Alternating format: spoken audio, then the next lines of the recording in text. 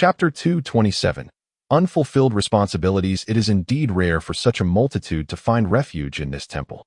Kenshin gazed at the scene of Gintoki and Hijikata engaging in a drinking contest, surrounded by numerous individuals clutching their reverse-blade swords, seated outside under the starry sky. This melancholic demeanor does not suit you, Kenshin remarked, lifting a bottle of alcohol. Although his complexion had turned slightly flushed, his gaze remained remarkably clear. Gintoki, sitting beside Kenshin, tilted his head back to sip from his bottle before slowly responding. There are certain matters I prefer not to conceal from you. Kenshin, lowering his head slightly, shook it. So, you have boldly chosen to forget me? At this moment, the pirate-clad Hijikata joined them, offering a faint smile as he too gazed at the heavens. A fool need not know so much. Even if I shared, you would likely forget it all in the next heartbeat. Kenshin cast a sidelong glance at Hijikata. And you, I presume, have already erased everything I said after this point from your memory? Do not speak such words. At the very least, I remember that you owe me several hundred for bottled water, Hijikata replied, closing his eyes with a slight smile. Then you must certainly recall that you owe me several thousand, Gintoki interjected, extending his hand. Quickly repay me. If I recall correctly, it was you who owed Hijikata for the water. With a sigh, he turned his gaze to the sky. Ah, Hijikata. The mention of this name rendered the three men unusually silent. The last incident involving the cherry blossoms had carved an irremediable rift among the four, making it evident that they were no longer the comrades they once were. It is all right. Kenshin exhaled, attempting to ease the tension. I shall bring Hijikata over. Gintoki and Hijikata inhaled deeply. I once found myself enamored with two women, unafraid of anything, for I was confident in my ability to protect my beloved. I believed I could rescue my mentor, perhaps even defeat the Celestials. But war revealed to me the harshness of reality, he continued, a bitter smile crossing his lips. It is so cruel, making me acutely aware of my insignificance. Hijikata and Gintoki remained silent, one quietly sipping from his bottle, the other gazing intently at the moon. During my wanderings, I gradually came to understand certain truths. That colossal entity has yet to release its grip on me. In an instant, Hijikata's expression tightened as he looked at the stars, while Gintoki paused mid-sip, his bottle still in hand. I do not know how to resist, nor do I comprehend the path ahead. I have roamed for so long, yet my instincts tell me I have not escaped their grasp. He extended his hand, palm open, gazing at it. Thus, apart from you, I cannot allow myself to grow too close to anyone else. Not even to Sugo, or Mitsuba, or even to Mayo and the others, to Shizo, Kubi, and even Odi. I must maintain a certain distance. Too much closeness does not guarantee their safety. It may even endanger them. Therefore, I can only remain at a distance, waiting for the heavens to reveal their flaws. Then are you to face your demise alone? Gintoki interjected, abruptly diverting the conversation. Do not jest, Kenshin. If you truly intend to proceed in such a manner. Hijikata fixed his gaze upon Kenshin. We would make the same choice as you. Hey, why are you all following me? Kenshin glanced at the two individuals with dissatisfaction and remarked, this is my own affair. It is not only us. I fear that even Isaka would not allow you to proceed unchallenged. As he spoke, Gintoki gestured dramatically with his hands. If Isaka were to discover this, I suspect that the already eccentric world-destroying persona she embodies would collapse. She might unleash something capable of obliterating the universe, leading us all to our doom. Surely not. Kenshin replied, his voice tinged with uncertainty. Is it not evident from our last encounter with the Red Sakura that you hold a position in Isaka's heart that surpasses ours? I understand she frequently claims she wishes to annihilate the earth, yet she hesitates, likely due to your presence here. Gintoki turned to Kenshin, in her eyes. You stand on equal footing with Master Matsuyama. If you were to perish, I dread to think of the chaos she would unleash in your absence. We would be powerless to restrain her. The wigged individual interjected, you carry a multitude of commitments. To simply abandon everything and seek death. Is that not an act of recklessness? Kenshin cast a furtive glance behind him. It would be better if they remained unaware. Once they do, the Shinsengumi would surely face arrest and execution. Even the likes of Shinpachi and Kaguro would be unable to protect themselves, and Hasegawa-san is already a wanted fugitive. Do not underestimate that group. With a confident smirk, Gintoki replied, those individuals are our invaluable friends. After all, did not Master Matsuyama entrust you to me? He clapped Kenshin on the shoulder. Until I consent to this, Your wish for death is a matter of contention. Kenshin chuckled wryly, shaking his head in resignation. At present, only one issue remains. I understand, but that does not constitute a valid reason for you to refrain from returning. The wigged individual continued. Allow me to investigate this matter. You? Kenshin exclaimed, astonished. I am already taken aback by your association with the Shinsengumi. Now you wish to seek out their families? Do not underestimate me. My stealth skills are fully developed. Then I believe you would get along splendidly with the gorilla and the bespectacled ninja. Who are they? Never mind. You are merely accompanying them for now. Brother Yu is leaving. Kenshin, holding you close, murmured softly. Humph. Brother Kenshin is a big liar. You promised you wouldn't leave, she said, turning away in a huff. Now, Brother Kenshin will often come to visit you, he reassured, playfully tapping Yu's nose. I won't allow it. I want Brother Kenshin to stay with me. If you leave, I will cry. Her eyes instantly welled with tears. Kenshin, feeling a headache coming on, covered his head. You, dear, Kenshin has important matters to attend to, but he will return, said Kogetsu, gently taking you from Kenshin's arms with a smile. Important matters? Can I go along with you? You asked excitedly, her eyes sparkling. Well, Yu is the most obedient one, isn't she? Kenshin bent down. Once I finish my tasks, I promise to return and never leave your side again, all right? But what if Brother Kenshin does not come back? That natural curl looks rather sinister. As she spoke, she cast a furtive glance at Gintoki, who stood behind Kenshin. May I strike him? Gintoki replied with a stoic expression. The laughter of Amiao and others filled the air, their mirth causing them to gasp for breath. Do not worry. That natural curl is indeed a dear friend of Kenshin. Kenshin declared earnestly, I promised I would return. And I shall. I would never deceive you, Xiaoyuan. Timidly, she extended her small hand, saying, let us make a pinky promise. Indeed, a pinky promise, binding us for 100 years. Only a puppy tells lies. Their distinct pinkies entwined, sealing yet another vow amidst the countless promises Kenshin had made in his life. This one, too, was essential to fulfill. Xiaoyuan bids farewell to Kenshin. Xiaogu glanced at the retreating figure of Kenshin, addressing the little one in her arms. Humph. I don't want to. Xiaoyuan pouted, rubbing her slightly distressed eyes, turning away from Kenshin. Well then, Xiaoyuan Gij is leaving, she remarked, scrutinizing the two of them and the villagers behind. Kenshin smiled. To Gintoki and the others, that smile radiated warmth, rendering them momentarily spellbound. As he walked forward, the sounds of departure faded into the distance.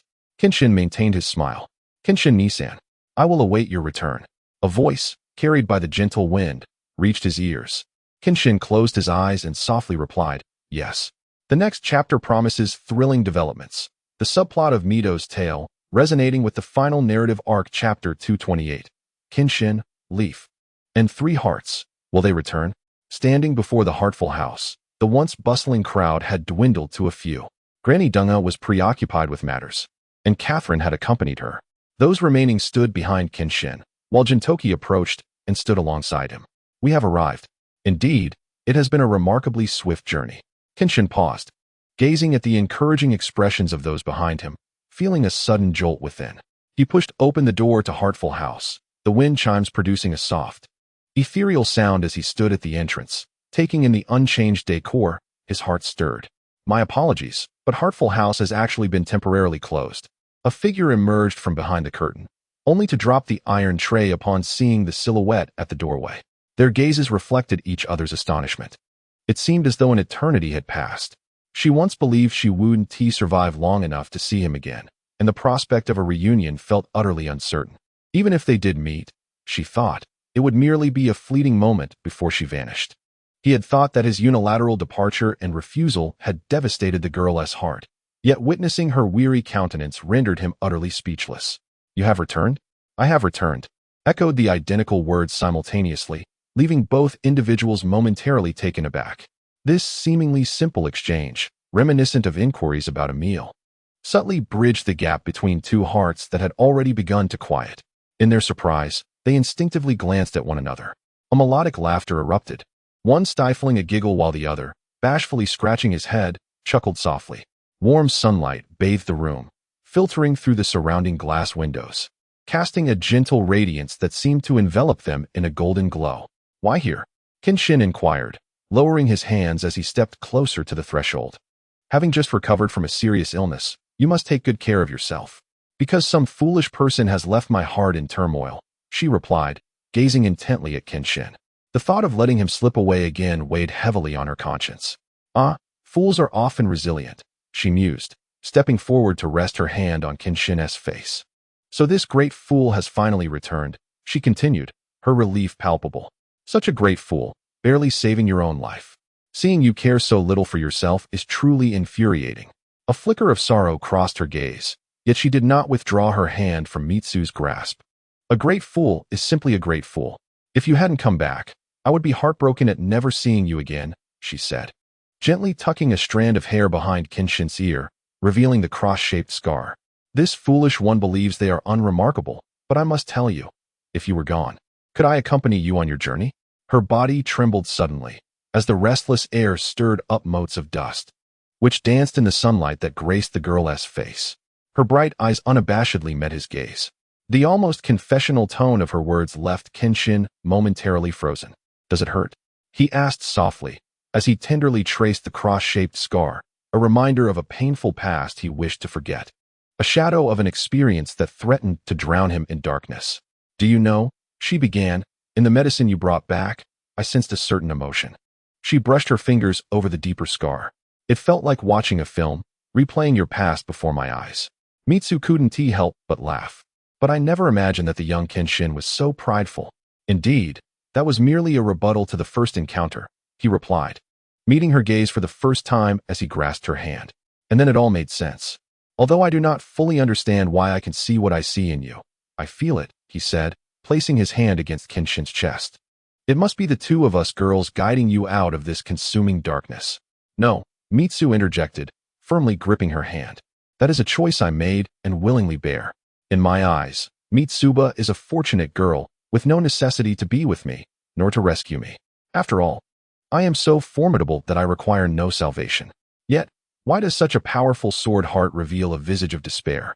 Gazing intently at the sword heart, Mitsuba tilted her head and offered a faint smile, accompanied by the dancing sunlight. Planting the most beautiful scene in the heart of the sword, the dark places in the future will be filled with clovers, accompanying the sword heart through the journey. Mitsuba's previous examples stood firm. She could no longer believe that she was a being capable of bringing joy, nor would she allow herself to be with me. Mustering the courage to confess her feelings, Mitsuba had indeed exerted great effort. However, I knew that the sword heart would not accept me. With those thoughts, Mitsuba distanced herself from the sword heart. Then let us make a pact here, when you are ready. Come to find me, so I can plant the seeds of clover in your heart, filling your dark soul with traces of clover. A fleeting emotion flashed in Mitsuba's eyes, and the sword heart finally spoke.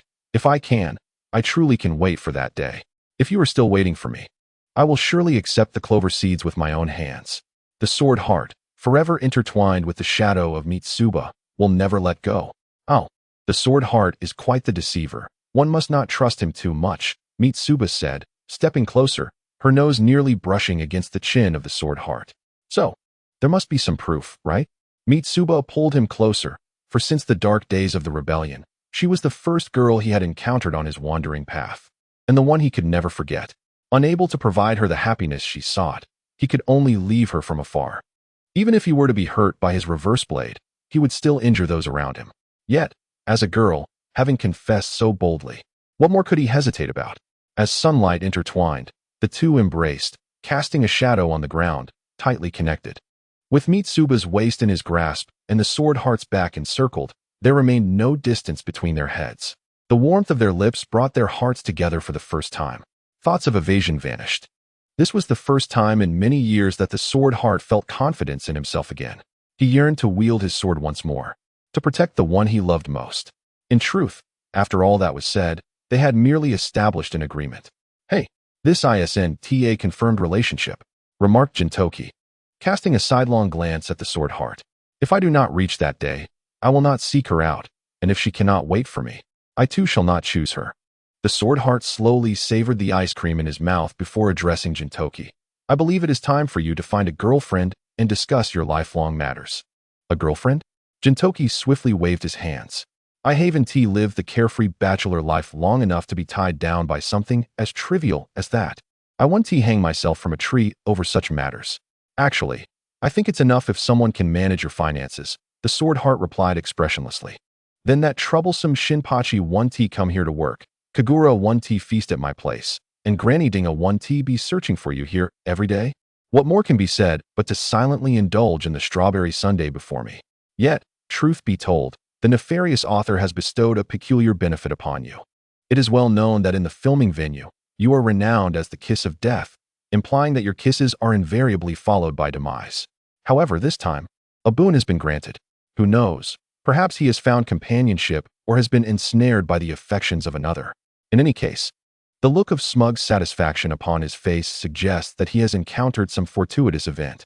On another note, it seems that yesterday the author engaged in a game of football with a young girl and suffered a direct hit to a sensitive area, resulting in a critical strike.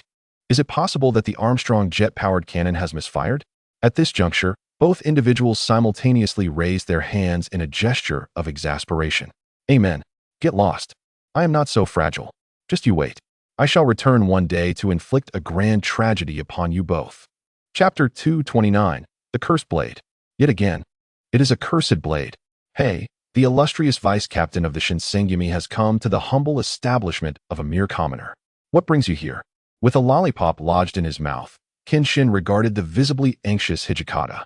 There are some matters I need to confirm with you. As he spoke, he drew his sword and presented it before Kenshin. What is it? Are you intending to draw that blade against me? Kenshin inquired, casting a sidelong glance at Hijikata. Draw? Do you not see? My hand is not even grasping the sword. Hijikata retorted, waving his arm dramatically. Yet the sword clung stubbornly to his grip as though affixed by an invisible force. Do not think that you can deceive me with mere glue. April Fool's Day has long passed.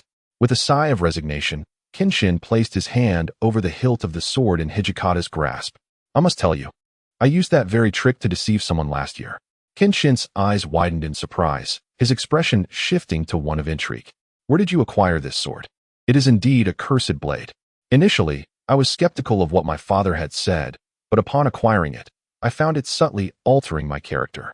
Now, it has become something I cannot easily part with, Hijikata lamented, covering his face with one hand.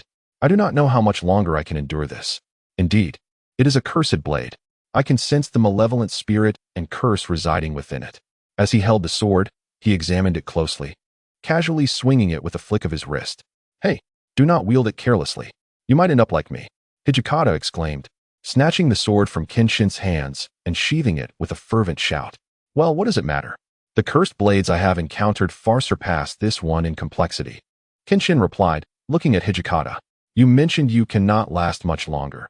Has your soul begun to shift in a certain direction? Are you starting to develop an affinity for anime, or rather, the otaku culture? Can you believe that I, in front of all the members of the Shinsengumi, confessed my fondness for magical girls? He exclaimed, collapsing into despair, clutching his head. How humiliating. The dignity of the vice-captain has been utterly lost. Truthfully, you never possessed much dignity to begin with.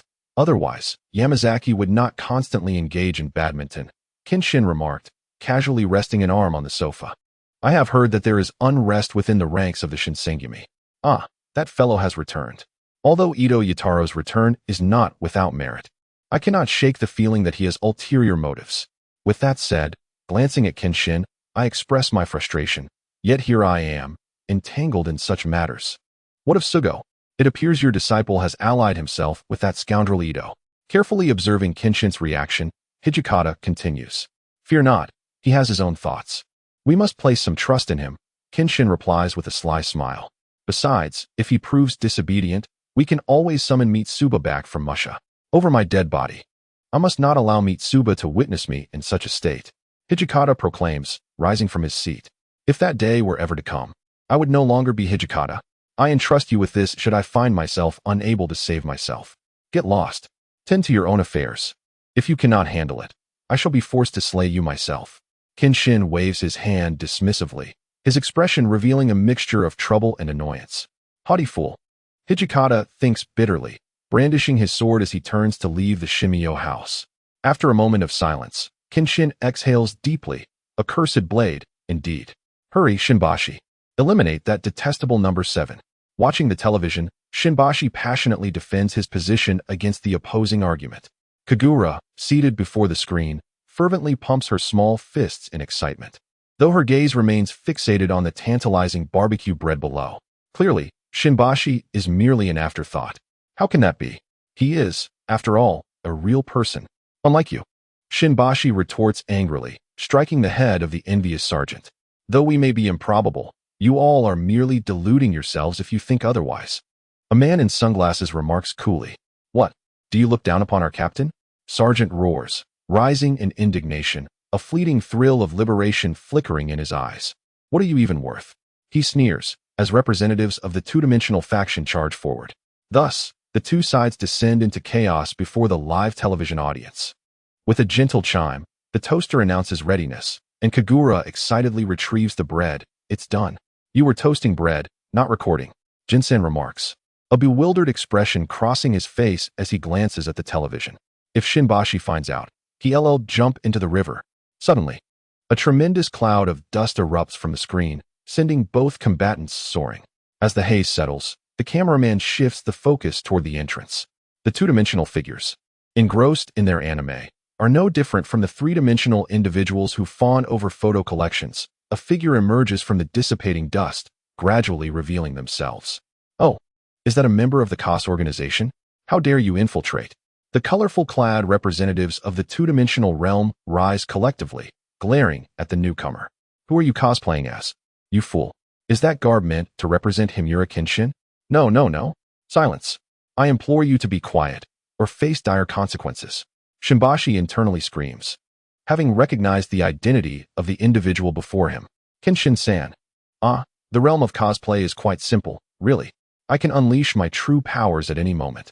One of my friends, who has natural curls, is fond of the Kamehameha from Dragon Ball and the world of Naruto.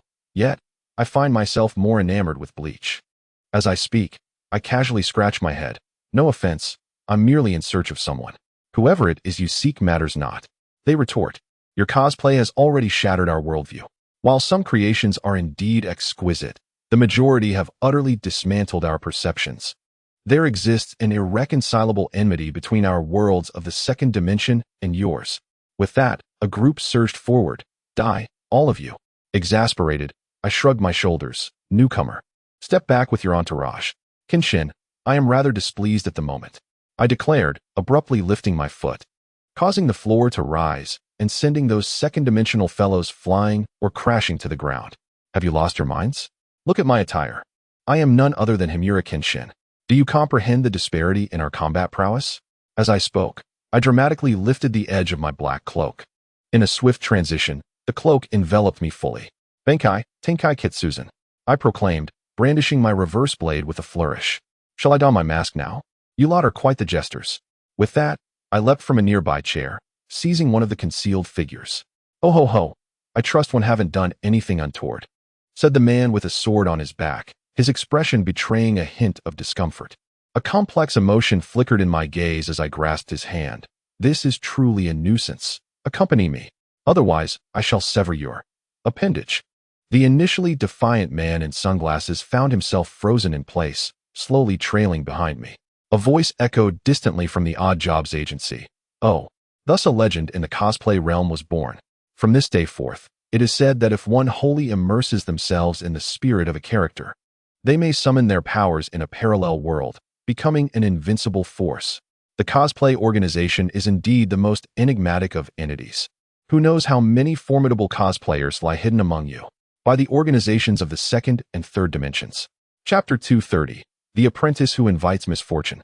With a resounding crash, I kicked open the door of the Odd Jobs agency, as Gintoki bellowed for compensation. I sauntered into the agency, tossing the otaku Hijikata onto the sofa. Hey, I say. Isn't this fellow afflicted with glaucoma? What is he doing in such a place? Gintoki mused, eyeing the panicked Hijikata with curiosity. To elaborate on the situation, I've summoned Tetsu to provide clarity, I said as Tetsu quietly followed me inside. Meanwhile, I handed the sword in my possession to Tetsu. Please, assess this. After a brief exchange, Tetsu took the sword, unsheathing it with a swift motion. Studying the blade's engravings closely, he finally spoke with certainty. This is Muramesa, a legendary cursed demon blade. A demon blade, you say? Gintoki remarked with a quizzical look towards me. You truly have an affinity for the extraordinary.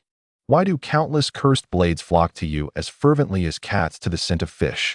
Overthinking, this matter is not mine but his, he said, pointing to Hijikata, who was posing for a photograph with Kagura. Him? Gintoki exclaimed with a hint of surprise. There exists a legend of a mother who, in her desperation, killed her reclusive son, whose spirit was said to cling to the blade, filled with his resentment. It was whispered that although he claimed he would pursue his studies, he remained a recluse at home. Ultimately, the mother could bear it no longer and took his life with a village sacred cloth. Following this tragic event, rumors circulated that anyone who had worn the sacred cloth would be haunted by the son's vengeful spirit. With a serious demeanor, he regarded the katana as Kenshin and Gintoki exchanged knowing glances, silently tearing the newspaper in his hands into shreds. Though it appeared implausible, and many fakes circulated, it was conceivable that this man possessed a genuine sacred cloth. Alas, it seems this man's soul is irretrievable, he remarked, observing Hijikata, who wore a bewildered expression. If it were indeed authentic, then the legend of souls being devoured would hold true. A puff of smoke wafted through, causing Kagura to cough, drawing everyone's attention to Hijikata, who was quietly watching the others while lighting a cigarette. It seems my luck is rather fortuitous to have stumbled upon a genuine item. Perhaps I should buy a lottery ticket, he mused, raising his gaze to the 5 individuals present. One day, I too shall have my moment. He took one last drag from his cigarette, before exclaiming, but I have something to discuss. Beads of sweat began to form on his forehead, as he struggled to maintain composure. I am here to ask a favor. Perhaps we are not quite friends, but Kenshin, this is both my last and first request. With a thud, he knelt on the ground, bowing his proud head. Please, save our Shinsengumi. Gripping Hijikata's collar, Kenshin met the man's gaze. Remember this. This is not your first request, and I have no interest in your internal matters. Shouldn't it be more inspiring to have the vice-captain of the Shinsengumi in the face of adversity? Wake up. Ah, Kenshin, what are you doing? My photo isn't ready yet. Hijikata exclaimed, scratching his head in confusion, a look of innocence plastered on his face as he looked at Kenshin. With a scoff, Kenshin released him and strode ahead. Kenshin. Shinpachi stepped forward. Where are you going? I must go see my dear disciple, Kenshin replied. Then I shall accompany you. Shinpachi exclaimed. Kagura. As Gintoki seized the two, his gaze fixed intently on Kenshin. Years of camaraderie allowing him to understand what was required of him in this moment. There were more pressing matters at hand. Kenshin was right. These affairs were destined to be addressed by him, the vice-captain of the Shinsengumi. It must be him. Yet believe in him. Also believe in ourselves. Gazing at Kenshin's retreating figure, Gintoki felt a wave of anxiety wash over him. Hadn't they just endured a period of respite before chaos struck again? It was utterly exasperating. There exists another method to confront the village sacred cloth. At that moment, the voice of Tetsuzan captured the attention of the trio instantly. It was the very thing that would compel this man to protect what he cherished most. If only the very soul of his being could extract that cursed blade from his chest, the curse would naturally be lifted. Ah, flee. I must escape. By all means, I must convey this news to others. It feels as if a ravenous wolf is pursuing me, a constant reminder of the impending danger. If I do not hasten, death awaits. Though my life may hold little value, this message must reach the people.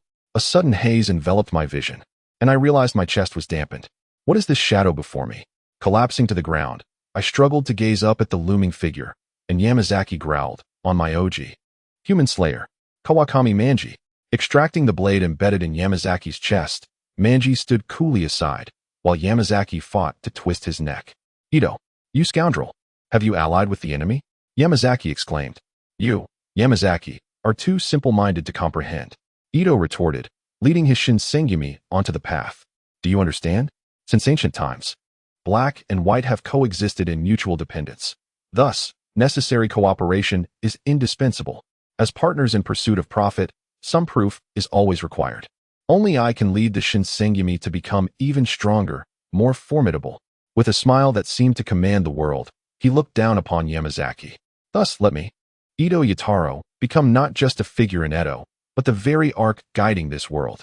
Humph, slowly writhing on the ground, Yamazaki endeavored to crawl forward. Is that so? I only want to inform you that no matter your talents, your lack of knowledge is apparent. With such a deficiency in Bushido and integrity, no one will follow you. I will pursue those fellows to the end." As he spoke, a boot harshly crushed his arm into the earth, sending waves of agony coursing through his mind. Immediately, Ito stood before Yamazaki, blade in hand. "Thus, I detest your kind. Each of you speaks of ideals, yet how much have you truly intervened in the happenings of Edo?" Ito raised his sword high. "Yamazaki, retreat. Such a worthless group shall ultimately accompany you to hell. Die. Do you not find it curious?" Yamazaki's cold retort halted Ito's blade just above his neck, and Ito gazed at him in perplexity. "Shouldn't the Shinsengumi be within Edo? Why then? Have I ventured to this remote outskirts?" Yamazaki replied nonchalantly. "If I must say, Hijikata Toshiro is at the end of this road.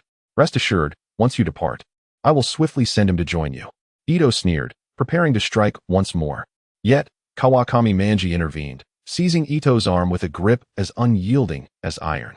"At the end of this path lies the existence of monstrous beings," Yamazaki remarked, his tone infused with a sense of relief. "Everything that was beyond my comprehension has been accomplished by him. Aware that I could not escape your pursuit, I never intended to flee to the True Selection Corps. My sole purpose was to find one person, the boss." Yamazaki's voice gradually diminished. "Enough of this." Ito gestured towards the True Selection Corps station nearby. Understanding his cue, a member drew his katana and approached Yamazaki with deliberate steps. With a swift downward strike, a clash ensued as one caught the descending arm. Yet, at that moment, Wanzai was grappling with his own predicament. Who exactly is this person? Crash! Wanzai retaliated, drawing his sword in a fluid motion to counter the oncoming strike. The newcomer extended a hand, seizing Wanzai's wrist. "Who are you?" Ito leaped back, creating distance, while his comrades from the True Selection Corps unsheathed their blades, encircling the newcomer. "If I were you, I would refrain from such actions," Wanzai warned, fixing his gaze on the man before him. "You see, whether it is you or anyone else, once a plan in Edo is known to one person, accomplishing it becomes as arduous as climbing the heavens." "Oh, there are such individuals?" Ito responded, intrigued. "In Edo, there are 3 such beings, and the one before you is the most formidable." As he spoke, he relinquished his grip on his sword, using his other hand to seize the blade and swing it down with force. The newcomer cast aside the True Selection Corps member he had been grappling with, and drew his own sword to parry the blow, then swiftly grabbed Yamazaki from the ground. "Jinsuke from the Demon Slayer squad particularly instructed me to convey his regards if I encountered you," Wanzai announced as he retreated, maintaining a safe distance from Kenshin. "Ah, Kenshin." He sheathed his sword. "I merely intended to inquire about my disciple, yet it seems I have stumbled into a nefarious transaction. Instead of asking my disciple, it would be swifter to question you directly." Boom. Welcome, dear readers, to explore the latest, fastest, and most captivating serialized works available in original form. Chapter 231, Draw the Blade. Strike down. As the dust settled, Kenshin's figure had vanished. Has he fled? Ito's expression was grim. "You are fortunate. Had it not been for that person's injuries, we might not have made it out of here," Wanzai admitted, feeling a twinge of anxiety, yet also exhaling a sigh of relief. "Then, Mr. Wanzai, would you mind revealing that person's identity?" Ito called back his True Selection Corps subordinates, looking expectantly at Wanzai for an explanation. The specifics of his identity are exceedingly difficult to disclose, but suffice it to say, he is not someone you can afford to provoke. Wanzai sheathed his katana into the guitar on his back. "Or do you wish to foolishly attempt to apprehend him? Well, the first transaction between justice and evil ought to bear some semblance of significance, or perhaps serve as proof. We have already demonstrated considerable goodwill, shouldn't you, Mr. Wanzai?" "Reciprocate in kind?" Ito adjusted his glasses, speaking with a hint of challenge. "In light of the circumstances, allow me to share some pertinent information with you." Wan Qi strode forward, stating that it is reasonable to assume that everyone has heard of the Master of the Cosmic Sea, who is indeed capable of contending with such a being. I trust you will heed this warning. Observing Wan Qi's gradually receding figure, Ito restrained the eager members of his team, expressing a burgeoning interest. "Such a character? Are there truly others like him in Edo? Relay the order to capture the man clad in red with crimson hair. I wish to meet him personally. However, one must acknowledge that there are countless individuals of his ilk in Edo. This, I leave for you to ponder. Thank you for saving my life." Kenshin managed to move a few steps, while Yamazaki lay on the hospital bed, watching Kenshin stand nearby. "Well, it's your own cleverness at play, otherwise I might not have been able to rescue you," Kenshin remarked, observing the departure of the nurses and doctors. He pulled over a stool and sat down, inquiring, "So, what is the current state of the Shinsengumi?" "At times, people do change, and the Shinsengumi is no exception." Yamazaki spoke with a somber tone. "Although the captain remains the same, and the vice-captain is unchanged, the others." Kenshin interrupted, "Get to the point." Scratching his head, Yamazaki continued, "That fellow was originally named Ito Yataro. Initially, I had little familiarity with him, but I thought it would be delightful to welcome a new comrade into the Shinsengumi. However, I have increasingly realized that he is not here to be our ally. Rather, he seeks to dominate us and control the entire Shinsengumi, all for the sake of personal gain. It is not surprising to encounter a few scoundrels among humanity," Kenshin mused, his mind drifting to the foolish grin of that individual. "Your captain is indeed too trusting of others. It is a trait he has exhibited time and again, and it seems he is doomed to be deceived. Yet, should he change, he would no longer be the captain. The very existence of the Shinsengumi relies on his leadership, enabling us to live cautiously and cohesively without the backing of any formidable power. While our lives may be arduous, no one has ever voiced discontent." Yamazaki's gaze grew distant, lost in contemplation of bygone days. However, the captain's inherent kindness leads him to be so naively trusting of that individual.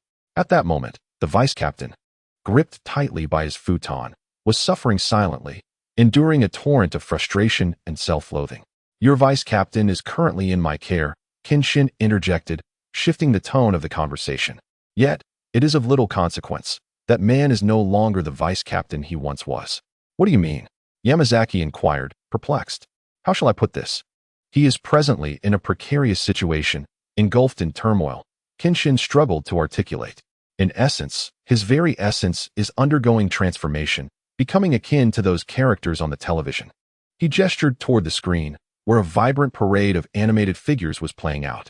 "Nanny?" Yamazaki appeared somewhat incredulous. However, upon reflecting on the peculiar actions of the vice-captain in recent days, he found a reasonable explanation. Could it be that the Shinsengumi is truly finished? One must have faith in oneself, in the captain, and in one's comrades, Yamazaki. With a gentle smile, Kenshin remarked, "In truth, even if one's soul undergoes transformation, the vows etched into its essence shall never be forgotten. Thus, I implore you to extend some confidence towards your vice-captain. I firmly believe he will strive to rescue your Shinsengumi." The vice-captain, feeling a surge of emotion, recognized that despite his usual stern demeanor, it was precisely this severity that fostered warmth among the members. "Until matters are resolved, you should focus on recuperating here," Kenshin continued, rising from his seat. "The specific details have been entrusted to the odd jobs and the Heartful House, so do not worry." But why?" Yamazaki exclaimed, astonished. Although he was unfamiliar with the identities of the proprietors of the odd jobs and Heartful House, past experiences had revealed that these two individuals were far from ordinary in strength. He found it incomprehensible that such a haughty individual would humble himself for this cause. The image of a man kneeling in supplication to protect the Shinsengumi, a man who had forsaken his dignity, lingered in his mind. "Thus, we have taken on these matters ourselves. Rest assured, we will seamlessly hand over the Shinsengumi to you. This is the promise of the odd jobs and Heartful House," Kenshin declared. Opening the door, "Let us proceed." As the door softly closed behind him, Yamazaki stood frozen in place, a wave of warmth coursing through him. Upon regaining his senses, everything before him had become a blur. Throughout any period of his memory, the vice-captain would never concede defeat. Yet, astonishingly, the vice-captain strolled slowly down the street when he encountered an approaching figure. Kenshin's lips curled into a smile. He was not merely seeking others. They were searching for him as well. With a powerful punch, Kenshin felled a member of the Shinsengumi who approached him. He watched with a malicious grin as the fallen Shinsengumi member writhed in agony. "What do you think you're doing? Are you openly assaulting an officer?" shouted the bald Shinsengumi member, clutching his face as he stood up, glaring fiercely at Kenshin. "Didn't he recognize me? It seems you belong to Kondo's faction," Kenshin mused silently. "Why the silence?" he said, suddenly grasping Kenshin's hand. Upon noticing the sword at Kenshin's waist, he exclaimed, Are you unaware of the sword ban? How dare you wield a katana freely in the streets? Even the loyalists do not act so brazenly. In typical circumstances, one could simply explain it away as cosplay. Yet today was an exception. Well, my mood is rather foul. I suppose I'll just find someone to spar with on the street, Kenshin said cheerfully. Approaching the bald Shinsengumi member. You have a mosquito on your head, he remarked, and with a swift slap, sent the man spinning a few circles before collapsing again. Damn it, come back to the station with me. As he spoke, he seized Kenshin's wrist and began to drag him away. Kenshin, whose original intention was indeed to follow, did not resist and simply walked behind the team led by Wakido. After all, some matters required a personal inquiry with my dearest disciple. Chapter 232. The reality diverges from imagination. Well, you all may leave. Ito commanded a few of his companions beside him. This matter is under my purview. Is Lord Ito personally attending to this? Such an overestimation of him. Merely a trivial matter of assaulting an officer. The true members of the Shinsengumi looked at Ito with confusion. The specifics regarding the internal decisions of the Shinsengumi were not to be disclosed lightly. Ito cast a sidelong glance at him. Or do you wish to? My apologies, Lord Ito. We shall withdraw. The Shinsengumi members quickly restrained their companion, who was about to say more, and with forced smiles, they bowed and exited. Is this how you treat your own subordinates? Truly disappointing. Have you chosen a different method of governance than Kondo? Kenshin remarked, observing the unfolding situation with intrigue. I am nothing like that fellow, shackled by dull and childish ideals. Lacking even the most basic protections, Ito replied, pulling up a chair to sit before Kenshin. Winning hearts through virtue? Do spare me. What era are we in? Can a samurai triumph over guns and cannons? This, undoubtedly, was clear to both of us who have lived through the Bakumatsu period. Ito sneered. Look at those fools on the battlefield, engaging warships and artillery with mere swords? A truly brainless bunch. If it were you, how would you choose? Kenshin slowly replied. Submission? Understanding the progression of events is paramount. All struggles exist solely to ensure one's survival, enabling the strength to turn the tide. To resist in the face of inevitable defeat is a choice only a fool would make. Thus, to you, those battles appear utterly unworthy? Kenshin smiled wryly. Once you submit once, there will be a second, a third, and you will persuade yourself repeatedly with the same rationale. That is the approach of those who choose mediocrity. Those like me grasp power firmly. Only then can opportunities arise. He clenched his fist tightly. Only then can one attain advantageous benefits. It is precisely because of individuals like you that I observe a distinct expression among those subordinates.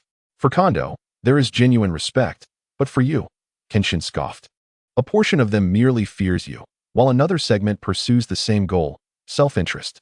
What is wrong with self-interest? It is precisely for this reason that we can unite, to obtain benefits favorable to ourselves.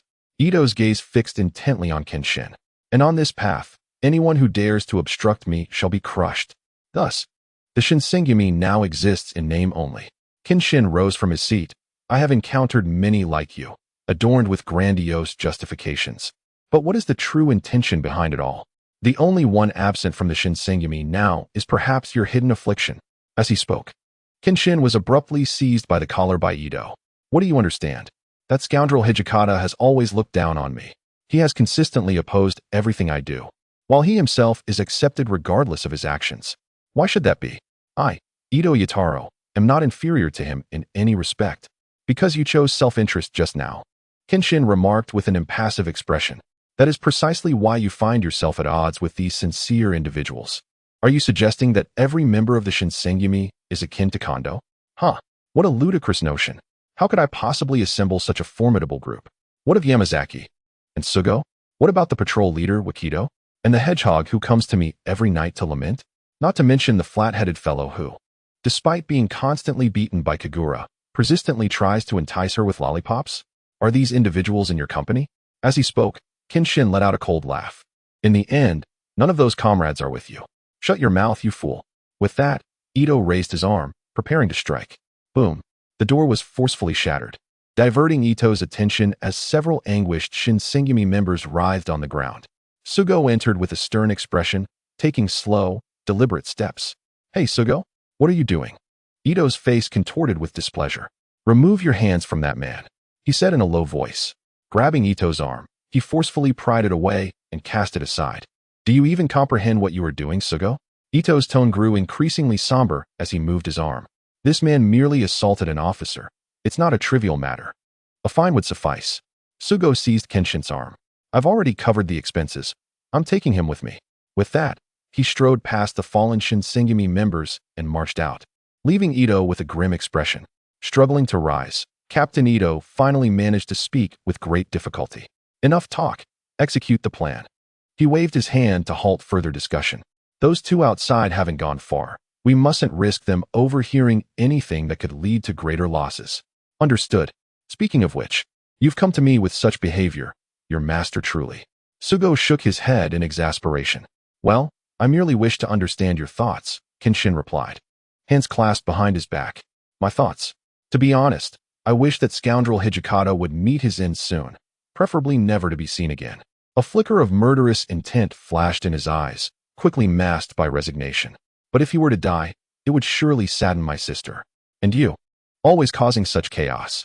Thankfully, my sister has returned to Musashi, otherwise. Hey, keep your voice down, you fool, Kenshin shouted. He has been acting strangely lately. Forcing him to remain in the Shinsengumi will only provide him with more incriminating evidence, making Kondo's position increasingly difficult and disappointing the lower-ranked members. Therefore, I believe it would be best for him to step away and reflect. With arms crossed, Sugo continued. Then, I can feign collaboration with Ito, probing their plans, and subsequently strike decisively. Ah, you truly possess an abundance of confidence, remarked Kenshin, casting a surprised glance at Sugo. With a sidelong look at Kenshin, Sugo leisurely replied, I have become quite adept at the nine-headed dragon flash. Kenshin, momentarily taken aback, had already been aware of Sugo's remarkable talent. Yet he had not anticipated this level of mastery. No wonder he appeared so self-assured, Kenshin thought, as he affectionately ruffled Sugo's hair. However, you still have much to learn. Sometimes, one should not be overly confident. A sword distinguishes not between friend and foe. While it may sever your enemy, it can also harm those close to you. Stop acting like a nagging old woman. You're not my mother. With that, Sugo swatted Kenshin's hand away and halted before the entrance to the Shimiyu house. I shall escort you here. They will be active tonight, and I must keep an eye on them to prevent any harm coming to Commander Kondo. Go on, go on. My apprentice has grown wings and no longer requires his master. Kenshin waved dismissively, striding directly towards the Shimiyu house. Just ensure your own safety. If possible, bring that useless fellow along. I doubt he will simply stand by idly. Though reluctant to admit it, he acknowledged that within the Shinsengumi, Sugo snorted with laughter. And thus I maintain that all of you from the Shinsengumi genuinely believe in one another. Have a bit of faith in Hijikata. He is the vice commander of the Shinsengumi, after all. Ah, merely the vice commander spouting nonsense, came the laughter. Chapter 233, The Pursuit of Beauty. Not just a pretty face, the true nature of the Shinsengumi. If the upheaval within the Shinsengumi were to be resolved solely through internal means, it would result in either death or severe injury. What, then, can you do? Requirements. Kondo must remain unscathed, Sugo must remain unscathed, and Hijikata must remain unscathed. The casualties of the Shinsengumi must not exceed 10 individuals. Reward, a glimpse into the future. The ability to advance freely through the flying heaven sword style. Oh, I suspected it would not be this simple. As I opened my eyes and heard the blaring sirens outside, my crimson gaze fixated on the front. Indeed, a mission has been issued, I mused, though I reverted to my former rigid demeanor. Rising, I dusted myself off and regarded the door. Even if I choose not to undertake the mission, I am compelled to do so. I am all too familiar with the gaze of such individuals. As I spoke, a sudden commotion erupted outside. Open fire. The barrage of countless bullets swiftly shattered the doors of the Shimiyu house into splinters, and an onslaught of bullets surged inside. Kenshin's expression grew somber. With a forceful kick, he inverted his blade and ascended into the air, grasping it firmly. Flying heaven sword style, tornado thunder. The sound of the blade scraping against its sheath resonated like a thunderous explosion. Subsequently, a tempestuous gust burst through the door, felling all who stood outside in a sweeping arc. One can only imagine the chaotic scene that would have ensued had it not been for the reverse blade. Whoosh! A crimson figure burst forth from the doorway, transforming into a streak of light as it dashed away. The Shinsengumi members, struggling to rise, shouted in exasperation, "He is escaping. Get in the car and pursue him. We must not allow him to obstruct Lord Ito's plans." As the words were spoken, a group swiftly dashed toward the police car, racing with fervor toward the direction of Kenshin. The gale whistled past their ears, and the crimson strands of hair danced in the wind. "Kenshin, embodying the grace of the Hiten Mitsurugi style, cast a fleeting glance back. The bright lights seemed to signal that the adversary's reaction speed had not waned. Make way. The Shinsengumi is on duty. Everyone, clear the path. With such proclamations, the police car behind gradually drew nearer to Kenshin. With a swift pivot, he veered into an alleyway, evading pursuit as he navigated with agility. Although he took a slight detour, the coordinates on his mini-map illuminated the location of his objective. Upon turning a corner, he was spotted by a police car, prompting him to swiftly change direction again, entering another narrow passage. In this moment of evasion, he unexpectedly encountered a familiar face. Just as Gintoki and his companions were grappling with the approaching police vehicle, a flash of red appeared behind them. The distinctive stance of the Hiten Mitsurugi style unmistakably identified the figure. With a sudden clash, Kenshin surged in front of the police car, drawing his sword for a fierce upward slash that sent the vehicle tumbling through the air. The airborne police car startled the Shinsengumi members who were preparing to encircle them, causing them to scatter in alarm. Kenshin? Gintoki murmured, uncertainty lacing his voice. There was no time to ponder this. As he spoke, the lights behind them flared once more, and Kagura was already poised, stepping forward to intercept the charging police car. The startled Hyuka shouted in alarm. That's right, Gintoki replied, swiftly drawing a wooden sword to knock the driver unconscious. The group hurriedly piled into the vehicle. With a roar, albeit somewhat battered, it was still capable of moving forward. The police car burst out of the alleyway, and Kenshin maintained his speed, clearing the path ahead. Hey, this is the 3rd Division. Can anyone hear me? Please respond. Gintoki understood that, without a clear objective, their group was essentially adrift. Given the present circumstances, it was evident that any equipment available here should not go to waste. Have you found Hijikata? A voice crackled from the radio in the vehicle. We have located him, but he is surrounded by a cadre of exceedingly adorable allies who have whisked him away. Hey, Kagura, you never forget to praise yourself, do you? Utilize any means necessary to eliminate him. Even if Kondo is dispatched, if Hijikata remains, it holds no significance. There must be no unforeseen events prior to Kondo's assassination. This time, eliminating both Kondo and Hijikata will ensure that the remaining Shinsengumi fall under Ito's control. Do not allow any slip-ups. The brothers pretending to be Sanojoy warriors on Kondo's side are nearing success. He is now en route on the recruitment train, truly a train of death. Once spoken, there was no further discourse. The occupants of the vehicle were momentarily ensnared in a silence that spoke volumes. Outside the window, Kenshin continued to sprint, giving Gintoki a thumbs up. With a dismissive huff, Gintoki's lips curled into a faint smile before he seized the intercom. Hello, is this the tax thieves of the shogunate? Whether from the Ito faction or the mayonnaise faction, if you dawdle any longer, your leader's head won't be safe. Depart from your station immediately. Catch up with Kondo's train. Disobedience will result in the dire punishment of seppuku. What nonsense are you spouting? You fool, came a voice through the radio. I am Toshiro Hijikata, the true vice-commander of the Shinsengumi, he declared before abruptly disconnecting the intercom. He then grasped the collar of the timid, self-deprecating otaku in the back seat, his eyes brimming with a volcanic fury. I am utterly tired of that incompetent expression. If the Shinsengumi were to perish, I would gladly send you to the grave. His voice resonated with a deep resonance. Are you joking? I certainly do not want to. Before he could finish, Gintoki tightened his grip on the collar. Am I not speaking to you? Can you not hear me? Do not unilaterally delegate matters to someone wholly unrelated and then play the vanishing act. Who do you think I am? I have no obligation to clean up after you.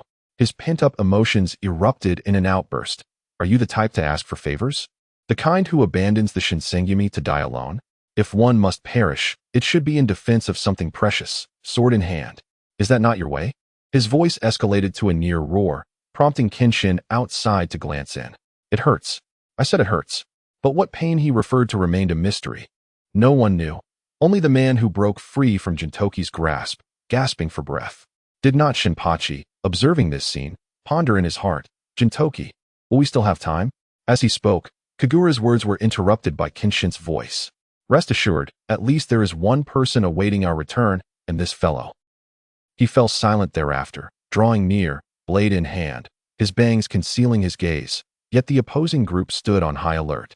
Okita-kun, you are indeed a part of Hijikata's faction, approaching me under the guise of a spy to investigate my movements. Betraying Hijikata merely to deceive me in this little performance? Ito remarked coolly. This is no act. I have stated from the outset that my only focus is the vice commander's position. With Hijikata fallen, the only remaining obstacle is you. Ito. Okita regarded Ito, his demeanor reflecting a sort of prideful defiance, though he remained silent. Step aside. That is a position only I am entitled to occupy. His eyes widened slightly as he slowly sheathed his sword. Humph, you truly are a morally reprehensible individual. You eliminate Hijikata and manipulate me, only to dispose of me afterward. In truth, it seems our thoughts align more than you realize, he said, adjusting his glasses. The adversary stood alone. Was there any need for fear? From any perspective, victory appeared assured for his side. With a grin, Sugo pressed the button in his hand. Boom. Do you truly believe that I am merely idling? The mocking voice echoed, looking down upon the fallen team members. Without hesitation, Sugo initiated his taunt and promptly vanished alongside Kondo. Teacher Ito, the explosion site is ablaze. One individual shouted. Stop the train. We cannot allow Kondo to escape. Search for him. Ito bellowed in fury. I sincerely apologize for the trouble, Sugo gasped slightly. Kondo, leaning on his knees, slowly spoke. This situation is entirely my fault. How can I apologize to all of you? Sugo remained silent, merely casting a glance at Kondo before stepping outside to disengage the safety latch connecting the train cars and locking the main door. What are you doing, Sugo? Open the door, Kondo exclaimed. If Kondo-san dies, we have already lost this battle. Please step back. With that, his figure gradually faded from view in front of the door. What nonsense are you spouting? He struck the door with a powerful fist, attempting desperately to twist the handle, but to no avail. Sugo, open the door. Kondo-san, did we not discuss this? Your greatest weakness is your kindness. No one would suspect you. Everyone would trust you. The consequence is that you invite danger into your midst. With that, Sugo had already unlatched the door, having anticipated such an outcome. Yet it is precisely because of this trait that you have been able to unite us, to fight alongside us. It is for this reason that we vow to protect you with our lives. With those words, he leaped to the other side. Damn it! What foolishness is this? Kondo pounded on the door, his head drooping in despair. If anything were to happen, Sugo. Okita-kun, logically speaking, you are undoubtedly doomed. Flailing about with your flag as a rearguard? Ito sneered coldly. Well, it is rather tragic, I suppose. But you are thinking far too simply. Outside the train, numerous battle vehicles sped towards Kondo's train, led by a small motorcycle. The Oni army, is it? Sugo remarked indifferently. So, I shall grant your wish and allow you to die a tragic death here. The surrounding crowd was clearly beginning to stir with anticipation. Perhaps I have never shared with you the identity of my swordsmanship mentor. He lowered his body. Sheathing my blade is not for surrender, but rather to prepare for a more decisive strike against you. Rest assured, there will be no pain, no sensation, you will die comfortably. With his sword positioned behind him, Sugo revealed a malicious grin, his blood-red eyes glinting with excitement as he fixed his gaze on the crowd. How long can you entertain me? Humph, what a presumptuous declaration. Ito chuckled coldly, slowly retreating, deeming it unnecessary to engage personally. Do you understand? The stance of all draw techniques begins in this position, Teacher Ito. The draw technique? No way. Kiryu Flash. Chapter 234. The long-awaited duo connection, a vehicle in motion, was shattered, and Jin and his companions, clad in the authentic attire of the Shinsengumi, witnessed Hijikata, who seemed to have regained his memories, standing resolutely atop the car, his gaze emanating a subtle but palpable aura of menace. Hijikata, how did this guy get here? As he beheld his fallen comrades obliterated in an instant, Ito grasped the sheer terror that Sugo embodied. You all, eliminate him. With that command, he flung open the train's doors and leaped down, fortuitously landing on the motorcycle of Manji, hurtling towards the train where Kondo awaited. Is this truly the state of your general? Abandoning his compatriots to flee? Sugo licked the blood from the corner of his mouth, crouching low as he observed the restless throng before him. What? Do you wish to test whether I have exhausted my strength?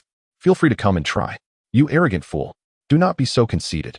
One of them bellowed, mustering courage as he charged towards Sugo. With a mere disdainful snort, Sugo unsheathed his blade, a glint of cold light flashing across its edge. In an exquisite display, a figure charging forth had their neck cleaved, blood gushing forth as they fell back, eyes wide with disbelief. Why do you hold your life so cheaply? Do you think yourselves endowed with resurrection tokens? A pitiful lot, indeed. According to the Shinsengumi's decree, those who conspire in the shadows shall face merciless retribution. Observing the morale of the opposing group falter, Sugo slowly declared, "Then, prepare to meet your demise." Boom. The explosion unleashed a tumultuous wave around the battered police vehicle, pushing it to the brink of disintegration, yet it pressed onward with unwavering resolve. The debris from the blast toppled Hijikata, revealing his seemingly feeble state. Clearly an untrustworthy sight. "TCH. Kenshin muttered, "Jin, take this coward to Kondo. He must see this pitiful display. But what about you?" Jin, with a pained expression, turned to Kenshin, who was striking Hijikata with a cannon. "Me?" Kenshin chuckled lightly. "These obstacles on our path must be cleared, and it appears the task is not as simple as it seems. Do you see that man on the motorcycle ahead?" Indeed. A man adorned with a guitar and headphones was ostentatiously riding his motorcycle amidst the chaos. It is so jarring to see a motorcycle emerge from a cluster of cars during a brawl. "He belongs to the Anawabanshu." That statement enlightened Jin to Kenshin's intent. "It seems we are destined to split into two paths," Jin exclaimed. "Follow closely behind Kenshin. We charge ahead. Jin-chan. Forward." "Humph. You seem to know me a bit too well, Jin." With a mighty leap, the swiftness of his movement was unmatched, leaving the police vehicle trailing behind Kenshin, unable to surpass him. Boom. Rat-a-tat-tat. Bullets and shells rained down, and Kenshin's expression sharpened. "Did you truly believe we lack the capacity to retaliate?" With a blade in hand, I drew it forth, dragging it across the ground to create sparks. In the crimson depths of my gaze, the enemy ahead was reflected. Without hesitation, I thrust the blade upward. The radiant dragon of light surged forth. The unleashed sword energy struck a nearby hunting vehicle, sending it soaring into the air. Yet, my hand, gripping the reverse blade, remained poised, unmoving. With a crescent moon-like thrust, I propelled forward.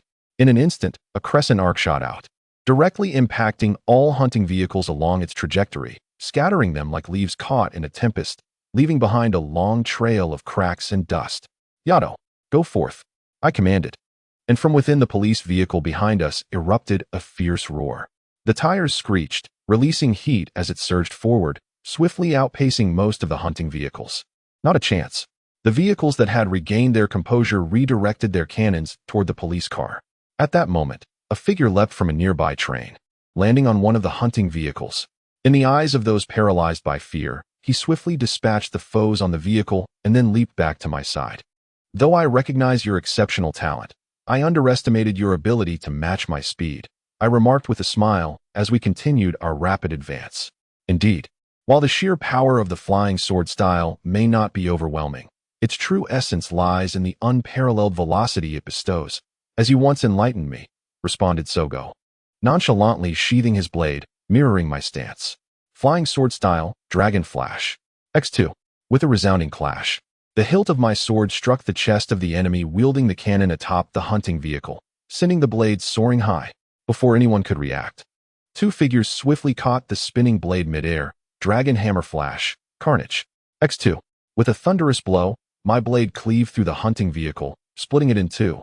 And from the ensuing explosion, two figures emerged, rapidly advancing ahead. Flying sword style, dragon fong flash. X2. In an instant, we pierced through another hunting vehicle, the sound of explosions echoing behind us, yet our momentum remained unabated. "Ah, indeed, your strength is formidable," I remarked, "to conquer you and relish in that victory. I have exerted myself greatly. Is that so? Such lofty ambitions you hold." He laughed, and in a flash, we exchanged positions. My blade held aloft as I spun past another hunting vehicle. Tornado flash. X2. Boom.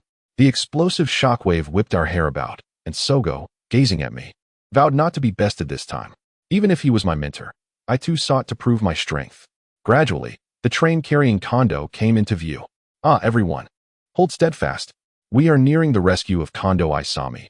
Victory is within our grasp. Those who have tarnished the chief's reputation, those ingrates. Let the moon eradicate these scoundrels."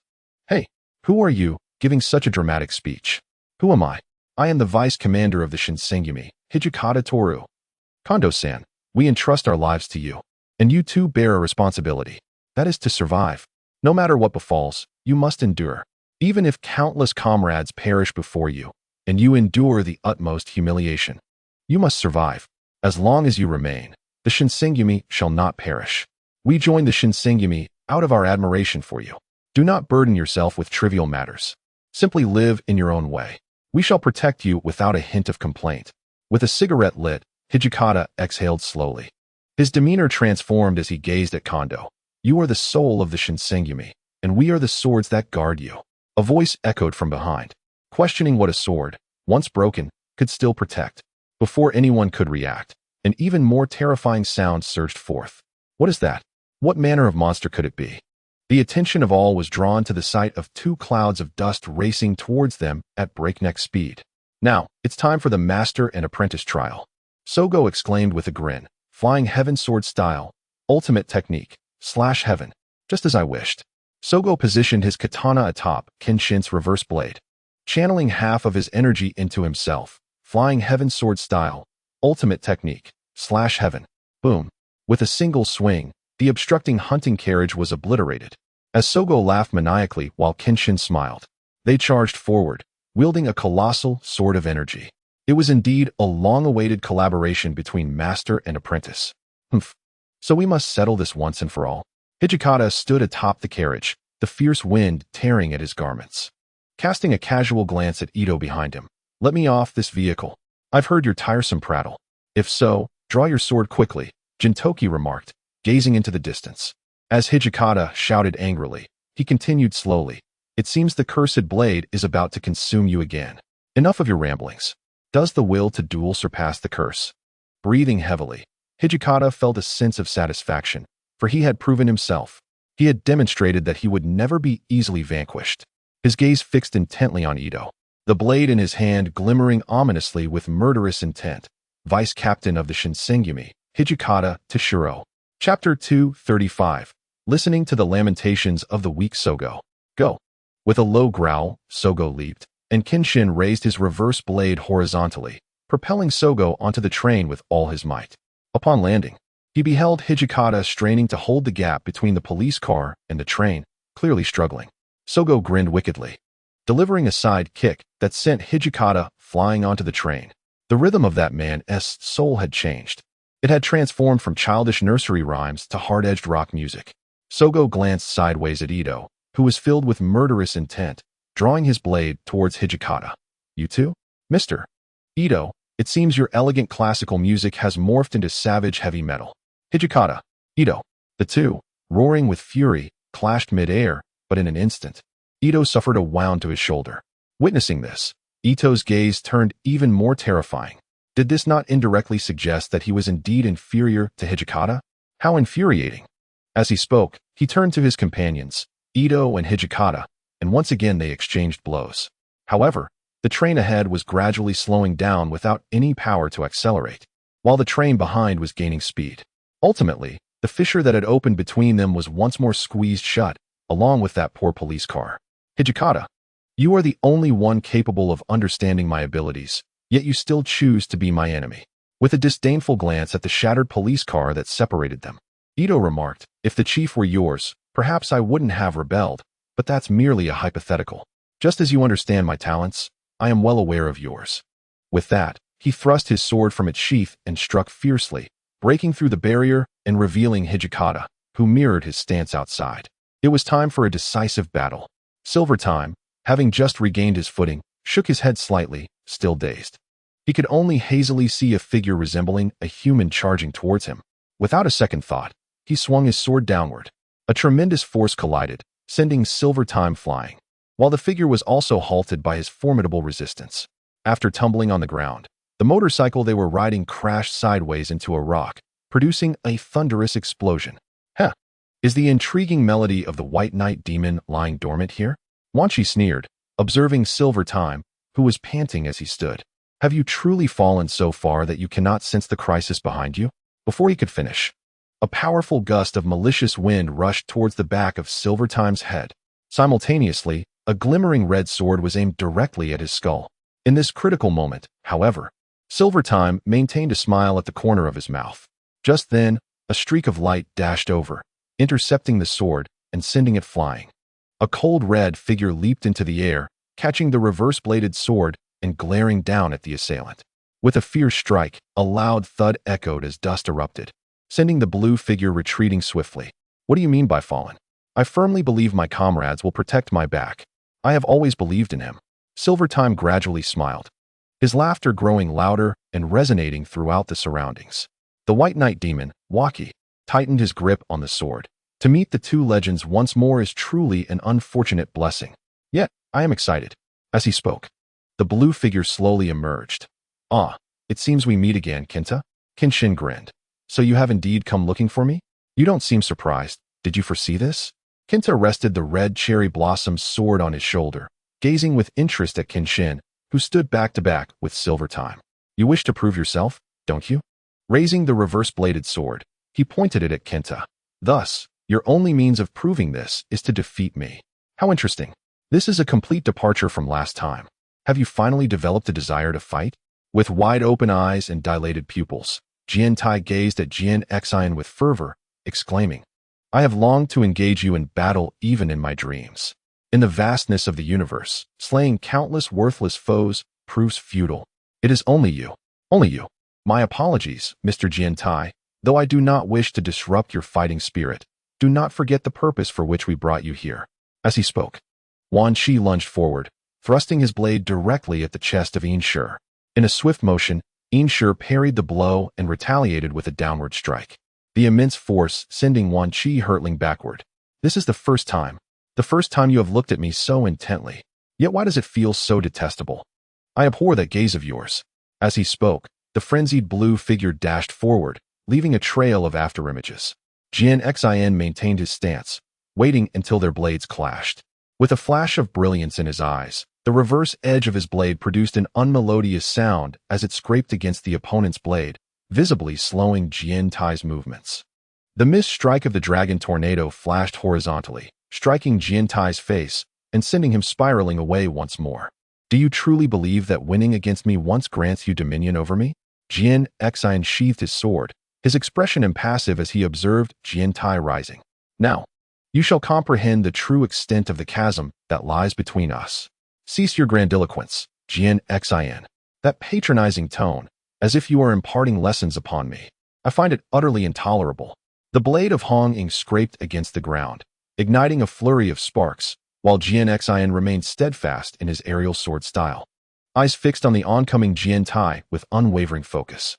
With similar visages and nearly identical swordsmanship, the second clash of their battle once again altered the course of the conflict. Dragon Tooth Flash. Twin Dragon Flash. The reverse edge cleaved through Jiantai's Dragon Tooth Flash, swiftly following the arc to target Jiantai's elbow with the sheath of his sword. Jiantai, quick to respond, grasped the sheath with his free hand, drawing forth a crimson bruise, yet it was a mere trifle compared to the injuries he would have sustained had he not blocked the strike. As a fellow practitioner of the aerial sword style, he understood the potency of the Twin Dragon Flash. Jiantai, I do not comprehend how you came to exist, nor do I know the trials you have endured that breed such animosity towards me. But if possible, let us be as twin brothers. The standoff persisted, each holding their weapons and arms in a tense stalemate. Xian's gaze remained locked on the unquenchable flames of vengeance burning within Jiantai's eyes. How audacious of you to speak, Xian. Do you realize? To me, you embody the ideal I aspire to, while I am but the manifestation of your hatred. Why do you live with such ease while I am condemned to a life of slaughter? The strength in Jiantai's hands surged once more, and he turned his gaze upon Xian. I initially came here with a mere sense of trial. Yet, unexpectedly, I have encountered you. Do you have any idea how deeply I desire to flay you alive? Though you incessantly proclaim kill, is it not true that your very memories are built upon my foundation? That burning flame of vengeance within you, is it not a reflection of me? Do not attribute everything to me. This path was clearly chosen by you. It is of no concern to me. The flames of fury within me nearly seared through my chest. This is an utterly ridiculous excuse. As he spoke, Jiantai's gaze shifted, revealing a mocking expression. How much of everything you have experienced thus far is truly real? It seems you are indeed pitiable. What do you mean? Xian replied in a deep voice. The person you cherish most was slain by your own hands. But is that really the case? Ignoring Xian's astonishment, he continued, perhaps you are unaware, but in our shared memories, The man who has always been gentle and accommodating to us was, in fact, killed by me." Upon uttering these words, Gintoki, engaged in battle with Wan Qi, felt his pupils contract, and Xianxian's heart suddenly halted. They simultaneously envisioned a horrifying conclusion. Suddenly, an incredulous and astonished roar erupted from their throats. "What did you say?" Chapter 236, Existence. "You scoundrel! What do you truly know?" With a swift motion, he struck Wan Qi aside and charged towards Gintoki. The force of his blow struck with such intensity that Jiantai's previously relaxed expression instantly darkened, forcing him to stagger back a few steps. "Humph, Sakata Gintoki. The white Yasha," he exclaimed, staring wide-eyed at the man silhouetted against the flames, his brilliant silver hair shining bright. "What if I were to kill you? Would he awaken?" "Ha ha. Hey, I shall ask you but one question. What do you truly mean, teacher?" His eyes, shrouded in a chilling murderous intent, revealed that this topic had already breached Sakata Gintoki's limits. "What do I mean? It is simply the literal meaning." He glanced at the silent Xianxian, and a glimmer of malice flickered in Jiantai's gaze as he continued. "For you, the man who jointly created your memories lies dead at the hands of that fellow over there. Thus, you wander through this world like phantoms. Sakata Gintoki, Hiko. Do you truly believe that this person was slain by you, trapped in this endless remorse? Is everything you perceive indeed real?" Jiantai smiled enigmatically. "If all that you see is genuine, then from the very beginning, could you have known of my existence? You imply that the heavenly path created a scene akin to mine for your sake, allowing you to repeat it?" As Xianxian stepped forward, he asked, "Does that mean the heavenly path not only cloned me, but also the teacher, Gintoki, and even the others? I have surmised part of it, yet I differ from you. For whether it be the entity known as Gintoki or the teacher, the ultimate purpose of the heavenly path's creation is singular. It is to fulfill the existence known as Hiko, to grant me the strength to surpass you." Jiantai pointed his blade at Xianxian, "And it does not end there. Not by a long shot. Have you ever witnessed your beloved woman being toyed with before your eyes? Have you seen duplicates of your cherished one, identical in appearance, being subjected to humiliation by a horde of creatures that resemble humans, but are anything but? Hiko, do not underestimate me. I am not your mere shadow. The pain you have endured is but a fraction of my own." In a fleeting moment of silence, Gintoki was struck with astonishment, as was Kenshin. If this were indeed the case, it implied that the figure before him, the sword-wielding man, had slain countless Gintokis, countless wigs, and innumerable short pines. He had witnessed countless women, cherished and beloved, also fall victim to his blade.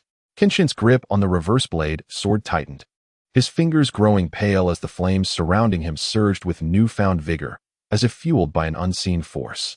The birds took flight in panic, while beasts scattered in fright. Heaven, the way, the multitude. Each word resonated in his mind, conjuring images of those individuals clad in white robes wielding silver staffs, standing in a scene reminiscent of the swordmen before him. Just the thought was unbearable. He could not possibly accept it. Would he not crumble under the weight of it all? "I am filled with curiosity. The celestial way created me to confront you, employing every means at their disposal. Yet why?" Kenshin's gaze met that of the swordman, who demanded fiercely, "What is it about you that warrants such treatment? Why do they refrain from striking you down, instead resorting to relentless coercion? What manner of being are you?" With that, the swordman advanced, disregarding the presence of the man named Wanji. "Well, it matters not. As long as I can slay you, cleave open your belly, extract your entrails, and seize your brain, all questions shall be resolved." "Kenshin, do not lose focus," Gintoki exclaimed, positioning his blade before Kenshin. Yet, the wooden sword in his grasp shattered instantaneously, wooden splinters flying through the air. In Gintoki's moment of shock, the crimson blade of Shinsuke surged toward him from behind. With a flash of determination in his eyes, Gintoki elevated his body, forcing the blade to rest upon his shoulder. As blood splattered, he delivered a powerful punch to the swordman's elbow, followed by a swift kick that sent him hurtling away. "Ah, the authentic truly is authentic. Even compared to several years ago, you remain a formidable adversary, Gintoki."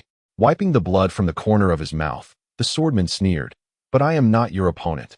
No sooner had he spoken than a sharp blade sliced through the air. Gintoki anticipated this, rolling to the side and swiftly grasping a nearby katana.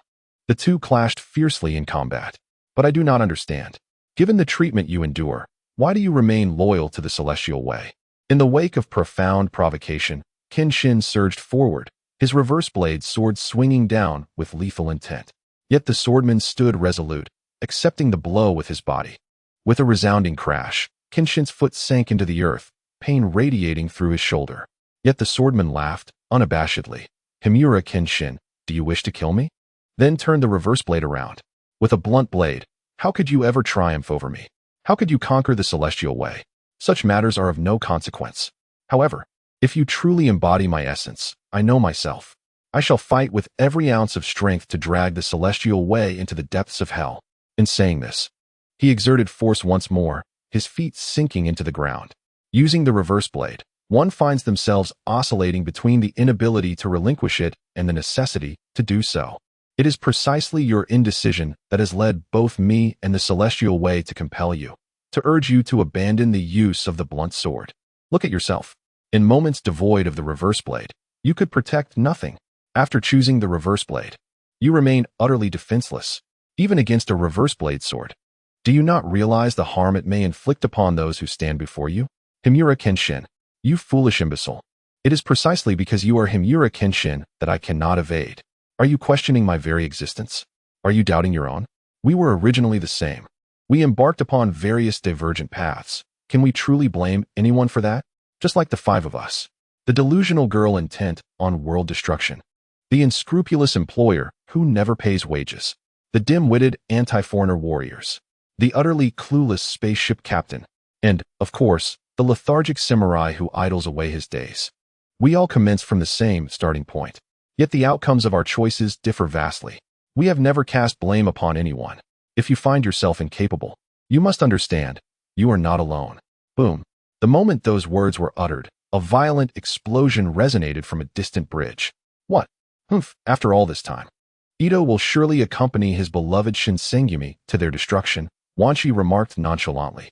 Could it be that from the very beginning, your goal was never truly us? Of course, it was only after encountering the Badasai last time that I returned to seek out this man. Without him, the possibility of executing this plan would have been non-existent. Wanshi glanced at Kentai before continuing. That man is merely too lonely. He likely harbors some memories he wishes to forget. Kenshin and Kentai faced each other. He simply requires a capable guide. Sometimes, the things around us that we fail to notice can only be recognized through another essence sight, preventing us from meeting our demise. Well, your goals are fundamentally different from ours, right, Badasai? Having spoken, Wanshi abruptly intercepted Gintoki. And you too, Shiroyasha? Step aside. Gintoki replied in a low voice. What a foolish remark. I told you to step aside. With that, his pupils dilated as he charged at Wanshi. So you intend to obstruct me as well? Kenshin observed Kentai with a composed demeanor. Among the celestial beings, there are three who rival me. If you cannot pass through me, then your so-called protection of those around you is nothing but empty words. You may certainly attempt to see if you can force your way through. Kentai sheathed the red cherry blossom sword, gazing intently at Kenshin. Then you must open your eyes wide and see clearly. This time, I shall show no mercy. Come on. Chapter 237. Sword, Kenshin and Kentai, swish. From the treetops, Kenshin leaped forth, his eyes fixed intently ahead, his swift strides pushed to their utmost limit. Yet, even so, Kentai, almost instantaneously, surged forth behind him. Soaring above Kenshin, he laughed maniacally as he brought the red cherry blossom sword down upon him. Without looking back, he merely swung the reverse blade sword backward. The tremendous force generated by their clash propelled Kenshin forward once more. Kentai briefly paused on the ground, then shattered the earth beneath him and charged ahead again. Crescent moon slash. His fingers aligned upon the sword hilt. A crimson sword aura surged diagonally toward Kenshin. Astonishingly, Kenshin seemed to possess eyes at the back of his head, evading the sword aura by the narrowest of margins, the proximity so close that he felt his hair being severed. Subsequently, the sword aura shot forward. After severing a row of trees, I vanished into the air. Run, run. All you know is to run. Turn back and face me, you coward. The frantic voice behind me drew closer, yet my heart remained undisturbed as I calmly remarked, you and I are like brothers. Surely you know the Tensho Ryu Senpai as well. How audacious of you to claim that the Tensho Ryu Senpai is merely your personal secret technique. As we darted through the woods, evading Jinta's strikes, I leaped boldly from the precipice. What does your understanding of the Tensho Ryu Senpai truly entail? Show it to me. Suspended midair, I glanced back at the figure behind me and charged toward the opposite side. Do you wish to know how I differ from you? Without hesitation, Ginta followed suit and leapt alongside me. We landed upon the ground on the other side, and in an instant, a brilliant light erupted. Flying sword style, Tensho Ryu Senpai. The crimson glow shimmered before my eyes, though it was but an illusion, as kindred spirits of the sword. Only through experience can one truly grasp the pain of the other. The vacuum of compressed air enveloped us, and my red cherry blossom blade struck fiercely against the reverse blade, blocking my path.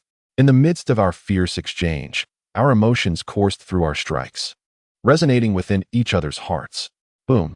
The air erupted, sending fragments of stone and trees flying. The scarf binding my crimson hair snapped free.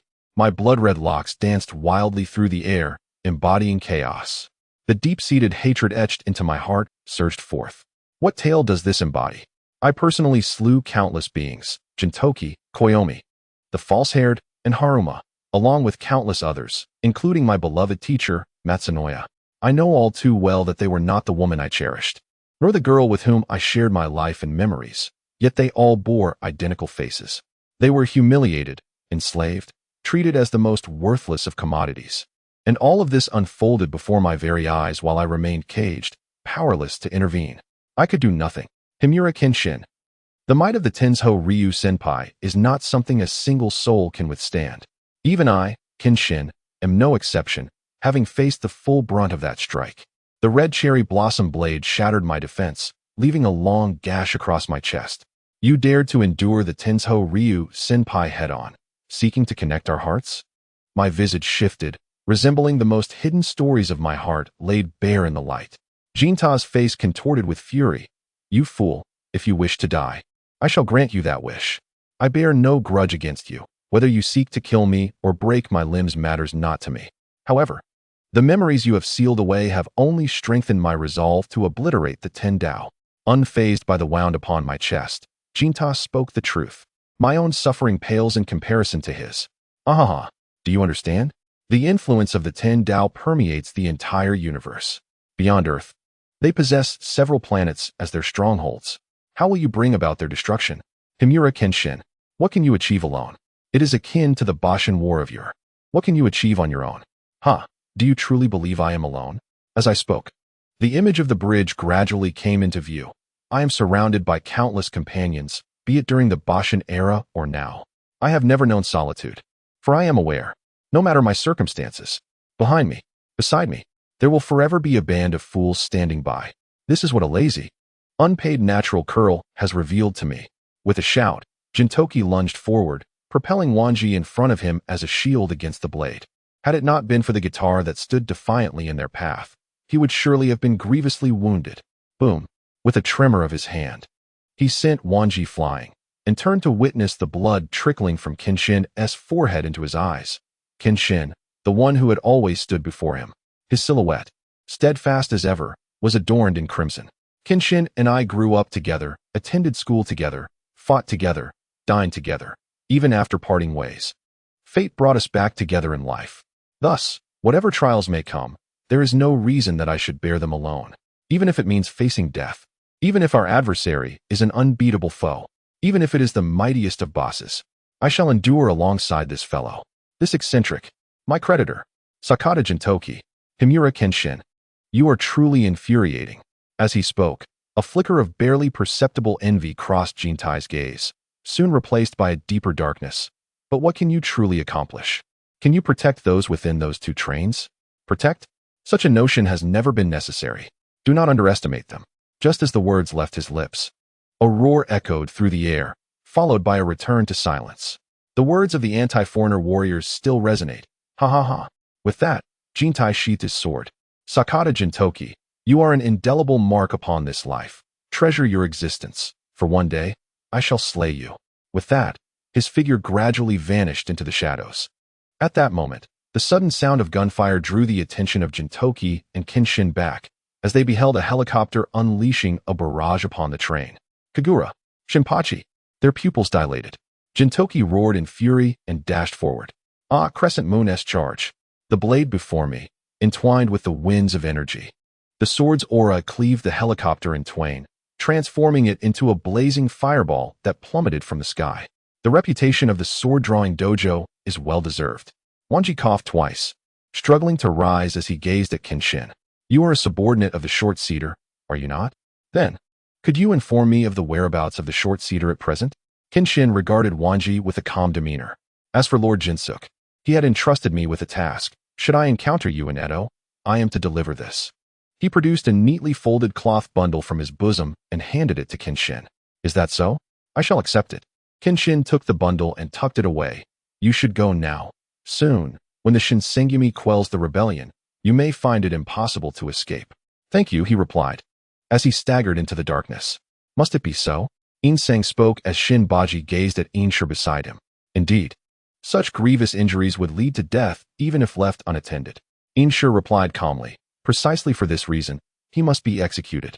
I would not wish for him to bear the stigma of disgrace and death. At the very least, he should die with the honor befitting a warrior, as a companion. The members of the Shinsengumi formed a circle, encircling the one-armed Ito in the center, leaving ample space as Hijikata entered quietly. With a thud, he cast his katana before Ito, his gaze ominously calm. Shall we bring this to a conclusion? Ito struggled to meet the sight of the katana, managing to rise with a smile, grasping the weapon in his hand, striving to maintain his balance, blood ceaselessly flowing.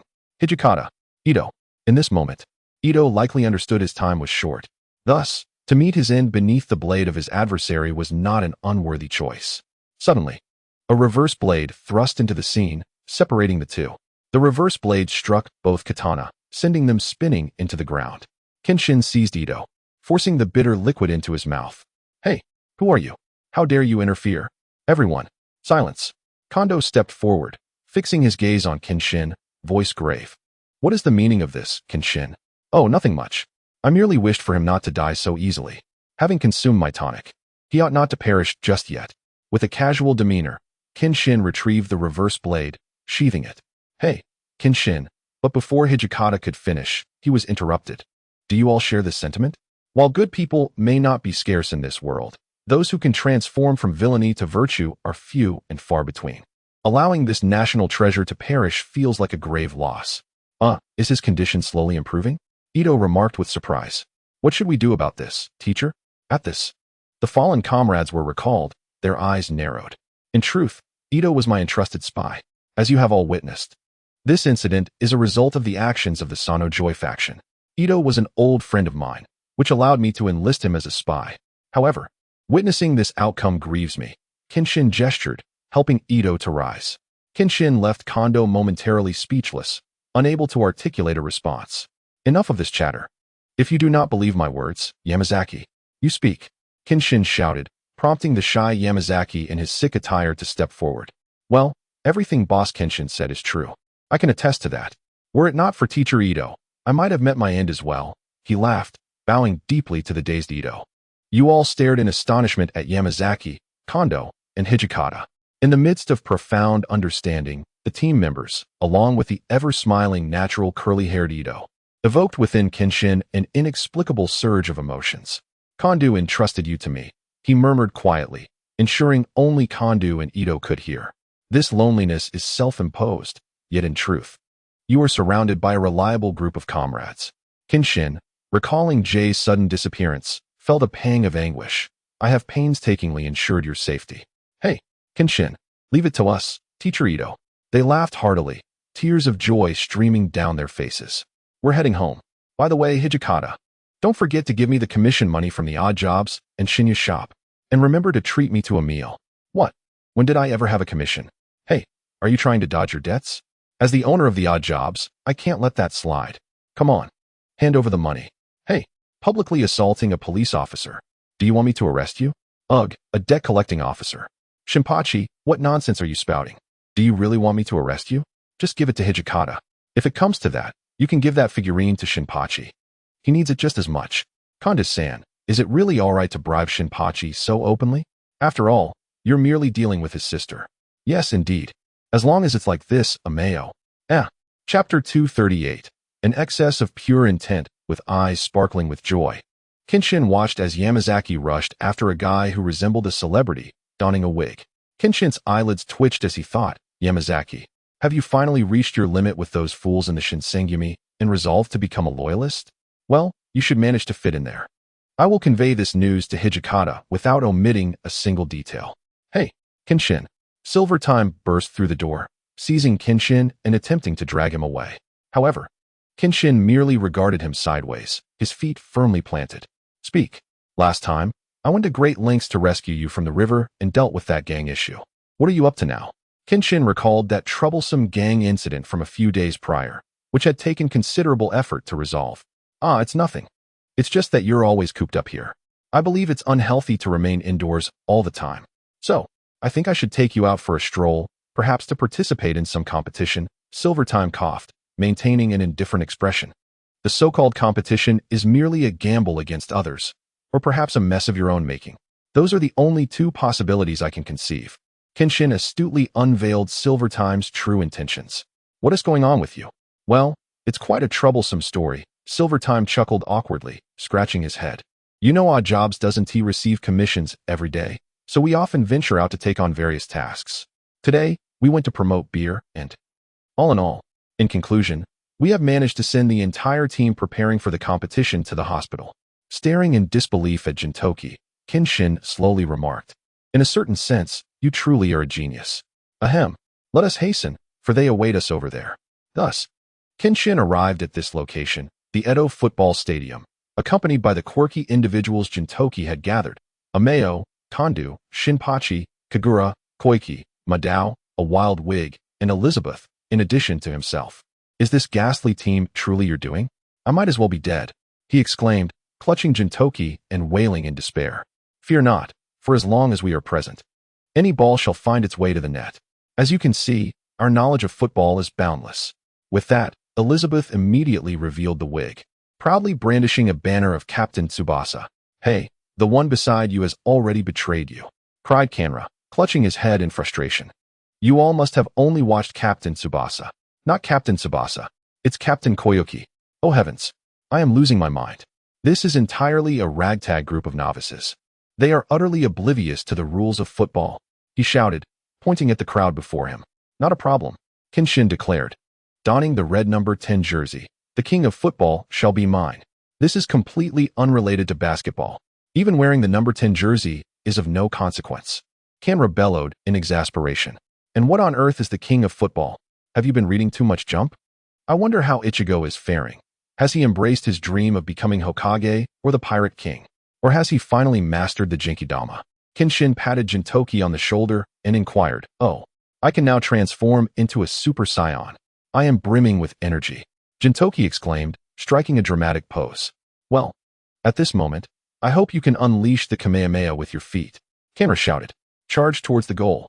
Glancing at the time, Kanra exclaimed, No, we are out of time. It is what it is. Let us hurry onto the field. Then, the group donned their football kits and stormed onto the pitch with great vigor, only to encounter a dispute. Are you vying for the forward position with me? Kenshin asked, narrowing his eyes at the wig. Do you comprehend the significance of this number 10 jersey? How could I not play forward and honor it? Humph. We possess an undeniable advantage here. Elizabeth. The wig pointed arrogantly at Elizabeth, who was stretching beside him. Truly, none is more suited than Elizabeth. Oh, but Elizabeth is not an elite. Can you expect it to provide you energy or nourishment? Kenshin retorted, boldly standing at the center. Suddenly, the referee blew the whistle and approached Kenshin. Hey, this is football. What on earth are you doing with a katana? Huh. Oh, this? It's merely a warning for anyone foolish enough to attempt to seize the ball, he replied coldly, turning back. I shall slay them. The referee blew the whistle again with vigor. You, go guard the goal. What qualifications do you possess to command me to don the number 10 jersey? It seems that even Kenshin has been influenced by the exuberant demeanor of Sakuragi. Go ahead and take the goalkeeper position, will you? Please, we mustn't offend the referee. With that, Ganro quickly pulled Kenshin aside and whispered, After all, the referee holds the power of life and death in his hands. With a scoff, Kenshin disdainfully spat. No worries, as long as I'm in goal, you can rest easy. Though he cast a nervous glance at Kenshin, Ganro felt he had no choice but to leave it to him. What on earth is with this identical lineup? New Baji lamented. gazing in exasperation at the dozen or so identical figures before him. Ah, they are 15 identical siblings, Ganro explained with disinterest. I truly wonder who their mother is. All right. The match is officially underway. This time, it's the Matsuno boys who are serving. Oh, a splendid pass that surpasses Ganro Buu. But wait, what is happening with the Ganro team? Two teammates have knocked down their own teammates. Thus, the ball has fallen to the feet of Matsuno 11. Oh, surprisingly, the defenders have not come up to block it. Instead, they are chatting on the sidelines. Now, it all hinges on whether the goalkeeper can catch the ball. But ultimately, it's a puff. The commentator sounds as if he is about to spew blood. What on earth is that? Why is the goalkeeper on the football field wielding a katana? It's unsheathed. It's actually unsheathed. Matsuno 11. Run, it's dangerous. I'm shooting. With a fierce kick, he launched the ball into the air. Puff, aiming for the upper right corner. The ball was mercilessly impaled onto the goalpost by the sword, and it quickly deflated thereafter. Goodness, the goalkeeper actually employed such a method to catch the ball. Is he taking an avant-garde approach? The commentator snatched up the microphone, utterly flustered. Yoshi, Kenshin, well done, cheered Kagura and the others with enthusiasm. What an odd way to defend the goal, but thankfully it was successful, Ganro remarked, speechless, as he watched Kenshin retrieve the sword. Come, give me another football. Kenshin instructed the referee. The referee twitched his mouth, having no choice but to exchange the deflated ball from Kenshin's grasp. Humph. You all better be ready. Observing his own team and the opponents poised for action, Kenshin disdainfully shook his finger. Do you think you can intercept the ball? You are far from capable. With that, he gently tossed the ball upwards. As everyone held their breath, their gaze followed the ball's descent. Suddenly, a piercing sound of friction erupted. There stood Kenshin, maintaining the posture of the flying sword style, drawing his sword. Everyone dropped down. High alert ahead. Silver Time exclaimed, leading the charge to the ground. Ultimate move, critical strike, whirlwind charge, and flashing blade, whatever it takes to score. In an instant, he struck the football with his sword.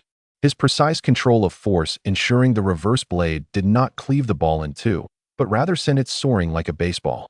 With an unmatched momentum, it hurtled toward the opposing goal, piercing through the net. Yoshi, as the ball found its way into the net, Kenshin nonchalantly sheathed his sword and retrieved a lollipop. Placing it in his mouth. Is that goal valid? He inquired, glancing towards the commentator beside him. Who knows? Have you ever seen anyone strike a soccer ball from one end to the other and actually shoot? The commentator retorted. But I do know one thing. Get that samurai sword off him. Damn it, Kenshin exclaimed, his irritation palpable as he watched Gintoki and the others struggle ahead. Feeling the absence of his sword at his waist, he frowned even more. All right, Gintoki's shot has been intercepted.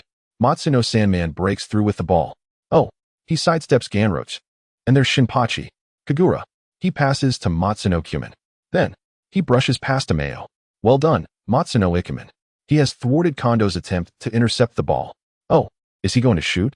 Let us see how the goalkeeper reacts. What the? Why is the goalkeeper in a basketball uniform? And wearing number 10? Number 10, for heaven's sake. Just a moment ago, he was in a jacket, and now this? Is he planning to catch it with both hands? I'll shoot too. Matsuno Ikumen declared as he launched the ball with great force. Oh, he leapt to the left, catching the soccer ball with both hands. Kenshin swiftly dashed outside, tossing the ball to Gintoki. This time, the goalkeeper seems honest. Perhaps we should strip him of his props? Gintoki passed the ball to Mr. Hasegawa, who made a long pass. Ameo caught it, soaring above Kondo's strength. Then, she kicked it to the wig-wearing player, who passed it to Elizabeth. Goodness. Elizabeth astonishingly held the ball in her mouth and tossed it to Kagura. Oh, the combination play between Kagura and Shinpachi is formidable. Where do you see strength, fool? Kagura is kicking Shinpachi in the face with every strike, and the ball bounces back to her feet. Yet, this bizarre duo has managed to evade the opposing players completely. Ganrooi. Kagura launched a long pass to Ganrooi. Oh, just as Ganrooi prepared to shoot, Matsuno Yanman intercepted the ball, sending it soaring. Simada, by Gintoki and the others. Is Ganrooi about to squander this hard-earned opportunity? Oh, not yet. That red figure leaps into the air. That commanding posture. Who could it be? Let us take a closer look. It's the goalkeeper. Commentator. What is wrong with you? Call an ambulance. Ambulance. Kenshin roared as he clutched the soccer ball and charged towards the opposing goal. With a deft sidestep, he evaded the goalkeeper and lifting the ball high above his head with both hands, declared, "It's mine, Dunk King." He forcefully slammed the ball into the net.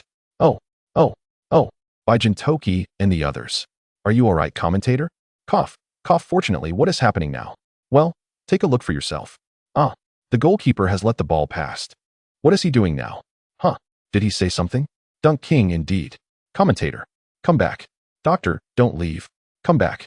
Chapter 239. The Alliance Organization to Save Earth. What are you saying? "I am quite busy today. I promised Granny to take little you out for some fun. If there is something to discuss, please do so now." With that, Kenshin walked towards the izakaya, wearing an expression of exasperation as he glanced at Hijikata. "Ahem. Let me explain the specifics." As he spoke, Hijikata relayed the situation to Kenshin in full detail. "You mean to say that some unidentified bacteria emerging from the restroom threatens to obliterate all of Edo? And now the Shinsengumi has fallen? Is Sugo an alien who will melt away?" Kenshin halted in his tracks, gazing at Hijikata with an impassive expression. "Are you certain?" "Ah." The scene was as if it were truly unfolding. It could not possibly be fabricated. Hijikata's tone conveyed genuine concern. "All right, I know of a place that could save us. This is information I have gathered. Somewhere in Edo, in an undisclosed location, lies a force capable of salvation.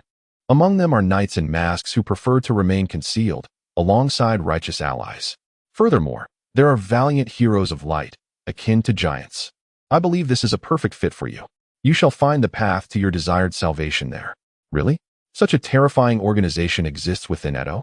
Why has the Shinsengumi never discovered it?" Hijikata inquired, astonished. "Typically, individuals like you are oblivious to such matters. However, you once had the opportunity to join this organization. Yet you personally declined," Kenshin replied, crossing his arms slowly.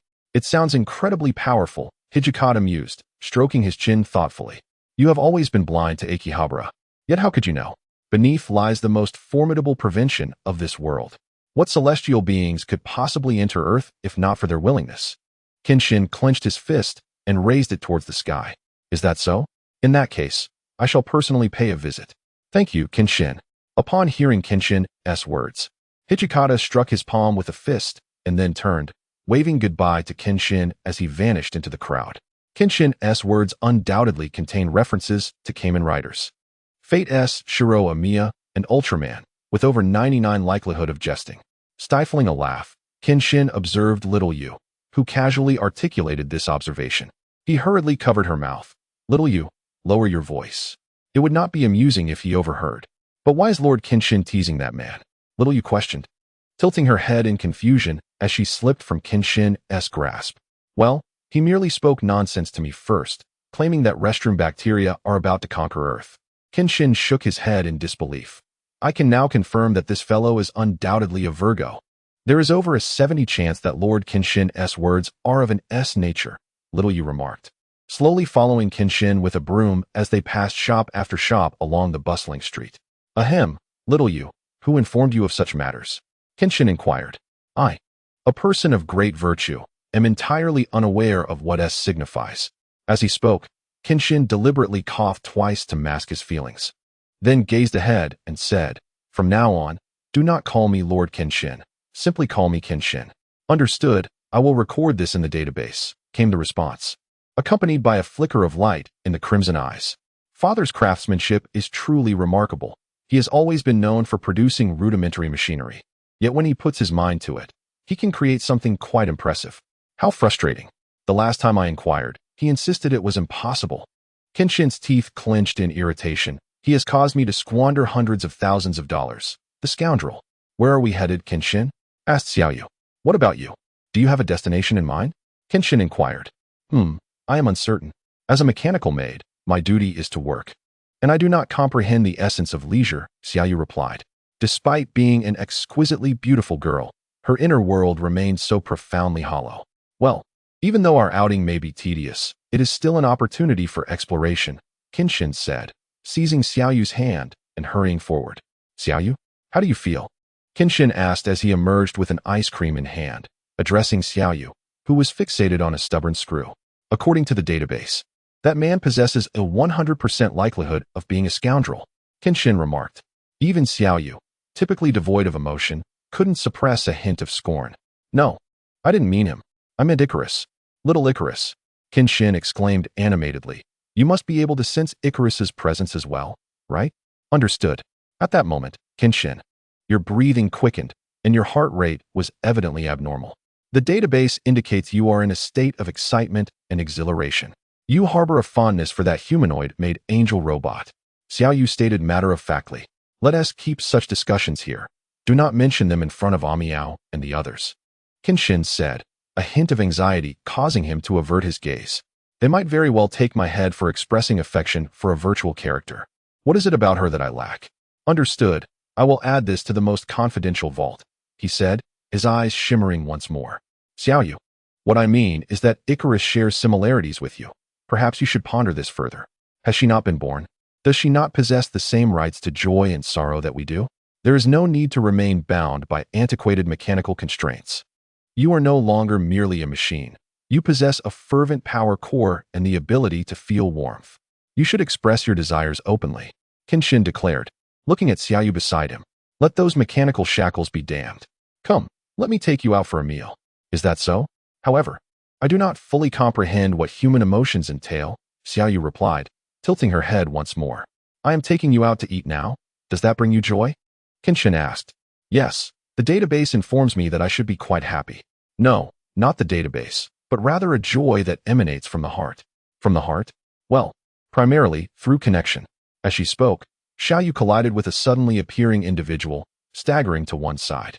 Sword Heart, quick-witted, swiftly caught Xiaoyu in his arms, while simultaneously grasping the man who was attempting to flee. Let go of me. Please, release me. The man, burdened with a turtle shell on his back, shouted at Sword Heart, his feet scrambling.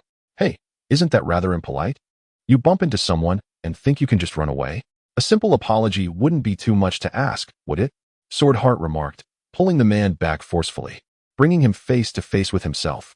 Right now, I have no time to deal with you. I have matters to attend to, you scoundrel. With that, he prepared to sidestep Sword Heart once more. Is that so? Just because you carry a turtle shell, do you believe yourself to be a turtle? It certainly feels like you're mocking me, you scoundrel. Sword Heart stabilized Xiaoyu, his hands cracking as he glared at the man. It seems you are in need of some discipline. Before he could finish his thought, a commotion erupted behind him. Hey, you turtle, don't run. I've heard that the Dragon Palace is quite wealthy. Take us there, or we'll stew you alive. A group of individuals with vividly colored hair rushed forward, instinctively overlooking Sword Heart as they became captivated by Xiaoyu's presence. Wow, I didn't expect such a stunning girl to be here. Hee hee. Would you like to come play with us? One of them inched closer with ill intentions. Ah, haha. If possible, could I join you for a drink? She said, seizing the advance of a blonde-haired man. Huh, who are you? Do you even know who I am? Despite this, the blonde maintained a haughty demeanor. Do you see these underlings behind me? Underlings? Sword Heart shot a sideways glance. I see nothing of the sort. Humph. Brothers, kill him. He barked, turning to look behind him, only to find that apart from the onlookers, none of his companions were in sight. A voice echoed, Boss, you'd better pray. That man is definitely not someone to provoke. Observing the anxious expression of the blonde, Sword Heart smirked, casually tossing something aside. Had it not been for that earlier encounter, it wouldn't have been so easy for the Wansher and Xinyao establishments to open. Recorded in the database, Sword Heart is regarded as a figure of terror.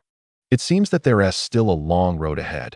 Xiaoyu's cheerful tone chimed in, prompting Sword Heart to smile wryly, realizing the journey was far from over. Yet Xiaoyu was no longer a mere machine. Those two, though unintentional, would you like to express your gratitude by visiting the Dragon Palace? At that moment, the man with the turtle shell, who had been cowering, stepped forward, panting, and addressed Sword Heart and Xiaoyu. Huh, the Dragon Palace? The Dragon Palace? No map detected. Initiating knowledge recording related to Chapter 240, Robinson's Diary, always useful. Hey, I said, you're a turtle from the Dragon Palace, so you must be a dragon turtle, right? Sword Heart remarked, gazing out over the vast sea, his eyes shifting to a green turtle paddling ahead. Ah, when I reflect upon it, I realize that I am merely a terrestrial tortoise who unwittingly stumbled into the Dragon Palace, thereby managing to exist there. The term dragon tortoise is merely a name. I possess no such noble lineage, haha. As I spoke, the human tortoise rowing ahead turned back, offering a shy smile. What the devil? If you are a dragon tortoise, then what does this make me? Pointing at the tortoise, Genshin patted the bamboo raft beneath him, exclaiming, What is this? A dragon tortoise transporting people to the dragon palace on a bamboo raft? Is the entire dragon palace merely a refugee camp? Or are you all like this foreign tortoise? Kenshin, according to the database, stated that the dragon palace is the legendary abode of the Dragon King, resplendent and intricate, certainly not a place for refugees. However, the current reality suggests that all that information is utterly misleading, exclaimed Kenshin, covering his head with one hand. Had I known, I would have refrained from heading to the sea. Is my air conditioner all right? Rabbit, are you doing well? Updating the database. The Dragon Palace is a refugee camp. Deleting previously recorded information, said Xiaoyu, who suddenly released one hand to cover her mouth, grinning mischievously. Kenshin registered, haha, huh. Suddenly pausing, she grasped her mop again, looking at Kenshin with confusion. Kenshin, did something just happen? Just a human girl being coy with me, replied Kenshin with a gentle smile, his mood lightening as he gazed ahead. Hey, green-haired tortoise, how much longer? It seemed they had been sailing for quite a while. Time passed slowly as he lay back on the bamboo raft, gazing at the azure sky. I am not green-haired tortoise. I have a name. I am called Wugaway. Yet, what difference does it make to being a tortoise, you dimwit? And why were you being pursued, anyway? Well, you all are aware of the legends surrounding the Dragon Palace, right? Even the floors are made of gold. Ugh, I suspect that if she truly went there, she'd be utterly astounded by the poverty. Kenshin? Xiaoyu?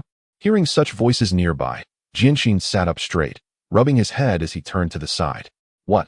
Is that you? He saw Gintoki, Kagura, and another sea turtle, similarly navigating a small boat. Could their destination be the same? What? They are actually using a bamboo raft to set sail. How pitiful. The trio from the Odd Jobs agency clutched their bellies, rolling with laughter in their little boat. The weather is splendid, Kenshin remarked with a wry smile, glancing back at Gintoki and the others. Yet, why am I feeling so irate? Xiaoyu. Understood, she shouted, directing her mop towards the small boat occupied by Gintoki and the others, followed by a thunderous explosion. Watching as the small boat shattered and Gintoki's group was sent flying through the air, Kenshin reclined again, hands behind his head. The weather is delightful. And my mood is quite pleasant. Pleasant, my foot. As he spoke, Gintoki tightly embraced the bamboo raft. After struggling to climb aboard, he dragged the newly arrived Kagura onto it and immediately shouted at Kenshin, Are you trying to kill me? If that cannon blast had been aimed at me, I would have been obliterated. Well, you know Xiaoyu is a robot, right?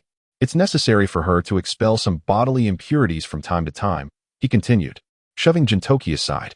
You're blocking the sunlight. Move out of the way. How outrageous, Aru. How could you treat me this way, brother Kenshin? I will not forgive you unless you present me with a gigantic cake.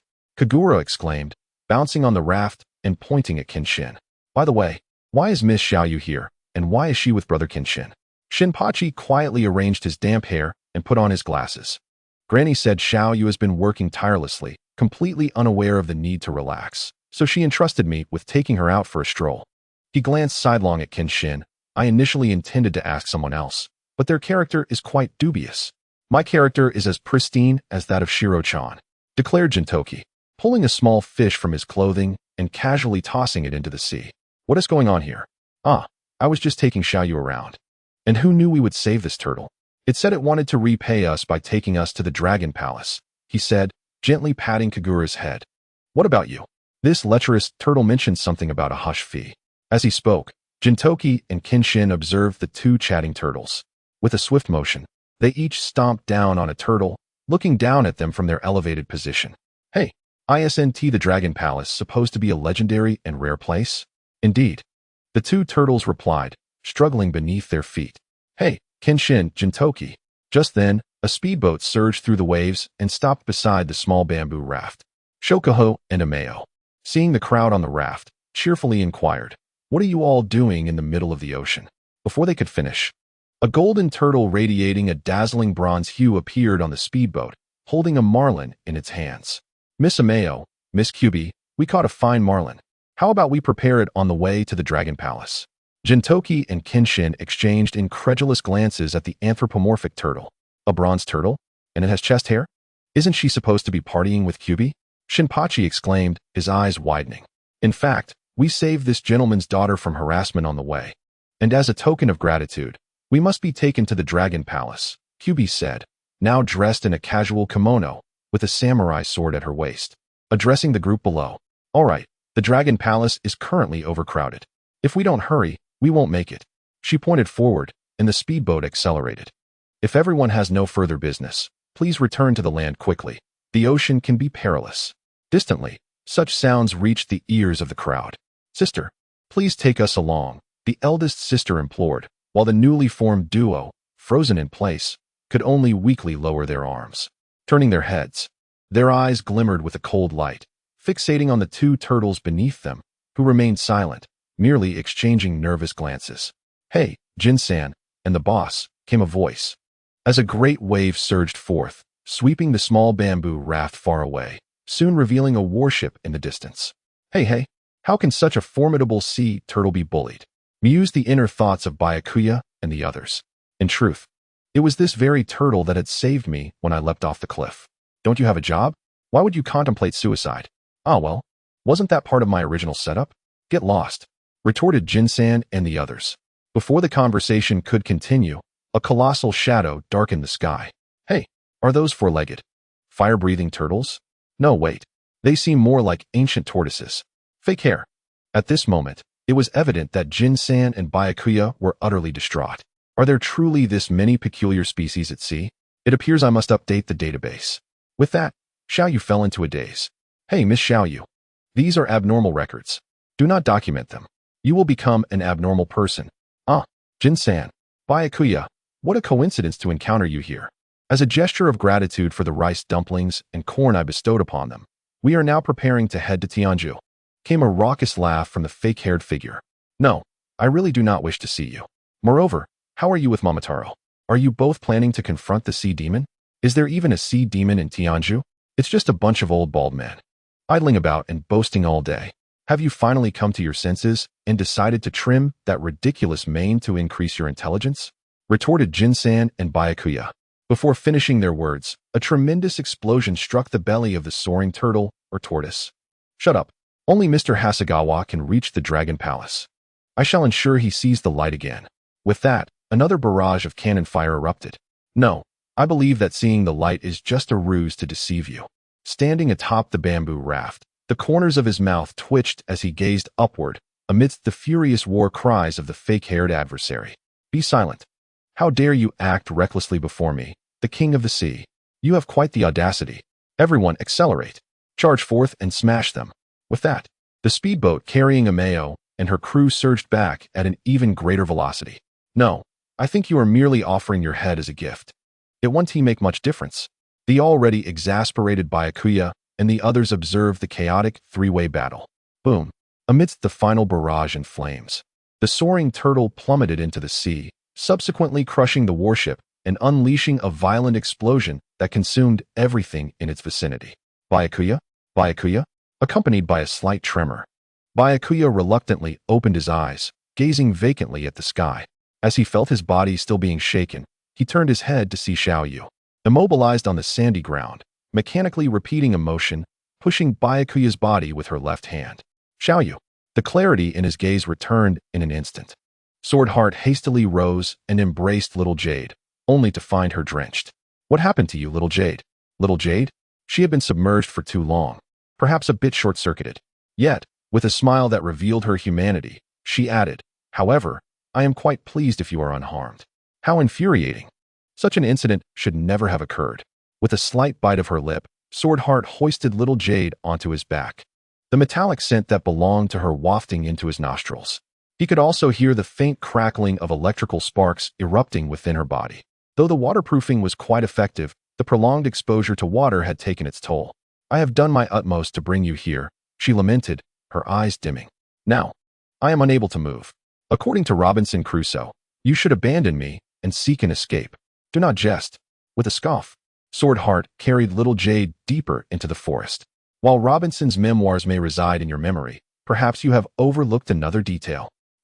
Robinson, who had lived alone on the deserted island, only truly began to live when Friday arrived. Little Jade, I have no inclination to endure solitude. Chapter 241. A mishap on the deserted island. Where on earth have Gintoki and the others gone? Did they not drift here? Carrying Little Jade through the forest, Swordheart searched for any signs of life, but after a long while, It remained just forest, devoid of any other presence. This island was vast, and to meticulously search for moving humans was an impossible task for Sword Heart before nightfall. Little Jade, having been submerged for too long, was unable to move. Yet she still managed to speak to Sword Heart. I know I didn't have much hope either. Sword Heart gazed toward a higher elevation, scanning the surrounding trees. Let us pause here. The terrain is somewhat elevated. Perhaps, when we light a fire tonight, Gintoki and the others might see us. Yes, little Jade replied, her eyes dimming. Sword Heart, I must enter a dormant state. I shall see you in 3 hours. Her voice grew softer until the light in her eyes completely faded. Cradling little Jade's body, Sword Heart gently laid her against a tree, exhaling deeply as he prepared to venture off. He needed to construct a shelter and start a fire. But with all that said, you never truly considered escaping from here, did you? Boom. Though he wielded a reverse blade, severing the great trees was no challenge for Sword Heart. Observing the fallen trunks beneath him, he wiped away non-existent sweat and with a swift kick, sent a tree flying. Then, flipping the reverse blade, a fierce gleam radiated as it danced around the trunk, bark splintering and wood shavings scattering. At last, a hefty log plummeted from the air to the ground. All right, this is the advantage of being a warrior, always equipped with a blade. With these words, Kenshin methodically transformed the surrounding trees into neatly cut timber, some round and some square. After all, being on a deserted island, having a sturdy shelter could only be beneficial.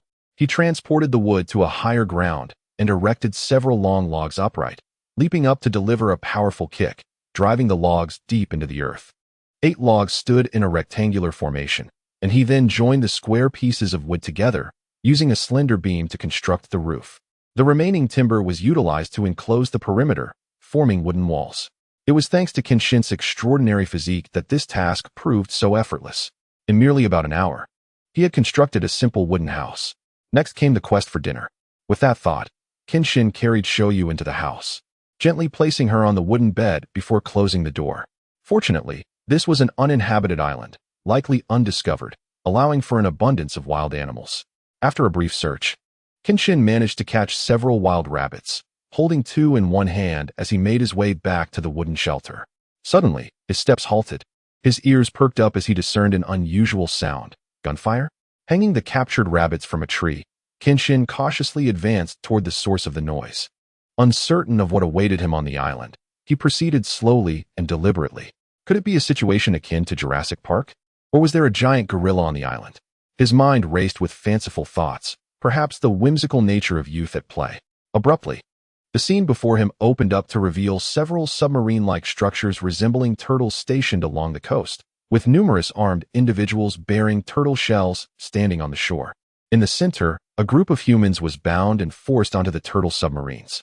Kenshin stood momentarily stunned, recognizing that among them was Gintoki, who appeared to have shrunk in stature. What was going on? Though perplexed, it did not hinder Kenshin's instinct to rescue. He charged forward with determination, shouting, "Gintoki! Yamazaki!" The turtle-shelled figures immediately turned their attention toward him, exclaiming, "There's another one! Capture him! Kenshin! Kenshin! Help us! Curse them!" With a fierce shout, Kenshin lowered his body and accelerated, his red silhouette slicing through the crowd. As if triggering a chain reaction, the figures fell, wide-eyed in shock. Without breaking his stride, Kenshin wielded his sword with one hand, pivoting to deliver a powerful downward strike. The unleashed fury of his sword energy surged through the sand with unparalleled force. And in the terrified gazes of the crowd, he sent the nearest submarine flying into the air. Amidst the air, a plume of black smoke descended into the sea. "Flee! Monsters!" cried the terrified shell-clad humans as they hurriedly boarded their submarines, gradually navigating towards the depths of the ocean. Not on my watch. With blinding speed, I accelerated once more, arriving instantly before a submarine whose door had yet to close. With a swift motion, I wedged my blade against the entrance. Grasping one of the crew members, I pulled him out, only to catch sight of the bound Kuranashi nearby. I extended my hand and liberated him as well. "Brother Genshin!" Kagura shouted, but was forcibly dragged into a submarine by another individual. Without time to ponder, I drew my blade and shattered the door, racing towards the submarine that held Amiao and Jin. With a resounding clap, I seized the rear of the vessel. However, the activated submarine did not halt its course. With no leverage in the water, I could only cling tightly to the rear of the submarine as it plunged deeper into the ocean. With a series of resounding clashes, I struck my reverse blade against the submarine, but the underwater resistance hindered my every blow, inflicting minimal damage. Ultimately, as the submarine delved deeper into the abyss, I could no longer withstand the crushing pressure of the deep sea. Reluctantly, I released my grip, helplessly watching the submarine vanish into the inky darkness. Fuming at the obscurity of the ocean, I surfaced, gasping for breath while glancing at the shore where Kuranashi sat in silence. What is the meaning of this? I swam to the shore and, in exasperation, lifted Kuranashi. My gaze bore an oppressive silence, akin to an impending volcano. This is Dragon Palace City, Kuranashi sighed, observing the submarine that bobbed in the water. Indeed, this is the final destination, Dragon Palace City. Speak plainly. If this is Dragon Palace City, does that mean Lord Bay is frolicking in the heavens every day? I released Kuranashi, questioning him further. Or do you wish for me to hand you over to Lord Bay? Though unfamiliar with this Lord Bay, Kuranashi shuddered involuntarily, a sense of foreboding creeping over him, as if he had attracted the gaze of someone formidable. Come, let us talk, he said, leading me into his cave. See for yourself. I gazed at the television, perplexed by the presence of a signal on this desolate island, where images of elderly men and women filled the screen. Above, airships resembling the one I had seen earlier soared through the sky. With a heavy heart, I inquired, what is the meaning of this? In simple terms, the master of Dragon Palace City, the legendary Odoheim, wishes to transform this planet into a realm for the elderly, Kuranashi stated, adjusting his sunglasses as he stood beside me. A realm for the elderly? Why? I questioned, bewildered. This is an ancient tale, he replied with a self-deprecating smile, observing my expression. Are you intending to visit Dragon Palace City? I imagine Mr. Sakata and the others must be there. Why not? I declared, stepping outside to gaze at the tranquil sea, where the submarine continued to emit black smoke. Regardless of Odoheim's intentions, whether she is lost in her own delusions or throwing a tantrum, those around me are not hers to touch. Hello, could you refrain from being pretentious? Koronari sighed deeply. Please allow me a moment to repair that grand gate. By the way, are you truly human? With nothing but a katana, you managed to shatter a reinforced alloy door. Aside from Yado, I have never encountered someone like you. Oh, do not underestimate humanity, Kenshin responded, waving his hand dismissively. I shall go fetch someone, and then we can proceed to the Dragon Palace. Someone? Do you mean the girl with green hair? Indeed. However, I must candidly express that the Dragon Palace is a perilous place. Bringing her there will only place her in jeopardy. But if I leave Shoyu on this island, will it not be dangerous for her? Chapter 242. Is there a little dragon girl in the Dragon Palace? It has been proven that even if this turtle is mostly composed of refuse, he possesses unexpected skills in the art of repair. At this moment, Kenshin was stealthily lurking in a concealed location, carrying the dormant Shoyu on his back, which indicated that he had successfully infiltrated the Dragon Palace. Hey, where do you think you're going? Kenshin exclaimed, grabbing Koronari, his tone somewhat unfriendly. Well, you have your tasks, and I have mine, Koronari replied, rummaging through his pocket to produce a folded piece of paper. This is the map of the Dragon Palace. Look here, they are currently imprisoned in this cell.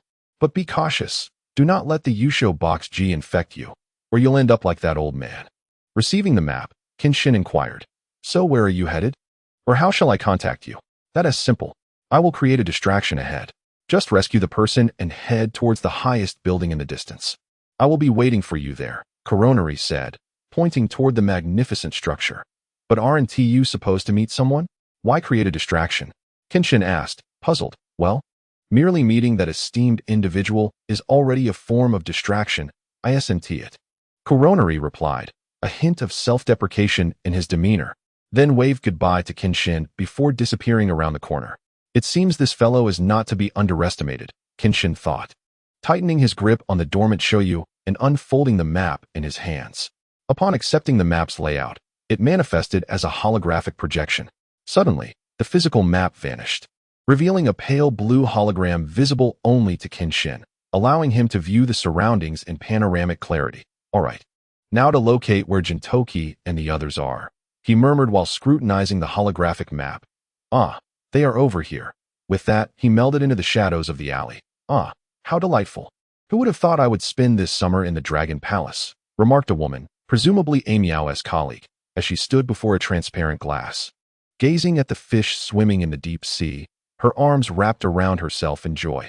All thanks to the considerate Matsumura, said a woman with black hair, leaning against Matsumura's embrace. Her tone flirtatious. The esteemed members of ILE have been diligently helping me cleanse the impurities of the world. Today, I shall treat everyone to a day of indulgence. With that, Matsumura, wearing sunglasses, exhaled a plume of smoke and raised his voice slightly. Simultaneously, the room filled with the jubilant cheers of the ILE girls. I adore Komatsu. Now, bring me the Dong Pei Li. As she spoke, a tortoiseshell humanoid slowly entered, cradling chilled beverages. Please, enjoy at your leisure. With that, he gently bowed and retreated. What is this? Exclaimed the woman with dark hair as she curiously lifted a small jade handbox, lightly toying with it.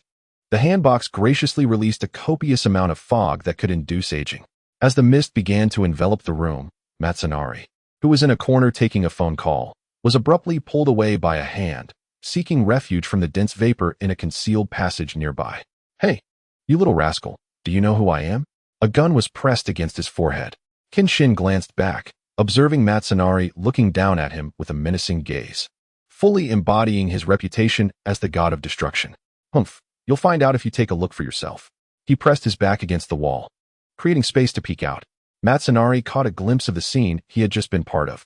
What on earth is this?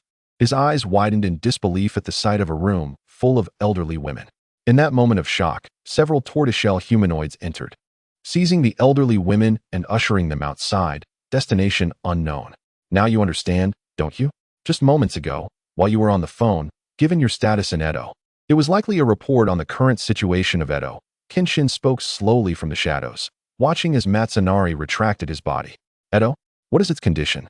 He lowered the gun pressed against Kenshin's forehead, signifying a tentative trust in the man before him. Just as you have seen. But the number of women is not just a few. It is all of Edo, Kenshin replied, standing upright and no longer leaning against the wall. It is sheer luck to encounter you here, god of destruction Matsunari. Humph, I did not expect to find you here either, the most wanted man in the shogunate. The pro-imperialist Himura Batusai, Matsunari remarked as he lit a cigarette. Well, that is all in the past. The past? Matsunari mused, uncertain of what madness had possessed the shogun to revoke his wanted poster. Now, only a handful of people are likely aware that you are still in Edo. The shogun. Huh. Kenshin chuckled at the memory of the young general, but quickly composed his expression, looking at Matsunari. Can you still escape? Flee from this dragon palace? I am not like you. I did not arrive by boat. Every summer, I have my own means of discreet transport to the dragon palace, he replied, gazing at the faint glow emanating from the depths of the sea outside the darkness. This place is no ordinary realm. The Dragon Palace City, originally conceived as an immense mobile brothel constructed by interplanetary nations, stands as an entity beyond any sovereign state, transcending legal confines and garnering the favor of numerous powerful figures. In an instant, it acquired vast authority, now aptly regarded as a mobile fortress of an enemy nation, or rather, it could be deemed a city-state in motion. Given its nature as a brothel, why adopt such an ostentatious name? There is no Dragon King here, nor is there a ruler of the sea. It is merely a brothel. Would it truly be so detrimental to simply refer to it by its true name? After all, maintaining a semblance of dignity in the vastness of space is essential.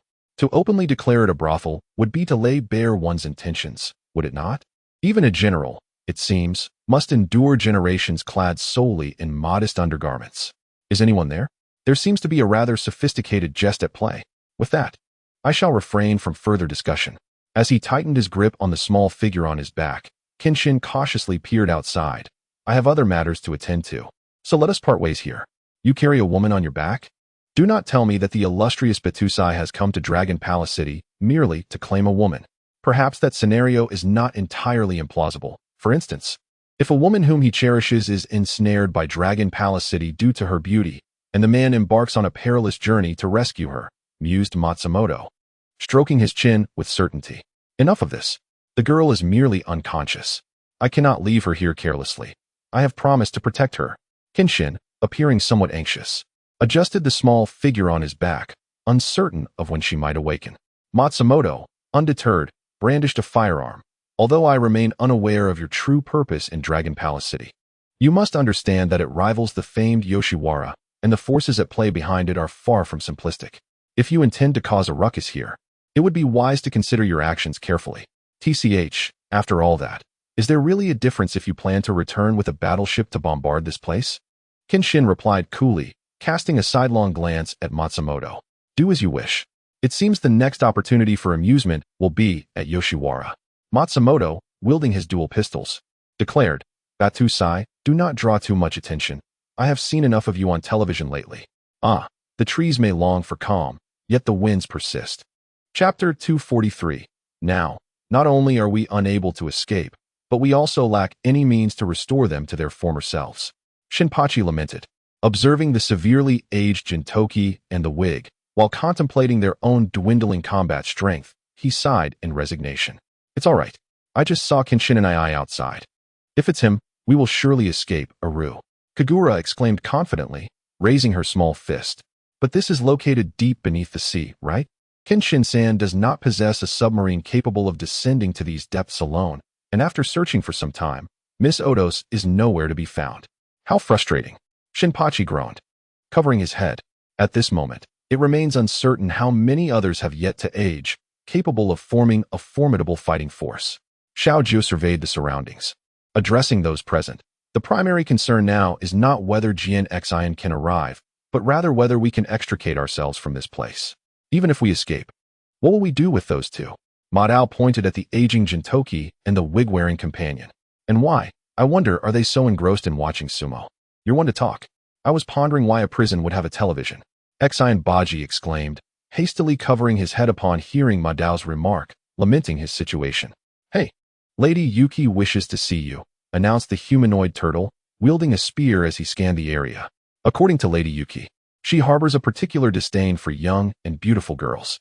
That little girl is quite charming, with smooth skin, but alas, she is yet to mature. And what about that one-eyed creature? Never mind, that is not important. It appears only this girl remains. You, come with us. He pointed at a meow, and Jiao Bingwei's eyes narrowed. He was about to protest, but was silenced by a meow's firm gesture, gazing at her in confusion. I leave this to you. A meow stated before departing with the turtle humanoid. Xiao Jiao was momentarily taken aback, realizing that he alone possessed true combat prowess in this situation. Kagura was still young and naive to many matters. Damn it, he seethed inwardly, watching a meow retreat, his grip tightening. Sister. Exian Baji clung to the iron bars, frustrated as he witnessed his sister being taken away. How could this happen? Be quiet. Children should be playing outside, not cooped up at home, making a racket. Have you not outgrown your foolishness, even in old age, Gintoki? Hey, Gintoki, what are you eating? Spit it out, I want some too. Ugh. Hey, Kagura, let go. He.s. merely grinding his gums.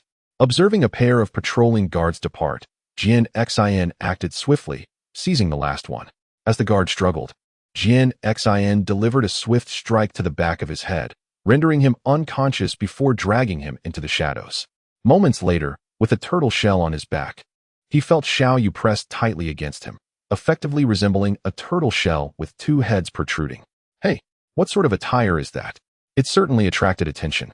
Oh, it's nothing much. My wife is about to give birth and can't move easily, so I'm just carrying her around, he replied. His expression perfectly portraying the situation, his acting skills at their peak. Is that so? There aren't many good turtles like you around. Keep it up. With a pat on Exian's shoulder, the man laughed heartily and departed. Exian, too weary to comment on the low intelligence displayed, gazed ahead, knowing there was still a long road to traverse. Exian, good morning, a voice called from behind, startling him. Xiaoyu, you're awake? Why do I feel so cramped? She murmured, letting out a few delicate hums. Suddenly, the shell was overstrained, and both Xiaoyu's arms and legs burst forth, transforming her into a figure standing upon the earth. Hey, Xiaoyu, be careful, she exclaimed, hastily stepping aside, swiftly incapacitating the two turtle-shelled guards. Kenshin once again dragged them into the shadows. After a brief moment, Kenshin, now carrying the intact shell, emerged slowly alongside Xiaoyu. I don't understand why we have to carry this, Xiaoyu queried, tapping the shell on Kenshin's back with curiosity. Well, in essence, it's a covert operation, Xiaoyu. Are you feeling better now? Kenshin asked, casting a worried glance at her. My body can move again, but I cannot utilize any other abilities, and I feel somewhat sluggish. Xiaoyu replied, tilting her head slightly before addressing Genshin. Phew, as long as you're all right. Otherwise, I would truly be at a loss on how to explain this to Granny Dungsi. Genshin chuckled, scratching his head foolishly, a moment that Xiaoyu committed to memory. Recording Genshin's silly grin for future reference, she mused, her eyes flashing with a burst of red light, which jolted Genshin back to reality. Ahem, slightly embarrassed. Genshin grasped Xiaoyu's hand firmly. Let us go? Our immediate priority is to locate Gintoki and the others. As Genshin pulled her along, Xiaoyu found herself momentarily dazed. Unlike ordinary processors, this experience was extraordinary for her, as her mind lacked any conventional display, yet an inexplicable sensation affirmed that she did not dislike the company of Gintoki. Xiaoyu? Xiaoyu? Turning a dimly lit corner, they entered a dungeon reminiscent of a grand castle. Just as Genshin was about to caution Xiaoyu to remain vigilant, he noticed that she stood there, seemingly entranced. Huh, Genshin? Coming back to herself, Xiaoyu forcibly suppressed that odd sensation, reverting to her usual demeanor as she gazed at Genshin. The processor in her mind advised her to wear a puzzled expression. No, it's nothing. Just be cautious. It seems there's a commotion ahead. Protect yourself, she resolved, firmly remembering the initial expression she had adopted, as it represented the most compelling evidence of her humanity. Yes, you must also be careful, she stated, her expression devoid of emotion. After a moment of contemplation, Xiaoyu looked at Genshin with confusion. That's strange. It seems the processor is malfunctioning? Not malfunctioning. Let us not overthink it. Your body isn't fully recovered yet, and those matters are not worth pondering. In due time, you shall understand, he reassured her, guiding Xiaoyu close against a wall, as they listened to the sounds of gunfire and fearful shouts. Genshin realized they had arrived at their destination. Xiaoyu, wait here, he said, patting her head gently. With his other hand resting lightly on the hilt of his sword, Genshin cast a low, cautious glance at the battleground outside before charging forth. Chapter 244. No fighting. It seems I need not make an appearance, mused Kenshin as he sheathed his reverse blade sword.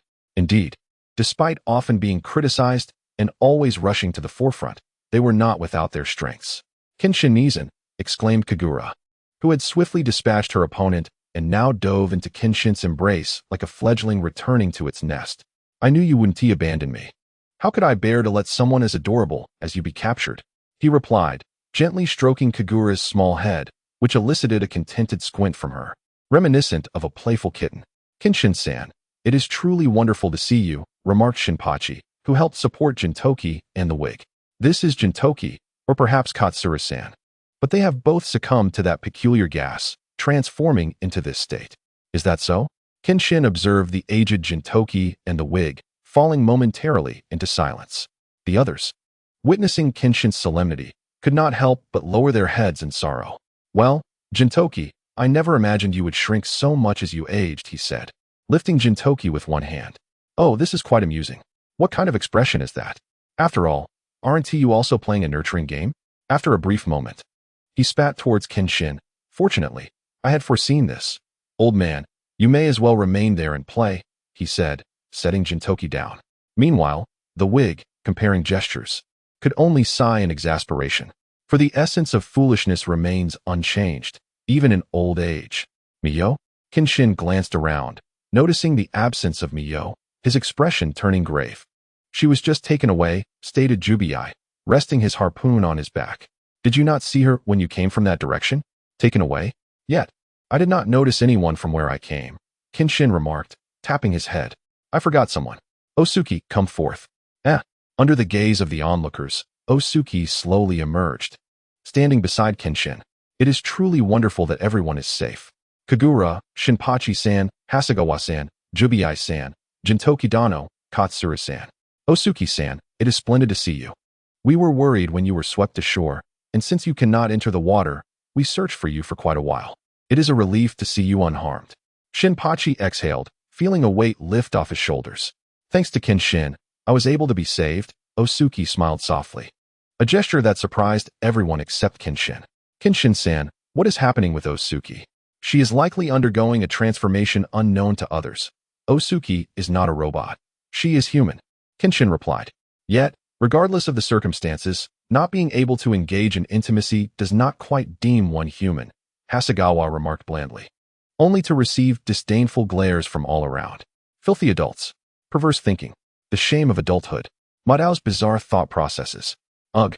Several of them simultaneously spat onto the ground. Hey, you are all overthinking this. Truly you are. The exuberance of dance and movement sought to convey something profound, yet the crowd merely flowed outward. Oblivious to Madao and Kenshin's plight. How shall we proceed? Questioned Jubii, who lingered near Kenshin. Fear not, for our initial task is to seek an individual, Kamanashi. I lack comprehensive details, thus it is imperative we inquire further, Kenshin replied. Before this, they arrived before the fallen adversary vanquished by Kagura and Jubii. Kenshin removed a turtle shell, stating, we must first don a guise of levity. As they approached the grand square, amidst their bewilderment, a sudden voice emerged from behind a pillar. They turned to see Kamanashi peeking out, whispering towards Kenshin and his companions.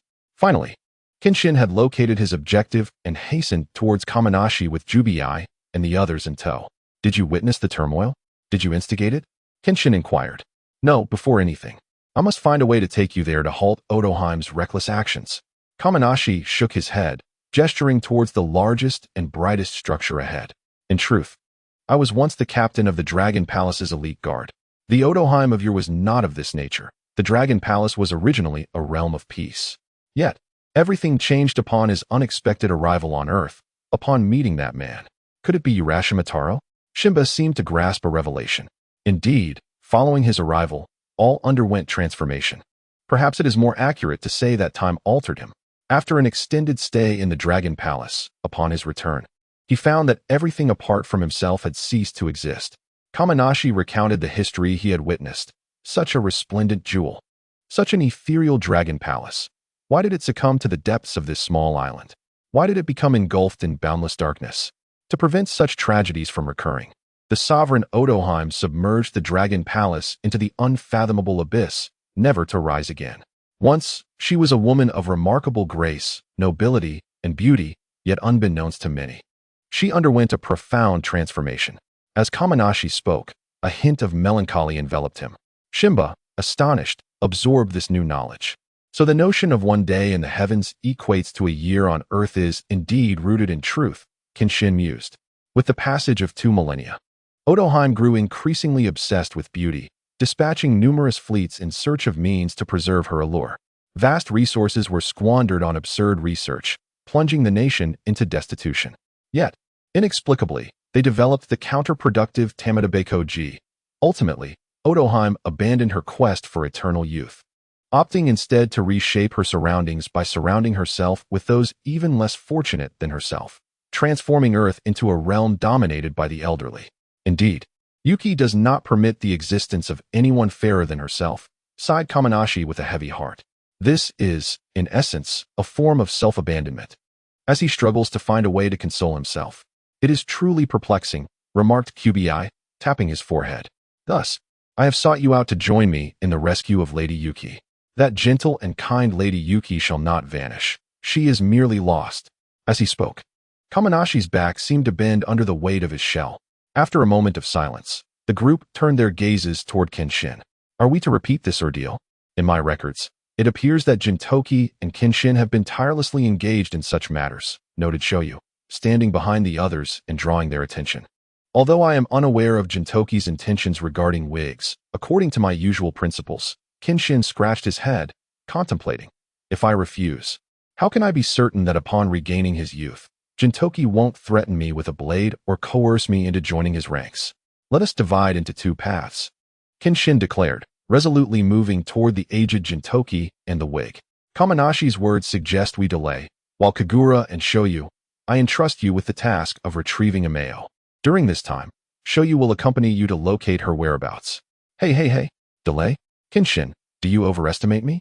Madao exclaimed in disbelief, pointing at himself. Madao, I have always believed that if you set your mind to it, you can achieve anything, Kenshin said earnestly, patting Madao's shoulder with a pleading expression. Can I really? Am I truly capable?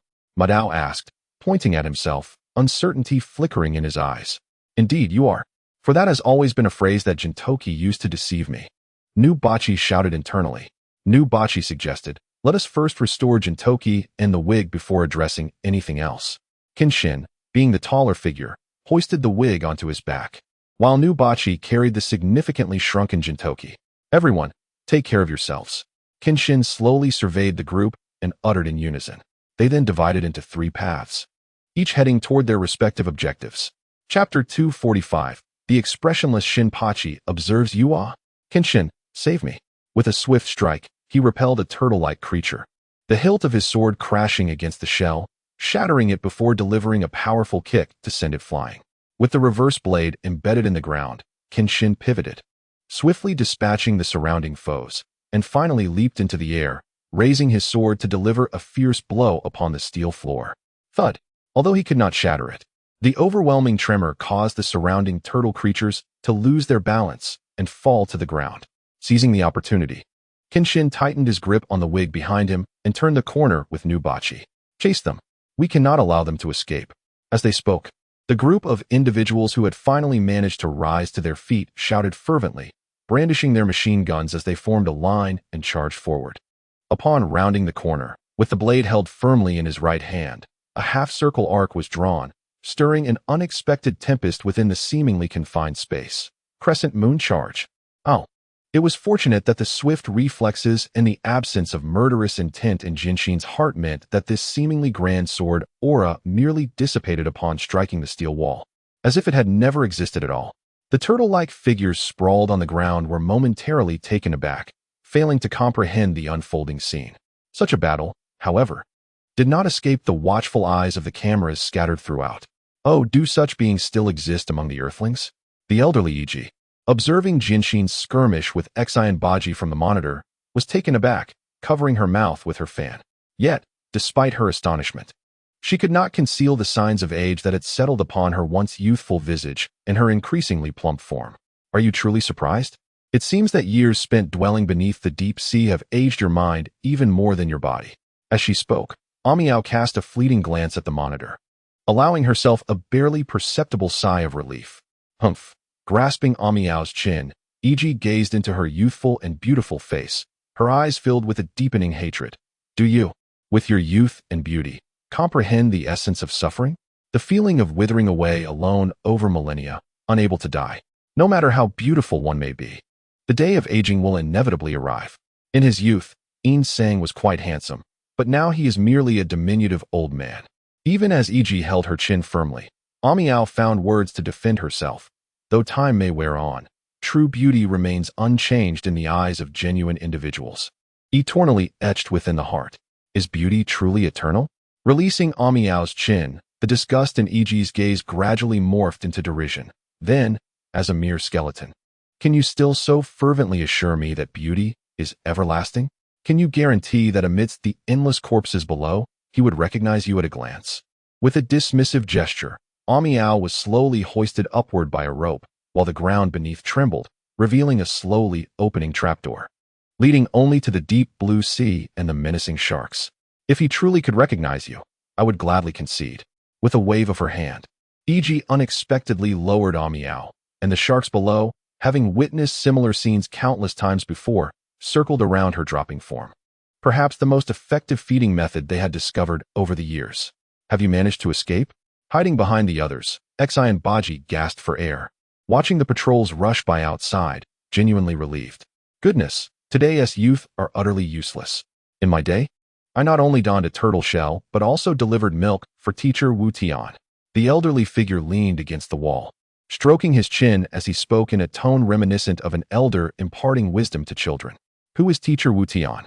Do not whimsically alter popular tales to fit your own memories. How rare it is that our dear Shinpachi, after running around for so long and panting heavily, continues to complain. Such dedication deserves commendation. Ah, the aging Gintoki, who now favors slumber, awoke abruptly as his bubble burst. Upon awakening, he noticed the wig beside him. Hey, wig, he said, after a prolonged silence. What was I about to say? He lamented the slow pace of their banter, even forgetting his thoughts entirely, which left Shinpachi with a look of utter despair.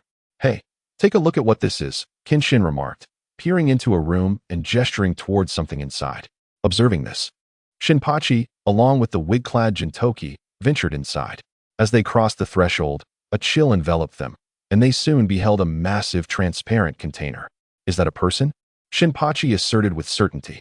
If my guesses are correct, this individual is Urashima Taro, Kenshin stated, scrutinizing the man within the freezing chamber. Urashima Taro? The three of them, Gintoki, the wig, and Shinpachi, huddled together in disbelief. What is so astonishing about that? Just go check the computer over there, Kenshin instructed, pointing towards a nearby device.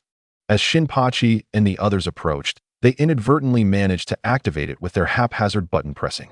The screen flickered to life. Ah, there's a ghost. Evildoers, retreat. Someone exclaimed. Even in old age, you still act foolishly. It's merely a computer. What is there to fear? I suspect you've been pretending all along. Or are you just trying to be cute? At that moment, a woman's voice emanated from the computer, soft and noble, tinged with a hint of sadness, regret, and hope. On July 15th, 179 of the cosmic era, that individual remains unawakened. According to the doctor, although his consciousness has been preserved, the chances of regaining it are exceedingly slim. This is all my fault. I left him in the city for too long, allowing time to forsake him, plunging him into despair, and ultimately, he chose death. I firmly believed he would awaken one day, so I placed him in the freezing chamber, ensuring his physical form would not decay, so that when he awakens, he would still appear as he does now, eternally youthful. Yet, I am uncertain whether my actions were right. He sighed over his lonely choice of death. If, in a distant future, he awakens and finds no familiar faces, confronted by an endlessly unfamiliar world, what word shall I have for him then? Am I merely repeating my mistakes? Nevertheless, Kenshin this is. Shinpachi turned abruptly to Kenshin. Yet the aging wig promptly shoved his head back. Be quiet, let us observe in silence. The elderly wig's tone bore a hint of seriousness, yet it could not quell Shinpachi's complaints. Why, you old fool, do you wish to perish? I merely turned to ask a question. Must you be so irritable? He retorted. He said I am beautiful, she chuckled. Oh, how many men have uttered such lines to me, and yet I remain utterly indifferent. However, it was only in that fleeting moment that the words of that man etched themselves into my memory for eternity. Why is this so? Continue to live beautifully, he urged. No matter how many millennia pass, as long as when he awakens, he shall not feel lonely, regardless of the changes wrought by time. As long as I retain the beauty of that moment, mirroring the image that resides in his memory, I shall wait for him, to let him know that he is not alone in this world, that there is still someone awaiting his return. I will become the brightest pearl in the depths of the dark sea. Please, follow the trail of light and return to me. After a brief silence, although Xian Beiji felt nothing amiss, Kenshin, with his back turned to them and gazing at the frozen chamber, could not help but glance back at the two elderly men beside Xian Beiji. Despite their aging bodies, the once playful, carefree spirit had vanished. Had they truly become serious? Gintoki, is that a wig? It seemed that the beautiful aspirations had been lost to the passage of time. As he spoke, Kenshin's gaze fell upon the man within the frozen chamber. I heard everything. Hear what? Kenshin-san, what are you talking about? Xian Beiji asked, his expression one of utter confusion. That man's soul must have witnessed everything with his own eyes, Gintoki remarked, hunched over. So now, he can only watch as everything unfolds, bearing witness to the corruption of the soul he cherished. What are you all talking about? Xian Beiji still appeared bewildered. What? No longer pretending to be an old man? Kenshin inquired with a hint of a smile. No need to pretend, for we are indeed old men. We merely wish to ignite one last flame of youth, Gintoki replied, exchanging a knowing glance with the wigged man, both smiling faintly. Suddenly, a tremor shook the room, and dust began to cascade from above. What is happening? Xian Beiji exclaimed, clutching the wall in alarm. It's nothing, except that we now have one more task at hand, Kenshin said, striding over to hoist the wigged man onto his back. But I still don't understand what you're talking about. Xian Beiji scratched his head, still perplexed. The minds of the young forget so easily. Yet this can be quite perilous. Be cautious of senility in your later years, Gintoki warned, climbing onto Xian Beiji's back. Let us go? Go where? Xian Beiji asked. Of course, we are going to find Yihim. Huh? Xian Beiji exclaimed dramatically, just as the door burst open with a tremendous force. Gray gas surging into the room like a tidal wave. Is that the gas from the Yusho Box G? How can it be here? Could it be?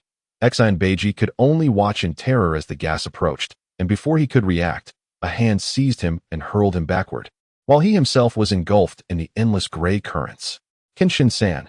Chapter 246. Don't run when you're old. Beware of your discs. Cough cough Kenshin-san. Exan Beiji wheezed, gazing at the smoke-filled area as he slowly rose from the ground, his eyes wide with concern. What a tiring sight. As he spoke, the wrinkles on his face deepened, and his back became slightly stooped. Using the sheathed reverse blade sword as a makeshift cane, he attempted to support himself. With hands marked by time, he waved slightly, dispersing the lingering smoke. Indeed, Kenshin has aged. What shall we do? Without Kenshin's combat prowess, how can we possibly stop Yato? Shinpachi yelled in despair, clutching his head. Truly, Kenshin, even in his old age, remains remarkably handsome. His once fiery red hair has not yet turned white. As he spoke, a figure approached Kenshin, patting him on the shoulder. Enough already. The smoke is gradually encroaching upon us. We should leave at once. Shinpachi pointed toward the smoke that had yet to dissipate, addressing the three aging figures. After all, I am already an old man. What is there to fear? Gintoki stood immobile before the computer. What irresponsible words. Ah, which disobedient child is setting off fireworks? Is it from the Takasuji household? The figure disregarded Shinpachi's frantic shouts behind him, his dim, aged eyes fixed on the screen. I wish to see that person, to alleviate their loneliness, to preserve the essence of who they once were while awaiting their return. How tragic that such a beautiful initial desire has, after millennia of solitude, gradually morphed into a different intention. Compared to maintaining youth and beauty, it is far more challenging to live uprightly, even while stooped. He raised his lowered hand, pointing to his chest through the protective shell. To keep the soul beautiful in this place is the greatest challenge. An old man, once robust, now uttered such classic lines. Indeed, the essence is distilled through experience. Slowly, he strolled toward Gintoki, gazing at the shorter figure. Gintoki, you truly have aged. Can you still run straight ahead? He positioned himself between the two, glancing left and right. Do not underestimate my stature. I am nearly the same height as Master Mutant. When I am serious, I can obliterate the moon. Who do you think you are speaking to? Though my eyesight has waned, I can still see clearly. The path ahead, I will steadfastly tread.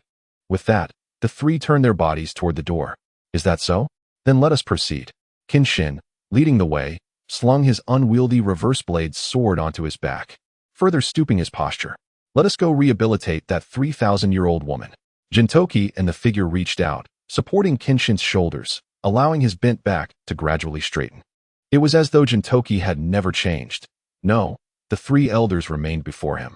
Yet an inner voice reminded him that the essence they embodied was the indomitable spirit they shared, walking uprightly together. Bang! Just as Kenshin and the others exited, Shinpachi, still in the cold storage, was jolted back to attention by a sudden noise. He looked curiously at a peculiar object rising from the floor. Everything relies on you. With a sudden jolt, New Baji gazed at the computer behind him. Sparking with electric flashes, the vaccine designed to eradicate the aging virus would be launched across the globe like a cannon, saving Yuki. As he watched the figure sleeping within the cryogenic chamber, New Baji's initial shock transformed into profound awe. With determination evident in his eyes, he hefted the massive vaccine onto his shoulder and called out loudly, chasing after the three elderly men. I don't understand why. Clearly, once the eternal life cannon is fired, everything will be resolved, won't it? Observing the aging turtle-like figures before him, Xiaoyu tilted her head in confusion, struggling to comprehend how a man, once in the prime of his youth, could suddenly become like this. Why? Who is obstructing me? A roar echoed from the adjacent room. Startled, Xiaoyu turned slowly, only to find Amiao trembling on the ground. Concerned, she approached cautiously. Miss Amiao? She inquired, kneeling beside her to offer support. Are you like them as well? Nothing much. Just the inevitable process of aging. This day would come eventually, Amiao replied, her hair white and the wrinkles by her eyes deepening. Despite her frailty, she used her aged hands to rise with Xiaoyu's assistance. Are you afraid? Even as we age, we have not given up. No matter how bent our backs may be, we still wield our swords with unwavering resolve. Amiao spoke while gazing at the distressed Yuki ahead. However, Yuki's attention was swiftly drawn away from Amiao to Xiaoyu. Why? How can you remain unaffected by the jade hand box G? You still retain your youth. She shouted, fury igniting in her eyes as she pointed at Xiaoyu. Should I be affected? Or is it my destiny to become like Miss Amiao? Xiaoyu replied, her crimson eyes fixed on Yuki. I don't know. Damn it. Yuki charged forward, shoving the elderly Amiao aside and pinning Xiaoyu to the ground. I will not allow it. There cannot be a woman more beautiful than I in this world. Age. Hurry up and age. With that, her large hands waved, dispersing the lingering mist into Xiaoyu's face. Why isn't it working? After fanning for a while, Xiaoyu remained unchanged. Frustrated, Yuki slapped Xiaoyu across the face. Though the sound was sharp and clear, Xiaoyu merely turned her head, her red eyes still fixed on Yuki. Breathing heavily, Yuki straddled Xiaoyu, pressing her down to the ground. She unleashed a flurry of slaps, but Xiaoyu's face showed no signs of swelling or anger. After each strike, Xiaoyu simply gazed steadily at Yuki. Finally, as Yuki paused, breathing hard while looking at Xiaoyu, the latter spoke softly, uttering a phrase that took Yuki by surprise. Yet, Xiaoyu continued to gaze at her, gradually articulating her thoughts. In the Dragon Palace, a man was weeping. What are you saying? A furious punch struck the ground beside Xiaoyu's head, creating a dent in the solid steel floor. You wretched woman. He was crying. And I heard him pleading for me to save someone. Is it you, Haim? A trace of sorrow flickered in my eyes, and soon tears began to flow. Haim froze. As if recalling something, her body began to tremble. Why? He was conveying fragments of a message to me, but why was I crying? It was incomprehensible. I had never experienced this before. When humans cry, it signifies sorrow, but what was I grieving? Tears cascaded onto the ground, pooling in the dent made by Haim's punch, also trickling onto her fist. No. In fear, she rose abruptly, colliding with the control panel behind her. Haim gazed at Xiaoyu in disbelief. You are deceiving me. You scheming woman. If he is crying, why does he not come to me but tell you instead? You despicable woman. Perhaps the soul, distorted or obscured by circumstances, could not hear the cries of a beloved, Haim. Amiao struggled to lift her head. Clearly, the recent impact had been too severe for the aging Amiao. We all know your tale. But what of Urashimataro, one of the protagonists? Why has the legend faded into obscurity? After Haim returned Urashimataro, the legend persisted. Yet he no matter what you say, I will not believe it.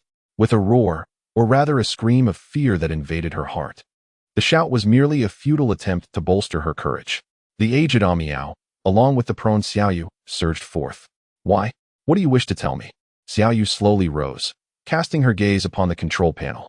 After a moment's contemplation, she strode over and placed her hand upon it.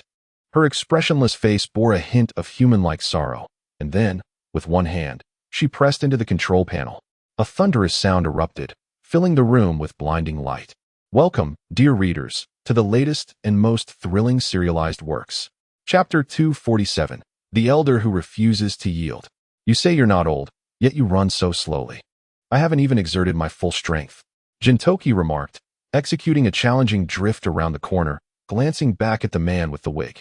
Enough with the chatter. If we're talking about age, you're the one to consider. Your relentless forward push merely conceals your lack of stamina. I see right through you. With that, the man with the wig swiftly caught up to Gintoki, maintaining the same pace alongside him.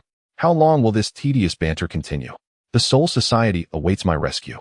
That detestable Aizen, don't think you can flaunt your hairstyle and act all high and mighty. I will turn you into a pancake. He shouted with insufficient breath, then surged ahead with greater speed than both Gintoki and the man with the wig. You are truly the one deserving of ridicule. Why did you stretch out your hands to block the path ahead? At the same time, Gintoki and the wig yelled at Kenshin with sharp faces. Enough of your nonsense. If you do not understand the unique running technique of a jonin, then do not speak carelessly. Weren't you just talking about the Soul Society? When alive, you were a jonin. Once deceased, it becomes that simple in the Soul Society. Why not mention you are a Straw Hat member disguised as a jonin? Oh, Soga. I am indeed a member of the Straw Hat Pirates. Get lost, get lost. Kenshin-san, Gintoki-san, Mr. Katsura. Fortunately, they did not overhear those conversations, allowing Shinpachi to approach in a semblance of normalcy. I found it, the thing that can save the world. What on earth is that? The three replied in unison. It's the vaccine capable of destroying the Tenjinjo cannon. As long as we launch this into the cannon, we can save Edo. As they spoke, they reached the end of their run, and before them lay a long spiral staircase ascending into the misty light. While not particularly challenging for adults, it seemed rather arduous for the three elderly gentlemen. The Tenjinjo cannon will launch in 5 minutes, a voice echoed, reminding Kenshin and the others that time was running short. The elevator seemed to be out of service. Struggling to reach the elevator button, Gintoki found himself too short, having to bounce ineffectively. Unable to watch any longer, the wig pressed the button, but it yielded no response. Hey, wig, it feels like I should be chopping off someone's foot with an axe right about now. Why am I so short now that I'm old? Staring at the wig for a while, Gintoki sighed with a hint of bitterness. If I had to say, it's because you've been practicing the turtle school technique for so long in that stance that you've compressed yourself. Look at Kenshin, even in old age. His arms are still long, he remarked, pointing at Kenshin, who was slowly ascending the spiral staircase. Can you two hurry up? Aizen is waiting for me up there.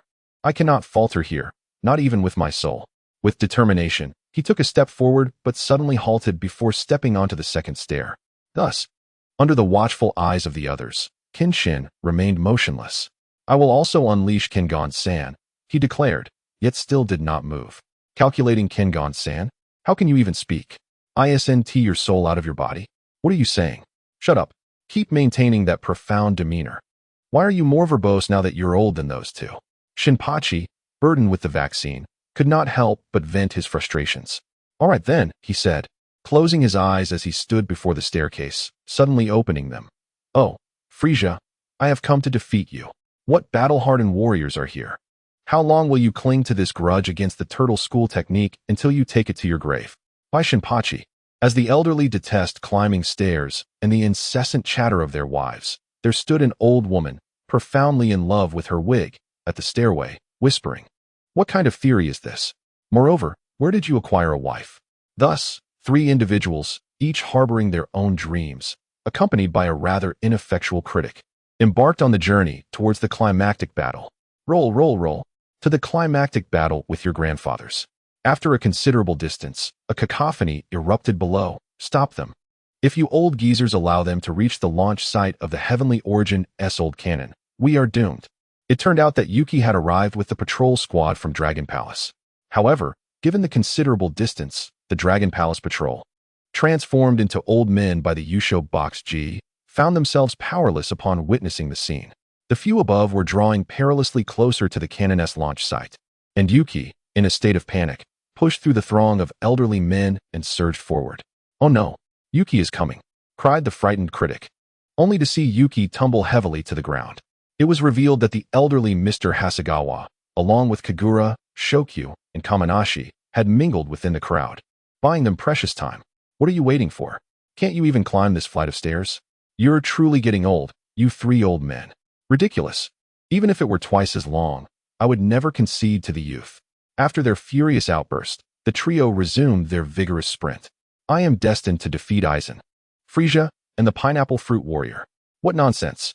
The individuals you mentioned are formidable, though the names resonate with familiarity. Are you truly certain they are up there? Even while fleeing for their lives, the critic maintained his penchant for sarcasm. Not a chance.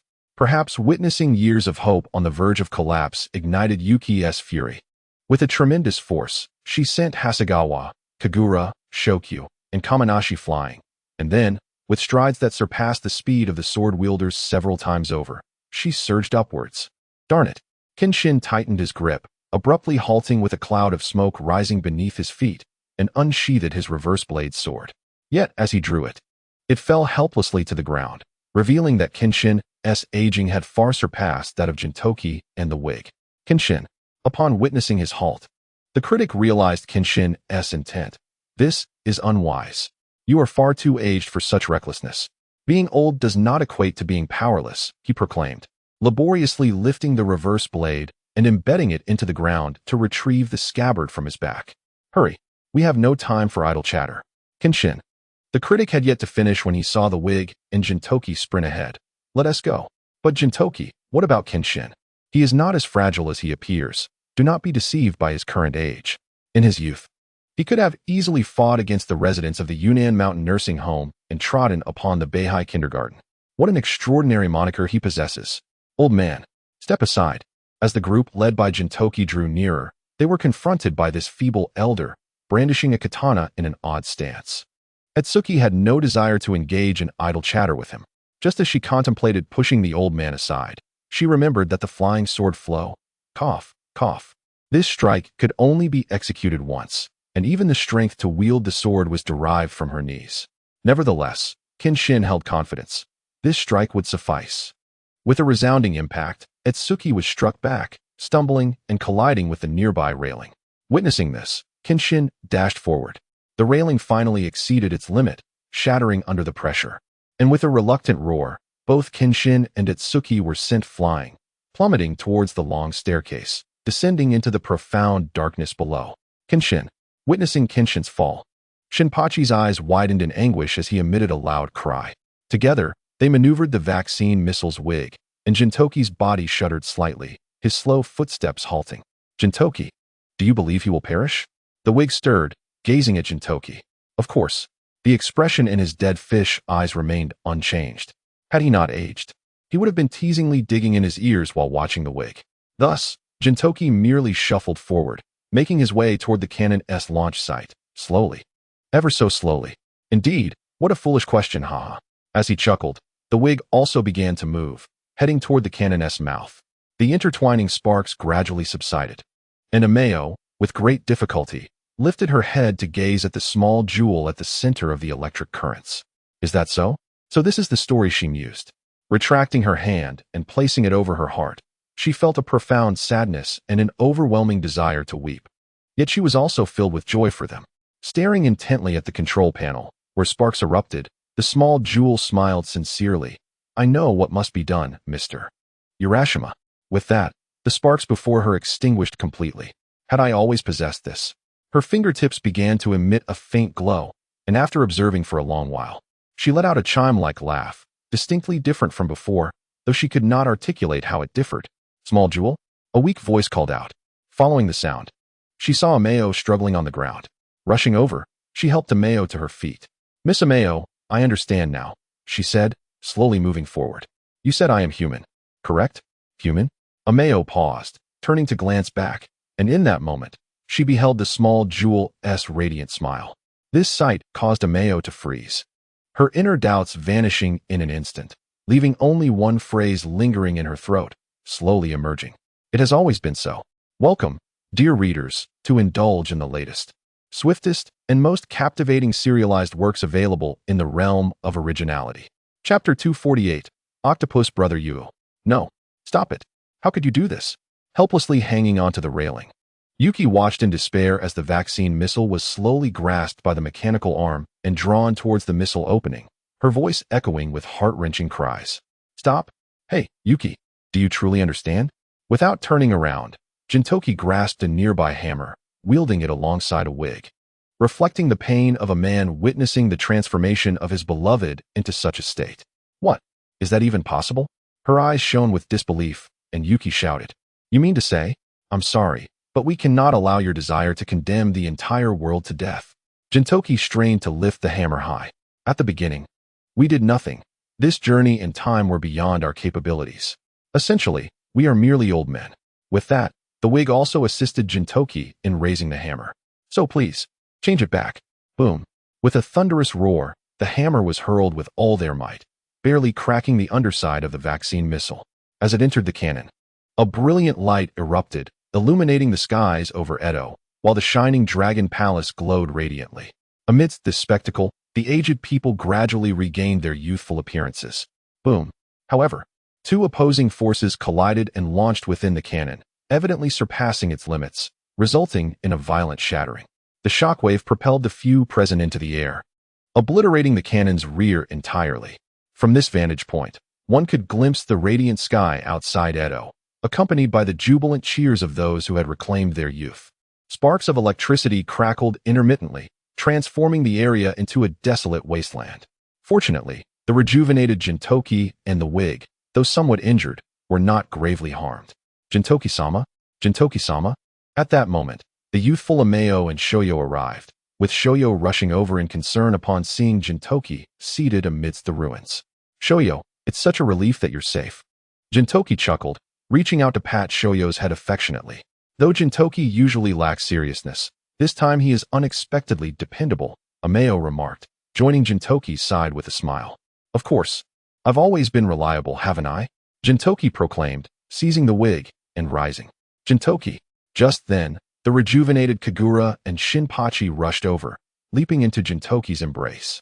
Ah, that hurts. Be mindful of my still healing body. Gintoki exclaimed playfully, eliciting laughter from those present.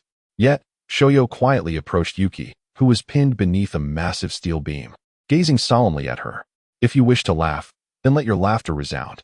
It is indeed ironic that I, who have held disdain for you, a group of wretched beings, am now halted by your presence. With a heavy heart, Eki lowered her head, enveloped in silence. The sound of steel creaking gradually filled the air, and Eki, astonished, opened her eyes to find Xiaoyu straining to lift the immense steel beam that lay upon her. She could not perish. Eki must not die. What began as a subconscious murmur transformed into a resolute declaration. Though Xiaoyu lacked the strength to displace the beam, she seemed blissfully unaware of the futility of her efforts. Why? Eki asked, bewildered. Why do you wish to save me? The tale of Lord Urashima and Miss Eki is profoundly moving, Xiaoyu replied, placing another hand upon the steel. Lord Urashima, I do not wish for your demise. Xiaoyu, I do not wish for your demise. Urashima? Eki mused, lowering her head in resignation. So it is indeed Urashima. But how has he managed this? Perhaps his prolonged slumber within the frozen chamber has interwoven his consciousness with the system of Ryugu Castle. As she spoke, a wig-clad figure approached. Just as you have yearned for him through the long, languid years, he too, in the shadowy confines of the cold chamber, has been longing for someone. That cherished 15 minutes. Perhaps that is what he has achieved, to guide you from the path of confusion. Amiao and Zyogyeom also drew near, observing the colossal steel beam. Surely, Eki is not from this world, one remarked, chuckling. Noticing Xiaoyu's continued struggle, Eki extended her hand, gently caressing Xiaoyu's cheek. Once upon a time, I was much like you. Dear girl, it is time for you to go. With that, the ground trembled beneath them. Ryugu Castle is surely on the brink of collapse. Inform all soldiers within the castle to board the lifeboats and evacuate. There is no time to linger. No, Miss Eki must leave with us, Xiaoyu insisted, her eyes shimmering with determination. She projected all that her mind could conjure, casting an image like a film onto the scene. What must it feel like to witness the world through the eyes of the slumbering Urashima, to witness Eki throughout the ages? In silence, Gintoki and his companions stood, rendered speechless. Eki gazed at the unfolding visions, equally at a loss for words. Soga, did you not wish for me to act thus from the beginning? She murmured. Her white hair unkempt as crimson began to stain her visage. A faint smile graced Eki's lips. After hundreds, even thousands of years of solitary waiting, I find myself weary. Weariness? Is that so? Having waited this long, having squandered so much time, what does it matter to wait a while longer? It is akin to queuing for a chance at fate, only to wait from dawn until dusk. At this juncture, how could one possibly abandon their pursuit? As she spoke, Kenshin entered, clutching his injured arm, allowing Amiao and the others to finally release their worries about him. In that state, at least you still have hope. As for me, I am ensnared in an endless wait. In this interminable stretch of time, not only my body, but even my soul has become cloaked in dust. Thanks to you all, I have been prevented from taking that final step. I have kept him in solitude all this while. What hope remains? If I return late, my family's shop may be plundered. Yet, even so, I cannot rest in peace without acquiring the elusive Yuan Okong. Kenshin declared earnestly. Hey, it seems that Yuan Okong is even more significant than your beloved heart, exclaimed the crowd. Lord Urashima, though our reunion in this lifetime has become but a fleeting dream, allow me to remain by your side in the tranquil depths of the sea, sharing eternal slumber. With these words, Ryugu Castle could no longer withstand the strain and crumbled, shedding a massive chunk of debris. Disregarding everything else, Kenshin and the wig-wearing Gintoki sprang into action simultaneously. Gintoki dashed forward, straining with all his might to block the colossal steel descending from above. Though bloodied and battered, he held his ground firmly. The wig, bearing the weight of a considerable stone, tore at his shoulders, leaving them raw and bloodied. Nevertheless, he gritted his teeth, refusing to relinquish his grip. Meanwhile, Kenshin leapt through the gap created by the explosion, his eyes locked onto the cryogenic chamber, his hand reaching out with all his strength. For centuries, why have you waited solely for him? Questioned Gintoki. Amidst countless words, why do only his resonate so deeply within you? Queried the wig. Is it not because, irrespective of your appearance, that phrase was uttered as he gazed into your very soul? Have you not fallen in love with the essence of such a man? Whether he bears wrinkles or a stooped back, What does it matter? Whether his mouth is filled with dentures or his skin speckled with age spots. Whether he is bothersome or suffers from dementia, live on. Face the world with a smile upon that wrinkled visage. Old hag. X2. Otoheim. Urashima Taro would never wish for your demise. Shinpachi and Amaya, with great effort, lifted the steel pressing against their waists, speaking in unison. I firmly believe that Lord Urashima would never desire Lady Otoheim's death. With this conviction, the previously bewildered expression on Tamako's face transformed into one of determination as she struggled to pull Otoheim free, resolutely declaring, I do not wish for Lady Otoheim to perish. Upon hearing Tamako's cry, Kenshin's heart swelled with joy, and as he fell, he plunged into the sea. Glancing around, he finally spotted the cryogenic chamber, swaying precariously towards the abyss. Should it truly descend, the chances of recovery would be virtually non-existent. Holding his breath, Kenshin swam with all his strength, the wounds on his arms gradually releasing blood into the water, but he could not afford to dwell on that. With a splash, he grasped the handle atop the cryogenic chamber, yet the immense weight hindered his ascent. He could only paddle fervently upwards, and with each vigorous movement, blood flowed more profusely from his wounds. Gradually, the downward momentum ceased, and an upward trajectory began to emerge. Kenshin exhaled in relief, observing the turtle-shaped lifeboat above. Knowing that Gintoki and the others awaited him, he prepared to swim with all his might towards the surface. Suddenly, a colossal tentacle ensnared the cryogenic chamber, halting its ascent and even threatening to drag it downward. Genshin glanced below, witnessing the emergence of a gigantic octopus in the trench, its small eyes fixated intently upon him, while its tentacles tightened their grip on the chamber. Cursed creature. Perhaps it was lured by the scent of its own blood. Genshin mused. Yet, submerged in the depths, his combat prowess was nearly non-existent, unable to unleash his sword's energy, and the force of his strikes was significantly diminished. Drawing his reverse blade sword, he thrust it into one tentacle, causing the octopus to writhe in pain. In retaliation, another tentacle swung towards him, sending Genshin hurtling away into the open sea. Crash! The onlookers on the lifeboat anxiously beheld Genshin launch from the water, spewing forth a torrent of blood mid-air. Genshin, cursed fate. Once liberated from the water, he felt unencumbered.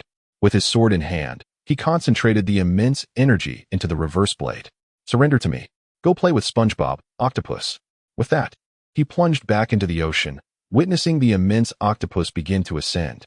Swinging his energy-infused sword, he delivered a decisive blow, carving a deep gash into the creature's body. Blood instantaneously tainted the surrounding waters, eliciting a pained cry from the octopus, which released its hold on the chamber and swiftly retreated into the depths.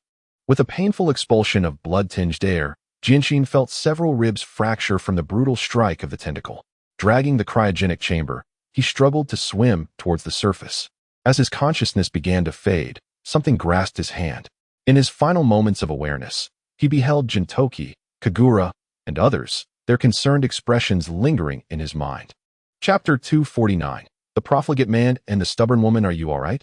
On the bustling street, Xiaoyu supported Genshin, her worry evident. You really pushed yourself too hard. You've sustained serious injuries. Fortunately, the scattered wounds I've received thus far aren't critical, Genshin chuckled, dragging his weary body forward. There are still important matters to attend to. Before he could finish, Gintoki emerged from a nearby corner, leisurely swaying a bottle of alcohol. Hey, Genshin, fancy a drink? He called, raising the cup toward him. Injured individuals should refrain from drinking, Gintoki. Xiaoyu quickly snatched the bottle away, tilting it to pour its contents into her mouth. While I cannot indulge, I cannot allow you to drink either. Hey, Xiaoyu, that was the last bit of my salary for the month. Leave some for me. Gintoki protested, reclaiming the bottle and attempting to drink, but only a few drops trickled into his mouth, indicating it was nearly empty. I'm doomed. Gintoki, I'm going to die. He tossed the bottle aside, frantically clutching his head in despair. As they conversed, Kenshin handed a bottle-like object to Gintoki. Overjoyed, Gintoki uncorked it and took a hearty swig, only to suddenly spit it out, his face contorted in disgust. What in the world is this? He coughed, clutching his throat, his voice raspy. It's probably something akin to soy sauce, Kenshin remarked, placing his money on a nearby stall and smiling back at Gintoki. Enough of the trivialities. How did that matter fare? I must say, you're quite generous, aren't you? Half of your savings from the Shimio house to open a tavern for Odos? Gintoki grumbled, feeling somewhat disgruntled. Why haven't I ever received such kindness from you? A certain naturally curly-haired individual appeared to harbor some grievances, yet. Why couldn't he shake off the habit of playing with marbles? And how utterly unreliable he was. Kenshin casually commented, "Puffed, it's all just excuses. Regardless, Gintoki, everyone around me seems to be such tightwads." As they turned a corner, leaning against a wall, Gintoki gazed at the modest establishment of the Dragon Palace Tavern. Faintly illuminated ahead, the warm glow cast a gentle light upon his face, bathing him in a comforting hue. When Kenshin and Shinpachi approached, they too paused, silently observing the quaint little house. "The remaining matters are no longer our concern," Gintoki remarked to a shadowy figure beneath the glow. "Now that we have the freedom to roam, how could we not explore?" "Indeed," replied a man clad in traditional, antiquated attire, who smiled as he stepped forth from the light, making his way toward the tavern. "Do not squander the gratitude I owe you for reeling you in from the sea. In the days to come, you must slowly engage that old hag in conversation." As he passed by Kenshin, he spoke with a measured tone. "Thank you." His steps did not falter, but continued on. "Lord Urashima," Shinpachi began, but was interrupted by Urashima. "I understand, Shinpachi. That sentiment you feel also stems from your heart. You are no longer a mere automaton." He walked past Shinpachi and came to a halt before the entrance of the Dragon Palace Tavern, pausing briefly under the gaze of the three before lifting the Norin and stepping inside. "Now, I must inquire of Princess Odoheim of the Dragon Palace Tavern. How does one capture a woman's heart?" The voice echoed, prompting Kenshin and Gintoki outside to cover their faces in disbelief. "Oh, come on. Men shouldn't ramble on with such nonsense." "How beautiful," a voice remarked. "Hey, brother, that line is so outdated, and your attire is from ages past. I have witnessed such beauty only once before," the man in antiquated clothing declared as he settled into a chair, instantly rendering all inside the tavern speechless. A sense of intuition told the figures outside, Gintoki and Hijikata, that an extraordinary tale lay within. As for the three outside, they watched with concern for the unfolding events. "Princess Odoheim, you remain as enchanting as ever." Accompanied by this statement, Yajiki, momentarily taken aback, slowly turned around. A sudden gust of wind swept through, flinging open the curtain at the door, revealing a smile that pierced the soul, leaving the three outside momentarily stunned. "Well, that wasn't in vain," Kenshin remarked with a shake of his head and a smile, preparing to turn away. "Kenshin, are you truly satisfied with this?" It was the voice of Gintoki. "How many lives have I inadvertently claimed under the banner of Sano Joy? How many samurai of the shogunate have I slain? Are you seeking atonement? What a farce. This absurd plot should be cast aside. This is not Jump. I am not atoning. I will not overlook those I can save. Having witnessed too much darkness, I occasionally yearn to behold moments that warm the heart. Gintoki, I simply wish to have something to smile about in my old age, rather than wearing a grim expression. Indeed, growing old is not a pleasant sight." Ameo commented while seated outside the Shimio house, gazing at the sky. "You, who proclaim that the soul is eternally beautiful, utter such words to me now. But I find it hard to believe." Kenshin, holding a cup of tea, sat beside Ameo, also gazing skyward. "All I desire is to remain by your side in the best possible form, nothing more." Ameo turned to look at Kenshin. "I wish to stand beside you." "You have always been there," Kenshin replied, seemingly oblivious to the meaning behind Ameo's words, taking a sip of tea, alongside Gintoki and the others. "How frustrating," Ameo chuckled resignedly. "The position I wish to occupy is right behind you, Kenshin. A woman should be cautious about standing behind a man, otherwise he cannot evade an oncoming attack." Kenshin playfully tapped Ameo's nose. "No one can stand behind me. Indeed, there was a time, but now your side is nearly overcrowded. If I do not stand behind you, where else can I?" Ameo said, slightly annoyed, tapping her own nose. "Even though many surround you, there has always been a place for you," she declared, pointing to her heart. "You stand here." Surprised, she turned to look at Kenshin, but could discern no expression on his face. "I apologize for consistently drawing you into these perilous situations." A voice filled with remorse came from Kenshin. "Well, it adds a touch of adventure to life. A monotonous existence can be rather dull." Ameo brushed back a strand of hair from her forehead, revealing her smooth skin. "If it weren't for me, you would likely have found happiness by now." Upon uttering this, an abrupt silence enveloped them. Ameo, Is it truly acceptable for someone like me to delay your life? Kenshin, I am but 18. The red-haired man nearing 30 isn't in a rush, so why should I be? Life is long, and there is time to wait. Ameo replied with a warm smile, shaking her head. Well, I might disappoint you. I will not let you down.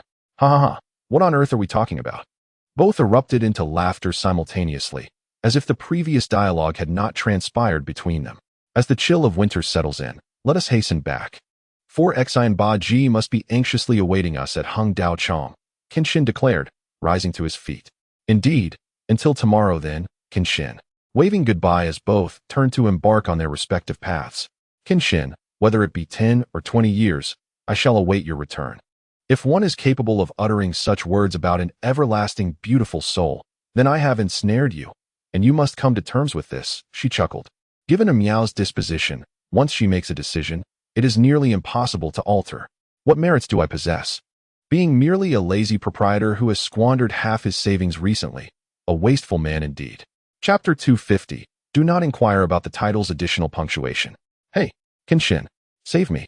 Hurry out, we need your help. Kenshin-san, if you do not emerge soon, we shall lose our minds. We cannot be held responsible for any madness that ensues. Kenshin, could you bring us a slice of jam cake, please? Hey, we are the police. If this continues, we shall have to make arrests. Humph. Tax evaders have no right to speak. Who is touching my hand? This is intolerable. Just then, a cacophony of gunfire erupted, accompanied by a chorus of terrified screams. Suddenly, the door swung open, and the throng of people outside tumbled into the establishment, collapsing in a heap at the entrance of Exine Miao's shop. What on earth do you all intend to do so early in the morning? Kenshin inquired, pulling a chair from beside the door to sit upon. Surveying the crowd sprawled on the floor. Have you finally realized that you need to acquire novice gear for me to tackle Ijitron? Hey. There are no exclamation marks above my head, and besides, I'm merely a purveyor of food. Really, are you suggesting that we vanquish the boss with strawberry milk? You need to comprehend the situation. Gintoki lamented, struggling under the weight of too many bodies, and could only gaze at the individual seated nearby. If nothing else, hurry up and help us up, you scoundrel. Why should I concern myself with this? It is already troublesome when just one person arrives. And now an entire horde has come, Kenshin retorted, producing a pair of earplugs from his pocket and inserting them into his ears. Now, what is it that you truly wish to accomplish? Talking to you is futile, Gintoki replied. Kenshin, this morning, has anything on you turned into a screwdriver? Hijikata inquired. Pushing aside the weight of Ba-Ji. A screwdriver? Are you referring to him? Kenshin replied, making way for the crowd to see Otazi's Madao sulking in the corner. Listen here. Hijikata struggled to rise. Who would transform into a screwdriver? Have you eaten too much mayonnaise, or are you still feeling the effects of portraying a mayonnaise alien? Kenshin rolled his eyes in disdain. But Kenshin-san, look here. He extended his finger, revealing a notably elongated screwdriver protruding from his middle finger. You ought to trim your nails. Kenshin yawned, exasperated by the antics of the group. Sonaire, why are you here as well? Has your excess fat also transformed into a screwdriver? Amidst the cacophony of gunfire, the chair that Kenshin had been seated upon was riddled with bullets, ultimately collapsing into a heap of splintered wood. Do you dare to repeat that? With a darkened expression, Su'er blew on the still smoking handgun in her hand and addressed Kenshin nonchalantly. What brings you here? Kenshin, peering out from behind the sofa, inquired while beads of sweat adorned his forehead. Hey, Kenshin, answer our questions first. One figure rushed forward, seizing Kenshin's shoulders and shaking him vigorously. With tears welling in his eyes, Kondo implored, Kenshin, please, you must tell me, have you truly transformed into this state?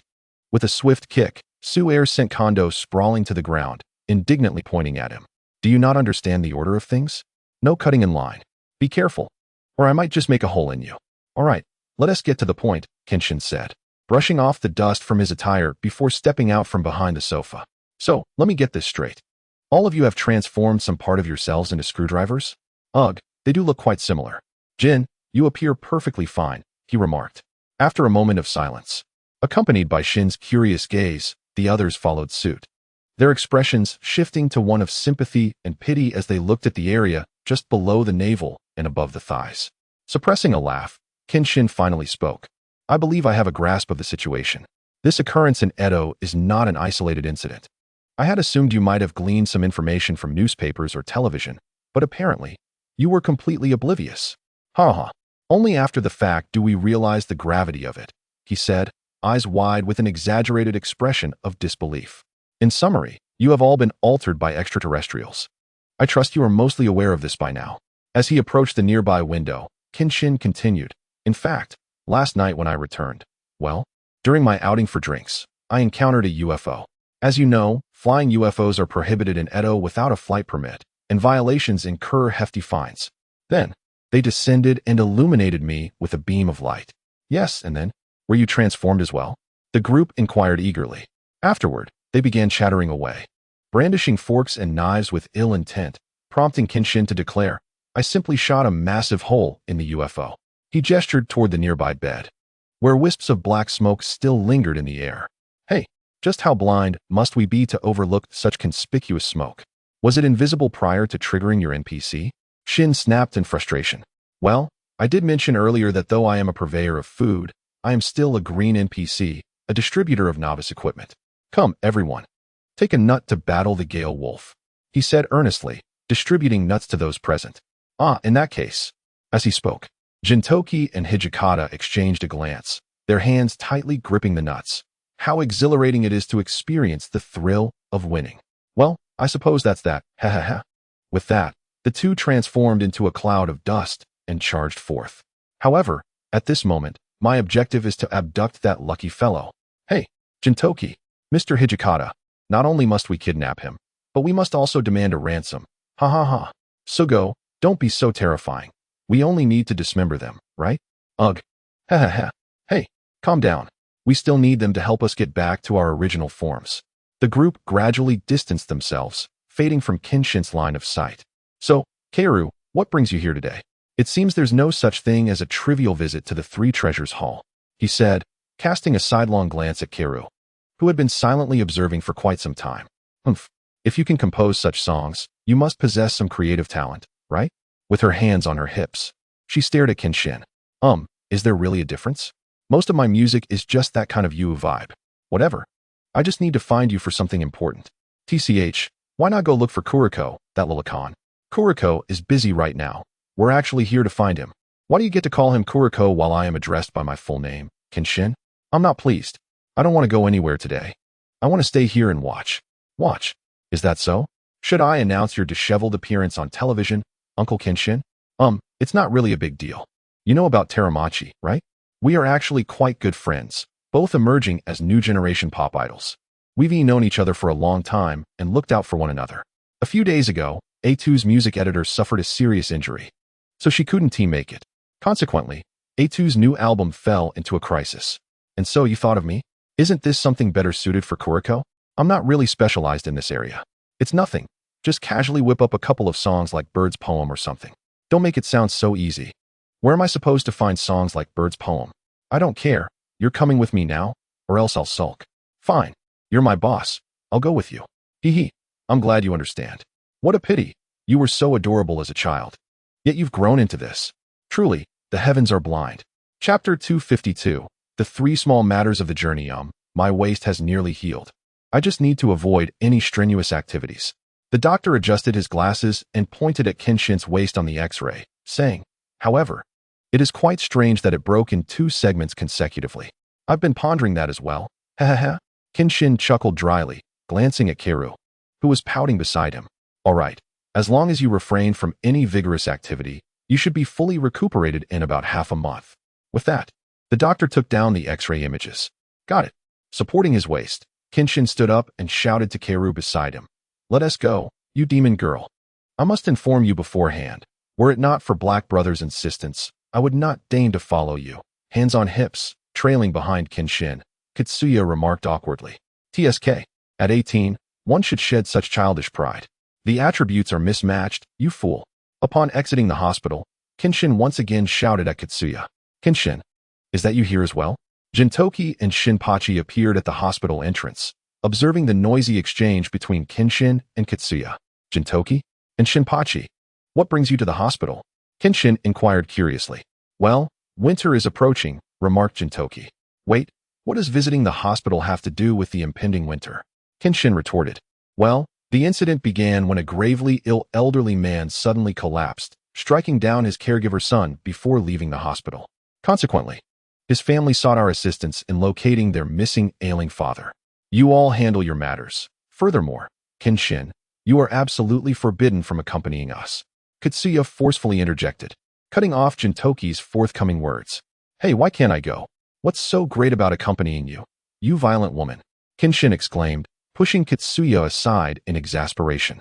If Kenshin-san's back is still unwell, it truly is unsuitable for him to join us. Shinpachi chimed in with a cheerful smile, standing in between them. Be quiet, glasses. Go play elsewhere. Katsuya covered Shinpachi's face and pushed him away, asserting, in any case, I am not concerned. Since Black Brother has summoned me, I shall oversee his freedom for the day. With hands on hips, she stood defiantly before Gintoki, who said Kenshin should accompany us. It's merely a trivial matter of finding someone, and with our agency's capabilities, it should be a breeze. TSK, Shinpachi, we mustn't let anyone underestimate us. With that, an irritated Gintoki seized Shinpachi, who was angrily voicing complaints, and they departed the hospital. Hey Katsuya, what do you mean by saying my freedom for today is now under your control? Kenshin stood frozen, watching Gintoki and Shinpachi leave, before muttering with a twitching mouth. Well, what does it matter? Or do you wish for your back's condition to worsen? Katsuya said with a sinister smile, cracking her knuckles. A demon. There is undoubtedly a demon here. Grasping his head, Kenshin walked out, shouting at the sky. Humph, obediently comply. Since Black Brother has summoned me, I shall ensure you cannot escape today. A glint of inexplicable emotion flashed in Katsuya's eyes as she stood behind Kenshin, before loudly declaring, what does Black Brother even mean by you following me to the restroom? It's fine, as long as you dare to run. What? Lean your head over here. I shall grant you a buff. Before you utter that, put away your gun. Although it was said that winter was approaching, the snow fell without warning, enveloping Edo in a blanket of pure white. As far as the eye could see, it was a vast expanse of whiteness, with snowflakes occasionally descending from the sky, adorning the desolate atmosphere with a touch of melancholy. What a delightful snowy day it is once again, as I sit before the entrance of Hongdao Temple, watching the delicate snowflakes gracefully descend from the heavens. With a sigh, Genshin takes a small sip of tea. How long has it been since the last snowfall like this? His hand, holding the cup, hesitates momentarily, as he cannot help but recall the figures from his memories. The lengthy reminiscence transforms into a deep sigh, and he gazes at the overcast sky, finding the dreary weather rather disheartening. Huh, Genshin, you want to catch me, which means no dinner for you tonight. Enough chatter. Once I catch up to you, I shall surely make your derriere blossom. A bittersweet smile slowly forms at the corner of his mouth, concealed beneath his collar. However, the ringing of his phone pulls Genshin back from his reverie. He reaches into his pocket and retrieves his mobile device, glancing at the caller ID, which instantly transforms his expression into one of utter apathy. Hello, the user you have called has activated the Japanese call reminder service. We will notify the owner of your call via text message. This call is free of charge. With that, Genshin prepares to hang up. Wait, Genshin. Hold on. The desperate cries emanating from the phone resemble the wails of a slaughtered pig, leaving Genshin momentarily speechless. All right, if you have something to discuss, speak up. If not, I shall retreat from court. On a snowy day like this, I'm feeling quite lethargic. Please come save me. Save you? Genshin's voice drips with disdain. Didn't you all go to the hot springs with Granny Dunga's acquaintances? What do you need saving from now? Did you call to provoke me? No. The thing is, this hot spring is terrifying. It's filled with ghosts, no doppelgangers. And Amiao, Kamiko, and Shiba seem to have transformed into entirely different people. Hurry. Come save us. The voice on the phone grows increasingly frantic, as if they are enduring some horrifying experience. Ghosts? Have you lost your mind? If there were ghosts, couldn't you simply leave? Why would the great Byakuya fear a mere ghost? Do you think I wouldn't want to? The path down is blocked by a massive boulder. I reckon only you can manage it. In any case, hurry and come rescue us. No, you are on your own. How cruel. You didn't even hesitate to respond. Could you be a bit more serious? A furious voice echoes from the phone. Moreover, things are far from simple here. I encountered a very familiar ghost. Familiar? Well, even if it's a ghost, you've killed quite a few samurai from the shogunate, haven't you? Although the souls of the celestial beings do not return to Earth's jurisdiction, most of those samurai are likely acquainted with you. so encountering a few familiar faces is hardly surprising, Genshin stated, tapping his ears slowly. However, before he could finish, a sudden commotion interrupted him, followed by a crackling sound from the phone, rendering the words unintelligible. This fellow, always teasing me for no reason. When you return, I promise to take you to Aruba. With that, he prepared to end the call. Greetings, esteemed Lord Shiroyasha. Your fingers suddenly paused upon the screen of your mobile device. Though the voice of Gintoki had faded, replaced by a familiar series of beeps, it evoked memories of a time long past, when such sounds echoed in the snowy expanse. It was a sound reminiscent of laughter, a melody forever etched in the recesses of my mind, a sound that is eternally unforgettable. Without uttering much, the eyes hidden beneath my bangs began to glimmer, compelling me to rise and venture into the inner chambers. Though my heart repeatedly insisted that such a thing was impossible, I couldn't help but ponder, what if? In Chapter 253, The Obstruction to the Final Destination, an elderly woman braved the wind and snow to arrive at the doorstep of the Odd Jobs Agency. Clad in a red kimono fashioned from cotton, adorned with a reverse blade sword at her waist, her appearance was a testament to her resilience. Even as the snow swirled around her, failing to conceal the emotions reflected in her gaze. Kenshin, what brings you here on such a snowy day? She inquired, exhaling a puff of smoke as she regarded him through the haze. Come inside. The door is ajar, and it's quite chilly. Upon entering the tavern and closing the door, the biting cold was kept at bay. Scanning the room, he found no sign of Kagura or Catherine. Only the elderly woman at the front, exhaling tendrils of smoke. Speak up. What is the purpose of your visit on this wintry day? She prompted, letting ash fall from her cigarette as she fixed her gaze upon Kenshin. Where's the hot spring that Gintoki mentioned? He asked directly, cutting to the chase. After turning down your invitation before, you now wish to accompany me? She observed, her eyes narrowing on Kenshin through the swirling smoke. Once there, only one bus departs each day. Should you wish to go, you must rise early tomorrow. There's no need for such complications.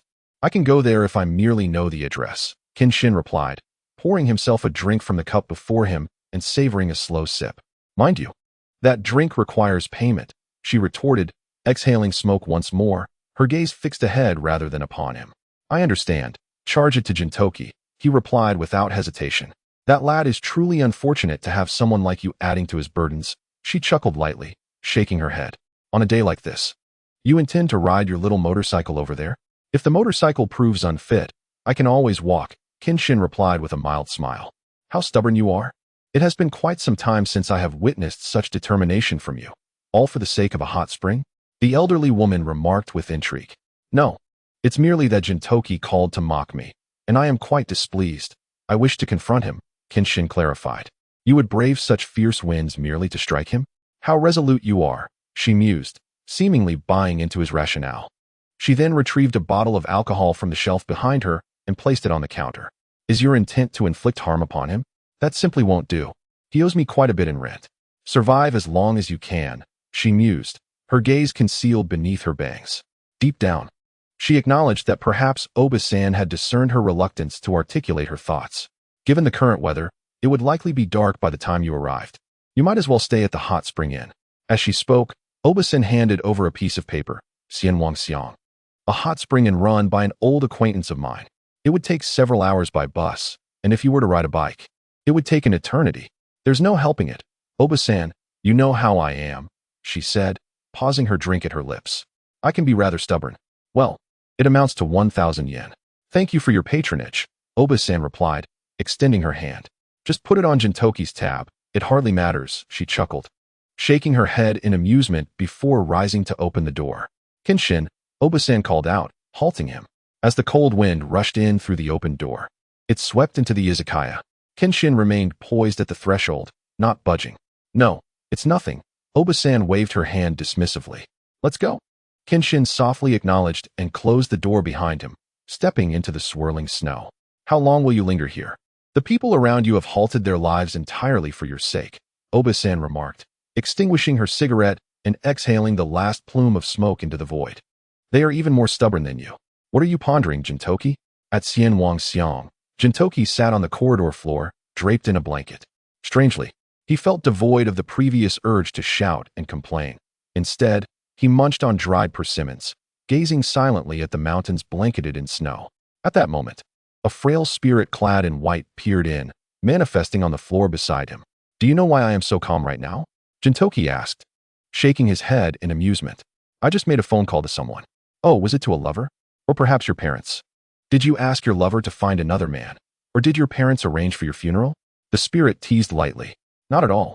Gintoki retorted vehemently before shifting his gaze. It's just a friend. A friend? The spirit inquired, curiosity piqued. Well, they're not of importance at the moment. Can you tell me how Akira came to be here? Gintoki looked skyward, nostalgic. It's been over a decade since I last saw her. I believe she arrived before me. Having heard she died as a battlefield nurse during the war against the Celestials, and then drifted here somehow. Looking at Akira, who was tending to Nobunaga, the spirit remarked. But she is a very gentle person. Most of the spirits here hold her in high regard. It's quite remarkable how even in death, such feelings remain unchanged, Gintoki reflected. I suppose I've heard that spirits linger in this world when they have unfinished business or are reluctant to depart. I think I can understand Akira's reluctance. At least to some extent. Hey, Gintoki, don't divulge my secrets. Be careful or I might hit you. As she spoke, a basin suddenly flew over, knocking Gintoki to the ground. Akane floated in midair, her once purple hair now turned white, or perhaps it could be said that her entire being had lost its color. I'm so sorry, Akane, she said, forcing a smile at Akane. But you haven't answered my question yet. Akane paused beside Gintoki, propping her head up with one hand and inquiring, how is he? Can I refrain from answering? Gintoki glanced at the two spirits beside him, offering a wry smile. If you don't, we'll just enter your body, said Ling and Akane, pretending to fly into Gintoki's body. No. I'll talk. He waved his arms in a flurry. Just kidding. I'm terrified of ghosts. Akane, Gintoki gazed into the distance. First, I must apologize. Huh, what do you mean? Akane looked at Gintoki with curiosity. Even the future me. What I mean to say is that the me from the future knew the outcome between you and him. Yet, despite this knowledge, he still forced you to your demise. No, it was my actions, wasn't he it? Gintoki's voice gradually grew somber. We could only watch as he, having lost you, gradually descended into despair. I always believed that without me, he would find a better girl. After a moment of silence, she suddenly burst into laughter, though it seemed disingenuous. Akane, please don't force that smile. It looks so fake, Ling pointed out. Nonsense. I am genuinely happy, Akane insisted, gradually lowering her head and burying it between her bent knees. I truly don't want to leave him. A low voice emerged. Initially, it was merely consolation. At first, I didn't understand how my departure affected him, even speaking of wanting to kill him. However, I gradually came to realize that perhaps, for him, that was the best outcome. I failed to protect her, letting her be taken away, dragged to Zhanghai. Then, watching him transform into another person due to his loss, I began to attempt to comfort him, though I was uncertain of how to proceed. Thus, I could only berate him, making him believe that I still harbored hatred. This way, he would have a mental anchor, preventing him from perishing on the battlefield. Yet, even so, I slowly began to change my feelings. Sometimes, I truly felt he was a man laden with sins, captivating both of us sisters completely. Akane floated to Akane's side and gently embraced her. Then, I wished to become his new pillar. In fact, I achieved it. I truly became his support, believing that I wouldn't easily meet my end. In the end, without you, he was utterly beyond redemption. Gintoki set down the snacks in his hand. Akane, I am sorry. Even the future me remains as I am. I have ruined everything. Thus, whether Shanshan despises me, or if the wig fails to comprehend, I acted under the pretense of protecting the world, leading him to kill you. I'm sorry. With that, he deeply bowed his head, kneeling beside Akane. There is no need for that, Gintoki. As she spoke, Xing smiled gently, expressing her joy at seeing him. There is no need for apologies. I have never held any grievances against you. Lord Bayacha, do show some resolve and rise from your knees. Quickly, take your companions and leave this place.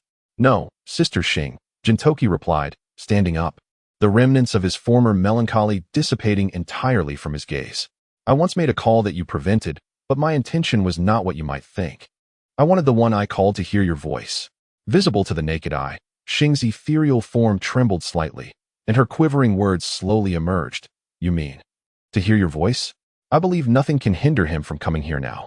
With that, Gintoki gazed down the mountain, whether it be spirits, boulders, or terrifying old hags. Even haunted houses, he will come.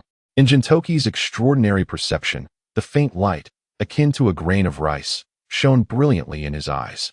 What a dazzling streetlight. Welcome, dear readers, to indulge in the latest, quickest, and most popular serialized works found in original literature. Chapter 254, A Promise Made Over a Red Bean Cake. Hey Shing, Lord Ieyasu has specifically requested your service. At that moment, the door swung open to reveal the proprietress, Ayan, standing there, a woman clad in a purple kimono. Her demeanor somewhat fierce. Behind her, a purple specter floated about restlessly, causing Gintoki to swallow hard. Understood, I shall go at once. Gently pushing aside the spirit nestled in her embrace, Shing rose with a smile. Stop. Gintoki's eyes, hidden beneath his bangs, darkened as he spoke from his seated position. Huh?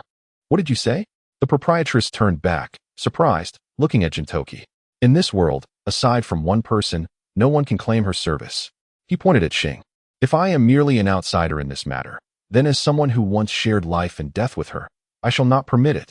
Jin, it seems you have yet to comprehend who truly holds authority here. After a moment of silence, Ayan looked down at Gintoki with disdain. You are a living soul, and with your fragile spirit, I could easily summon a ghost to possess you, making your existence unbearable. Huh, I'm so scared that I can't even enjoy a strawberry sundae. Gintoki grinned, a feral aura permeating the corridor at that moment. So, instead of fearing the sundae, I am currently indulging in red bean cake. Gintoki? Upon hearing this, Shing suddenly froze, turning to look at him. In her memories, the white-haired Yado, Sakata Gintoki, had always seemed to be begging for red bean cakes from someone. Spirit, will you assist him as well? She turned to the ghostly girl beside her. I will not aid him, but you must not harm Sister Shing. With a tranquil gaze directed at Ayan, the spirit spoke softly. Originally, you were the best candidate to bear my spirit as a substitute. But now that you are not in a possessed state, your perception pales in comparison to ours. What do you mean? The proprietress, her face stern as she grasped Shing's arm, glanced between the irate Gintoki and the expressionless Gintoki. The spirits are afraid. As she spoke, Ling waved her hand to open the wooden door, only to find the previously jovial spirits now displaying expressions of trepidation and their forms wavering. Were the spirits afraid? How could that be? The proprietress herself could scarcely believe it, uttering in astonishment. For an extraordinary individual has arrived. Whether they be spirits or demons, before him, they are as fragile as paper.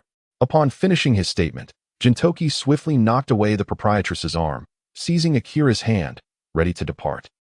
Instilling fear in spirits? Gintoki, have you been watching too much television?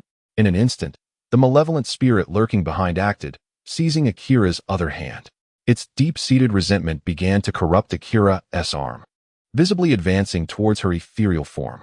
Akira, damn it, let me go?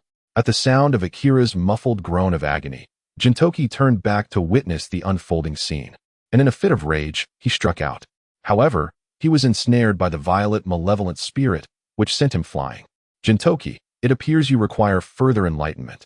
It taunted, as the spirit flung Akira before the proprietress, then captured Gintoki, dragging him away into the distance. Proprietress, I beg you, spare Gintoki. I am willing to serve Lord Ieyasu. Gintoki merely acted out of despair. I implore you, let him go. As she witnessed Gintoki being taken away, Akira hastily knelt before the proprietress, pleading earnestly. Since drifting here a decade ago, Lord Ieyasu has requested your service time and again, and you have always declined. Now, for Gintoki, you choose to yield? Observing Akira's desperate supplication on the ground, the proprietress's tone revealed no discernible emotion. I am already dead. It matters not how I fare. Yet Gintoki is different. If he were to leave, Kenshin would be devastated. I do not wish to cause him sorrow. At the very least, if my departed self can protect Gintoki and spare him further heartache, I am willing to do so. Akira, if spirits forsake the very reason for their wandering existence in this world, then you shall know the final outcome. Akira murmured, her gaze fixed upon the floor. Her spirit shattered. Akira. Suddenly, Gintoki's voice echoed from afar, and the violet malevolent spirit appeared increasingly incapable of restraining him. Akira, there is no need for such pleas. Even though you are already dead, even after such a long separation, I still recognized you at a glance, your soul shining with unparalleled brilliance. It cannot simply be subdued. Damn it, do not hinder me. You wretched violet creature. Gintoki, who on earth are you? The proprietress inquired with intrigue. To resist the mightiest violet spirit in your corporeal form. The owner of the odd jobs agency, long ago, after accepting my first order for red bean cakes. I had already taken on this commission. And the principle of the odd jobs agency is this. Whoever dares to obstruct me from fulfilling this task shall face the consequences. Even my not-so-sharp fangs shall bite off a piece of flesh. Gintoki, kneeling beside Akira, spoke softly, then slightly turned his head, hurried down the mountain. Take your friends with you. Subsequently, her spirit sank into the floor, disappearing from sight. Akira! Akira! With eyes wide open, bloodshot and veined, I pondered. Could it be that even the smallest of tasks elude me? The memory of our first encounter remains vividly etched in my mind. Beneath that tree, I made a silent vow as I accepted the red bean cake from his hands. Well then, Kenshin, should you require assistance in the future, do not hesitate to seek me out. I shall fulfill my promise. At night, if only you could refrain from placing your feet upon my face. I would be eternally grateful. Once a commitment is made, I shall exert every ounce of strength to see it through. Such is the way of a warrior. Fear not, Kenshin, for I shall rest my feet upon your nostrils tonight. Begone, you wretched old hag. Keep your distance from her. Grasping the tendrils of the purple malevolent spirit that ensnared me, I exerted all my might to break free. Though my body was bound, I remained conscious. I am still alive. Is it truly possible to descend into madness over a mere commission? Indeed, I am quite the fool. With that thought, I drew the spirit beside me into my being, my form towering as my visage morphed into a ghastly mask, muscles bulging. Gazing upon the still struggling figure of Gintoki, I concluded it would be more prudent to render you unconscious for a moment of clarity. With that, I vanished from sight and delivered a crushing blow to Gintoki's head. Spitting forth a mouthful of blood, my limp arms grasped a tendril, prying it from my body. My drooping eyelids, clenched teeth, and a low growl of utter hatred escaped my throat. Are you still conscious? I sneered, striking Gintoki's head once more. Suspended in midair, Gintoki found no leverage. Left to endure passively. After delivering an unfathomable number of punches, bloodied and battered, Gintoki finally hung his arms in silence. Let us confine you. It's time for a proper awakening. With that, I turned to leave, as if consciousness had slipped away. One hand hung low, fingers clenching unconsciously. Nails digging deeply into flesh, oblivious to the pain. Against the biting wind and snow, I arrived at this desolate road, pondering how many days had passed. My little motorcycle had long been abandoned, ensnared in the blizzard. Had I truly traversed this path for 2 nights? Were there not supposed to be buses? Why had I encountered none? Had the snowfall halted the transit? What a sorrowful tale this is. Why does the storm intensify as I draw nearer? Gazing at the winding path ascending the mountain, Kenshin felt an unbearable ache. Suddenly, a gust of frigid wind swept by, colder than the snowstorm itself, sending chills down Kenshin's spine. With a swift turn, he found only the sign marking this place amidst the enveloping darkness. Am I being overly suspicious? A flicker of realization crossed Kenshin's eyes as he strode forward. Could it be that I am nearing the hot springs? Do not disappoint me. With that, he embarked upon the winding trail. Once Kenshin departed, from the depths of the profound darkness, several floating silhouettes began to emerge, watching his retreating figure, as they erupted into sinister laughter. Draw your swords, I? Ha! Chapter 255, an ancient myth with the required offerings for Takeda Yoshinobu, the ghostly version, in hand. Akira lowered her head and slowly opened the wooden door. Upon her entrance, the jubilant spirits within erupted into an even more fervent cheer than before. My lord Yoshinobu, here are the provisions you requested, she murmured, traversing through the throng of ethereal beings, disregarding their gazes until she stood before Yoshinobu, placing the beverages before him. One wonders, how do the spirits acquire their instruments and food? This year's hospitality remains impeccable, remarked the rotund Yoshinobu, narrowing his eyes with satisfaction. The only blemish is your persistent reluctance. Is it not? Lord Yoshinobu, I have yet to finish my words, Akira began, but before she could proceed, a mischievous spirit nudged her from behind, causing her to stumble and fall at Yoshinobu's feet. Although the spirit's time is virtually infinite, I still yearn for the day we can be together, Akira, he said, kneeling before her. I have heard from some spirits who perished during the so-called restoration that in life, you were quite the spirited woman. Has death transformed you so? This time felt different, for with Gintoki in the landlady's grasp, Akira hesitated, pondering whether the irate landlady might take immediate action should she refuse. Before she could finish her thought, someone pulled her upright. Startled, she looked up to find a girl with a ponytail gazing at her with a gentle expression. Pressuring a girl like this is rather unbecoming, the older woman, who appeared to be slightly older than Akira, remarked with a smile. If you desire her, pursue her honorably. Indeed, Aru. How can such a frail older sister be treated in such a manner? Chimed in a younger girl who emerged from behind a table, clutching a chicken leg. Oh, when did new ghostly girls appear in this place? Yoshinobu mused, rising to observe Ameo and Kagura. Though not as exquisite as Akira, you too are a rare beauty. Will you accompany me? Apologies, but I already have someone special among the spirits, Ameo replied, taking Akira's hand and hurrying away. We must go wash dishes in the back now. Do not follow us. Kagura cast a disdainful glance at Yoshinobu. Unfamiliar with him as an extraterrestrial, lecherous old man with a penchant for lolis, Aru. She spat before darting off. Loli? What is that? Akira wondered, being led forward by the girl beside her. I don't believe I've encountered you before. Not to worry, the girl reassured, guiding Akira around a corner. After ensuring no one was in pursuit, she said, Kagura, go find Shinpachi and Gintoki. With a spirited shout, Kagura dashed away, chicken leg in mouth. Now, sister. Ameo turned to Akira. You seem older than I. Well, that doesn't matter, Akira replied, her lips twitching slightly. Are you implying I look old? Is it you, Akira? Fujibayashi Akira?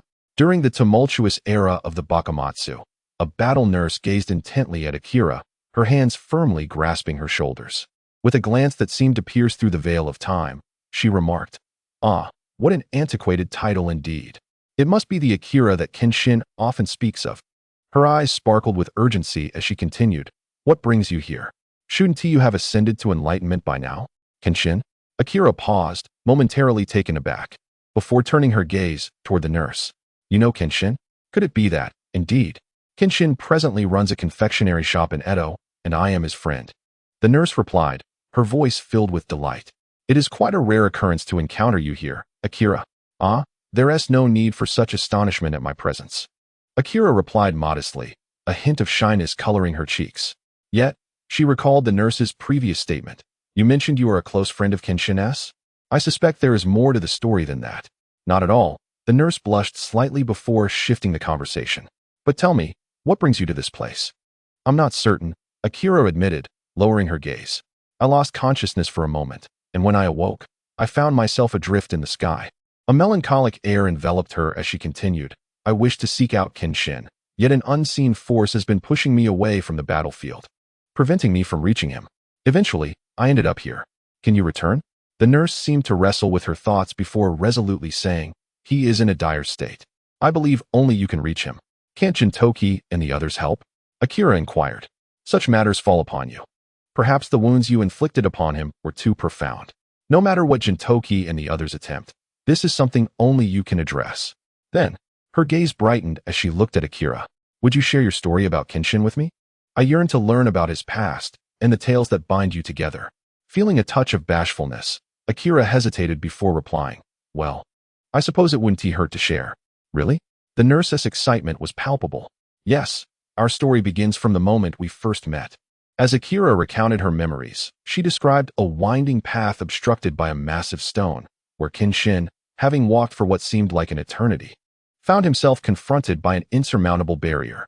Glancing at his hands, he relinquished thoughts of violence, scanning his surroundings for a potential route around the blockage, but to no avail. No crevice existed to grant him passage. What on earth is this? Did it truly change so drastically after Gintoki and the others passed through? Kenshin pondered, suspicion gnawing at him. The coincidence seemed far too uncanny, and piecing together the familiar voice he heard on his phone, he concluded, could this be the realm of demons? No sooner had he uttered the words than a fierce gale swept through, whipping snow and wind around him, pressing him tightly against the wall. The reverse blade sang softly, capturing Kenshin's attention as a virtual system notification materialized before him. Warning, non-human biological activity detected. To my astonishment, I find myself devoid of the spirit-summoning constitution, unable to witness the ethereal. With clenched teeth, I press myself tightly against the wall to prevent a fatal plunge into the abyss below. At that moment, the wind and snow intensify, and a peculiar sound emerges, reminiscent of a mournful lament, echoing a profound resentment. I close my eyes, and suddenly, this haunting sound envelopes my ears. Struggling to open my eyes, I find nothing but darkness. Who is it? Close your eyes. I shall help you see them. The voice resounds once more. Reluctantly, I shut my eyes again, feeling a chill sweep through my body in an instant. Open them. Is this voice resonating directly in my mind? And it is not the system? I gasp in shock, reopening my eyes, only to find that the swirling snow now mingles with translucent entities. What a strange person indeed, possessing a weapon capable of harming spirits. The voice in my mind echoes again, leaving my expression grave. Who are you? That is inconsequential. All you need to know is that if I sever my connection with you, you shall not perceive these entities, you shall not ascend the mountain, and you shall not rescue Jin and the others, the voice states, pausing abruptly. Nor can you save Sister Xing. What did you say? Repeat that. After a moment of silence, I managed to utter, trembling. Having seen these phantoms, you must have gained some awareness, right? The person Sister Xing often speaks of. Have you finally arrived here, Kenshin? Chapter 256. One of the protagonist modes. Bearing a curse. I never anticipated that ghosts truly exist in this world. I say, gazing at the wailing spirits swirling amidst the snowstorm. This is one of Japan's most renowned spiritual realms. It is hardly surprising to encounter manifest spirits here. The voice in my mind resumes. Hey, before we proceed, wouldn't you care to reveal your identity? Deliberately diverting the topic, I inquire, before asking me. Shouldn't you find a way through here? The voice in my mind hesitates. While I can enhance your power, I remain powerless against this massive boulder. I understand. I close my eyes, allowing my ears to absorb the howling winds and the cries of the spirits. Drawing my reverse blade sword, I insert it into the junction between the boulder and the mountainside, placing a small stone near the spine of the blade. With my feet planted firmly, I calmly utter a command. The air currents of the sky severing technique coalesce in an instant, penetrating the surface of the boulder. With a furious shout, I unleash my power, now augmented to an alarming degree by the unknown spirits. I exert all my strength to pry it outward. With a resounding crack, the stone pressed beneath the blade shatters, and utilizing the lever principle, I momentarily lose my balance, nearly pushed back. Regaining my stance, I plant one foot against the mountainside. Despite exhausting all my might, the boulder only shifts slightly, failing to tumble as I had hoped into the abyss below. Roar! At that moment, the snowstorm intensified abruptly, and the phantoms within it quickened their pace, gradually closing in on Genshin. With a slight chill in his gaze, he lost a semblance of rationality. Gripping the hilt of his reverse blade sword tightly, channeling the gathered airflow into a powerful sword aura. This force created a tremendous impact, propelling the boulder toward the precipice. At last, aided by this surge of strength, the loosened stone began to tilt toward the cliff. I shall not allow you to succeed. Suddenly, the blizzard transformed into a whirlwind, pinning the boulder firmly against the cliff. The stone, which had been leaning, came to an abrupt halt, even showing signs of moving closer to the mountainside. What is that sound? Genshin pondered, realizing that the phantoms hidden within the storm had finally made their move. Humph. A gathering of lost souls that even an inn would refuse. How audacious of you to obstruct me. A voice echoed from behind, startling Genshin as he turned to see a long-haired, expressionless girl emerging from his own body, gazing at the phantoms. Little girl, you cannot comprehend. At that moment, a pale, translucent spirit appeared before Genshin. The man you are possessing bears no relation to those of us who perished decades ago, yet for us who have died in recent years, he is the very murderer. Nanny? The spirit was taken aback, then directed its gaze at the man grappling with the boulder. Have the samurai of the Hojo finally come to seek me out? It seems that even in death, you are relentless. Despite the struggle, Genshin maintained a cold smile. Hido Kiribatasai, I shall never forget the feeling of your blade piercing my heart, nor your expression. The spirit, filled with resentment, circled around Genshin. That indifferent look, that sense of entitlement. Hido Kiribatasai, do you remember the warrior whose head you severed in the battle outside the city? Do you recall the squadron of warriors you annihilated during the Yum no Tatakai? Or the 33 samurai who perished when you cleaved through their battleship? Batasai, be silent. The wails of anguish and shouts of fury pierced Genshin's ears, and he remained silent, confronted by these apparitions that laid bare his past, much like a peeled banana. Silence. His furious roar silenced all voices, and the airflow surged once more. Those who are dead either reincarnate or leave. If you persist in your incessant whining like a nagging old woman, I shan't hesitate to slay you once more." With a tightening of his arm muscles, the energy within him erupted, transforming into the utmost force that instantaneously propelled the boulder over the cliff, producing a resounding crash. "Badasai, why do you not die? Why have I not discovered your beloved, your mentor?" The vengeful spirits swirled around Genshin's head. "The suffering you have inflicted upon us shall be repaid tenfold upon those you hold dear." The reverse edge blade was thrust directly into the mouth of the specter. With mouth agape, it gasped for breath, its chest heaving like a bellows. Were it not for the assistance of spiritual power, such a feat would have been utterly impossible. Yet, even so, I was undoubtedly exhausted. "Do you wish to perish? Is it not your desire to have your soul scattered?" Coldly uttering these words, Kenshin withdrew the reverse edge blade. "Cling to your resentment against me and lament in this world. Each of these vengeful spirits has been slain by you, by the White Knight Demon or the Ghost Brigade. While the White Knight Demon has entered the land of immortals, we are powerless. However, encountering you is better than anything else." As I spoke, the throng of vengeful spirits swelled in number. "You shall not escape even in death. This is no mere empty threat." With that, they surged towards Kenshin. "Kenshin, be cautious." Just as the words escaped the spirit's lips, Kenshin instinctively swung a punch, only to find the apparition wrapping around his arm before dissipating. The accumulated resentment of decades, the countless souls who perished because of you. We shall bestow it all upon you. Prepare to experience our wrath, Himura Kenshin. With that thunderous declaration, they vanished, transformed into gusts of wind and snow that swept past Kenshin's form. "We curse you. From this moment forth, those you love shall perish because of you. Your friends shall die because of you, and all whom you respect and hold dear shall meet a tragic end." The voice gradually faded, and the furious storm of wind and snow slowly subsided, returning to tranquility. "Kenshin?" The spirit regarded the unmoving Kenshin with caution. "TCH." These wretched souls grasped their heads in confusion, while Kenshin, oblivious, sheathed his sword, his hands trembling as they rested within each other's sleeves. "You have departed, spirit, though I know not your reasons for aiding me. Wait, you just. Fear not. Such a curse pales in comparison to the evils of this world. Ha ha. Moreover, is it not rather extraordinary to live burdened by a curse?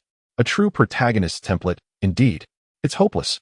Spirit, why do you seek me out? And why offer your assistance?" As they traversed the mountain path, Kenshin inquired of the spirit behind him. "Are you named Himura Kenshin?" The spirit retorted. "Yes." "Then that suffices. As long as you are called Himura Kenshin, I can assist you," the spirit declared, bearing a look of self-evidence. "Hey, does that mean you can help any random person named Himura Kenshin? Have a bit of principle." Kenshin exclaimed in frustration. "Ah, so you are just any ordinary Himura Kenshin?" The spirit pondered aloud. It seemed that long ago, I had casually referred to myself as Himura Kenshin. Yet, I felt that answering affirmatively would lead to a dire fate. Was it merely an illusion? Certainly not. I am the genuine Himura Kenshin. "Do you know Sister Akira?" the spirit asked once more. Kenshin's steps faltered momentarily before resuming with a barely perceptible quickening of pace. "Of course, I know her." As he spoke, Kenshin smiled and remarked, "Aki is a name that has lingered in my memory, yet has not been mentioned by anyone for quite some time." Chapter 257, Protagonist Template 2. Luck well. Although I was aware that I might encounter many familiar faces upon arriving here, I never anticipated that I would meet you. Leaning against the wall outside the Xianwangxiang, Kenshin gazed at the figure beside him. "What brings you, a living person, to this place inhabited by the dead?" The spirit floated in midair, arms crossed as it regarded Kenshin. "Though I am somewhat pleased, I must ask you to leave. You are not welcome here." "Hey, I was once your captain," Kenshin retorted, casting an annoyed glance at Qinfei. "How many people have drifted to this place? Thus far, aside from Aki, I have encountered none of my acquaintances." As he spoke, a figure descended from the air to Kenshin's side. "Only a throng of vengeful spirits who harbored deep animosity towards you." "Ah, I have already made their acquaintance." "They are truly feeble beings," Kenshin scoffed, then turned to Ling Ling. "Is there any way to enter? It is impossible to sneak in unnoticed. Not only are there omnipresent ghosts, but the Xianwangxiang is also under the constant surveillance of the proprietress." Ling's gaze shifted to the familiar hot spring establishment. "The only way is for you to become a ghost as well." "Me?" Kenshin replied, somewhat taken aback. "However, this carries significant risks. If your physical form is discovered and possessed by another spirit, you will never return. You would be doomed to wander as a ghost for eternity. Enough said. Let us proceed. How can I release my spirit? Kenshin interjected, waving his hand to interrupt Ling's unfinished statement, speaking in a casual tone. Did you not hear what I said? This is, Miss, rest assured, Chen Fei's voice chimed in. This person is quite stubborn. Once he sets his mind on something, not even 8 horses could drag him back. Before Ling could finish, Chen Fei rushed into Kenshin's body. Wow, that has quite a lot of resentment. Kenshin exclaimed. Do you really wish to carry this grudge while alive? A light gasp escaped Ling as Chen Fei's voice reverberated from within Kenshin. Suddenly, Ling flew out of Kenshin's body, momentarily staggering in midair before another figure. Unmistakably Chen Fei emerged from Kenshin's form. Unable to possess? Chen Fei stood up in surprise. God knows what is happening. Why could Ling enter while you were cast out? Kenshin countered. If you ask me, who should I ask? Chen Fei replied, scratching his chin. You truly are a peculiar individual. Is your soul somehow bound upon equipment? Whose soul isn't bound from birth? Kenshin exclaimed, voicing his frustration before turning to Ling Ling. What should we do? Perhaps we can try the same approach as Een and the others, pretending to be travelers here for the hot springs. With your inability to be possessed, this place could be quite safe for you. Ling re-entered Kenshin's body, revealing his upper half. With a gentle smile, Jinshin lifted his foot, preparing to step outside. Jinshin, think carefully. A hint of concern laced through Chen Fei's voice, despite his back being turned. That innkeeper has no shortage of spirits under her care. Even among humans, she is a formidable force. Humph, the deceased should be contemplating their reincarnation, not prattling on aimlessly. Having finished his thoughts, Jinshin took a step forward and exited. Reincarnation. Chen Fei seemed to sigh reflectively, his spirit gradually sinking into the ground. I have a premonition that this time, I may no longer drift in this world. Suddenly, the bell at the entrance jingled sharply, startling the spirits celebrating within. Spirits did not make such sounds upon entering. If it was not a spirit, it could only be. Is anyone there? I am a lost warrior. The night is dark, and I have finally found a place with people. May I stay here for the night? A muffled voice called from outside. Ah, a living person. Aside from the innkeeper and Een, I have hardly seen any, Mitsuhide remarked, waving his hand. Hello. Is that a lost traveler? This is a hot spring inn. The innkeeper, Iane, emerged from around the corner, opening the door. Along with a gust of wind and snow. A bashful figure, Jinshin, stepped inside. Thank you so much. I have been lost all day, wandering aimlessly until I found this place. It truly was not easy. Jinshin said with a hearty laugh as he entered, snow clinging to his frame. It's no trouble at all. It is indeed an honor to host a warrior. The innkeeper replied with a smile. We have excellent hot springs here, and you can indulge yourself and enjoy a good night's rest. Then, her expression darkened slightly. Can you not see? You are not one with the ability to summon spirits. Is that so? Then I may have overstepped, he chuckled, revealing a foolish smile as he faced the empty hall. A crisp sound echoed from behind a door where the spirit of Xing, engaged in recounting past tales with Miao, exhibited signs of fading. Xing, Miao, who had been smiling moments before, looked startled at the sight of Xing's dissipating form. Following her gaze, Jinshin, wearing a familiar smile, seemed to understand that while he could not see the spirits, he was aware of Xing's presence. Xing covered her mouth in shock, her body fading more rapidly. You cannot see me, yet you still greet me with that smile. Ever the fool, she thought, wiping away tears of joy and grasping Miao's hand. Miao, he has arrived. I shall entrust you with everything from now on. Xing, what are you saying? Miao, returning to reality, reflected on the poignant tale just shared. Spirits exist in this world due to their obsessions, and mine is nearly fulfilled. Looking at Jinshin, she continued, so, it is time for me to attain enlightenment. Absolutely not. That cannot be allowed. Miao shook her head, gazing at Jinshin, for the first time feeling a sense of discontent towards this man, as Xing has every right to meet him. Rather than being in this situation where he knows you are here yet cannot see you, a Xing must not vanish. Before she could finish her words, Miao grasped her hand and dashed outside. If seeing him would lead to your disappearance, then I shall not allow you to meet him. How utterly unfair, even in vanishing. One should at least be able to feel the presence of the other. Chapter 258, The Protagonist Template 3, A Moment of Remembrance Ignoring the Unseen. Jinshin sat in the bedroom, oblivious to the ghost observing him with the fascination reserved for rare creatures.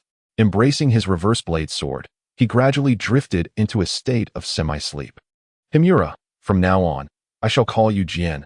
The voice of Ling echoed in Jinshin's mind. Why can't you allow me to see the ghost? Ling's voice trembled slightly, his bowed head obscuring his expression. The hand gripping the katana turned pale. If you were to see it, the landlady would undoubtedly not let you off easily. Those with a talent for summoning spirits are precisely what she desperately needs. I also cannot conveniently manifest at this moment. After all, to other ghosts, I am currently confined. If they were to witness our predicament, it would spell trouble. Ghosts, you say? Indeed, one lies in the corner, observing you with the eyes of someone beholding a national treasure. What should we do now? Genshin inquired. First and foremost, we must rescue Ian. Previously, in an attempt to protect the Shing, he was knocked unconscious by the landlady and confined in the detention room, along with 3 companions who had accompanied him, now possessed and playing cards on the side. Ling meticulously outlined the plan. Lastly, we must locate a Shing and bring her along. Bring her along? Genshin paused. Then with a hint of self-mockery, remarked, where can I take her? She has been seeking me on my Oji or the witch. Isn't a Shing's greatest wish to remain by your side? Ling's calm voice resonated. That wish, I shall certainly help her fulfill. Very well. But I must express my frustration at not being born with the talent for summoning spirits. Genshin lamented. Ian possesses such abilities, and it seems that the fellow you mentioned, Shinbaji, does too. Or should I say, the glasses see through everything? Indeed, that is the essence. Such traits are innate, not something one can force. Your own constitution is quite extraordinary. I suspect that without knowing your name, no ghost could hope to enter your body. Ling replied indifferently. And you? A Shing speaks your name daily. How could I possibly forget it? Well then, I shall take a brief rest and travel through the night. I must be in peak condition to face what lies ahead. However, I can't shake the feeling that I am gradually weakening. My physical attributes remain unchanged. Yet is my swordsmanship faltering? Am I merely overthinking it? Or am I anticipating something, hoping that he might finally see me? However, upon reflection, what would he do after seeing me? I have been dead for a decade, my head buried between my legs, lost in memories of my own existence. Miao has already departed, claiming to rescue her companions. Was it Gintoki? Indeed, leaning against the wooden board behind me, I felt an unexpected warmth seeping through, akin to an embrace. Genshin murmured softly, and I buried my head even lower. In a nearby room not too far away, Genshin leaned against the wall, slowly uttering that name. Against the coldness of the wall, memories drifted back to a decade ago, amidst sleep and recollections. Boom! The cannon fire erupted, sending dirt flying around me, along with severed limbs. I had grown accustomed to such sights over the years, yet it still made me feel queasy. I pressed my hand against my chest and shouted to the Shinsengumi, hurry, get the injured out. Despite bringing the logistics team to the rear, it could not be said that everyone returned. Each time we went to the battlefield, each time we carried back the wounded, there were always a few missing. Even though we had gathered just that morning to chat, the war intensified, our pace quickening, and correspondingly, the Shinsengumi faced repeated defeats. The relentless assaults from the Amanto and the shogunate had driven the Shinsengumi to the brink of despair. A palpable sense of hopelessness pervaded the entire camp. A gust of wind swept through as Gintoki, dressed in white, entered the corridor, his expression unreadable as he took a seat.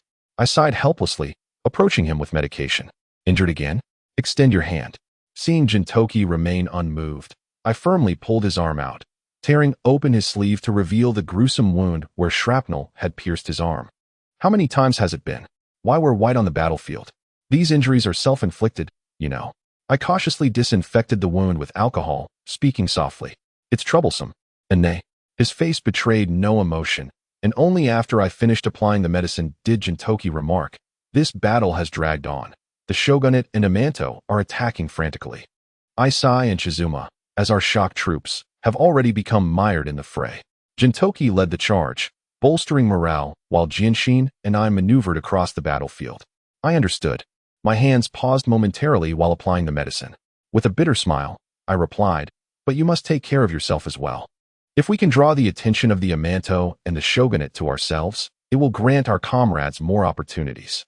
Gintoki pulled his white shirt over himself, concealing the shocking scars. Understood. Is the White Knight demon heading back to the battlefield? I tied off the wound and stood up. Just take care of yourself. Ane, do you still refuse to speak before you leave? Gintoki asked. Just go quickly. My voice softened, yet I said nothing more. Gintoki could only sigh and slowly walk out. Boom. A violent explosion resonated through the air, sending shards of debris and shockwaves that violently shook the hastily erected tents. Aki, who had stumbled while trying to assist the injured, finally managed to regain her balance, shaking her slightly dazed head. Quickly, over here. What is happening? What is going on? Outside, a commotion erupted. The tents that had just been secured were now engulfed in flames, forming a gaping hole. At that moment, the entrance was thrust open. Bring him in. Hurry.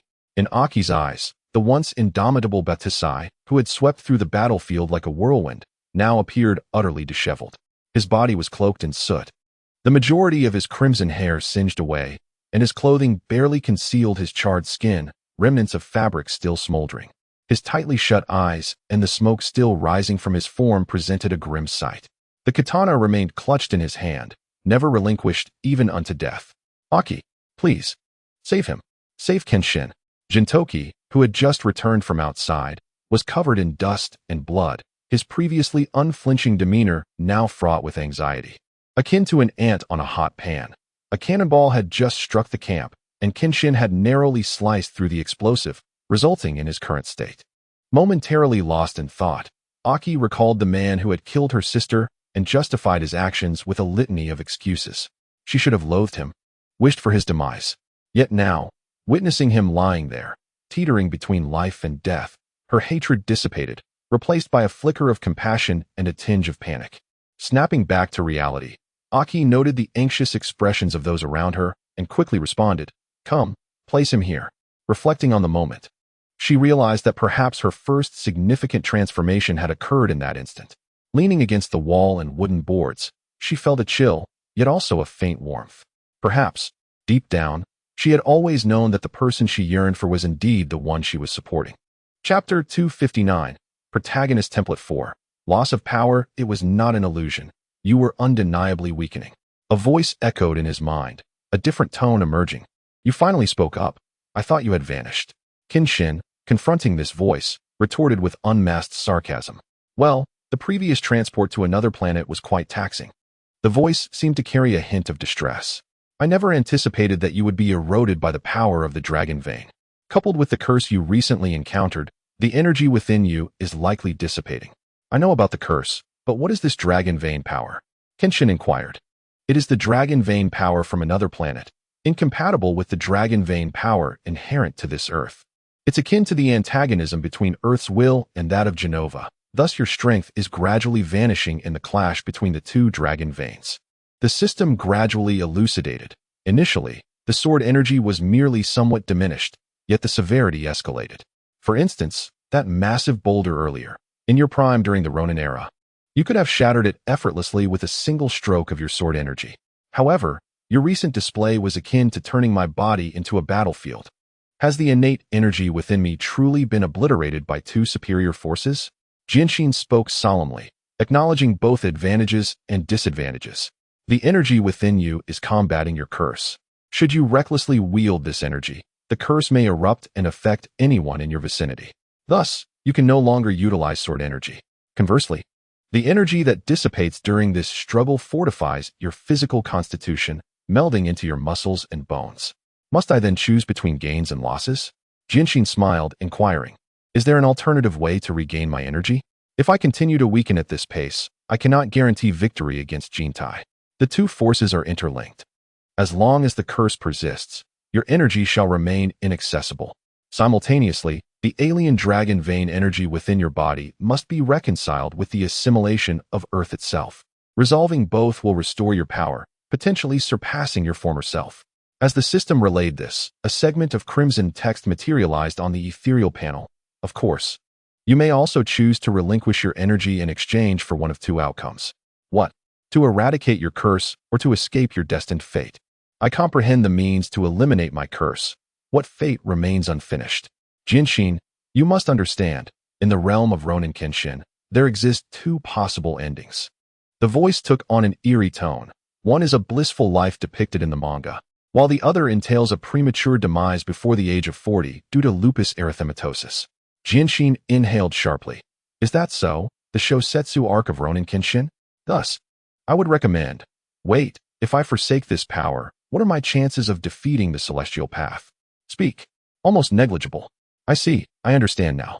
As he spoke, he observed the grand door swing open, revealing Gintoki, adorned with a mischievous grin, standing at the threshold. Genshin gradually rose, acknowledging the palpable animosity he harbored towards the celestial path. With that, he adjusted his reverse blade sword and stepped outside. Indeed, I fully comprehend. The voice gradually faded into silence, dissipating completely. You truly managed to surprise me wherever you go. Walking alongside Gintoki, Genshin remarked lightly. From now on, refer to me as the miraculous Sakata Gintoki. Remember that. Gintoki, with his signature deadpan expression, scratched his rear.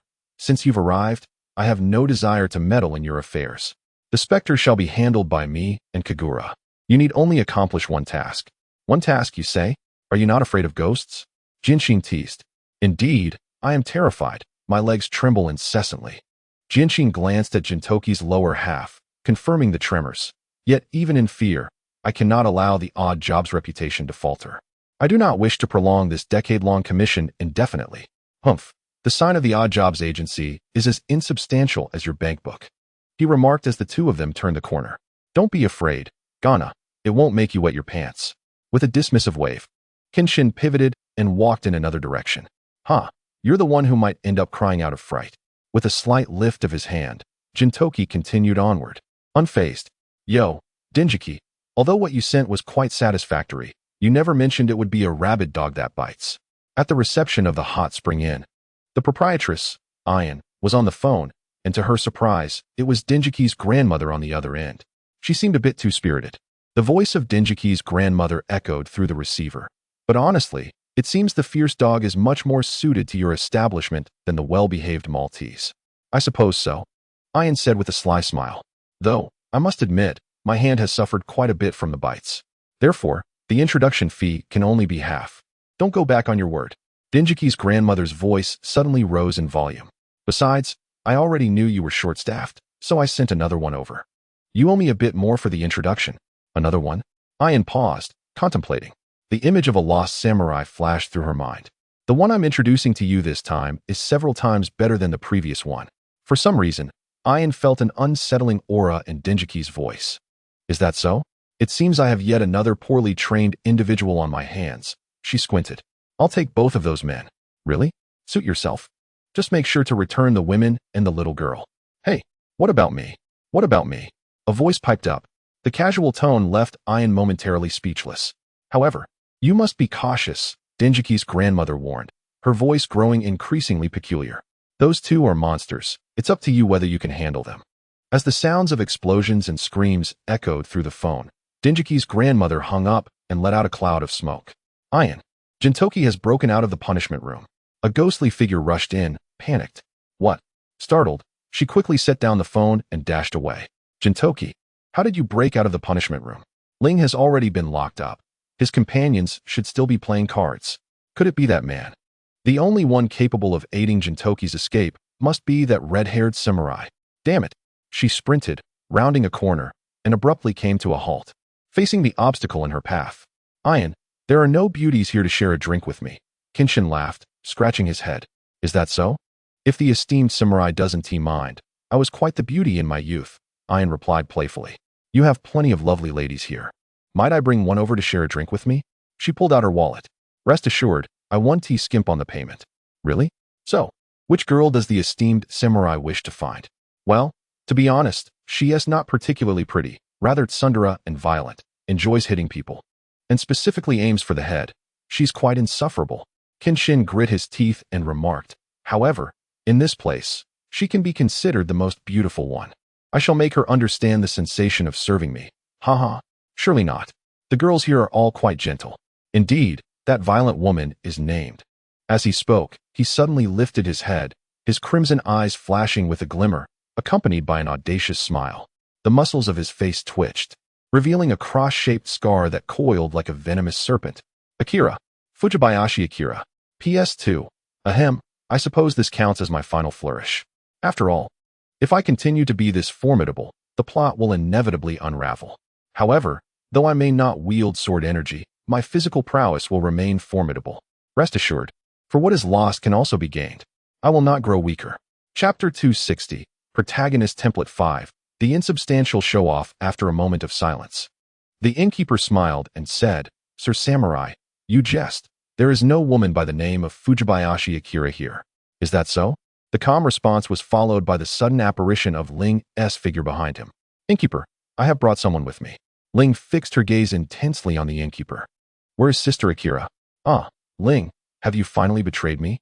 The closed eyes suddenly opened, and an intangible current filled the corridor. In Kenshin's eyes, possessed by Ling, the purple specter was clearly entwined around the innkeeper. "One silver, one you, and with this samurai, you all intend to defy me." His body swelled dramatically, muscles bulging, tearing through his garments, while his short purple hair stood erect, complemented by a white, painted face. The entire persona transformed into a strikingly different image. To defy you? That has never crossed my mind. Whether the spirits here linger or attain enlightenment bears no consequence to me. Drawing the reverse blade from his waist, he grasped it firmly. "Return Akira to me." "How bold you are, Sir Samurai." With a grin, the figure accelerated, too swift for Kenshin to react, delivering a powerful punch that struck the reverse blade, sending Kenshin flying like a cannonball. He crashed through the wall behind him, creating a dent before landing on the ground. "Kenshin, are you all right?" Ling appeared anxiously behind him. "I'm fine." Propping himself up with the reverse blade, Kenshin spat out a mouthful of blood, cursing the accursed dragon vein power. Boom! A shockwave, carrying splinters of wood, surged toward him. This time, Kenshin was prepared. He pivoted the blade's sheath to deflect the blow, crouched down, and drew his sword for a direct strike. What harm could a mere katana inflict upon me? He seized the incoming reverse blade, throwing Kenshin away, who crashed through the wall and fell decisively into the snowy expanse outside. "Kenshin." Ling appeared, her concern palpable. "Are you all right?" Wiping the corner of his mouth and disregarding the snow that was gradually staining red beneath him, Kenshin stood up, gazing at the emerging innkeeper.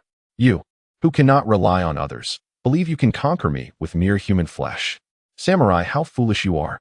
Stepping onto the snow, the innkeeper looked down upon Kenshin, towering with an advantage in height.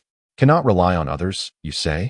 With a cold smile, Genshin remarked, "Although you possess a unique spiritual physique, I have conceived of an alternative approach." Suddenly, the heavy snowfall appeared to freeze in time, drifting slowly to the ground. Genshin gradually drew forth his reverse blade, a visible, translucent aura spiraling around the weapon. Upon fully unsheathing it, a spectral figure materialized behind him. "So, you intend to enhance the power of your blade with the strength of the spirit, believing it will enable you to harm me?" The innkeeper inquired with keen interest. Meanwhile, I found myself bereft of the ability to perceive the specter, a gift that had been bestowed upon me by the spirit itself. Pointing the reverse blade directly at the innkeeper, Genshin reiterated, "Where is Shing? Did you think that with the spirit's assistance, you could triumph over me? Oh, how arrogant, warrior." With a powerful kick against the earth, she charged directly at Genshin, who adeptly evaded her numerous strikes, each punch capable of leaving a crater in the ground. Flying sword style, Earth Dragon Flash. He deftly sidestepped a punch, landing a short distance away, and suddenly swept his reverse blade across the ground, sending shards of stone and snow cascading forward like tumultuous waves. The massive figure charged through the Earth Dragon Flash without flinching, a smile still gracing her features, only to see Genshin sheathing his blade. Flying sword style, Tornado, Thunder Roar, combining the Tornado Flash and Thunder Roar techniques. A thunderous sound erupted as the blade was drawn slowly, sending snow flying outward from Genshin's center. With a swift motion of his blade, the air whirled, carrying the rising snow in a tornado-like assault towards the innkeeper. "Nanny, is there truly such a being among humans?" The innkeeper exclaimed in shock, raising her hands in defense against the oncoming attack. "Spirit, assist me," Genshin whispered as he charged at her. The spirit behind him nodded, the red glow upon the reverse blade flickering, a manifestation of its power. Boom! The innkeeper's hands parted, tearing through the tornado thunder, and before she could react, Genshin surged forward like a streak of crimson light. Dragon Tooth Flash. With a straightforward, unembellished thrust, he drove the blade into the innkeeper's chest, letting out a fierce roar as he propelled her towards the dwelling of Xian Wangxiang. Impossible. A mere human cannot possess such retaliatory strength. Indeed, it must be the spirit. Only the spirit could account for this. As she was pushed backward, the innkeeper howled, her expression one of unwillingness. No, if the power of the spirit is identical, the crux lies in the host. The spirit elucidated, innkeeper, your physical attributes cannot compare to Jinshin's. Infuriating. Ignoring her wounds, she grasped the reverse blade, her muscles swelling as she halted her retreat, hurling the blade into the distance, shattering a rooftop and landing within the hot spring establishment.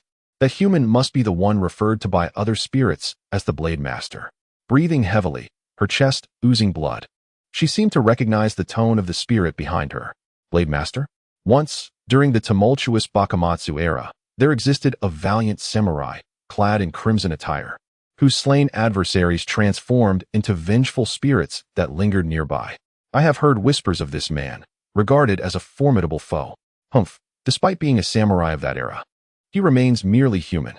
The innkeeper, with a hint of disdain, remarked, I never anticipated that a spirit could possess such potential. Look at you, brought to this state by a mere human like myself. Emerging from the shadows, blood trickled down from his forehead, obscuring his vision. Consider yourself fortunate. Had it not been for those vengeful spirits outside, you would have already lost. Such a taunt. With a scornful glance at Kenshin, she crushed the stone in her hand with slight effort, declaring, I shall slay you and bind your soul here for all eternity. Is that so? Kenshin retorted, his blade resting at his side, casually placed in its sheath. Though I am grateful that you have allowed Akira to remain here, I must extend my thanks to you. Umph. A fleeting glimmer of emotion in her eyes vanished, returning to a state of ordinary silence. Innkeeper, proprietor, how did we come to this? The spirit manifested from behind Kenshin, gazing at the unified innkeeper and proprietor. This establishment was meant to be a sanctuary, a haven for lost souls. You brought back that shivering girl from the street on a snowy day and nurtured her. This is a place where unfulfilled desires find resolution. Many spirits have ascended from here. Yet, since that fateful day, it has devolved into a desolate ruin, a limbo for countless wandering spirits. Surely you have noticed. Following a moment of silence, the innkeeper scoffed, what nonsense is this child spouting? Ignoring the spirit's words, she concealed her trembling hands behind her back, fixing her gaze on Kenshin. Listen, samurai, the Akira you seek is indeed here, the most vibrant spirit among us. Although I am unaware of the circumstances, she must serve Lord Ieyasu to protect Silver. No sooner had she spoken than a reverse blade, sword loomed larger in her sight. With a swift upward strike, Kenshin sent the hefty innkeeper tumbling backward. Now standing in the very spot where she had been, Kenshin gazed upwards, his eyes stained with blood. Chapter 261, Protagonist Template 6, Companions. What is it? Anger? The innkeeper rose, wiping the corner of her mouth, and looked at Kenshin. You and she are no longer of the same world. Whatever she chooses to do is of no concern to you. What does that have to do with you? Standing tall, Kenshin's eyes, now tainted with blood, bore into her. For what purpose do you decide the fates of spirits? With a sudden leap, he charged towards the innkeeper. Unyielding, she seized the reverse blade, retaliating with a punch to Kenshin's face. After spitting blood, Kenshin gritted his teeth and, harnessing the spirit's power, delivered a formidable blow to the innkeeper's abdomen. Both were propelled back, panting as they regarded one another. Ah, you wretched old hag. Emerging with arms crossed, Gintoki stood at the entrance of the Senmoku village, his hair styled in a manner reminiscent of Kakashi, his youthful visage strikingly familiar. Gintoki? No, that can't be right. You are not Gintoki, the innkeeper exclaimed in astonishment, finally realizing that it was not him. Well, dinner is served, Gintoki declared, hands on his hips, his laughter exuberant and his voice ringing clear, leaving Kenshin utterly flabbergasted. What the hell? Kagura, Kenshin shouted. Does this mean Gintoki too? Ah, right, he possesses a spiritual affinity. So it's hardly surprising. What is wrong with allowing the dead to attain enlightenment? Yet you insist on entangling them in this manner. Innkeeper, it's time to cease this. With a visage reminiscent of Kagura, Gintoki spoke blandly. I have heard every word from the spirit. Innkeeper, humph, a disobedient little girl, always causing trouble. With a snort, she crouched in a running posture, eyeing Kenshin and Gintoki. Both of you should remain here. Hey Kenshin, this power should be simple for you, right? A single moonlight slash should suffice, Gintoki remarked nonchalantly while scratching his ear. I apologize, but I am already spent, Kenshin responded, raising his reverse blade. In fact, I might be weaker than you now. Nanny, Gintoki exclaimed, taken aback, yet before he could react, the innkeeper's fist was already upon them. Kenshin grasped the reverse blade with both hands, bracing against it as his feet dragged a long trail in the snow, effectively blocking the blow. Switch. Kagura. The characters above her head shifted to God, and her face reappeared on Gintoki, as if their power had intensified, allowing him to withstand the punch firmly. The innkeeper's spirit materialized behind Kenshin. This should come to an end, don't you think? Silence. With a swift step, the innkeeper prepared for another strike. Flying heaven sword style, rapid dragon's flight. In an instant, Kenshin appeared before the innkeeper, delivering a fierce slash that sent her flying. In the blink of an eye, he sheathed his sword, crouching low, flying heaven sword style, nine-headed dragon's roar. In a blur akin to the wind, Kenshin flashed around the innkeeper 9 times before finally, supporting himself on the snow, the reverse blade spinning mid-air, embedded into the earth beside him. Huh, isn't that nine-headed dragon slash? Gintoki pondered, momentarily lost in thought. The nine-headed dragon's roar, a technique I've contemplated for quite some time, Kenshin said, his hands trembling slightly. It alters the nine-headed dragon slash to deliver 9 consecutive strikes at a single point. Just moments ago, I struck her back 9 times. With some difficulty. He rose to his feet. Though it's merely a reverse blade, it should be sufficient to incapacitate her. Kagura. The spirit rushed out from Kenshin's body, anxiously running over to help the innkeeper rise. Cough, cough. Gintoki, there's also this samurai. A slight cough escaped, and the proprietress gazed at the spirit beside her. Then at Gintoki, who was quarreling with the ghosts within him, and finally at Kenshin, who stood silently to the side. Her voice was laced with bitterness as she said, My dear, it appears that I have lost this time. After a peculiar silence enveloped the room, the ghost behind her, the spirit of her deceased husband, murmured something about the increasingly fierce winds, causing the atmosphere to momentarily stagnate. I shall protect, the spirit intoned, growing larger and more vibrant, its voice gradually reaching Gintoki and Kenshin. That promise, and the matters of great importance I once spoke of, I shall safeguard. A tremendous roar jolted Gintoki from his bickering with Kagura and the others, and an uneasy feeling welled up within him upon witnessing the scene. Enough. The victor has been determined, he declared, grasping the arm of the spirit beside him. What you say is true, we are indeed changing. We shall protect the proprietress and our inn. Meanwhile, the ghosts that remained unseen by Kenshin gathered mindlessly in the square, their vacant stares fixating on the purple specter, the proprietress's husband. They coalesced into swirling energies that surged into his violet form, inflating it with power, while an intangible storm radiated outward from his presence. Damn it! Kenshin shouted, shielding himself from the raging winds. What is happening, spirit? Gintoki? Gintoki! The ghosts of the inn were converging upon the proprietor.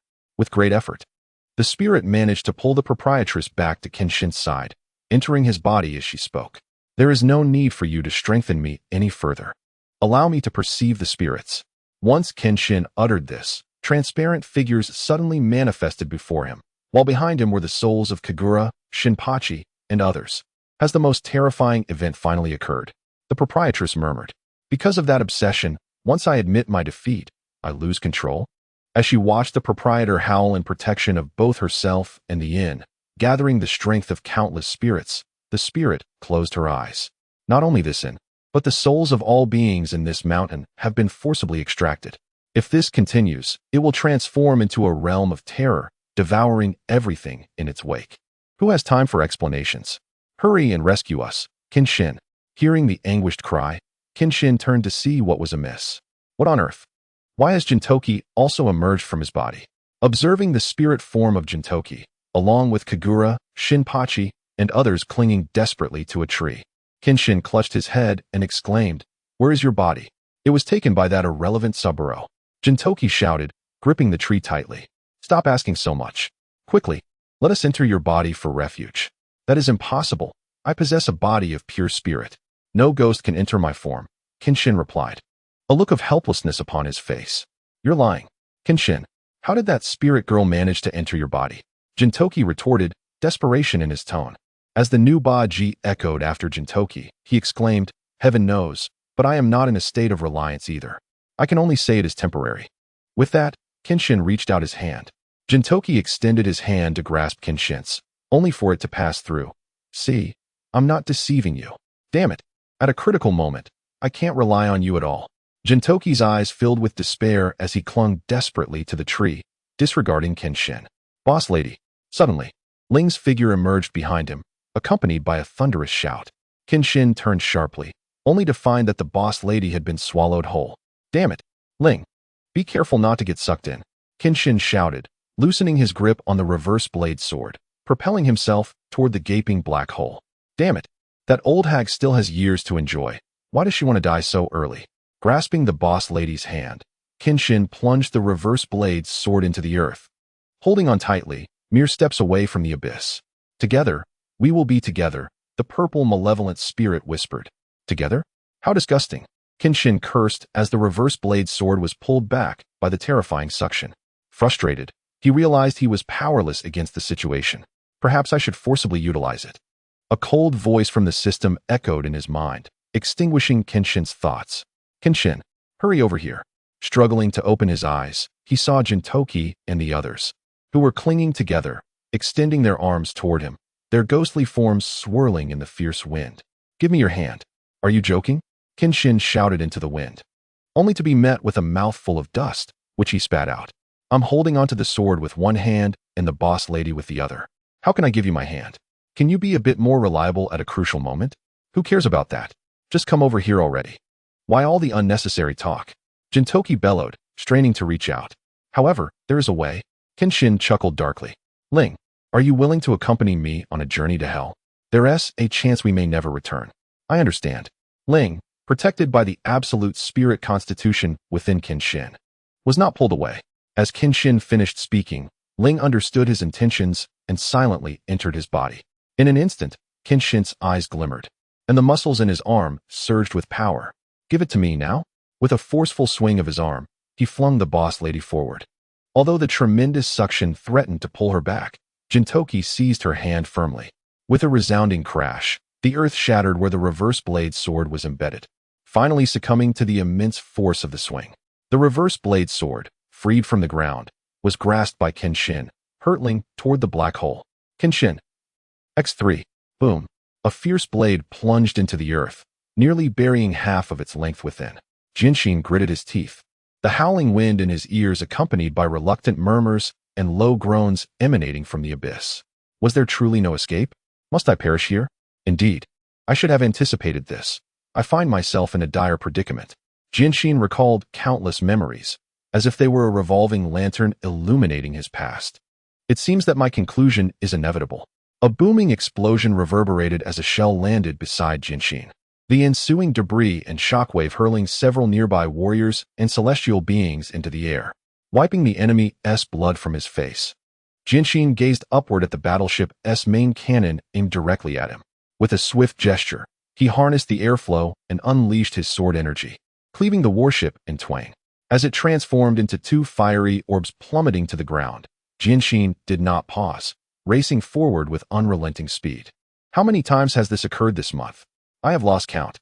Ever since aligning with the celestial beings against the shogunate, it seems the efforts of the loyalists have been in vain. From initially expelling the celestial beings to now attempting to overthrow the shogunate, has there been any significant change? Observing the relentless broadcasts of historical resistance on my television from that crimson nation, I find myself only concerned with trivial critiques, the rest overshadowed by fatigue. Yet here, in this world born from the pages of a manga, I am living through warfare firsthand. The pride I once held as a traveler has been utterly shattered. I have accomplished nothing. In this grand conflict of eras, merely preserving the scant few lives feels like an unattainable dream. I strive with all my might to save more, solely to avoid the regret of becoming a killer, eternally condemned to self-destruction. Perhaps those stained with too much blood will ultimately find no favorable outcome. Under the banner of righteousness, oh no, I swiftly blocked a bareheaded celestial's spiked club, spinning to evade, and, in a heartbeat, severing him at the waist, blood splattering my blue attire with crimson spots. Approaching my comrade, I hadn't yet steadied my breath when I heard his thunderous shout. What's wrong? I inquired. Initially, The immense pressure here led me to believe the celestial beings and shogunate were intent on annihilating us. But the truth is far different. Their true target is not us. Before he could finish, a violent explosion erupted behind the loyalists, startling all present. That is our base. Ah, could it be? Was our initial target the stronghold behind us? I closed my eyes, gazing forward. Then I must deliver a response. Hey, Genshin, my comrade, unable to catch up, could only watch as I charged toward the enemy's stronghold. The blade tore through the enemy's flesh, gradually penetrating deeper, severing muscle, tendons, and bone, ultimately cleaving off an entire hand. With a swift stroke, blood gushed forth, splattering onto myself, rendering the scene increasingly macabre. In this moment, I resembled a demon from the depths of hell. Often, in the absence of battle, I ponder what thoughts occupied my mind 2 years ago. Now, I contemplate the significance of this struggle. Oh, Master Songyang, in our endeavor to rescue you, we expend the lives of others. If we succeed in bringing you back, can we so easily relinquish this current existence? Once the path of such conflict is embarked upon, retreat becomes a formidable challenge. With a cry of draw the sword, a legion of celestial beings charged forth. Swordheart steadied his stance, swiftly drawing his blade, and then propelled himself toward the stronghold. Upon his departure, 5 celestial beings bore thin, fatal wounds upon their chests, and then, in disbelief, they collapsed, gushing forth an endless stream of blood. We 4 transformed into avenging spirits, demons, and noble warriors, yet our sole desire was to rescue you at this grave cost. Now, throughout all of Japan, we stand as the last bastion of resistance, clinging to a fragile hope, unwilling to surrender.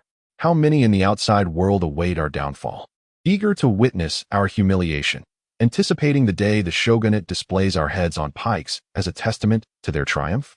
In that moment, I would truly wish to be the only one to perish. I vowed to protect them.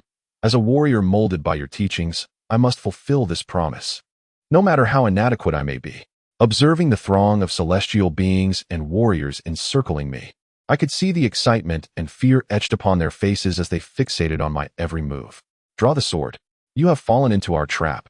With that proclamation, the surrounding celestial beings and warriors erupted in a fervent roar, for the honor of slaying the sword master is beyond measure. As I surveyed the scene, I pondered whether, should we fight to the bitter end, I would find myself with only Gintoki and the others at my back. The vast army encircled us, ready to capture us. Gripping my sword tightly, my bangs obscured my eyes. Master Songyang, can we ever return to that private academy? Wherever you are, it is a sacred place of cherished memories. A few fledgling birds departed their nest, embarking on an endless journey through the skies, stumbling but resolute, never surrendering. Yet, upon looking back, I realized that the nest had lost its most vital inhabitant. Thus, among the fledglings, I, the stronger one, spread my wings to shield my younger siblings.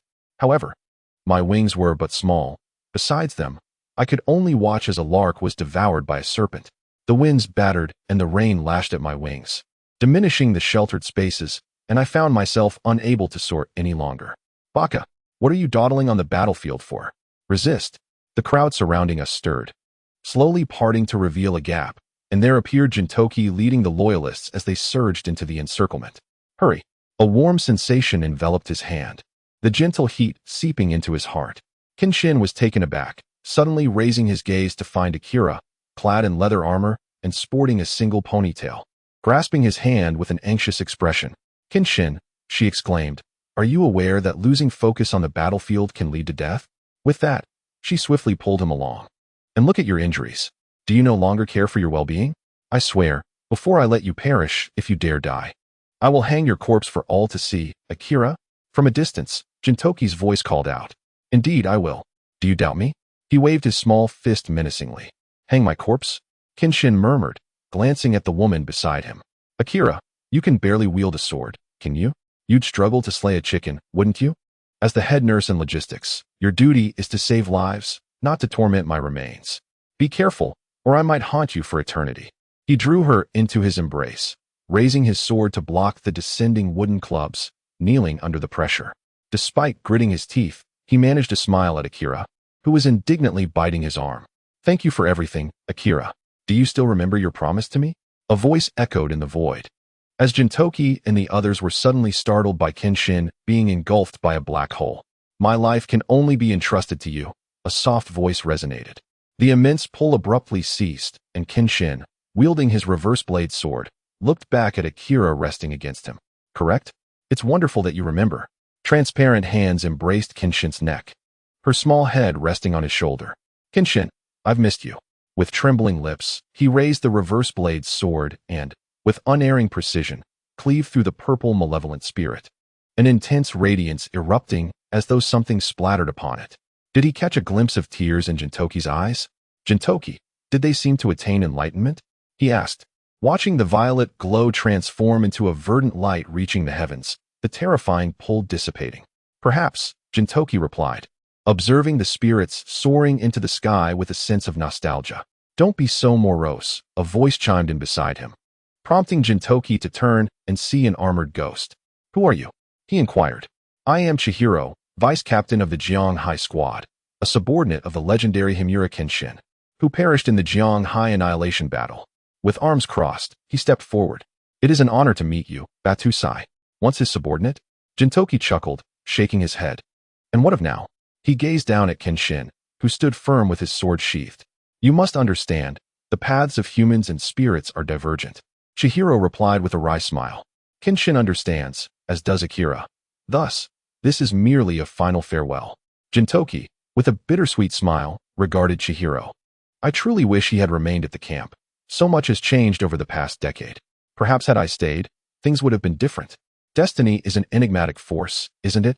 Shunfei shrugged, suggesting that perhaps if circumstances shifted, a mere decree might lead to our paths crossing once again.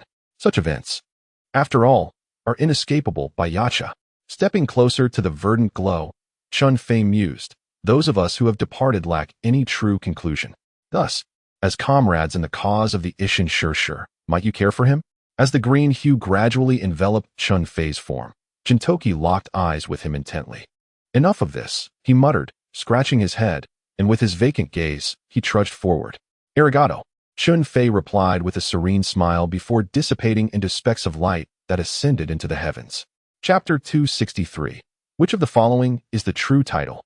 After bearing the weight of pain, one can only laugh heartily without a care. How long will it take for Akira to claim my life? Kenshin pondered, his head bowed.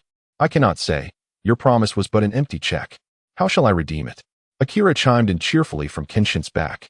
In the end, it was I who claimed your life. After a moment of silence, Kenshin finally spoke. What else could it be? Akira laughed. What can be done? Has no one ever told you that you bear a striking resemblance to someone? Huh. Were you close with someone before me? Kenshin, you've never mentioned this. You look remarkably like Fujibayashi Akira. Hey, even if I were dead, do not deny that I am Fujibayashi Akira. Kenshin, feeling the playful surge of her former self, retorted. Are you looking for a fight? No, it's not that. I once played a game featuring a woman named Fujibayashi Akira, who looks just like you. Ugh, what a coincidence. Indeed, this game, in this world, I am the only one who has played it. Of course, who in Gintama would have played CL? Thus, I wish to convey this to you. Kenshin scratched his head. If only I had never encountered you. Akira's smile faltered momentarily. Then she leaned closer to his ear, chuckling softly. Fool, what would I have done if I had never met you? You wouldn't die? Kenshin exclaimed, his voice rising in fervor. What a pity, there's no avoiding it. I have indeed met you. Akira smiled gently. In this lifetime, I am ensnared by your presence. Therefore, I find solace. Her gaze drifted toward the ethereal entity of Miao, and her smile radiated brighter. It's time to depart. Detaching from Kenshin's form, she floated gracefully to the ground, taking in her surroundings. Gintoki, do not act so impulsively.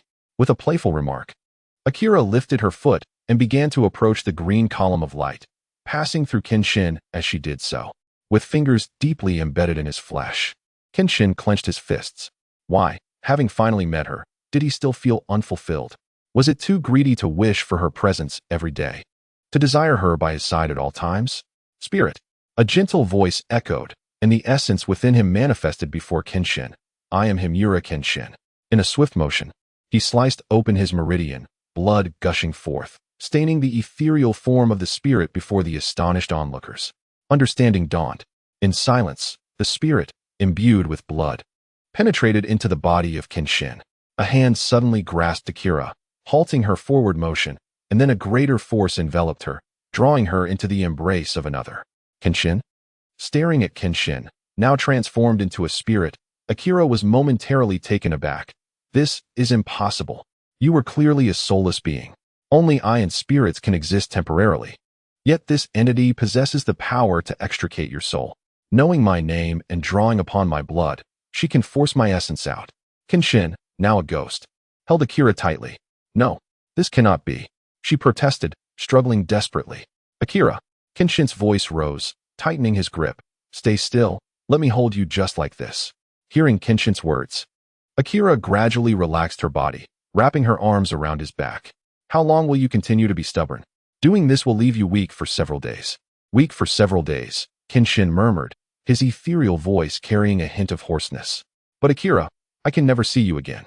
It seems that allowing you to see me was indeed a grave mistake, stirring up unpleasant memories. Akira forced a smile. The moment I saw you, I should have vanished. I do not wish to lose you, Akira. Holding her tightly, tears welled in his concealed eyes, his embrace growing ever tighter. I will never see you again in this lifetime. Isn't that a natural occurrence? Gently patting Kenshin's back as though soothing a child, Akira spoke softly. Do you wish for me to drift here forever as a ghost? The final resting place for the dead is to attain enlightenment, is it not? She glanced at the landlady, adding, otherwise, when the time comes, I suppose I will simply dissipate. Insang remained silent, casting a glance at Inshur, who sat quietly by the flower bed, mindlessly combing his hair, lost in thought. The leader embraced Miao, while Kagura watched with a hint of pity. Miao remained silent. Now was their time. Kenshin was indeed a mischievous person, believing that holding me like this could prevent my enlightenment. Akira smiled and remarked, though Kenshin may not know what to do, he simply does not wish for me to vanish, right? Such is his sentiment. Kenshin said nothing, his embrace only tightening further. It's futile. Resting her chin on Kenshin's shoulder, Akira continued, a ghost can only exist in this world through attachment, and my attachment has already been fulfilled. I know, she added, sensing the ethereal glow surrounding them. Thus, you cannot keep me here. Withdrawing a hand, she gently caressed Kenshin's spirit face, a flicker of pain crossing her expression. Did you carve this yourself? Came a muffled reply. A profound soul, Akira managed a strained smile, then turned to Kenshin. It is time to leave. No, even if you wish to see me, you still possess memories and photographs. Can photographs converse with me? Can memories respond differently? 1,000 times. They merely replay the same scenes, and the more I think, the more agonizing it becomes, the more bewildered I feel. That is memory. It is not oneself who can engage in mutual conversation and reliance, but rather the tears of the deceased that cascade down the cheeks, falling upon the face of Xing. A decade has passed, and have you not yet come to understand? Precisely because I have contemplated for an entire 10 years, I have once again obtained you. I shall never let go. Yet, what can you truly do? System, one of the conditions to become a Shikigami is to possess lingering attachments to this world or to have individuals of concern. Regrettably, Xing does not meet any of these criteria. Sometimes, it is essential to care for oneself, not to overthink. You are merely human. Those feats beyond human capability should not be shouldered by you. Recognize your limitations and refrain from inflicting wounds upon yourself. Furthermore, do not linger in memories of me. Do not allow me to hinder your life. Let the past remain in the past. You are nearing 30. Hasten to find a good woman to marry. Live well. And do not seek out the celestial order. You have been entangled with them for far too long, and it is time to let go. Moreover, when did you vow not to take lives? What a fool you are. If someone dares to bully you, do not hesitate. Strike back decisively. Do not relent. Also, be kinder to Gintoki. He has confided in me regarding your exploitation of him. Additionally, Kenshin can hardly feel his lower half anymore, as the scattered light grows ever more abundant. I am listening. Why must one die? Nestled in Kenshin's embrace, Xing gradually closed her eyes. I have just become your support. Why must I perish? I have yet to share life with you. Why must I die? I have not borne children with you. Why must I die? I have not celebrated the new year with you. Why must I die? I have not accompanied you through lonely times. Why must I die? Gintoki. Zenbaji merely watched, uncertain of what to do. Every time Kenshin spoke a word to Xing, his emotions began to unravel, and Gintoki hastily combed his hair until his hands grasped the tousled strands of his silvery locks. He embraced his head, trembling, unable to utter a sound. However, the droplets splattering on the ground, swiftly disappearing into the earth, clearly conveyed to Zenbaji that Kenshin had but a few seconds remaining. Oh. Trembling lips whispered this truth hoarsely. Though feigning ease, I cannot find solace. Xing's tears mingled with Kenshin's, falling to the ground with a soft patter. Take good care of yourself. Do not force it. To see you one last time is truly a blessing. The emptiness in my embrace signifies that Xing has transcended. She clasped her ethereal form, kneeling upon the ground, her forehead resting against the earth, trembling, unable to articulate a single word. Has the blood ceased to flow? Why does my body feel so cold? No, I am a spirit now. Why do I feel cold? Indeed, why does one feel the chill? Upon reflection, I find myself mourning the loss of a beloved individual, forever out of reach, now only visible in memories and photographs, where I repeatedly enact the same gestures and dialogues, devoid of any renewed sentiment. In this moment, tears cascade down my cheeks. I extend my sincerest apologies to everyone, particularly to Akira, for failing to provide a satisfying conclusion within the main narrative. I am currently preparing an epilogue where Akira and Kenshin enjoy a blissful ending, which might be considered a parallel world conclusion. I warmly invite all readers to indulge in this journey, where the freshest, most exhilarating serialized works await you. 3 months have elapsed. Hasegawa sits on a park bench, smoking as he gazes at the drifting clouds. At this rate, I may soon find myself unemployed, he muses. Mitsuhide, nibbling on a dango, leans against the railing and remarks, "You've truly become a recluse." While the specifics of his troubles remain unclear, it is evident that he has faced considerable distress. "You young ones ought to refine yourselves," Hasegawa gestures dismissively. "If I were like you, I would be utterly useless." Mitsuhide retorts, casting a fleeting glance at Madao. "But what am I to do if this continues? You must understand, I have never been one to save. I haven't received a paycheck in 2 months. Soon, I might have to pilfer my dog's food.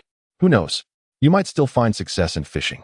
Sometimes, I take my paycheck to play some arcade games, and afterward, I catch plenty of fish to share with him, claiming my salary was spent on fish as a treat." Mitsuhide continues amidst Madao's incredulous gaze.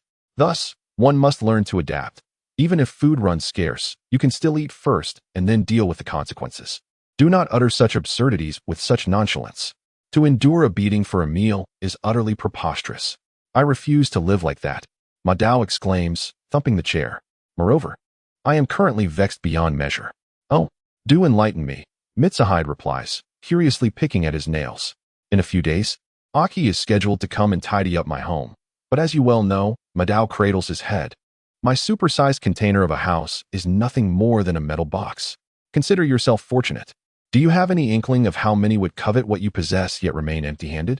You ought to learn contentment. You resemble Naruto, who, instead of mastering the Rasengan, insists on learning Chidori. What a calamity." Mitsuhide grumbles. "I have always claimed to thrive here, but when Aki arrives and sees such a dwelling..." Madao inhales deeply, bowing his head in despair. "Say, Jin, you wouldn't just stand by and do nothing, would you?" Madao casts a hopeful glance at Mitsuhide, only to find him turned away. "Cough, cough. I'm afraid I see nothing," Mitsuhide replies coolly, pulling out a carton of strawberry milk to sip. "Hey, Jin, don't be like that. We made a pact of unwavering loyalty. Surely, we can look out for one another, as we are all Madao." I am utterly oblivious. "Who are you?" "Ah, wasn't I supposed to visit the market today to procure fish? Zenbaji and Kagura are still growing. How could I have forgotten such a vital matter? No time to lose, I must hurry." With that thought, I dashed away as if propelled by the wind. What fish to buy? Zenbaji's wages will surely lament this. Zenbaji might weep as well, since the establishment of the Odd Jobs Agency. How many fish has Zenbaji consumed? Nagatsukawa, I have always believed that if you desire something, there is nothing you cannot achieve. Pausing in my stride, I turned back and gave a thumbs up before vanishing at an even swifter pace. What nonsense is this? That must have been a ruse to deceive Zenbaji. How many bullets has Zenbaji truly endured? As the setting sun cast its golden hue, only the disheartened figure of Mr. Nagatsukawa remained, appearing quite forlorn. Seated before a throng of women, Kenshin raised his sake jug, surveying the sprawled figures around him, a disdainful smile gracing his lips. "What? Is there not a single one among you who can hold their drink? Hey, hey, hey, women of Yoshiwara, come and indulge me with your company. Watching the women, some regaining their senses, sway as they assisted their companions to depart. Kenshin leaned on the table, the sake bottle in hand. How many days have I lingered in Yoshiwara? I know I come here periodically, drinking away the absence of Dragon Palace. In Kabukicho, most places are familiar faces, yet I cannot be found by Ameo and the others. Thus, my options have dwindled to Yoshiwara. Although Yoshiwara phonetically resembles a brothel, I truly have nowhere else to go. Somewhat disheartened, I bottle my feelings within, yearning to express them, yet I can only succumb to this melancholy. My power's sealed. The aura I can muster allows me to wield my sword energy, but once a day, the rest extinguished in the pursuit of strengthening my body. If I were to encounter those ruffians again, I would surely meet my demise. Sir, you have had quite enough to drink. A woman's voice murmured from outside the door. Not at all. Please send another woman to share a drink with me. That's all I require. Kenshin, resting his head on the table, spoke with eyes closed. Rest assured, I have ample funds. Yoshiwara, after the destruction of Dragon Palace, has become the sole haven for cosmic revelry. Moreover, the samurai of the shogunate, that destructive deity Matsudara mentioned he would visit, although it has been many days since. Like Dragon Palace, a powerful entity protects this place. After all, it would seem peculiar for an establishment of ill repute to lack such guardianship. How many years of women's lives have been sacrificed to sustain the underground, sunless Yoshiwara?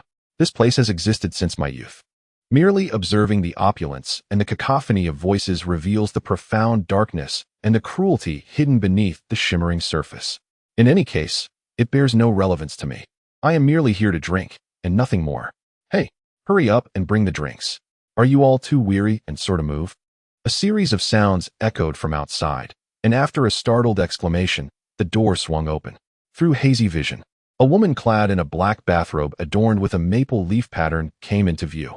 Her legs were tantalizingly clad in sheer black stockings, and in her hand, she held a smoking gun. Her light yellow hair was elegantly tied up with a kunai, and her violet eyes sparkled with intrigue. Her curvaceous figure was a paragon of perfection, and as she held the drink she desired, a serene expression graced her face. Undeterred by the scars beneath her eyes and on her forehead, which only served to enhance her allure. Guest, here is the drink you requested. She placed the beverage before Genshin but did not leave. Instead, she took a seat across from him. So, are you going to join me for a drink? Genshin raised his head, gazing at the woman, and with a wry smile, he replied, well, it matters little now, as he seized the bottle and drank directly from it. There are countless men like you in the entirety of Yoshiwara, discarded by others, she remarked, placing the smoking gun against her lips, her other hand propping up her bosom, accentuating her height. I heard you have outdrunk many women, so I came to see what kind of man you are. To my disappointment, you are rather underwhelming. Hey, are you wearing fake breasts? You seem overly concerned with appearances, he retorted, casting a sidelong glance as his sharp tongue unleashed its venom.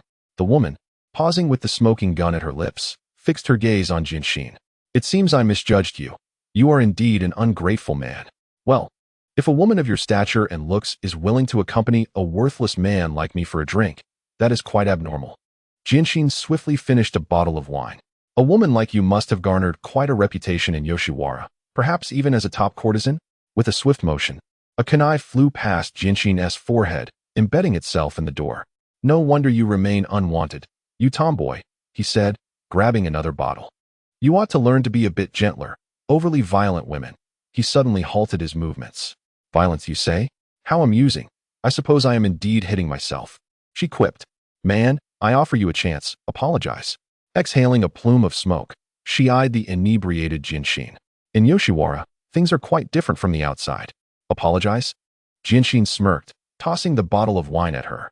Only if you manage to outdrink me will I consider apologizing. Drink? I have never been one to indulge in alcohol. She replied slowly, glancing at the bottle in her hand. Is that so? If you cannot match me in drinking, do not expect my apology, he roared with laughter. A symbol of a well emerged above her head as she glared at the man who laughed uproariously. The string of reason in her mind snapped. How dare he look down upon women? Let us drink. If you lose, you shall publicly apologize in front of all the women of Yoshiwara. Oh, but what if you lose? Do as you wish. Let us not complicate matters. If you lose, you will cover this round's tab. Deal. Chapter 265. Surprises always occur unbeknownst to us, madam. It appears you possess quite the capacity for alcohol, remarked Kenshin.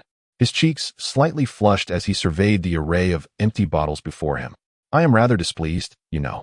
How is it that you remain standing? What is it? Are you unable to continue?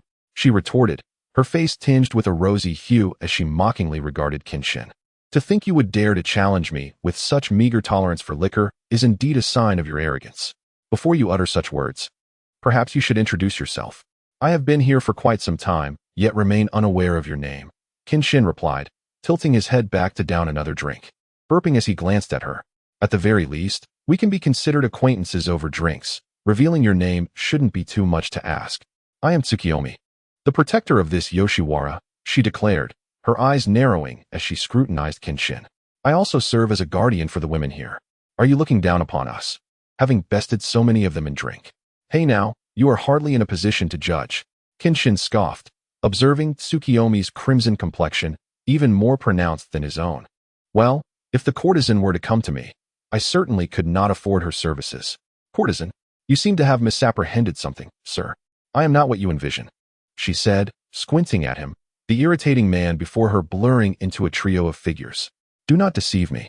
Despite the scar upon your visage, you are indeed worthy of being called the courtesan of Yoshiwara.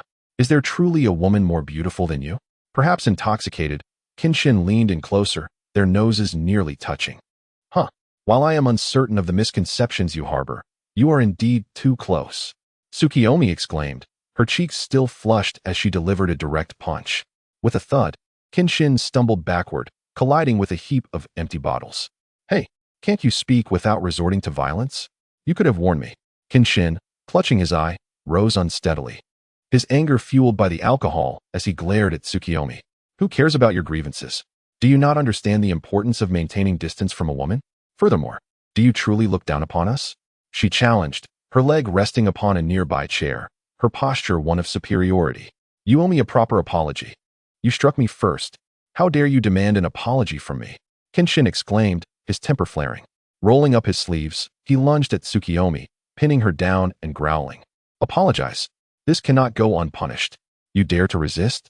Tsukiyomi countered, her knee thrusting upward and striking Kenshin's abdomen, causing him to clutch his stomach. Eyes wide in shock as he rolled away, trembling and speechless. Well, are you beginning to comprehend my strength? She taunted, wobbling slightly as she stood, a look of disdain on her face. What a venomous woman, Kenshin muttered, fury igniting within him as he gripped Tsukiyomi's foot and pulled her down to the ground, subsequently embracing her. You will learn that Himura Kenshin is not to be trifled with. Release me, you foul man. Two individuals tumbled here, shattering numerous wine bottles and tables, crashing through the screens and wooden doors behind them, and collapsing into the adjacent room. How infuriating. You shall know my strength. With that, a fierce punch landed on Kenshin's abdomen, yet he did not falter. Enraged, Tsukiyomi seized Kenshin's crimson attire, ripping it apart with a swift motion. With a loud thud, the two separated, leaning against the wall, their eyes ablaze with fury. How dare you tear my clothes? Drawing his reverse blade sword, Kenshin felt the effects of the alcohol that had accumulated in his body during their earlier struggle. Everything around him seemed to spin, and he struggled to steady his grip on the sword. This situation could no longer be resolved with mere apologies. I must teach you a lesson. Perfectly aligned with my sentiments, I have found you displeasing for quite some time, Tsukiyomi retorted, pulling a few shurikens from his pocket, fixating his gaze on Kenshin. Let us go. The two charged at each other. The reverse blade sword embedded itself in the wall, while the shurikens flew into the flower bushes outside. Quite adept at dodging, aren't we? Grr. Even without a sword, I will strike you down, Kenshin roared, clenching his fists as he charged forward. TCH, do you think I fear you? Tsukiyomi spat disdainfully, charging at Kenshin without hesitation. With a swift tear, the black yukata adorned with maple leaf patterns was ripped away, and Kenshin, clutching the tattered fabric, turned around with a victorious grin. You tore one of mine, so I shall tear one of yours. We are even now. How infuriating, Tsukiyomi retorted, pivoting and delivering a punch that sent Kenshin sprawling to the ground, blood spilling forth and staining the floor crimson. You dare to tear my clothes. What a thoughtless man you are. I, Tsukiyomi, have never been treated in such a manner, do you understand? She mounted Kenshin, directly tearing away the remnants of his white undergarments, exposing his scarred torso. "What on earth are you doing, you foolish woman?" Kenshin, finally regaining his senses, glared at Tsukuyomi, who stood triumphantly with his shredded garments in hand, his anger boiling over. With a swift motion, he flipped Tsukuyomi onto the ground, rising to pin her down. With a swift gesture, he tore away her black garments, revealing her bandaged chest and delicate collarbone, her skin fair and unblemished. Alas, consumed by rage, Kenshin did not contemplate the implications. "You wretched man, foolish woman." Throughout that night, the Byakuhana squad of Gion failed to catch sight of their leader. Yet, in an obscure tavern within Gion, the echoes of furious shouts reverberated relentlessly. At this moment, dawn had already broken. However, in Gion, the sun was a rare sight. The entirety of Gion lay concealed deep underground, and given the disposition of its overseers, seeing the sun and blue skies was indeed peculiar. Thus, despite the daylight, only the relentless, unending lights and the chimes of clocks reminded the inhabitants that morning had arrived. With great difficulty, Kenshin opened his eyes, gazing vacantly at the ceiling. His body ached all over, especially around the eyes, a pain that cut deep into his very bones. The unfamiliar ceiling loomed above him as he struggled to touch his eyes, wincing at the slightest contact. After staring at the ceiling for what felt like an eternity, he could not fathom what had transpired. He attempted to rise and dress himself, but in that moment, a sense of unease washed over him. Hadn't he been drinking in Gion yesterday? Where was this bed from? What manner of bed was this? His body felt heavy and excruciating, as though he had been thoroughly beaten. "Oh no, my hand." Lifting his hand, he noticed 5 distinct scratches on his arm, a look of exasperation crossing his face. What on earth had happened to me yesterday? Ignoring the wounds on his hand, he extended it casually, but no, this sensation lingered. After a prolonged silence, Kenshin fixed his gaze on the ceiling and slowly uttered a few words. Could it be? Turning his head stiffly to glance at the lumpy bedding. Cold sweat beaded on Kenshin's forehead as he forced a smile, murmuring, "This must be a trick, right? It must be a figment of my imagination. I have always been confident in my capacity for alcohol. Surely it cannot be." As if convincing himself, he trembled slightly and abruptly pulled back the covers, only to be met with a pair of violet eyes. What the hell? Kenshin turned his face away, his mind going blank at the sight of a woman, bare and sharing the same blanket with him after decades of being a virgin. Who are you? After a moment of silence, a muffled voice emerged from under the covers, as if confirming something. No. It must be an illusion, yes. It is certainly an illusion. He shook his head vigorously, reassuring himself. "Arnold, this is your attire. Esteemed Lord Tsukuyomi and guest." A small crack in the wooden door opened, and a set of men's and women's clothing was handed through. "Hey, don't leave," Kenshin shouted. "What on earth happened last night? Ani, tell me what happened." A voice from beneath the covers echoed Tsukuyomi's inquiry. "Oh, I never would have guessed that Lord Tsukuyomi had such a penchant for this kind of play." The figure at the door chuckled. "Last night, I was mostly unaware of the events, but just before I closed the door, I came to remind you. And then I discovered the guest and Lord Tsukuyomi entangled in each other's embrace. So I brought the bedding for you to share. Why did we end up sleeping together?" Tsukuyomi and Kenshin exclaimed simultaneously. "Do not deny it, Lord Tsukuyomi. I want to speak of such matters," the figure at the door remarked before vanishing. "Hey, wait. Do you remember what Ani said?" Now dressed in ordinary clothing, Tsukuyomi, with her hair cascading down, knelt on the floor, looking at Kenshin. After retrieving the bedding, Kenshin spoke in a low voice. "So, this means..." By Tsukuyomi. "Previously, we were both sleeping on the floor." By Kenshin. "Yet we were still bare and embraced." By Tsukuyomi. "Thus, by Tsukuyomi, Kenshin, Simamase. I shall take responsibility." Kneeling on the ground, devoid of dignity, he bowed his head to the moonlit figure, murmuring in desperation. The sight of the conspicuous pool of blood on the floor only intensified the eerie laughter of the figure. "Care for some meat?" After a prolonged silence, the figure finally uttered this singular phrase. "Huh." Kenshin raised his head in confusion. Suddenly, a tremendous explosion erupted within the tavern, startling passers-by who paused to witness the spectacle. From the swirling dust emerged a disheveled man with red hair clad in a striped kimono, wielding a katana. He stumbled on the ground, his face etched with terror, as if pursued by some monstrous beast, before he sprang up and fled without a moment's hesitation. Amidst the astonished gazes of the onlookers, a furious and humiliated voice rang out across the streets of Yoshiwara. Baiwa, take heed. All units. Apprehend the red-haired man with the katana. No mercy. Chapter 266. A Turn of Fate? With a crash, a wooden board splintered as Kenshin, amidst the shower of debris, swiftly turned and dashed into the street, neglecting to secure his reverse blade sword and instead sprinting ahead. You shall not escape. Behind him, the moonlit figure, clad in a floral yukata, brandished several shuriken, leaping with precision to closely pursue Kenshin, seizing the opportunity to hurl a barrage of shuriken toward him. Realizing his precarious situation, Kenshin evaded the projectiles with several agile turns, hastening his pace. Hey, are you truly going to chase me to the ends of Yoshiwara? The dungeons must be lacking men like you. With a cold retort, the Baiwa squad emerged behind him, nimbly traversing the rooftops and locking onto Kenshin, who stood in the middle of the street. I told you I would take responsibility. Why are you still trying to kill me? Kenshin shouted. Do you not realize that you are committing murder against your own husband? How dare you speak? A fleeting flush of suspicion crossed her face, quickly replaced by a flicker of anger. With a swift turn, she unleashed all her shuriken, declaring, in all my time in Yoshiwara, no man has ever dared to touch me, let alone the implications that follow. Kenshin, his brow slick with cold sweat, watched as a shuriken grazed past his forehead. They say familiarity breeds contempt. Even if next time at ISNT me, it could be someone else. Am I merely a frivolous woman in your eyes? Anger surged on her face as she bellowed, kill him. More shuriken rained down, forcing Kenshin into a desperate state, despite his best efforts to evade. Some still tore through his clothing. Yet, he understood he had erred, and given his prior mistakes, it was always the man who suffered the consequences. Turning a corner into a bustling thoroughfare, Baiwa refrained from throwing shuriken due to the presence of bystanders, allowing Kenshin a moment of respite. You will not escape. Your life must end here today. As the air that had just been released surged back, Kenshin instinctively rolled forward to evade the sweeping strike of the tanto above him. Crouching on the ground, cold sweat trickling down his brow, he gazed at Tsukuyami, who wielded the blade with intent. I must say, this is quite enough.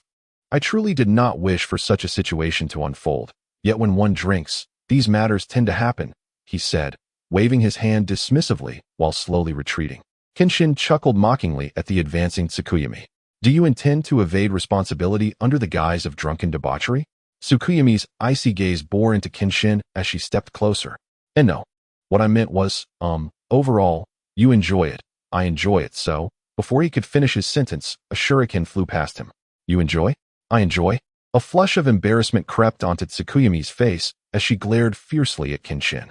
Repeat that, if you dare. If it comes to it, I can pay, Kenshin declared, pulling out his wallet, only for it to be pinned to the wall by a shuriken. In an instant, the onlookers fled, leaving only Tsukuyami and the formidable Bakuha troops facing off against each other. Hey! Tsukuyami's voice rose several octaves, and without hesitation, she drew her tanto and charged at Kenshin. After all, you're a woman working in Yoshiwara. I could always give you more money. It's merely a matter of a thin membrane, or a pool of blood, Kenshin exclaimed, ducking desperately as a few strands of his crimson hair were severed. Leaning against a tree, he felt a shiver of apprehension. So this is your mindset? Tsukuyami remarked coldly, waving her hand. A thin membrane? A pool of blood? Huh. Finish him. Goodness. You are truly stubborn. As the Bakuha troops brandished their shurikens and prepared to strike him down, Kenshin had no choice but to draw his reverse blade and slam it into the ground. Tsuchi Ryusen, he shouted, kicking up a cloud of dirt and dust. Coughing and fanning the air, Tsukuyami immediately glanced at the tree, only to find it empty. Escape? Where do you think you can run to? She ordered. Bakuha, the entirety of Yoshiwara is under lockdown. Capture that man and execute him on the spot. As the command was issued and her subordinates vanished into the shadows, Tsukuyami inadvertently noticed the wallet pinned to the wall. Retrieving it and opening it, she carelessly tossed aside the stack of bills, her eyes brightening as she discovered a white business card. Kabukicho Shimioya, Himura Kenshin. Humph. With a crash, she burst through the doors of the odd jobs agency. Where Gintoki was picking his nose, Kagura was stuffing her mouth with dumplings, and Shinpachi was blowing bubbles. Kenshin, like a gust of wind, darted to the back of the agency, hiding within the partition. Say, that was Himura Kenshin, wasn't it? Shinpachi asked, his mouth twitching as he chewed his gum. Haha. You think too much. Why would Kenshin show such a terrified expression and come running to me? Gintoki pinched his nose, unwilling to admit that in a moment of impulsiveness, he had inadvertently poked at the new snack. "Jin-chan, look at Alu swallowing his bun," Kagura remarked as she opened the wooden door. Under the watchful eyes of the Odd Jobs crew, Kenshin fervently dove into the drawer. "Hey, Kenshin," encouraged by the gazes of Shinpachi and Kagura. Gintoki mustered his courage to approach and gently patted Kenshin's back. "What's going on?" "The time machine. Let me in, Kenshin shouted, his hands braced against the drawer. His head still wedged inside. "There is still a chance." "Everything seems off," Alu commented, with a fishball dangling from his mouth. "First off, why is a time machine appearing in the Odd Jobs drawer? Does it mean Gintoki's true form is Nobita?" Shinpachi quipped, adjusting his glasses with a nonchalant tone. "Hey, you two, stop with the sarcastic remarks. Hurry and grab him," Gintoki shouted, wrapping his arms around Kenshin's waist and pulling him from the drawer. "Let me go? There is still a chance to change things. Time machine, take me back to the night before last." Kenshin pleaded desperately. "So what is wrong with you?" Gintoki asked, sitting on the sofa, rubbing his sore forehead from where Kenshin had unintentionally hit him. "It's just that I closed the door to the heart-wrenching house for 3 months, or had a bit to drink. Is that really necessary?" "Hey Gintoki, we're brothers, right?" "We surely are." Kenshin grasped Gintoki's shoulders, shaking him fervently. "Stop, stop, stop," Gintoki said, feeling a bit nauseous as he clutched his stomach. After a few dry heaves, he finally managed to say, "You first explain what is going on. For instance, if one day you were drinking, and upon waking up the next morning, you found an unfamiliar woman beside you, what would you do?"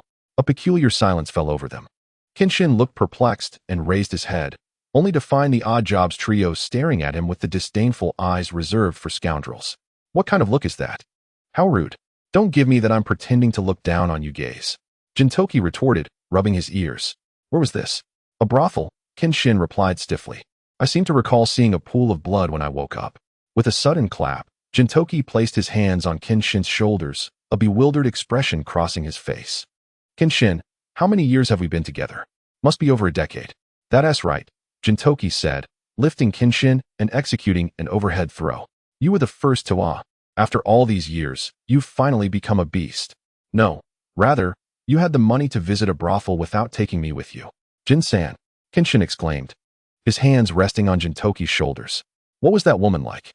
The two who had just been thrown to the ground stared blankly at the ceiling, and Gintoki finally replied nonchalantly, "Exceptional." Kenshin closed his eyes and thought, "Yet, I feel nothing at all. I feel so defeated." "Well, it's the first time. I can understand that. After all, men rarely feel anything during their first experience, right? Hearing these words from you feels quite off. That's merely your misconception. In fact, I am contemplating whether to inform the distant dwarf, Shiranui, about this. Isn't that a bit excessive? Why should I share this with Shiranui? What does it have to do with her? I don't know. I just really want to see Shiranui's reaction upon learning this. It might turn out to be unexpectedly amusing. You've truly turned the tables, haven't you? I feel compelled to reveal the beach photo collection of that host you keep hidden beneath your pillow. What on earth are those yellow stains? I apologize for going too far. Please forgive me, Kenshin-sama." Chapter 267. Living in constant trepidation for Kenshin himself. It had been several days of living in constant trepidation, managing to evade the woman from Yoshiwara. Honestly, if it weren't for Gintoki and the others pulling him along, he might have packed his bags and fled long ago. "Hey, say that again." Thus, for the past few days, Kenshin had temporarily resided at the Odd Jobs agency, observing the additional child at Odie's place. Is there a need for newcomers here? However, having a child appear in a place where disheartened men congregated felt rather peculiar. Well, this child comes from Yoshiwara. He claims he wants to soak up the sun at Yoshiwara. With Gintoki's words, Kenshin suddenly understood why this little brat was able to work here. "What kind of look is that, you red-haired old man?" With a lifeless stare directed at Kenshin. The moment this nickname escaped his lips, Gintoki and the others burst into laughter. Crack! The wine cup in his hand shattered. Kenshin slowly turned his head, his eyes gleaming with a crimson glow from the shadows, looking down at the boy. "Repeat that, little brat." "Humph. I, Haruta, aim to soak the sun at Yoshiwara. If you want me to say it, then I will. Where do you expect me to put my face?" With arms crossed, Haruta disdainfully scoffed. "Little brat." Kenshin lifted Haruta, staring at him wide-eyed. "Your name is Haruta, right? Chasing after women? Hey, hey, hey, aren't you a bit young for such thoughts? Although you hail from Yoshiwara, You should at least maintain a semblance of innocence. Let go of me, you old man. In the midst of struggling, Haruta slapped Kenshin's face, yelling. Glancing at the boy with short, dark brown hair and a fair complexion, Kenshin swiftly lifted him further. I'll squish your face into a bun, just you wait. Who are you calling old man? I'm still young. Why do you call that prematurely gray guy brother? Kenshin gleefully said, rapidly kneading Haruta's cheeks. Why am I caught in this crossfire? Gintoki, sipping his drink, nearly choked, and after a couple of coughs, expressed his discontent. Gintoki, if Haruta calls Kenshin old man and refers to you as brother, it's quite a compliment. Shinpachi adjusted his glasses. What's wrong? I look several years younger than this guy. Haruta, the young boy, had quite the discerning eye. Gintoki, with a satisfied gesture, remarked, Gintama is rather self-absorbed. Kagura exclaimed, leaping up and pointing at him. TCH, if a man isn't narcissistic, does he have to engage in self-torture? Gintoki replied, slamming his hand on the table in discontent. No, how should I put it? If Kenshin is the elder and you are the older brother, that just signifies that Shinbachi indifferently states, you are a generation shorter than Kenshin. Hey, Shinta, you little rascal. Gintoki slightly turned his head, his eyes glimmering in the shadows. Call him elder brother. Oi, Huatua, why have you summoned me? Stepping firmly on the ground, Gintoki surveyed the gambling establishments around him, the men lamenting their losses, and those who had struck it rich shouting with glee. With a light chuckle, he turned and entered a concealed room, where he encountered one of the four kings. Huatua, Kenshin, it's been a month, how have you fared? A woman's voice emerged from behind the beaded curtain. Scratching his head, Kenshin replied helplessly, even if you say that, I still want to work for you. Heh. Sometimes I truly cannot comprehend why Denjiki has managed to recruit Sakata Gintoki and you under his wing. A cold snort resonated from behind the curtain. Under his wing? You are mistaken, Kenshin replied with a faint smile, then adjusted his expression. To us, we are merely friends. Friends? I wonder if I am fortunate enough to be considered your friend? The curtain was lifted, and Huatua, with a delicate fan concealing her mouth, regarded Kenshin earnestly. Lord Bakusai, if you were a true friend, you would never utter those 3 words, Kenshin scoffed. By comparison, calling me the red-haired elder is a more genuine camaraderie. Humph. It matters not. For Sakata Gintoki, he will soon vanish from Kabukicho. Also, that little girl from the Night Rabbit and a bespectacled one. Shinbachi, why is he still wearing glasses? Pay attention to Shinbachi's true form, or you'll regret it. They likely won't linger for long either. Huatua descended from her lofty throne, approaching Kenshin. Such matters should not be taken lightly by Huatua. Though she spoke with a smile, a glimmer of lethal intent flickered in her eyes. Do you know who that child taken in by Denjiki is? Huatua did not respond to Kenshin's query, instead redirecting the conversation to Shinta. Taking him in was a foolish decision. Oh, Shinta, you mean he is the descendant of Pirate King Roger? Or perhaps the fox spirit from the Konoha turmoil? Or maybe the offspring of the demon lord? Or a half-demon of the admiral? Kenshin mused, cupping his ear. Well, it matters not. He has been taken in. Are you planning to kick him out once more? Yoshiwara, an extra-legal entity independent of the shogunate, akin to the organization of Dragon Palace. Huatua traversed behind Kenshin, previously a breeding ground for vice, where chaos and riots frequently erupted. But after a certain man took control, it transformed into the renowned geisha district, a place of amusement. Kabukicho is not much different, is it? Speaking of which, they are quite similar. The name of that man is quite familiar to you. He is the one with whom you once crossed swords during the tumultuous era of the Restoration. You even dismissed his claim to the title of the strongest in the universe. Huatua smiled enigmatically, gradually leading Kenshin to a particular individual in his mind. Yes, it is the Night King, Fengxian. The reasons for his dominion over Jiuan are manifold, with various tales circulating in the outside world, yet here, everything revolves around a single woman. Huatua approached Kenshin, caressing his face gently. That woman is named Nichiren. The Night King's possessiveness is extraordinarily intense, yet despite this, Nichiren bore a child, and it has been a full 8 years since then. You might wonder, now that the Night King has learned of the child's whereabouts and identity, what will transpire? Huatua turned, leaving a fragrant breeze in his wake as he settled into a chair. Others may not know, but the Night King would undoubtedly recognize who Sakata Gintoki is upon their first meeting. It seems as though you underestimate Gintoki, Kenshin chuckled derisively. Those who belittled him are likely gathered together underground, playing mahjong by now. Moreover, the Night King harbors another identity. Huan Tua's tone grew increasingly mysterious, the jingling of his hair ornaments producing a delicate sound, the seventh division of the spring rain. Nanny, Kenshin's eyes narrowed, finally revealing his astonishment. The spring rain has now absorbed fresh blood, including 3 night rabbits. Setting aside the other 2 for the moment, the one with the orange-red hair toyed with a strand of her tea-green locks, smiling down at the grim-faced Kenshin, the son of Seihai Buzu, the brother of the night rabbit girl from the Odd Jobs. Shinra. With a crash, he burst through the door. Kenshin paused at the threshold, coldly regarding Huan Ta. You possess such knowledge? I am beginning to gain a new understanding of your ambitions, Huan Tua, one of the 4 kings of Kabukicho. Your companions have long since departed for Jiuan. Should you leave now, you might still catch up with them. Ignoring Kenshin's mockery, Huan Tua covered his mouth with a fan, a smile gracing his lips. Humph. Employing his swift footwork, Kenshin transformed into a gust of wind and surged forward. The encounter between Himura Kenshin and his old friend Fengxian should not be met with gratitude. A cruel, bloody glint flickered in Huan Tuo's eyes as he approached the resplendent folding screen. Chapter 268. The darkness cut open. Indeed, it is unrecognizable. Kicking open the door of the Odd Jobs, Kenshin found that the 3 individuals had already vanished.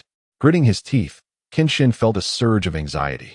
If it were just Fengxian, he wouldn't be so concerned, as Gintoki far exceeds them in strength, unlike what one might expect from Gintama.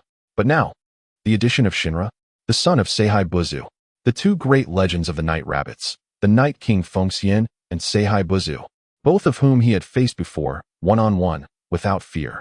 However, perhaps Shinra does not match his father's extraordinary prowess, but together they certainly surpass what Gintoki can bear. Moreover, considering that he is now bound by seals, Kenshin's gaze subtly drifted to the prompt at the bottom of the system. Physical constitution, Superman. After enduring countless trials and enhancing his physical prowess, has he transcended the realm of ordinary beings? Perhaps even in the absence of his sword aura, he may still rival them. Reflecting on his past, when he could confront the legendary Night Rabbits single-handedly due to sheer willpower, he now finds himself not only unchanged but weakened. It feels akin to a hero being vanquished by a demon king, returning to the digital realm as a mere egg. Yet, in truth, he has no desire to return to Yoshiwara, having narrowly escaped just days prior. Would returning not be akin to a lamb entering the lion's den? There is an unsettling premonition that upon entering, he would be pierced by countless shuriken, rendering him akin to a hedgehog. If only I could avoid that woman, he murmured. However, realistically, the likelihood of that is slim. Kenshin, have you forgotten the identity of Tsukuyumi? She is the leader of the Yoshiwara Hayakuhana Brigade. Essentially, the moment you step inside, you will be detected, you know. Thus, Kenshin, you remain rather naive. You're absolutely right. I am indeed quite naive, he exclaimed, evading the shuriken whizzing above him. Swiftly turning, he sought refuge in an alley, watching the multitude of women from the Hayakuhana Brigade rush past, and he let out a long sigh of relief. Yet soon, anxiety crept back in. Being pursued in Yoshiwara, how could he possibly find Gintoki and the others? The constraints felt insurmountable, akin to hellish difficulty. Kenshin-sama. At the intersection, a fleeting glance from Kuriko revealed Kenshin pressed against a wall, seemingly breathless. This sight caused a pang of concern within Kuriko. Could it be? Upon locking eyes, Kenshin suddenly exhaled. Oh, it's just you, Kuriko. Nonchalantly, he approached the alley's entrance, feigning solitude as he leaned against the wall, retrieving a cigarette. Lighting it, he released a gentle puff, to which Kuriko quietly inquired, Kenshin-sama, what troubles you? Is there a formidable enemy lurking? An enemy? Kenshin cautiously surveyed his surroundings in Yoshiwara, his gaze lingering on the ceiling above, before offering a wry smile. Indeed. A most formidable adversary, one that even Kenshin-sama cannot defeat? Kuriko's grip on the cigarette tightened, yet his expression relaxed, though the tension in his eyes deepened. More importantly, I am curious as to what brings you here, Kenshin remarked. After all, even a long-restrained bachelor requires an outlet. It's not what you think, Kenshin-sama, Kuriko replied, a mix of exasperation and amusement in his tone. I am here merely to investigate a matter. Recently, the cosmic pirate Harasame has been unusually active, to the point of excess. From the initial incident at Tenseikyo to subsequent occurrences, It is evident that Harasame is increasingly frequenting Earth, which is quite unusual. Today, Harasame dispatched 3 night rabbits to Yoshiwara, and according to my investigations, the shadowy leader of Yoshiwara is none other than the Night King, Hosen. No need for further investigation. Kenshin interjected, glancing towards the tallest building. He is from the 7th Division of Harasame. Wait, but my intel states that the 7th Division is led by someone named Kamui. Kuriko countered. After a moment of silence, Kenshin slowly spoke. Hijikata, lead me to the highest place. I am being pursued by the authorities in Yoshiwara, and reaching there is no simple task. Pursued? What has Mr. Kenshin done in Yoshiwara? Hijikata inquired with curiosity. Well, I possibly slept with a woman without paying. Kenshin replied somewhat uncertainly while scratching his face. Such actions are unbecoming of a good man, Hijikata remarked helplessly, pulling out a dark object from his pocket. I've gathered the necessary information, and since Mr. Kenshin requires my cover, I have no choice but to comply. With that, Hijikata waved the object, producing a distinct beeping sound. What do you have in your hand? Kenshin asked, intrigued. This. It was sold to me by Mr. Katsura for quite a sum, but according to him, this bomb possesses considerable power, Hijikata said with a smile, casually tossing it at Kenshin's feet. Now, let's consider the situation. Staring at the bomb at his feet, Kenshin shot Hijikata a glare as he watched him retreat into the distance. This type of bomb doesn't detonate on a timer, it only explodes upon impact. So, Mr. Kenshin, the rest is up to you, Hijikata's distant voice echoed. You scoundrel! Kenshin's furious shout was drowned out by a tremendous explosion, which sent debris flying and enveloped the area in rising black smoke, plunging Yoshiwara into chaos. Shadows darted about, clearly indicating the mobilization of the Bye-Bye forces. Taking advantage of the dark smoke, Hijikata managed to escape. As he had predicted, the massive explosion would certainly draw the majority of the Bye-Bye troops away, leaving Kenshin to rely on his own skills. But was it truly necessary to leave such a device at my feet? This is utterly absurd. A flicker of realization crossed his eyes. While most might not have noticed, Kenshin observed 3 swift figures racing towards another exhaust pipe. He paused, uncertain. The first figure bore a striking resemblance to Kagura, though there were some differences. It seemed likely that this was indeed Kamui, who had come for this mission. But what were they doing by that pipe? Lost in thought, Kenshin suddenly heard a hollow sound of impact. With keen eyes, he glanced towards the exhaust pipe, where a small cloud of dust had been stirred up, and the noise originated from that direction. Without further contemplation, he sprang into action, racing towards the exhaust pipe. Given the current circumstances, he could not ascertain the whereabouts of Gintoki and the others, so even the slightest suspicion compelled him to investigate. As he drew nearer, the sound grew louder, and the dust cloud thickened. In Kenshin's view, a man wielding an umbrella was engaged in a skirmish with a woman throwing shuriken. Although it appeared unremarkable, Kenshin knew at a glance that the woman stood no chance against the umbrella-wielding man. Furthermore, there was an oddly familiar aura about her. Boom. In Kenshin's eyes, after that sound, the woman was sent flying like a flickering candle in the wind, spewing blood into the air before helplessly plummeting straight down. At such a velocity, her demise seemed almost certain. Is it her? A flicker of inexplicable emotion intertwined within his heart as Kenshin hastened his movements, preparing to catch her. The situation for Gintoki and the others was decidedly dire. Tsukuyami had been struck down after a few blows, while Gintoki, caught off guard, had been pierced in the abdomen by the sharp end of an umbrella thrust through the pipeline. In a moment of pain, he was unable to retaliate, leaving only Kagura and Shinpachi. Jinchan, seeing Gintoki crash to the ground, causing a dent in the pipeline, Kagura rushed over, anxious to assess his injuries. Cough, cough, I'm fine. After a few uncomfortable coughs, unlike in the original story where he spat out blood, Gintoki fixed his gaze on the burly man. Haruta, you bastard.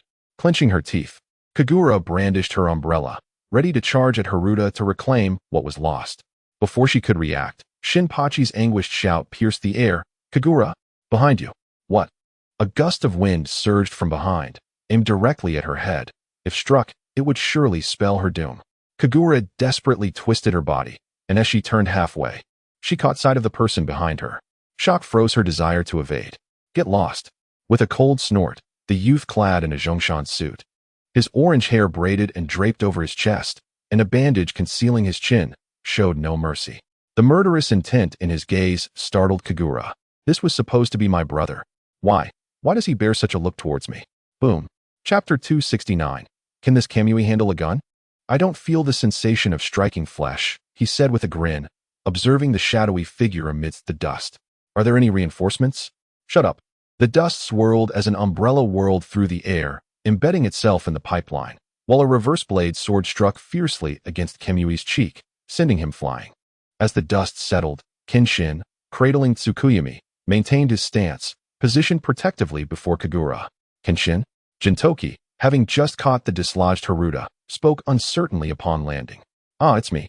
Turning his head, his face smeared with grime and his hair in disarray, it was hardly recognizable as Kenshin. No wonder Gintoki was unsure. Oh, are there truly such individuals on this planet?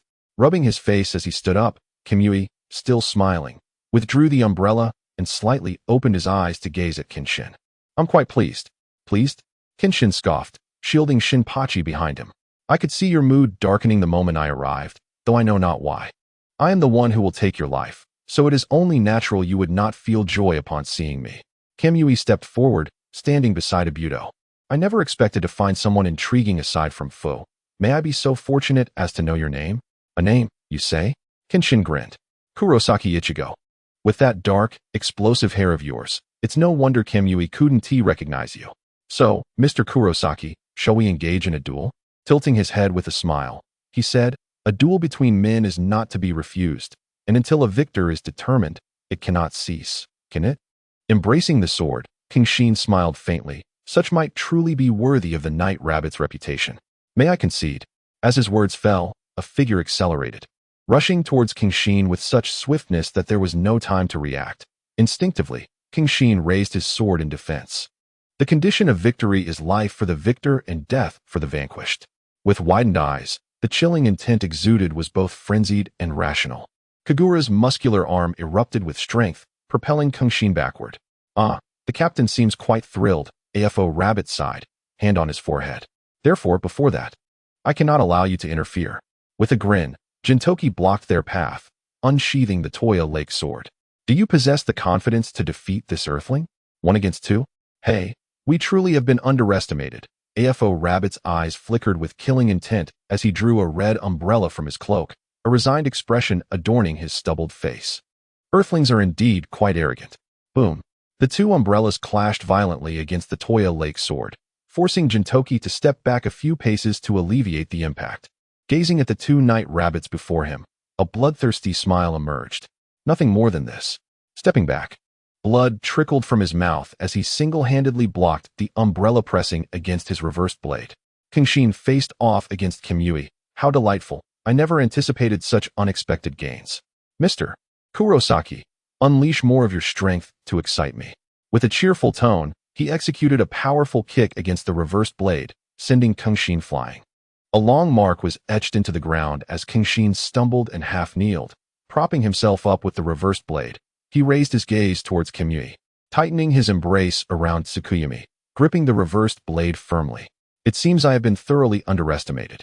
First squinting, then opening his eyes wide. His azure gaze fixated intently on Kenshin. Put down that woman and summon all your power. If I do not release her, I cannot guarantee your integrity. With arms crossed before him, Kenshin locked eyes with Kamui. Furthermore, there is no need for such trouble. One hand is sufficient. How intriguing. This is the first time I have encountered such a declaration, and it brings me great joy to hear it, especially when addressed to the Night Rabbit race. In a half-crouched stance, like a cheetah poised to pounce, he grinned. Such words must be proven by life itself, Mr. Kurosaki. Boom. A pit was left in the ground as Kamui had already transformed into a streak of light, speeding towards Kenshin, his eyes fixed on Kenshin's head. Sinai? Too slow. Calmly uttering those words, Kenshin's gaze remained locked on Kamui's moving form.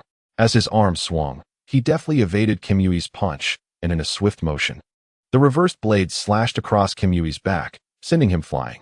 Ah, I apologize, Mr. Kurosaki. Anger has clouded my judgment. Back to back. Kamui sensed the pain behind him and grinned, revealing his sharp fangs. I should not have underestimated Mr. Kurosaki. That was my folly. At that moment, the reversed edge sword rose to block Kamui's punch, but the force was such that Kenshin could barely withstand it, stumbling forward a few steps. Night Rabbit was indeed powerful. Executing a bridge maneuver to evade the whip kick, Kenshin spun and retreated, his reversed-edge sword constantly swinging, deflecting each of Kamuyui's strikes.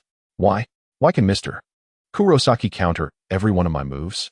He chuckled, an oddity indeed. Would Mr. Kurosaki mind sharing the secret? His tone was amiable, yet the speed of his attacks suddenly intensified. With no concealment in his strikes, Night Rabbit anticipated Kamuyui's every move, calmly fending off each blow. To an observer, Kenshin's actions appeared simple, yet the agony he felt was known only to himself. His arms were nearly numb. No, I can't continue this. There's still the Night King, Fusen, present. Losing focus in battle is not a standard for a warrior. Seizing the moment of Kenshin's distraction, Kamui leaped into the air, his malevolent grin ever present as he uttered a few words. It ends here. Boom. What? In the midst of the struggle, Gintoki, entangled with the two Night Rabbits, was momentarily disrupted, providing Aburatsubo the chance to strike him with an umbrella atop Lake Toya. Gintoki twisted in midair to dissipate the force, landing beside Shinpachi. A jarring noise echoed from the dust, and to everyone's astonishment, Kenshin had trapped the end of the umbrella with his reversed-edge sword. While the tip was grasped by the hand that held Tsukiyomi, mere centimeters from her head, blood slowly dripping from his palm onto the ground. Oh, not dead yet. Mr. Kurosaki is quite fortunate, Kamui remarked, smiling as he looked up at Kenshin. Wouldn't it be splendid if I could kill this woman? Then Mr. Kurosaki could truly unleash his hands and engage me in a proper duel. A choice must be made. Kenshin steeled himself. Kagura, do not blame your brother. When did such a tempest arise in the underground Yoshiwara? With a twist of his reversed-edge sword, Kenshin forced Kamui back towards Aburatsubo and the others. He held the sword horizontally, slashing diagonally, sending forth a crescent-shaped wave of sword energy with unparalleled might, directly striking at Kamui and his companions. Boom. The massive sword energy engulfed Kamui and the others, continuing its path to slice off half the rooftop of a nearby high-rise, causing a cacophony of panic throughout Yoshiwara. In the dim light, a pair of eyes slowly opened.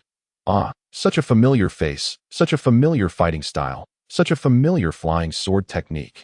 On the highest rooftop of Yoshiwara, a robust elder observed the surging sword energy, a chilling aura of murderous intent radiating from him, his eyes ablaze with fury, capable of consuming everything in their path. Himura Kenshin, you have finally made your appearance in Yoshiwara. The dignity and honor lost within you, I shall undoubtedly reclaim here. Chapter 270. The silver radiance, though not as resplendent as gold, is indeed remarkable. This feat is not one mere mortals could achieve. As he pushed away the rubble that lay upon him, Avuta gazed at the grievous wound that nearly bisected his waist, offering a bitter smile as he mused. Should we be grateful that we are Night Rabbits? Avutu, is this not splendid? Crushing the stones in his grip, Shinwei observed the wounds on his arms steadily healing, his cerulean eyes slightly widening. It reminds me of someone, perhaps Jiantai? Avutu grasped his head, that singular individual who could contend with you without faltering? The sword aura he emitted bore a resemblance to Jiantai's, yet its intensity was considerably weaker. With a smile, Shinwei turned away and waved his hand. It likely has some connection to that fellow. Nevertheless, when we encounter him next, we shall simply eliminate him. Commander, you speak so lightly of it. Avutu replied with a wry smile, while carrying their unconscious companion. At least, if he is indeed akin to Jiantai, only you could face him. Although we have lost our bargaining chips, approaching him empty-handed is hardly advisable. What do you suggest we do, Avutu? Even in the absence of that child, opportunities still abound. This time we meet him, we must exercise caution. Is it truly that simple? I had hoped for a vigorous battle, he remarked. Commander, without leverage. A quieter approach may be prudent. After all, your presence here is not without peril. As he gritted his teeth against the pain, Jinshin stretched his arm, revealing numerous dark bruises around his elbow, his expression a mask of discomfort. Jinshin, what troubles you? Silver Time inquired with concern, noticing Jinshin's unsteady demeanor as he carried Qingtai and Kagura while escaping. The Night Rabbits are formidable, should I say. It is no surprise he is the son of the bald Star Sea. Rolling up his sleeves revealed conspicuous purples, the result of merely parrying a few strikes. The bald Star Sea? He is indeed his son, which makes him Kagura's brother? Silver Time lamented, clutching his head. You just unleashed a tremendous sword aura. Given the vitality of a Night Rabbit, he will not perish easily, Jinshin replied calmly. Moreover, after our departure, Shinwei's injuries should have healed by now. Kicking open a grand door, Genshin laid the unconscious Tsukiyomi upon the bed, sitting down while cradling his injured arm, sweating profusely as he attempted to invigorate his circulation. I can see you are severely wounded. Should we encounter such a foe again, leave it to me. After placing Kagura on the bed, Silver Time observed as Shinhachi and Qingtai, still trembling from fear, rushed in and shut the door before addressing Genshin. Very well, I shall leave Shinwei to you. Genshin replied coolly, and I will handle Fengxian. Fengxian? Silver Time's gaze narrowed, a hint of anxiety creeping into his voice. Is that the Night King from back then? The one who came from the cosmos to eliminate you, but was defeated instead? Indeed, that is he. With his eyes closed, Kenshin smiled and remarked, surely that sword energy has already attracted his attention. Knowing I am in Yoshiwara, Fusen will undoubtedly force me out. Jin-san felt a surge of alarm. The son of the Star Sea Master, coupled with the Night King Fusen, alongside those formidable night rabbits. This situation seemed to be a certain path to demise. What in the world is Jin-san's Kenshin? To be able to ensnare both Himura Kenshin and Sakata Gintoki in such a fierce struggle in the blink of an eye has utterly refreshed my worldview. Truly an extraordinary individual. Jin-san chuckled, a presence comparable to Frisia, not merely a cosmic monstrosity like Behemoth. Kenshin emerged from his pack, slowly wrapping his elbow in bandages. Defeating Fusen? It seems implausible for Uncle Kenshin and Uncle Gintoki. Shinta, feeling despondent, hugged his knees, lamenting, countless challengers in Yoshiwara aspire to confront Fusen, yet none emerge unscathed. Oh, young Shinta, Kenshin said with a proud gesture towards himself, I am a man who has once battled Fusen. How could those insignificant characters possibly compare to me? The protagonist? Indeed, having once fought Fusen and the Star Sea Baldy, now he could only hope to endure a beating. Gintoki nonchalantly picked at his ears and remarked, would it kill you to refrain from undermining my efforts? With a sigh, what could he do? The sealed version of himself could only muster a bitter smile. Whoosh! A gust of wind swept past, sending red strands of hair dancing in the air. Ignoring the stiffened crowd, Kenshin slowly turned his head, his surprised red eyes meeting a pair of furious purple ones. The small dagger in his hand swung once more, only to be grasped by Kenshin, who pinned it against the bed, pulling Tsukuyomi closer. To come here seeking to take the life of your savior. How vile you are. Humph! I shall slay you. You filthy man. Tsukuyomi, caught by Kenshin, shed her usual aloof demeanor, launching a fist toward him. Dodging the attack, Kenshin swiftly trapped her arm in his embrace and frowned. You have an injury at your waist. Such vigorous movement will only exacerbate it. Mind your own business. Before I deal with you, I'll wipe out all of them. Struggling, her gaze fell on Gintoki's eyes, which radiated an intense light, further stirring her ire as she shouted, What are you laughing at, you fool of a samurai? Who is the fool of a samurai? Clarify yourself, or I shall make you understand where my strength lies. Gintoki rolled up his sleeves, visibly displeased. Hey, Gintoki, don't embellish the story. I'm already quite irritated. Kenshin exclaimed, pinning Tsukuyomi's hands against the bed's edge, then seriously added, regardless of how fiercely you wish to kill me now, you also desire to save someone, do you not? I can see it in your eyes. Young Shinta must hold a significant meaning for you. In the present day, Yoshiwara is guarded by 4 night rabbits, among whom exists the strongest and the descendant of another formidable being. Even if you intend to slay me, or act impulsively, it is imperative to understand that now is not the time, Miss Tsukuyomi. TCH, you cowardly warrior have quite the knack for fleeing, but in truth, combat is not merely about evasion. With a cold snort, Tsukuyomi relaxed her struggles, standing upright after Kenshin released her. Indeed, Seda is the child of the Sun Wheel of Yoshiwara. From the very beginning, my sole objective and responsibility has been to protect the Sun Wheel, and nothing more. Chapter 271, Gintoki Sakata vs. Kimui, it seems we must split up.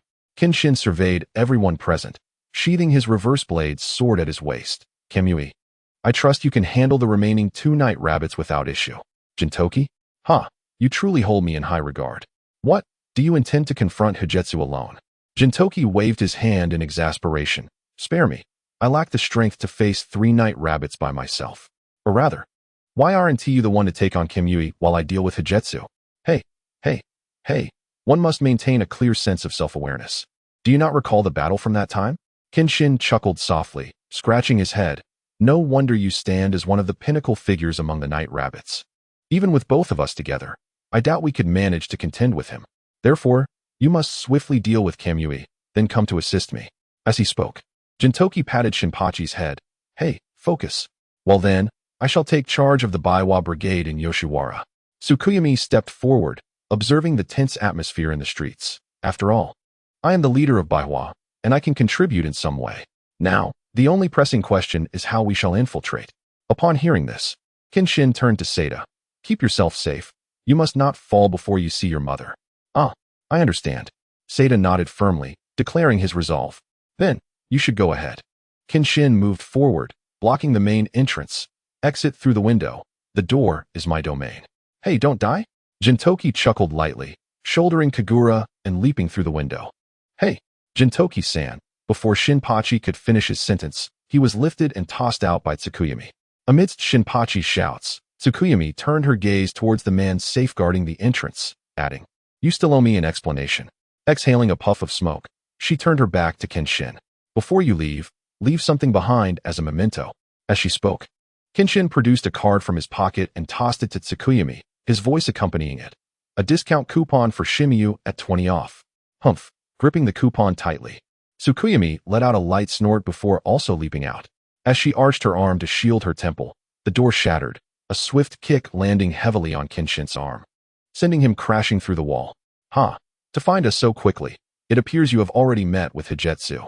Rising from the rubble-strewn street, Kenshin wiped the blood from the corner of his mouth and addressed the shadowy figure obscured by dust. "Ah, with Mr. Kurizaki here. It is truly difficult for me to suppress my emotions.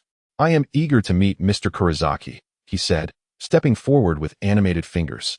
Kamui grinned at Kenshin, remarking, "Our battle remains unresolved, and yet Mr. Kurizaki departs, leaving me in quite a predicament.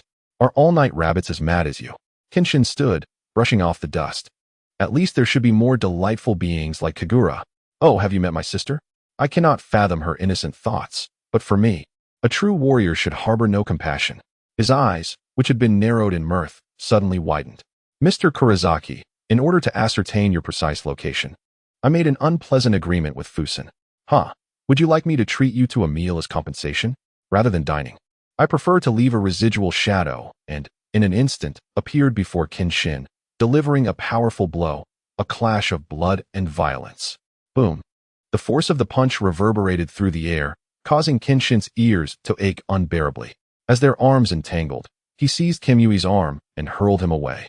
Unyielding, Kenshin unsheathed his reverse blade and charged at Kamui, dragon tooth flash. Suspended in midair, Kamui, head down, caught the unsharpened edge of the reverse blade with his arm, pushing upward and establishing a new standoff with Kenshin. Dragon tooth flash break. The familiar name resonated with Kamui, his pupils dilating. "It reminds me of a rather unpleasant individual. The scar left by Dragon Tooth Flash on my shoulder.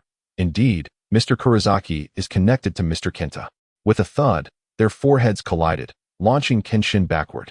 Kamui grasped Kenshin's arm, driving his knee forcefully into Kenshin's chest and sending him crashing into a wall. "Kenta? Ha!" Supporting himself with the reverse blade, blood trickling from his forehead stained his visage. Kenshin glared at Kamui. "He is merely a counterfeit. Open your eyes wide. Observe every nuance, and lock onto my position." Raising his head, blood-red pupils flickered with a crimson gleam. Before Kamui could react, he felt a jolt of pain in his jaw, and his vision uncontrollably soared above Yoshiwara. Swift dragon soaring flash. At that moment, the sound reached Kamui, who looked down in astonishment. Kenshin maintained his stance, declaring, "Flying Heaven Sword style, Dragon Nest Ghost Cry." "Flying Heaven Sword style?" Kamui exclaimed, as if recalling something. "So you are—" The strikes, even swifter than the dragon nest flash, enveloped Kamui with an unbroken torrent of blade light, executing rapid-fire attacks. "So, it is the renowned Batusai, Himura Kenshin. I have long wished to meet you." Beneath the flurry of blades, Kamui swiftly maneuvered his arms. Though some strikes landed upon him, he adeptly deflected the majority, leaving Kenshin astonished at such a combat instinct. He is an adversary far more formidable than the Starry Sea Master. Is that all there is to it? Even if some blades cannot be deflected, simply possessing the physique of a night rabbit allows one to disregard such damage. With a cold smile, Shunwei grasped the reverse blade. You certainly do not possess the extraordinary skill of catching a blade with bare hands. With a swift motion of his arm, Kenshin swung his sword, landing a fierce strike upon Shunwei's face, while Shunwei, at the last moment, retaliated with a kick. Both were propelled backward. Boom! They crashed into the wall behind them, creating a cloud of dust that obscured the outcome of their clash. Silver, do you have a way to defeat that Fengxian? In the midst of their flight, Shinba asked the Silver in front, completely disregarding the numerous Baihua troops pursuing them from behind. No, Silver replied nonchalantly, gazing forward. Because my aim is not to defeat him, but to slay him. What? As Silver and his companions ascended the staircase, they were abruptly confronted by a dense encirclement of Baihua troops. Hey, I must say, your leadership seems rather ineffectual. With their backs against each other, Silver questioned the Moon Song behind him. Stop the chatter, Moon Song retorted, holding a kunai and surveying the staircase. When the moment comes, you all will break through towards the staircase, and I will hold the rear. But please promise me not to harm them. We are the ones surrounded now. They are merely girls who do not understand what we are doing, trapped in this Yoshiwara, wasting their days. A brief glance at the woman revealed a sparkle in her purple eyes, distinct from the ordinary, and Silver understood her resolve. Rest assured, he said, drawing the Toya lake from his waist, tilting his head with a smile. Even without your request, I have no inclination to harm women. Chapter 272, The Rabbit Wandering on the Battlefield. Cough, cough. Rising from the debris, their gazes locked, Shunwei's eyes glimmered with excitement at facing an opponent, while Jinshin's were filled with urgency. What troubles you, Mr. Himura? Shunwei chuckled as he propped himself against the wall. Are you anxious? Is it those people who concern you? Stop joking. I truly have no idea who could possibly stop that Silver fellow. The reverse blade pointed directly at Shunwei. Jinshin replied calmly. Is that so? Is this trust the source of your strength? Yet it is utterly meaningless. Shunwei clapped his hands, advancing. Can a mere earthling defeat Aburado? Or perhaps, Night King Fengxian? Silence enveloped them. Jinshin found himself speechless, for he too was uncertain whether Silver could indeed confront the Night King. How tragic, Shunwei sneered, lowering his posture. At least I could have left a complete corpse, but now it seems that may not be possible. Since its birth, the Night Rabbit has been destined for battle. Yet, whether against the Starry Sea Master or Night King Fengxian, all have resisted this primal instinct. Is there any meaning in this? How can the Night Rabbit become a true warrior if it does not exist amidst blood and wails? Rather than being like these two, preoccupied with family or a woman. Suddenly, a powerful punch surged towards Kenshin, striking fiercely against the blade of the reverse-edged sword. Kenshin took a step back, dissipating the force as he faced Kimui. I apologize. But to bring this war to an end, I have made my choice in advance. Thus, for me, combat is unnecessary. The worth of your Night Rabbits is less than even a slice of cake in my eyes. With both hands bracing against the reverse-edged sword, Kenshin remarked during their struggle. However, your sister Kagura is indeed a treasured gem in my establishment. Ha! The Batasai dares to utter such words? Kamui unleashed his full strength, pressing forward against Kenshin, his eyes widening in disbelief. How absurd. You, a mere earthling, can fight on the battlefield with power comparable to that of the Night Rabbits, living as they do. Having experienced war, you could have made a better choice, couldn't you, Kenshin? Kenshin, I will one day rectify his misguided path. As he spun midair and landed, shedding the force, Kenshin raised his blade once more. Treading this path of slaughter, one ultimately gains nothing. It took me a long time to learn this truth. The Night Rabbits require only blood and battle. With one hand blocking the slash of the reverse-edged sword, he retaliated with a fierce punch, sidestepping Kamui and executing a swift strike to his back. This is it, this exhilarating sensation. Come, let me truly understand what makes you strong. Though struck, the reverse-edged sword inflicted minimal damage, forcing Kamui to halt his staggering advance. Without hesitation, Kamui retaliated with a kick. Kenshin blocked with a bent knee, feeling the pain, gritting his teeth as he lifted Kamui with a dragon sword flash, sending him soaring into the sky. Beware of the roaming rabbits on the battlefield, lest you be caught, coldly remarked Kenshin, sheathing his sword above his head. As Kamui prepared to land, he unleashed the flying sword technique, roaring rock slash. With the reverse edge sword drawn overhead, he executed a downward strike, sending Kamui flying through the air, blood spilling from his mouth in a desperate gasp. Stopping his retreat forcefully on the ground, Kamui, bloodied at the corners of his mouth, gazed at Kenshin with a more frenzied expression, yet failed to notice Kenshin's presence. Flying sword technique, nine-headed dragon flash. With a light flourish, Kamui felt a breeze sweep past him, followed by an eruption of blood, his eyes wide with disbelief as he slowly fell. I have grown weary of such wars, Kenshin stated calmly, sheathing his sword. I do not comprehend the worth of your night rabbits. After all, I am merely an earthling. Indeed, you do not understand, a teasing voice chimed in, and before Kenshin could react, he felt a sudden, intense pain in his abdomen as a bloodied hand pierced through, erupting with a violent spurt of blood. How could a wretch like you ever comprehend? The wounds upon his body gradually healed, as Shunwei knelt half-heartedly behind Genshin.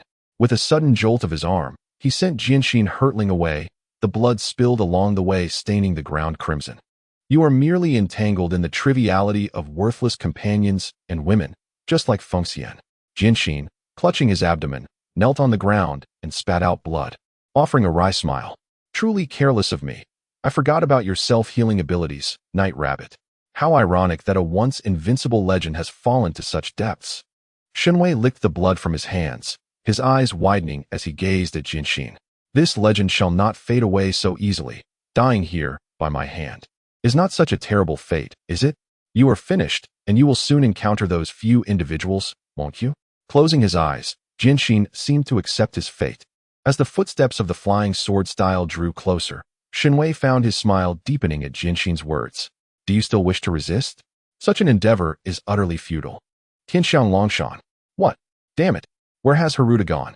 In this traditional corridor, Gintoki and the others, separated from Haruta, were desperately searching.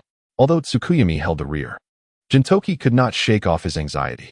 Suddenly, before Gintoki could prepare, he was ambushed. A parasol struck him fiercely, sending him flying, while simultaneously, Kagura was also hit in the face before crashing through several wooden doors and falling among the wreckage. Gintoki, Kagura, Shinpachi, gripping a long sword, shouted with eyes wide in alarm. Ah, what a pitiful sight.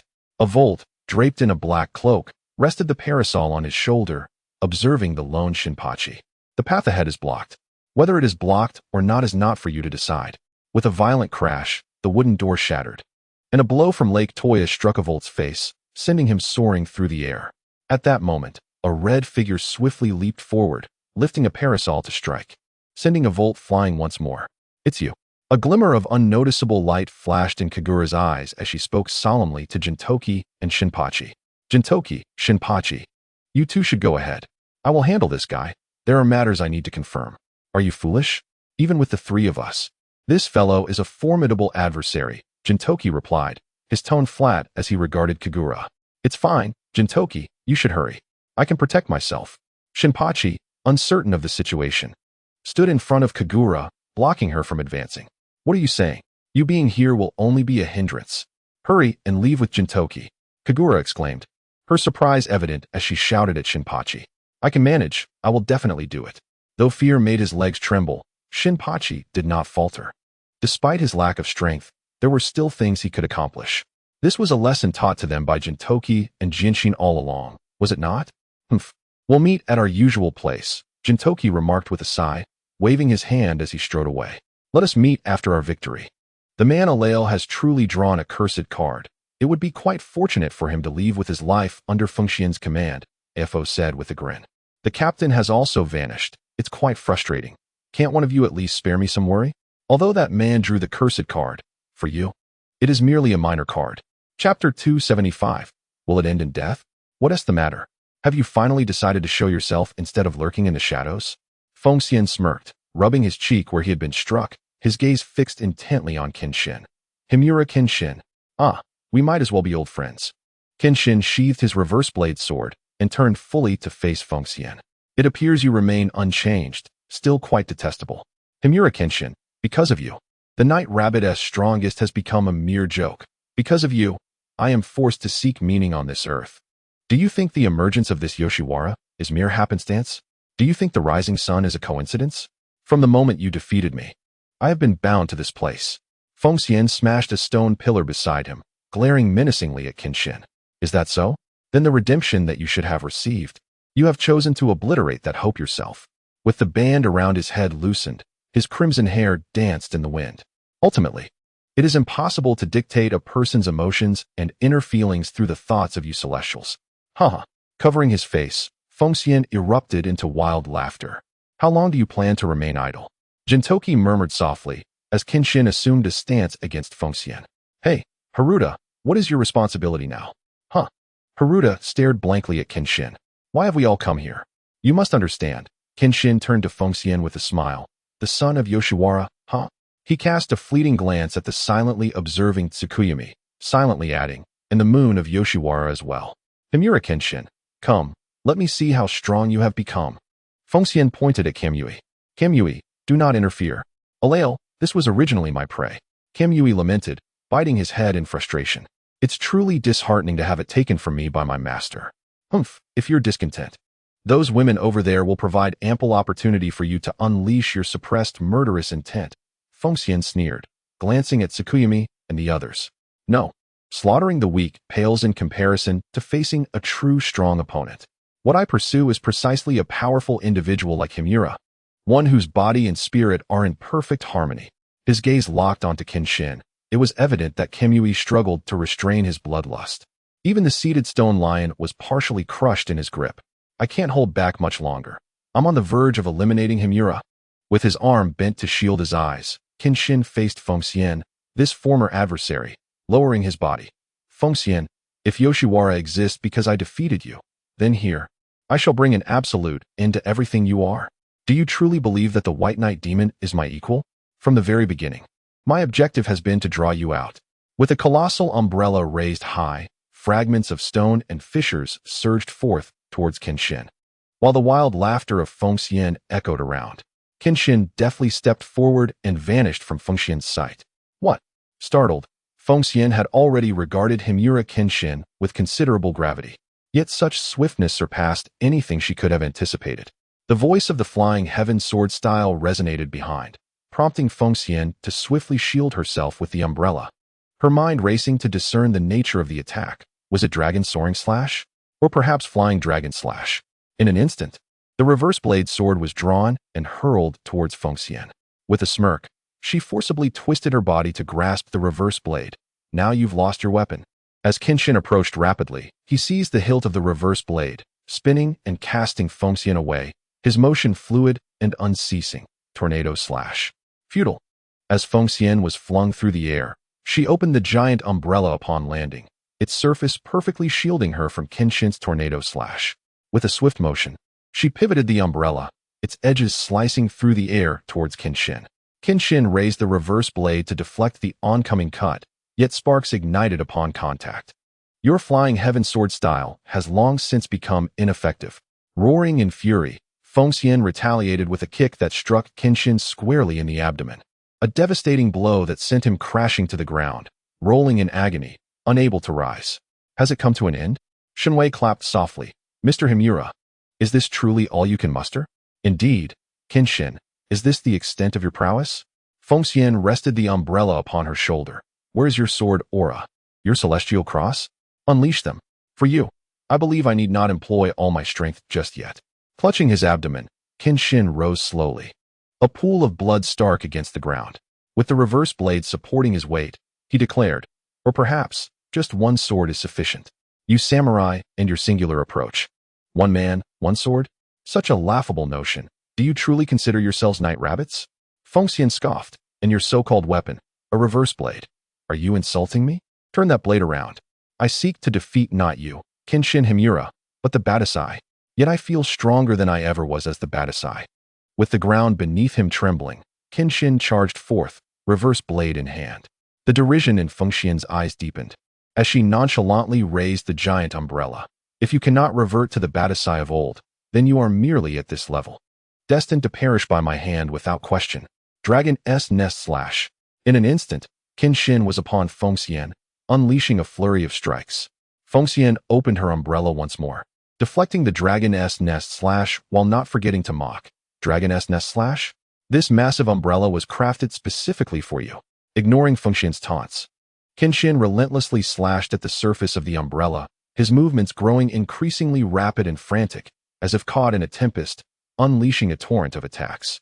Do you all relish such chaotic slashes? Yet, Himura Kenshin, I have previously been struck by the White Knight Wolf with this very move. With a sneer of disdain, Fengxian found it utterly displeasing to witness his once formidable adversary now reduced to such a pitiful state.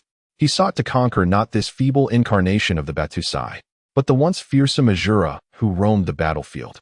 Did I not declare that the Batusai pales in comparison to the current Himura Kenshin? With successive strikes against the surface of the umbrella, Fengxian's incredulity grew as the steel-crafted giant umbrella began to show cracks. Infuriated, he retracted the enormous umbrella while retreating, and as he gazed upon the frenzied Kenshin, he bellowed, "To what extent can your strength reach? Strong enough to surpass you entirely." As the tips of their blades collided, fists clashed, and both warriors deftly evaded one another's strikes. Their foreheads met with a resounding impact. Kenshin, undeterred, charged forward with unwavering resolve. This was a remnant of his past as the Batusai. Had Fengxian not been defeated, he would not have remained on this earth. Subsequently encountering the Sun Wheel and establishing a scene like that of the Yoshiwara underground. Indeed, the inception of Yoshiwara could be attributed to me. Thus this battle cannot be lost. Moreover, I genuinely believe that the current Himura Kenshin surpasses the Batusai of old. With a thunderous clash, their foreheads collided once more, causing Kenshin to stagger back, and both warriors bled, crimson streams obscuring their features. Ignoring his own pain, Fengxian reveled in triumph, thinking, competing in strength with the Night Rabbit? At last, you shall perish at my hands. With another collision, neither retreated. Instead, they pressed their foreheads against one another, unwilling to yield. The Batusai shall perish here. Blood surged with fervor, and murderous intent surged. Indeed, facing an opponent like the Batusai ignited an unquenchable fighting spirit within me. In the silence, Kenshin subtly raised his hand. The reverse blade, sword firmly gripped. With a fierce slash, he struck Fengxian's temple, swiftly pivoting to deliver a blow to his jaw, sending Fengxian soaring into the air while Kenshin continued his advance. Now, I possess a wondrous abode. Ah, dragon's nest, bite. As Fengxian soared, enveloped by a flurry of blade light, Kenshin's furious roar echoed, and the slashes cascaded like a waterfall. The Odd Jobs Agency, founded by Gintoki, stood by my side. 10 dragons flash. The spiraling blade carried immense power, while the final slash of Dragon's Nest sent Fengxian hurtling away. Tornado flash, whirl, binding wind, storm, and that violent Amiya, my student and friend. Swift Dragon's soaring flash. After being propelled by the 3-stage tornado flash, Kenshin instantaneously appeared behind Fengxian, delivering an upward slash that sent him flying once more. Musha and Mitsuba await me, Dragon Hammer flash. In midair, he executed a strike, then descended with the force of a mountain. Dragon Hammer flash, tragedy. I have yet to see that fellow, Isugi, return to me. Thunderous rock-slicing blade. As the moment of descent approached, the reverse blade was sheathed, its low rotation on the ground dissipating the force. With the reverse blade held aloft, it was drawn in an instant, emitting a deafening roar that echoed like an explosion. A resounding impact struck Fengxian's chest, causing her to cough up a mouthful of blood and be flung far away. Furthermore, Gintoki had promised that when he wed, he would stir up the festivities, even though such customs were non-existent in Japan. Ha! The dragon fang flashed once more as it surged forward, colliding with Fengxian's chest. Jinshin roared in fury, propelling Fengxian outward. As they burst through the wooden window and tore past the eaves, the two figures remained suspended in midair, plummeting towards the earth below. Will I die?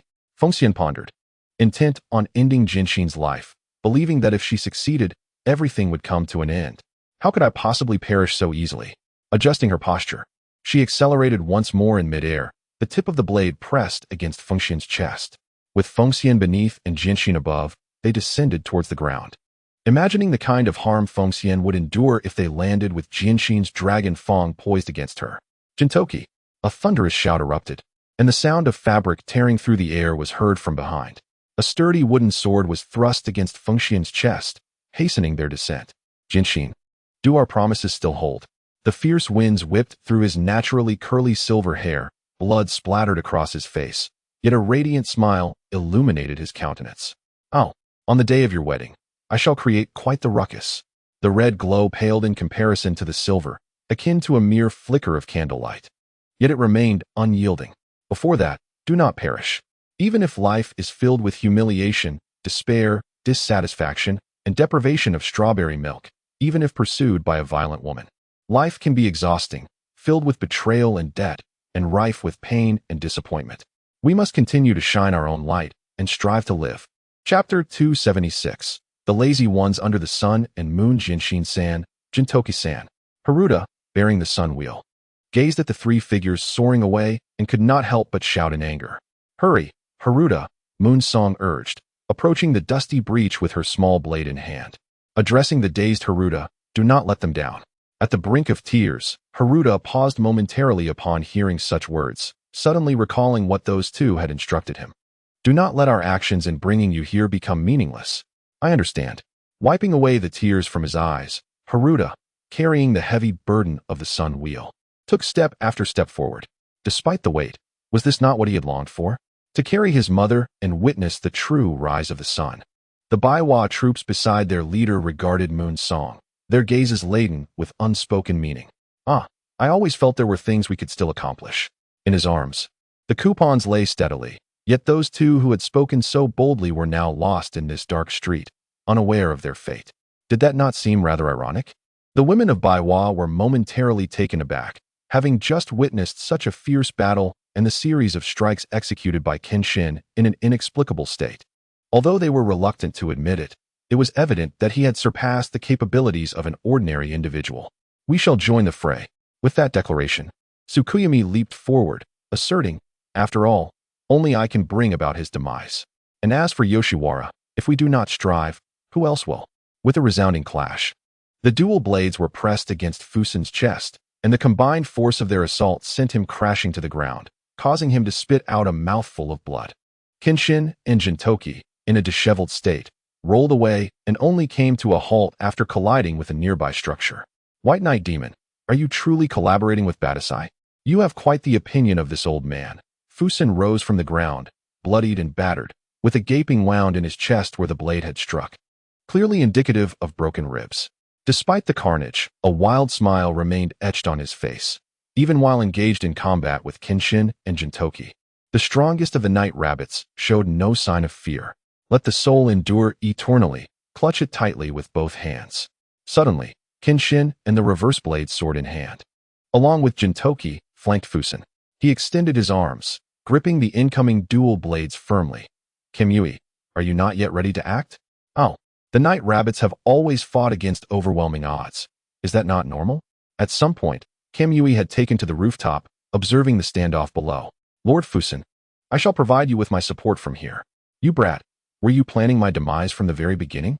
A fierce killing intent flashed in Fusen's eyes as he hurled Kenshin and Gintoki aside and kicked a fist-sized stone towards Kamui, who effortlessly shattered it with a punch before rising as if resigned to the situation.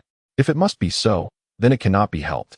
With a crack of his fingers, Kamui leaped off the rooftop, positioning himself in front of Gintoki. "Step aside, bald-headed wretch." At that moment, it was clear that both Kenshin and Gintoki were not themselves. To put it simply, they seemed to be trapped in an inexplicable state. Gintoki, whose speed had far surpassed his usual prowess, shot past Kamui before he could react, once again joining Kenshin in a coordinated assault against Fusen. "White Knight Demon, I intend to settle this with you." Ignoring the pain inflicted by Kenshin's reverse blade sword piercing his arm, Fusen gritted his teeth and seized the Toya Lake, subsequently delivering a colossal punch that struck Gintoki squarely in the chest. As Gintoki coughed up blood, he grasped Fusen's fist tightly, a knowing smile spreading across his face. "Nanny." Realizing something was amiss, Fusen barely had time to react before a tremendous force struck him from behind. As he lurched forward, Kenshin pressed down on the reverse blade sword with both hands, pinning Fusen against him. However, Fusen was not one to yield easily. He gripped Gintoki firmly, causing both of them to be propelled backward together. "Don't worry about me," Gintoki shouted, enduring the agony of scraping against the ground, a strange glimmer igniting in his eyes. Boom. The forward momentum abruptly halted as Shunwei opened his azure eyes, muscles in his arms bulging as he pressed firmly against Funshin's chest. "Stand aside," Gintoki shouted once more. Though his body was on the verge of being crushed, he still had the will to fight. With the Toya Lake in hand, he swung, the blade carving a fissure into the earth. In that moment, his strike connected with Shunwei's bent arm, and Kenshin seized the opportunity to charge forward with all his might. Stop! Battling with one hand pressed against the overwhelming force. The other continued to fend off Gintoki's relentless assaults. Despite the strain, Shunwei remained remarkably composed. Boss Fengxian, I'm barely holding on. Humph. Came a cold scoff as he seized Gintoki's arm with force. Gintoki grunted in pain, blood splattering from his mouth, yet the indomitable spirit in his eyes did not wane. Such a gaze left Shunwei and Fengxian momentarily stunned. What kind of soul and willpower lay hidden within this wounded man? With a powerful shake of his arm, Gintoki sent Fengxian flying. Then, Kenshin's reverse blade struck down upon Fengxian's arm. Ignoring the blade embedded in the ground, he leapt to embrace the airborne Gintoki, stumbling as they descended. In that fleeting moment of landing, a fierce wind erupted from behind, a flash of orange braids darted past, and a sinister voice echoed. It is over. Indeed, it was over. Kenshin remained motionless while Gintoki, cradled in Kenshin's arms, lifted his gaze towards Shunwei behind her. Shunwei's unseen arm rose, and Gintoki grasped the reverse blade before delivering a punch to Kenshin's back. The sharp crack of bone resounded, and as Gintoki swung the reverse blade, it struck Shunwei's face, sending him flying. After Shunwei was propelled away, Gintoki, momentarily blinded by Shunwei, finally saw Fengxian rushing from the visual blind spot, and before he could shout a warning, an immense force slammed into Kenshin's back, sending them both hurtling through the air. I want to give you a moment to breathe. Fengxian, poised to launch another attack, was suddenly repelled by a flurry of shurikens as Tsukiyomi and the Baihua army descended onto the battlefield. Hey, are you alive? Though the tone was icy, there was an unmistakable hint of concern. You women are such a nuisance, Fengxian exclaimed, lifting a nearby stone and directing a fierce glare at Tsukiyomi. If that is the case, then you shall perish. Just as Fengxian prepared to hurl the massive stone, dust swirled, and two figures burst forth in succession. Why do you persist so stubbornly? Succumb to Fengxian's will. Isn't that splendid? Watching the two rush forth again, Fengxian's eyes twitched uncontrollably, fury igniting within him as he cast the giant stone toward Kenshin and Gintoki. Gintoki charged past the stone with agility, while Kenshin deftly planted a foot atop it, leaping high into the air. Kenshin, soaring through the air with the flying sword style, reached Fengxian faster than Gintoki, drawing her blade for a direct strike. Heavenly Dragon Flash. Futile, Fengxian retorted. I am fully aware of all your techniques, including the Heavenly Dragon Flash. With both arms bent, they shielded against the soaring Dragon Flash strike, and even the vacuum created merely rendered Fengxian's movements somewhat cumbersome. After delivering the slash, Kenshin appeared to falter, rushing towards Fengxian's back. However, the difficulty in movement was sufficient. With both hands gripping the Lake Toya, Gintoki surged towards Fengxian like a tumultuous wave. Just as Fengxian prepared to defend, he realized that his body's movements were not merely hindered, and his bent arms could not descend. A fleeting thought crossed his mind. Was it a feint by Himura Kenshin? Boom! With a downward strike that forced Fengxian to bow, Gintoki unhesitatingly raised his blade in a swift upward motion, causing Fengxian to lean back. Yet, recovering swiftly, Fengxian retaliated with a punch that sent Gintoki flying. Yueying felt a wave of despair. Could Fengxian truly be invincible? Ha ha ha. Gintoki, now airborne, laughed lightly, a serene expression hidden behind his bangs. Yet the smile at the corner of his mouth could not be concealed. Go forth, Kenshin. Nanny. Kenshin, sheathed sword at the ready, poised behind Fengxian, burst forth like a fierce tiger, transforming into a streak of light that charged directly at Fengxian. The soaring dragon flash, second stage. In just a few swift steps, Kenshin arrived before Fengxian, the sheath moving in conjunction with the blade, unleashing a rapid strike unlike any ordinary draw. A lethal sword that could sever all counterattacks. This assault sent Fengxian hurtling upwards towards the celestial canopy. At that moment, the long-sealed celestial canopy trembled, a glimmer of light slowly seeping through the minuscule cracks, illuminating the ascending Fengxian with a faint, charred sound. Was that the sun? How could it be? Just as the incredulous Fengxian uttered those words, Gintoki forcibly halted his ascent, the Lake Toya raised before his chest. Liberate this son of the Yoshiwara from the clouds. Gintoki uttered softly, as Kenshin stood atop the Lake Toya, propelled skyward by Gintoki. Kenshin, flying sword style, nine-headed dragon flash. In the scattered sunlight, Fengxian was struck repeatedly by the swift blade in midair, unable to descend. Yet it was not over. With the crescent moon S9 strikes completed, Kenshin, now atop the rooftop, gripped the hilt, the gathered airflow coalescing upon the reverse blade, and with a fierce shout, the surging sword energy surged towards the airborne Fengxian, heavenly charge. A colossal wave of sword energy crashed upon Fengxian's battered form, as if the sword energy carved a larger fissure in the obscured canopy above, allowing the rays of sunlight to gradually brighten and emerge. Welcome, esteemed readers, to delve into the latest, swiftest, and most popular serialized works. Chapter 277, I Shall Protect Everything Here. Samurai, a being comparable to the Reaper-like night rabbits. On this remote planet, one can easily imagine the difficulties faced by humanity during their initial advance onto Earth. Is this truly the final two samurai of this era? Kenshin Himura, Gintoki Sakata, Kimui. How long has it been since Yoshiwara last saw the sun? Ever since its last destruction upon the surface. Rebuilt by the hands of Hosen in this dim underground, the geishas, brought up from childhood, have long forgotten the hue of sunlight, the brilliance of the azure sky, and the gentle caress of the natural breeze. Now, all of this lies exposed beneath Yoshiwara, unveiled after the ceiling of darkness has been lifted. Hosen, struck and sent soaring, extends a hand as if to grasp the sun itself. From that unreachable height, it looks down disdainfully upon me, the king of the night. How infuriating. After colliding with the eaves of the attic, I managed to create a dent without falling. Kenshin, meanwhile, clutches his wounded abdomen and contorted arm, half kneeling on the eaves, gasping for breath. Countless injuries mar his body, and it is evident that he has lost the strength to fight. The door behind the eaves is violently kicked open, and Tsukuyami bursts in with the Hyaka troops alongside Gintoki. Hosen, what are your thoughts now?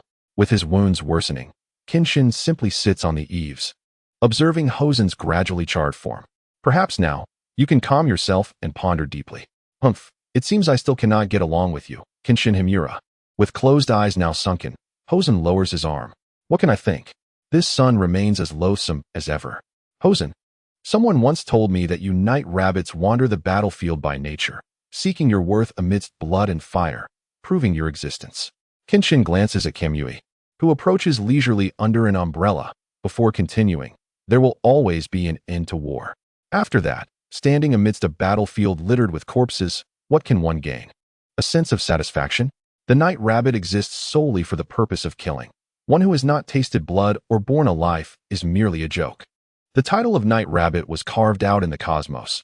Unlike you earthlings, who are so sentimental, our sole purpose in existence is slaughter. Hosen speaks wisely. A hand lightly pats the umbrella-wielding Kimui's palm, who has appeared seemingly out of nowhere, grinning. You earthlings are tormented by the sins of war, while we night rabbits find exhilaration in it, unable to sleep. I still cannot align with you night rabbits, Kenshin mutters with a bitter smile, using his reverse blade to prop himself up on the eaves. Gintoki and Tsukuyami hastily rush to support him, preventing his fall. Humph, Kimui, like me. You seize what you cannot attain through battle, and take what you desire by force. We are kindred spirits. Hosen, with closed eyes, seems to gaze at the sun. In the end, you too will find yourself lying here, contemplating, realizing that nothing of true value has been gained. Oh, I would never have imagined becoming like this for a woman. Kamui turns, grinning, gazing at the sun over Yoshiwara and the astonished sounds below that arise from its appearance. Thus, to me, Kamui, you are but a lecherous old man. A faint, mocking laughter echoed, reminiscent of a derisive chuckle. The sun blazed with an intensity that was almost merciless, its brilliance far from the warmth one might expect. It was as if it sought to keep me at a distance. With a desperate grasp, I seized the hand that had lifted the phoenix flower, kneeling before her. Holding her palm gently, I placed her head upon my thigh, gazing at the sky. The sun struggled to meet my gaze. This woman was the one I had long desired to possess, yet I could only resort to brute force, inevitably complicating matters further. Much like the growing chasm between myself and the sun. At last, I could see you. In a moment of quiet reflection, my eyes brimmed with nostalgia. From the very beginning, I wished for you to witness this sky. I had once promised to mend the rift between you and the sun. I had always known, despite any posturing or transgressions, that you were not the terrifying figure of the Night King. In truth, you only wished for simplicity, perhaps to take a nap under the sun like an ordinary grandfather. Yet, This modest desire birthed a foolish spectacle, turning you into an enemy of all. What a fool you have been. My thoughts drifted back to that day, bathed in the same brilliant sunlight, when I, having been defeated by Saito Hajime, walked alone under an umbrella. The passers-by regarded me with fear, save for a small girl, a human from Earth, who gazed at me with eyes like rippling water, inquiring why I carried an umbrella on such a sunny day. That was the first time someone had posed such a question, and I found it endearing. Those eyes evoked an unfamiliar emotion within me. Our second encounter was in a tavern, where those same large eyes regarded me and asked the same question once more. The third time, however, she had been sold to the yet unruined Yoshiwara, destined to be a geisha. Yet I bought her, captivated by a painting that was as absurd as the sun itself. This connection has persisted until now. Phoenix Flower, you are rather clumsy, are you not? You simply do not know how to articulate your feelings. Stumbling before her, I gazed at Phoenix Flower, and with a smile, I remarked, you are merely a lowly enthusiast, after all. With a pained expression, she looked at Saito and finally uttered, Saito Hajime, may I ask you for a favor? Though we are sworn enemies, could you lend an ear to my request? The smile on the face of the old man, who had an affinity for young girls, vanished. Kenshin stood before Fushin, blocking the sunlight with his sword, preventing Fushin from stepping forward. Yoshiwara, originally a lawless land, had found stability solely due to my presence. Fushin murmured, her voice descending into a whisper. So this low murmur illustrated Kenshin's resolve as he drew the reverse blade sword from the ground. Freeing himself from the support of Gintoki and Tsukiyomi, he faced the lifeless Fushin directly, confronting the menacing presence of Kamui. It is indeed terrifying to think that merely two individuals could vanquish the Night King Fushin. One cannot help but admire such prowess. Kamui gazed at Kenshin, who stood unwavering. Have you acquiesced to the demands of your sworn enemy? Yet, such efforts are in vain, for the darkness enveloping Yoshiwara extends far beyond Fushin alone. Our spring reign and the central department of the shogunate dwell in profound obscurity. Soon enough, the second and third Night Kings will emerge. Do you truly believe you can alter Yoshiwara? Alter? Kenshin replied, there is no need for that. This Yoshiwara is as it should be. Everything exists according to their will. Does it not? Should any disrupt this peace, I have indeed acquiesced to my enemy's request. With a smile, Kenshin brandished his reverse blade sword, pointing it at Kamui, as if also addressing those lurking behind him. Inform the shogunate and spring reign that this Yoshiwara, all that exists here, whether the moon or the sun, is now under the protection of Himura Kenshin. Anyone who seeks to claim this place must first defeat me.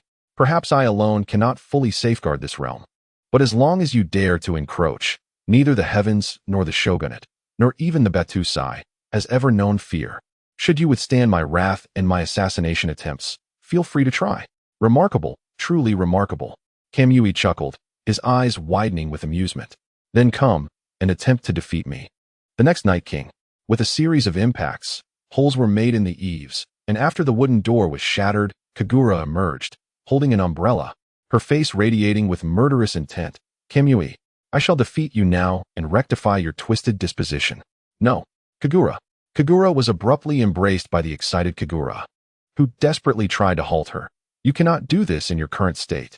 Ha! How astonishing. Has Abudo truly failed? He observed Kagura while glancing at Gintoki and Tsukiyomi, who stood alongside Kenshin. Kamui's smile grew ever brighter, unexpectedly resilient, it seems. I will entrust my ineffectual sister to you. Do strive to grow stronger. I am one who relishes saving the main course for last. With that, he positioned himself at the eaves. Himura Kenshin, Sakata Gintoki, Batusai, do not perish before I have the chance to kill you. He leaped off the eaves, vanishing from sight. Are you truly intent on becoming the king of Yoshiwara? Gintoki inquired, glancing at the sun and then at Kenshin. King? Kenshin replied, that role is far too burdensome. I merely wish to open a branch of my restaurant here. If they seize this place, how can I possibly do so? Kenshin smiled faintly as he sheathed his reverse blade sword. Simultaneously, there was an enigmatic fellow who had inadvertently exposed our identities. This matter had likely been revealed long ago. If they truly wished to pursue us, they would have done so. Gintoki draped himself over Kenshin, reassuring him. So, rest easy. It's time to head home for dinner. All right, but I want to be covering your bill, replied Kenshin. Hey, that's rather heartless. Gintoki retorted. Who told you to put me in such a predicament? I'm in agony here. Honestly, Even if I didn't say anything, you would have returned, wouldn't you? Do you realize your heart's delightful establishment is gone? What? Kenshin exclaimed. Based on the wallet you carelessly discarded, I discovered you had opened a heart's delightful establishment in Kabukicho, so I brought some people along. And then, well, we presumed you were napping inside, so we blew it up. Hey, Kenshin, what's wrong? Wake up. Chapter 278. The conclusion of the Yoshiwara arc now, I say. Regardless of the circumstances, blowing up my heart's delightful establishment is truly excessive. You owe me reparations, you scoundrel. Kenshin, having just regained consciousness, rushed to Yazakura's side, shouting in distress. Huh, I don't know what you're talking about, Yazakura replied, exhaling a sigh and casting a sidelong glance at Kenshin. You still owe me nearly 200 million. Wait, clarify for me why I owe you money upon waking up, and why such a bizarre sum of nearly 200 million. Has time here accelerated beyond a century while I was unconscious? Kenshin exclaimed, pointing at Yazakura and demanding an explanation from those around him. Well, you might want to reflect on your own actions, Gintoki remarked, pouring himself a drink from the sunlit jug and savoring its taste. Delicious. Kenshin must bear the consequences of his deeds. The sunlit jug sat quietly beside him, observing Kenshin, as well as the playful Kagura and Shinta, along with the raucous comments from Shinpachi. In this radiant sunshine, the jug felt quite content. Deeds? What deeds? I merely came to engage in a rather exhausting fight. Kenshin lamented, stretching and wincing from the pain in his waist. Despite his words, the sweat on his brow betrayed the truth he already knew. If a woman from Yoshiwara were to marry, a sum of money would be required as compensation for leaving Yoshiwara. Yazakura, being the head of Yoshiwara's beautiful flowers, would indeed require such a sum if she were to wed. Gintoki chuckled softly, covering his mouth. Who would marry this woman? Though her figure is splendid, her temperament would surely lead to constant bickering. I prefer gentler women. Having endured one violent woman is quite enough. Yawning and rubbing his head, Kenshin gazed ahead with indifference. Besides, 200 million is beyond my means. If you can't afford it, then work harder to earn it, you rascal. Yazakura retorted, brandishing a small dagger threateningly before Kenshin's neck. At this point, do you really expect me to marry anyone? Her tone was almost menacing, and the tension was palpable as she glared at the throbbing veins on Kenshin's forehead. 200 million. I fear I shall not earn such a sum even by the time I reach 60. Alas, I cannot afford to marry. Perhaps you should seek someone else. With that, Kenshin sheathed his blade and slowly departed, leaving behind a white expectation that bore no benefit for me, as I remain a wanted fugitive. As he beheld Kenshin's retreating figure, Gintoki halted his drink, gazing at the figure gradually fading amidst the luminous white glow of the bustling street, a bittersweet smile lingering upon his lips. It has stirred memories once more. Do you know anything? Tsukuyo inquired, observing Gintoki's demeanor. Nothing much. 200 million is indeed exorbitant for a woman of your caliber. Just as he said, Gintoki replied with a faint smile, his gaze directed towards the resplendent sunlight on the horizon. She is the true courtesan of Yoshiwara.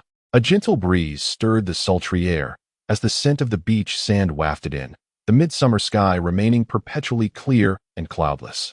Days had passed since the Yoshiwara incident, and at last, the reconstruction of the Shinomori residence had commenced. During that time, even the rabbit had ventured to Madao for a drink, making it a stroke of luck that, aside from the loss of the establishment, everything else remained intact. Thus, today, summoned by an old friend's missive, Kenshin followed the instructions to arrive at a cliffside. What is it that you summoned me for? Kenshin asked, clutching his cheeks as he observed the bald figure squatting before a large parasol. You truly have chosen a sweltering spot to rest, Hosen. Ignoring Kenshin's query, the bald man stared at the parasol, momentarily enveloped in silence. The geishas insisted he bask in the sunlight here. Unperturbed by the dust beneath him, Kenshin plopped down and tossed a bottle of liquor to the bald man.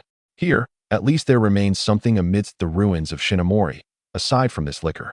I can find nothing else intact. Indeed, it is you who can defeat Hosen, the bald man said, carelessly imitating Kenshin's actions as he sat on the ground and twisted off the bottle cap.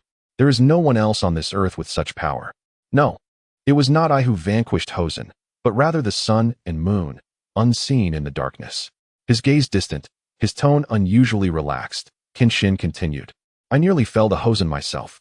Do you truly intend to shoulder everything in Yoshiwara? The bald man glanced at Kenshin with a seemingly resigned smile. You have accepted the charge of a sworn enemy, after all. Speaking of which, your father is rather incompetent. I have met your son. Kenshin placed a hand on the bald man's shoulder. While the daughter remains on Earth, your son has become a murderer. It seems the Yado indeed excels in combat, but falters in all else. Kagura, even among the Yado, is an anomaly, having inherited more from her mother, while Kimui, upon hearing this, could only sigh in resignation. More akin to Hosen, or perhaps to you. Kenshin took a swig of liquor, the sharpness igniting in his throat, as he contentedly squinted his eyes. What I mean to convey is, should I encounter him again, it will no longer merely be a matter of leaving a wound upon my chest. Do you believe you can manage it now? I have indeed sensed a decline in your strength since our initial encounter. Yet, I still managed to deal a significant blow to your eldest son. So do not underestimate me. I have never underestimated you, nor have I dismissed the might of your kind, the strongest earthlings in the universe. The bald-headed fellow chuckled as he raised a bottle of wine. Perhaps Fengxian is also fighting to earn your recognition. Hey, let's not drag me into this. Fengxian seeks no validation from me. He is far superior. Humph. The words you directed at my unfilial son have reached Chunyu verbatim, did you know? So, you have gained notoriety across the cosmos, perhaps due to your former reputation. The lesser beings tremble in fear, while the powerful elite grow furious. The bald man gazed at the sky. They threaten to eliminate you and reclaim Jiyuan from your grasp. Ah, they can certainly attempt that. After all, I have not truly grown stronger. Jianshin smiled gently. However, witnessing the genuine smiles of the women of Jiyuan, seeing the perpetual presence of the sun and moon, I can hardly contain myself. I have never turned down a request from a friend. As for those who clamored to teach you a lesson, they are likely hunting alongside the natives on some remote planet now. The bald man turned to Jinshin. I truly had no idea you wielded such influence in the universe. Overthinking it, I have merely been a dessert shop owner, a meddlesome proprietor at best. Waving his hand, Jinshin reminisced as he gazed into the sky. Nevertheless, I do have a couple of friends up there. I wonder how Chenma is faring. Has he forgotten to return to Earth? And what of the dwarf cedar? Still contemplating how to bring about Earth's destruction? A fleeting thought crossed his mind, swiftly replaced by a bittersweet smile. Then, it seems I am no longer a good person. The bald man frowned. How did you become entangled with the heavenly path? Those who threatened to eliminate you have all been warned and cast aside by them. TCH. Who knows? Like a wild dog, they have persistently pursued me since that initial confrontation with the heavenly path, when I annihilated a small squad. To this day, I remain oblivious to their true intentions. Jinshin scoffed, dismissive, and now, it has escalated to this level of animosity. Well, if it were you, everything would be justifiable. How old were you when you first obliterated that squad? I've forgotten. Probably around 112 years old. I can hardly recall. The minimum age was 1, for heaven's sake. Just how narcissistic are you? If a man is not narcissistic, should he resort to self-abuse? In any case, you have always had a point. The bald man chuckled mockingly as he stood up, gazing at the vast sky and sea before him. Should you encounter my son again, perhaps you could attempt to educate him.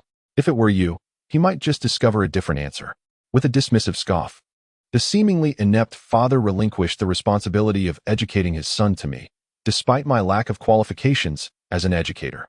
Rising to my feet, I placed the unfinished bottle of wine before the giant umbrella that Phoenix had propped up, stepping back to regard the grand structure. In life, you were rather insufferable, Phoenix. I mused, yet now, in repose, you evoke an entirely different sentiment. You surely do not mind the wine I have consumed, do you? Regardless, if it troubles you, I am at a loss, as this is the solitary bottle I possess. At most, I can pour it into a glass. Bending down, I transferred the remaining liquor into a nearby cup. Indeed, it appears others visited before me. Ah, Phoenix, bask in the sun while you can. Your domain is now entrusted to me, whether you resent it or not. Should you desire vengeance, await my demise, and we shall duel in the afterlife for countless rounds. Haha. After finishing the pouring, I straightened up and turned to depart, raising my arm in farewell. Farewell, Phoenix. How peculiar, I reflected. In all my years traversing the cosmos, I have never encountered someone quite like you. Amused, I emptied the remaining wine from my bottle into another glass before turning to leave. Phoenix, we have both transformed. Once, you were hailed as the mightiest of the night rabbits, and I, in my defiance, sought to challenge you. Now, you lie beneath the earth, and I have become bald. Time truly spares no one. Furthermore, Earth is indeed a curious place. Our ultimate transformations stem from our experiences here, do they not? Perhaps one day, I too shall find myself in a similar state on this strange planet, vying for the title of the strongest once more.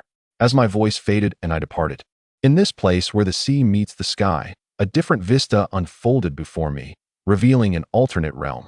Change, it seems, has always been present, merely awaiting the right catalyst. A gentle breeze swept through, causing one of the two glasses beneath the giant umbrella to tilt and roll on the ground, spilling its contents. The cries of seagulls echoed as the glass lay abandoned, and the umbrella appeared to gaze into the distance, stirred by the ocean wind. Chapter 279. The tome of cultivation has always been jump. Become stronger? With a plate in hand, I donned an apron, observing the new arrivals, Shinpachi and Kagura. Since the opening of the Shinmiyu house, the bustling business has surpassed all expectations, even prompting the usually indolent me to don an apron and engage in frenzied activity. Indeed, as the strongest among us, it is you we have come to rely on, Kenshin-san. Please, train us. Enable us to grow stronger. Shinpachi and Kagura implored in unison. Oh, you are already formidable enough. The gluttonous nature of little Kagura is something I can hardly aspire to match. The essence of the new Baji is so faint that I can scarcely perceive it. In a certain sense, you have reached a level of strength that suffices. With a sigh of resignation, Kenshin gazed at the earnest expressions of Baji and Kagura as he placed a plate of cake on the guest's table. Did I utter something terribly rude? Is this what constitutes strength? What I seek is a true manifestation of power. Kenshin-san, could you please be a bit more reasonable? Baji abruptly overturned the coffee table, shouting in outrage. Surely, it must have entailed arduous training. I am aware that to cultivate a physique rivaling that of the bald old man must require an immense effort. Kagura clenched her small fists, brimming with excitement. If one truly desires to train, one should seek out jump, whether it involves lugging a turtle shell or practicing the spiral sphere with a balloon. There are indeed myriad methods to become stronger. Waving his hand, Kenshin regarded Kagura and Baji. Moreover, my training has been exceedingly grueling. You would not be able to withstand it. It's all right, we can definitely do it. A rule, the two exclaimed in unison. Very well. Kenshin's gaze drifted into a realm of nostalgia, recalling memories from a distant past. Each morning would commence with a run, a raw egg consumed, while scrambling for discounted items in a thrift store. During the sweltering summer, he would cover himself with thick blankets without the comfort of air conditioning. And in winter, he would run and swim bare-chested, resisting the temptations of food, clothing, and climate control, honing an unparalleled willpower. If only one could persist. Kenshin struck his palm with fervor, exclaiming, "We shall undoubtedly become invincible warriors." What nonsense! That is clearly the premise of a one-hit wonder. Baji cried out in indignation as he upturned the table beside him. At least be somewhat serious. No, I believe it is indeed a splendid form of training. For merely resisting the temptation of food is already an impressive feat. Kagura fixated on a beautiful cake, unable to tear her gaze away, which left the guest poised awkwardly, unsure whether to eat or set it down. This is utter nonsense.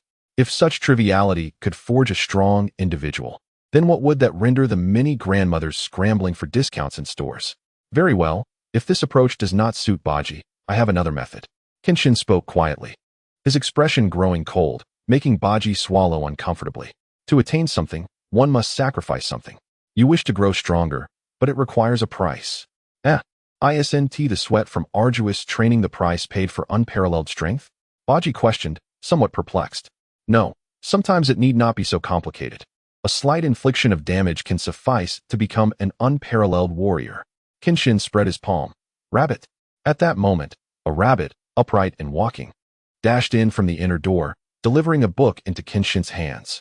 Take it back and practice. It can make you strong, said Kenshin as he tossed a book to Shinbachi, who, filled with joy, ran off with Kagura. Hey, Kenshin, what exactly did you give that kid? Madao inquired, appearing curiously from the side.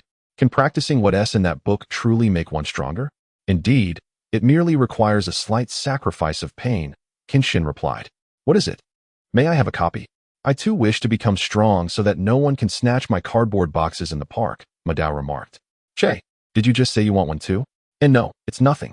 I'll get back to work. As fate would have it. This reckless banter led Kenshin to endure a thorough lecture from Miao. during which he unintentionally learned just how troubled Shinbachi had been in recent days.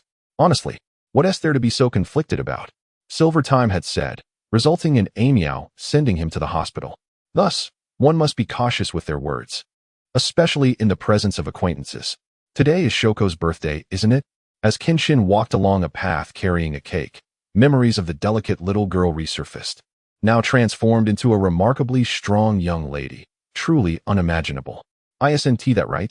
Tsukuyami remarked, as Kenshin, holding the cake in one hand, deftly intercepted a flying shuriken with the other. Speak properly, you might get hurt. Humph, mind your own business, Tsukuyami shot back, glancing at Kenshin. It's hard to believe you have the leisure for such trivialities. I always thought you were too busy training. Are you also like Shinbachi and Kagura from back then? You've misjudged my intentions from the start. This jump offers the perfect training method.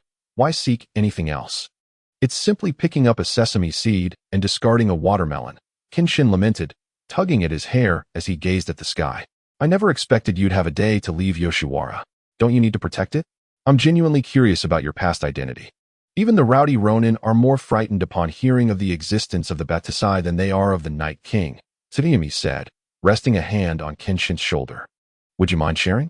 Such matters can easily be extracted from any random Ronin in Yoshiwara. There is no need for you to come bother me about it. Kenshin replied with a chuckle. Or perhaps, shut up. It's not what you think, Tsukuyami interjected, playfully rapping Kenshin's head. I merely came to collect a debt, nothing more. I've told you, I can't afford to marry you, Kenshin said, shaking a finger. So if you continue to pester me like this, know that I am penniless. Poor Kenshin Himura seems destined to remain a bachelor. TCH, that is not what I came here for. Today, I primarily want to know about your friends. Will you introduce me to them? Tsukuyami asked, glancing at the approaching gate, smoke curling from her pipe. The esteemed Yagyu clan, perhaps? It appears that you possess a keen understanding. The Yagyu family is indifferent to the plight of us common folk. A pastry shop owner and a leader of an underground organization, Kenshin stood at the foot of the steps. It has been quite some time since my last visit. The atmosphere has become much livelier, he remarked, observing the luxurious vehicles and the bodyguards clad in samurai attire. A fleeting look of disdain crossed his face as he regarded the approaching Kenshin and Suki. What you mention lacks directness. They seem rather haughty, Suki observed, releasing her hand from Kenshin's shoulder to stand beside him. Those disdainful gazes are truly irksome. Yet, being the moon of Yoshiwara does reflect your allure, does it not? Kenshin chuckled, eyeing the greedy looks directed at Suki. He ascended the steps, turning back to extend his hand to her. Therefore, there is no need for concern. I shall protect you. Humph, as if you need to, Suki retorted, momentarily taken aback by Kenshin's smiling visage. Realizing her reaction, she disregarded his outstretched hand and sidestepped him. Hey, is this what they called tsundere? Came Kenshin's teasing voice from behind, causing Suki's cheeks to flush slightly. She had nearly embarrassed herself before him. Stop. Today marks the birthday celebration of the Yagyu young lady. Commoners are not permitted to enter, declared two samurai who blocked Suki's path. Just as the shy Suki was about to lose her temper, Kenshin pulled her back, standing in front of her with a grin. As I said, those unworthy of entry should remain behind me, awaiting my escort of her inside. Who are you referring to? How infuriating. Suki kicked Kenshin's calf in mild annoyance. Oh, what a bother, Kenshin sighed, scratching his cheek before addressing the two samurai at the entrance. Please inform the Yagyu for Heavenly Kings that Kenshin Himura has arrived to celebrate Little Q's birthday. As they traversed the bamboo grove with cake in hand, Kenshin, with his lifeless gaze, inquired of their guide. I say, you are also one of the 4 Heavenly Kings, are you not? Why lead us through such a roundabout route? I apologize. However, there are many high-ranking individuals present. To prevent them from causing any trouble for Lord Himura, we must take this less direct path. The guide explained with a hint of regret. High-ranking individuals? Do they look down upon us commoners? Or are they merely afraid of being overbearing due to their power? Suki exhaled smoke disdainfully. Bloodshed in the Yagyu family hall, perhaps? Haha, my lady, you jest. The guide responded awkwardly, waving his hands dismissively. We hold great respect for Mr. Himura. Enough, Kenshin interjected, restraining Suki, who was about to speak further. Today is Little Q's birthday. I am merely here to present her with a gift, nothing more. Suki merely huffed softly and chose to remain silent thereafter. Thank you. I can finally breathe a sigh of relief. To be honest, If Himura Kenshin were to take offense and engage in a fight over such trivial matters, the Yagyu clan would find very few standing. Although the last encounter ended in a stalemate, given the recent demonstrations of the flying heaven sword style by our clan leader, along with all the recorded instances from the past, it truly feels like a blessing from the heavens that we managed to reach a draw. Here we are. You may enter first. Kenshin escorted Tsukuyami to the entrance, while Wakido respectfully stood aside, stating, I shall remain here to guard. Thank you. Regardless, he is still a retainer of Q, so Kenshin did not respond coldly, but instead slightly nodded in gratitude before pushing open the grand door and stepping inside with Tsukuyami. Perhaps the timing was off, or for some other reason, but as Kenshin opened the door and beheld the scene within, it was so quiet that one could hear a pin drop. Did I arrive at an inopportune moment? He awkwardly lowered his raised arm, scratching his head with an embarrassed smile. Haha, I'm sorry for being late. Humph, another uncouth bumpkin has arrived. Is this the standard of the Yagyu clan? At that moment, a rotund man clad in an exquisite black kimono disdainfully remarked, It is indeed a divine blessing to allow you to set foot in such an esteemed place. Is that so? Do your words represent the sentiments of the Yagyu clan?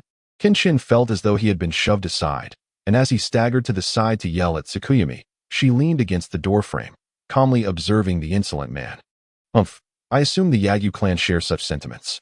With that, the elderly, portly figure sauntered over and stomped on the shattered cake strewn across the floor. Is this the prestigious Yagyu clan you wish to visit? Tsukuyami scoffed, how utterly tedious.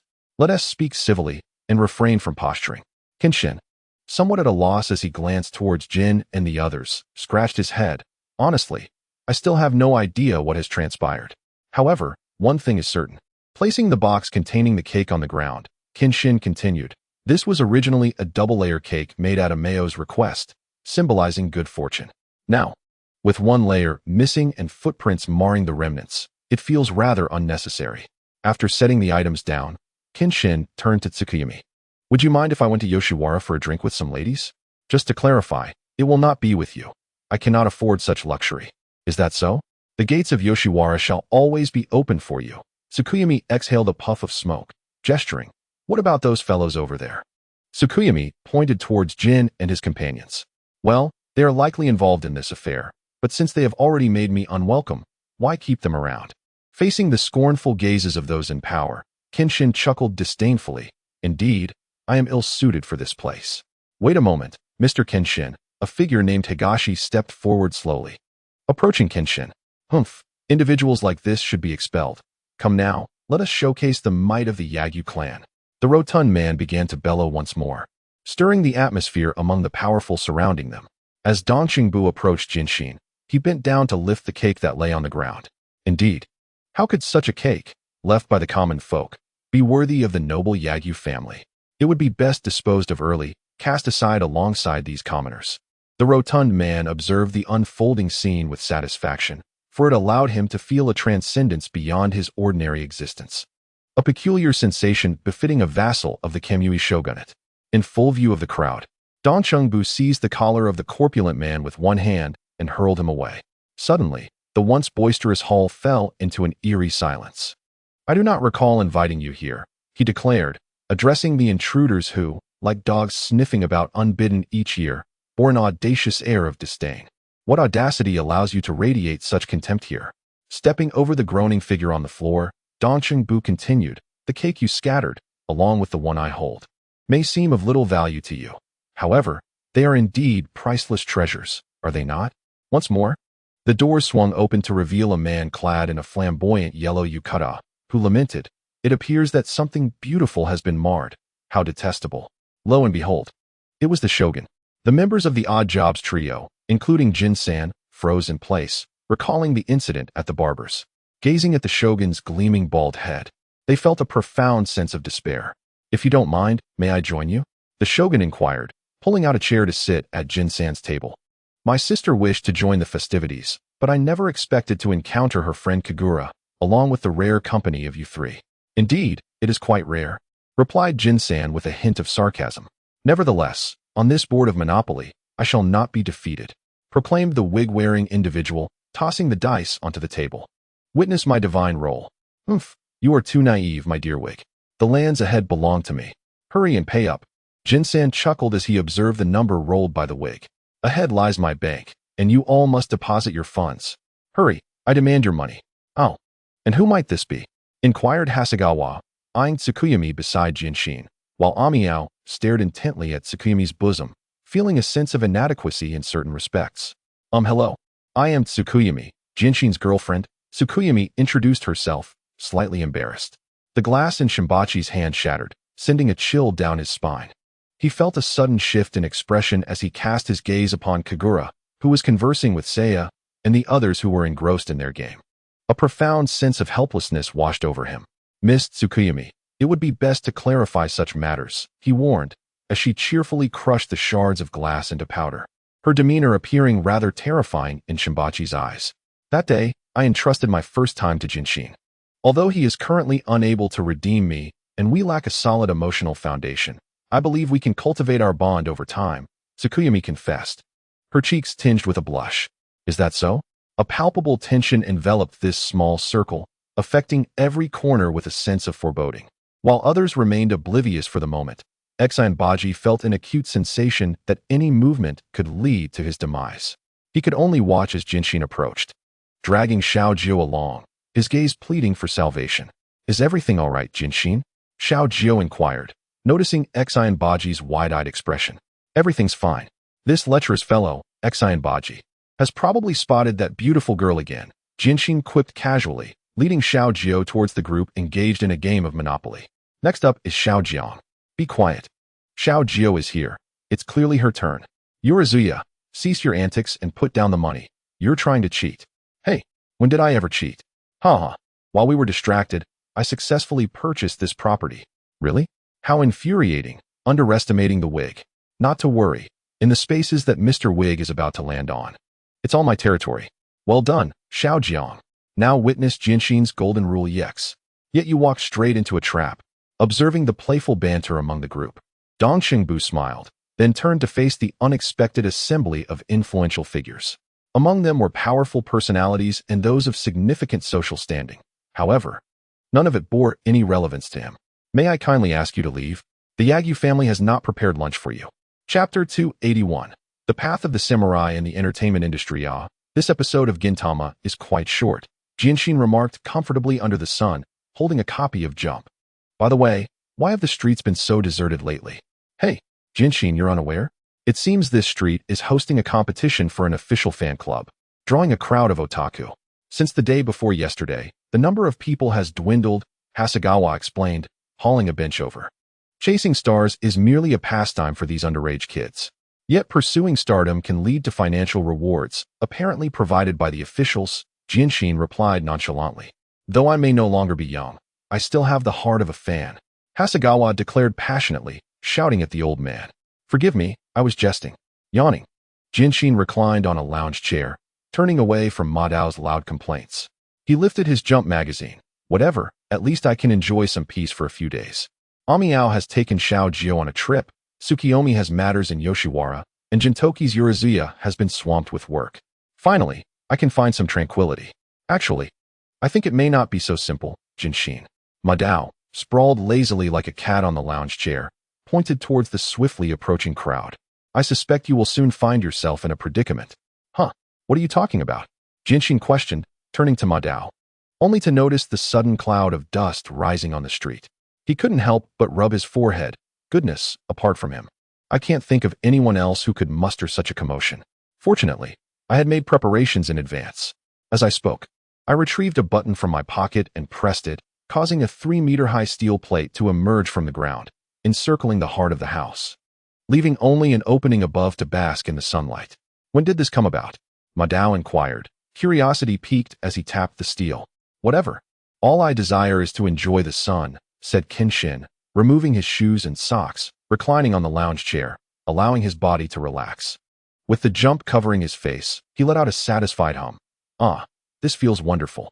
Madao, scratching his head, thought little of it and placed a newspaper over his face, lying back to drift into sleep. I'm going to get rich, he mumbled. Get rich? Kenshin's voice echoed muffled. Indeed, dreaming of wealth in the daylight. Daydreaming, huh?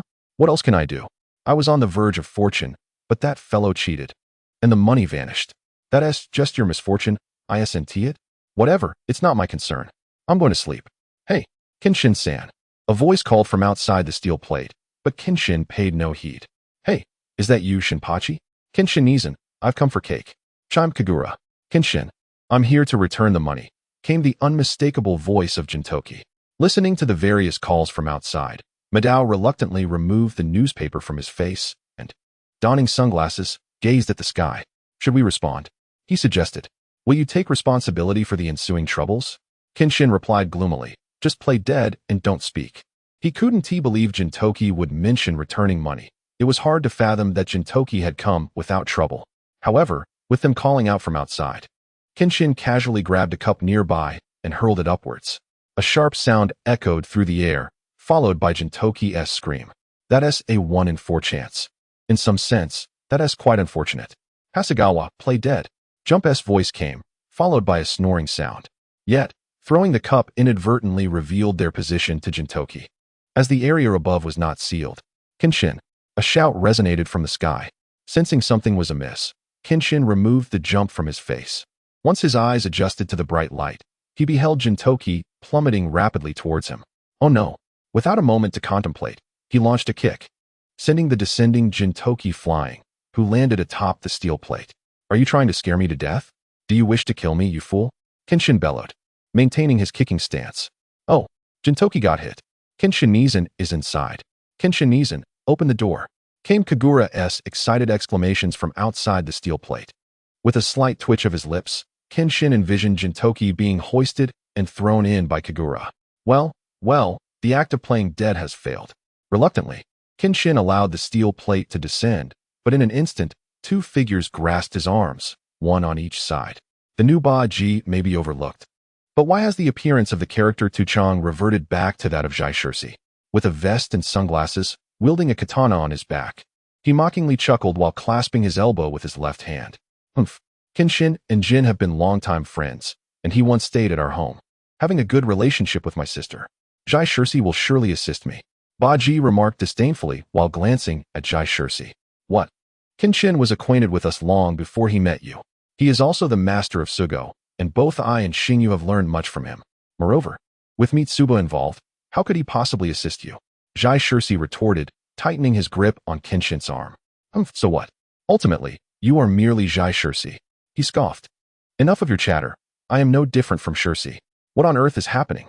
Madao, having been dispatched by Kagura, lay unconscious nearby, while Kagura leisurely lounged in his former spot, sipping juice. Kenshin, in desperation, turned to Jin for help. Who are you? Who am I? Why am I here? Jin sat bewildered, staring incredulously at his own hands. Quite straightforwardly, you have lost your memory. What trauma could you have endured? Kenshin shouted angrily at Jin. Regardless, Kenshin-san, this formidable ally must remain by my side. Just as Jaishirsi and Ba-ji were about to continue, a feminine voice suddenly interjected from the side. Is that so? However, it would be better if Kenshin-san were entrusted to me.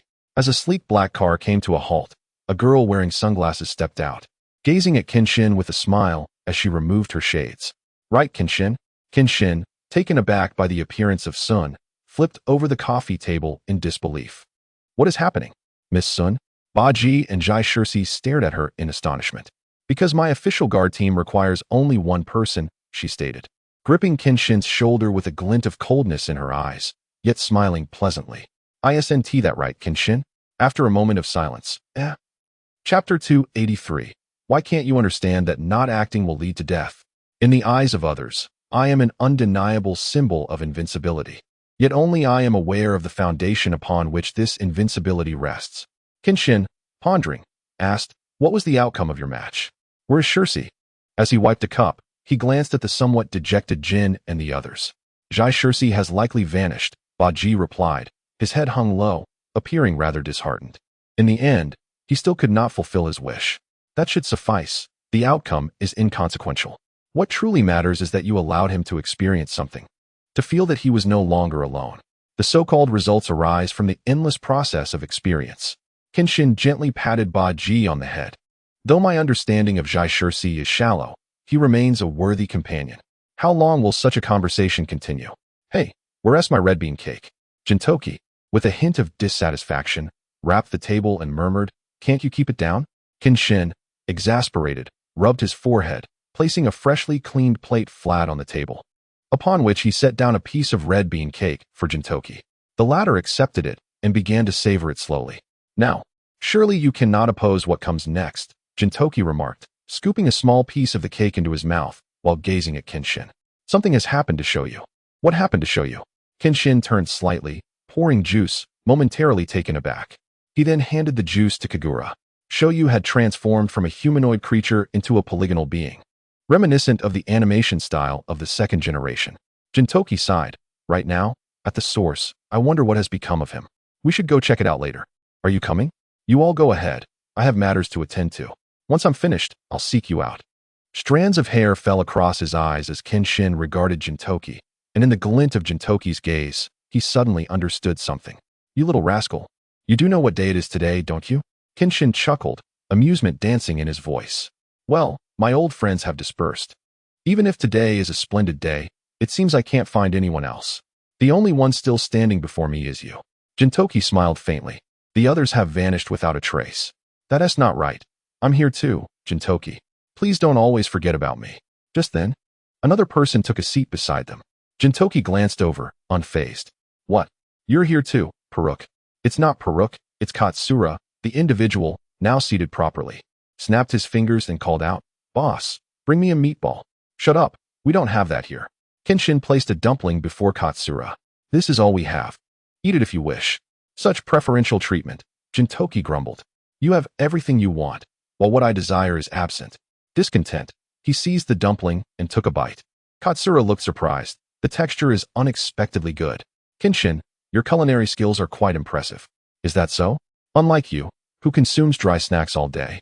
Even if they are weirdly flavored with corn." Gintoki self-importantly took a skewer of dumplings from Katsura and began to eat. "Indeed, this is quite delightful." "Hey, that's mine." Katsura shot a sidelong glance at Gintoki. "Come on, my old friend. What's yours is mine, and vice versa. Don't be so formal," Gintoki said while hastily finishing the dumpling in his hand, attempting to snatch another skewer. "Stop. I already told you it's mine.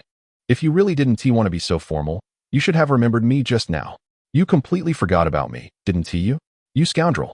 Katsura slammed Gintoki's hand down onto the counter, creating a loud smack as Gintoki cried out in pain. "That was merely an illusion.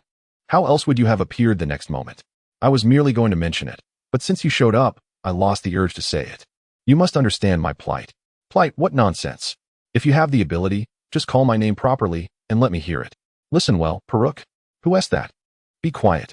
It's Katsura Kotaru, you scoundrel." "I see, Peruk. Hey, have you two finished your bickering?" Kenshin gazed at the pouting Gintoki and the hand-covering, puffing Shinpachi, suppressing a chuckle. Regardless of whether they had forgotten, the mere fact that they could gather together was rather delightful.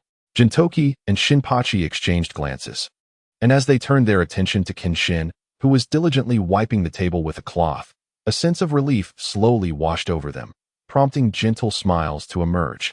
"Hey, Shinpachi, after being absent for so many episodes, what brings you out this time?" Gintoki inquired, giving Shinpachi a light pat on the shoulder. "Nothing much. Just a piece of news to share with you all," Shinpachi replied, scratching his head. "The short guy has returned." At this, an eerie silence enveloped the trio. "Is that so? That fellow is back, huh?" Kenshin scoffed lightly. "What manner of chaos will he unleash upon Edo this time?" "No. I've heard that his return is for a specific purpose, though I seem to have forgotten the details." "Are you seriously stating something so significant, yet you can't recall it?" "Come on, Shinpachi, I have quite the temper." Gintoki interjected. Wait. In any case, he is back to search for something," Shinpachi clarified. "But first, I must correct you. It's she, not he. Do you understand?" Kenshin spoke slowly. What is so surprising about that? I always thought you had figured it out," Gintoki remarked, tapping his ears. "Goodness, are you saying that the person we used to spar with as children, the one who never backed down, the one who slept next to us behind that wooden partition, is a woman?" Shinpachi's expression shattered as he exclaimed, "Heavens, I can't believe I didn't notice." "Given your intellect, it's hardly surprising you missed it," Kenshin sighed. "How troublesome. She has returned. And I wonder what she intends to do this time." "You should be more concerned about yourself," Gintoki laughed, tapping the table, "with the events of the past few days. I'm sure if she inquired a little, she'd know everything." What do you think she would do regarding your feelings? Hey, Gintoki, that reminds me of someone, Shinpachi said, clenching his fists in realization. My wife, you know. Enough. The short guy is not that kind of woman and would never do such things, you fools. Kenshin shouted. You both are just fear-mongering without any substance. Do you even believe what you're saying? Gintoki and Shinpachi whispered, casting sidelong glances at Kenshin. Suddenly, Kenshin's expression turned blank. I think I need to close the door and take a trip to escape this mess. And then your hard-earned tavern will be bombarded by some unknown artillery. Gintoki exclaimed. Can you say something more pleasant, please? Kenshin, transformed into a fierce visage, bellowed at the two.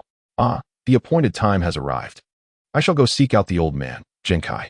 Kenshin, do come see show you later, Gintoki said, and with a gust beneath his feet, he dashed out the door, vanishing in an instant. Well, I must continue my endeavors in the restoration of the nation. Ha ha ha, I'm off. With that, Shinpachi prepared to exit quickly but was seized by the collar by Kenshin. Not so fast. You think you can deliver such news and simply run away? I tell you, Shinpachi, this time if we go down, we all go down together. The wig turned in horror, catching only a glimpse of a pair of bloodshot eyes. You are not allowed to go anywhere. Stay here with me. If you dare to run away, there is still a missing sausage and a hot dog in the microwave. Chapter 284. It is essential to change into the brave warrior's attire before the battle.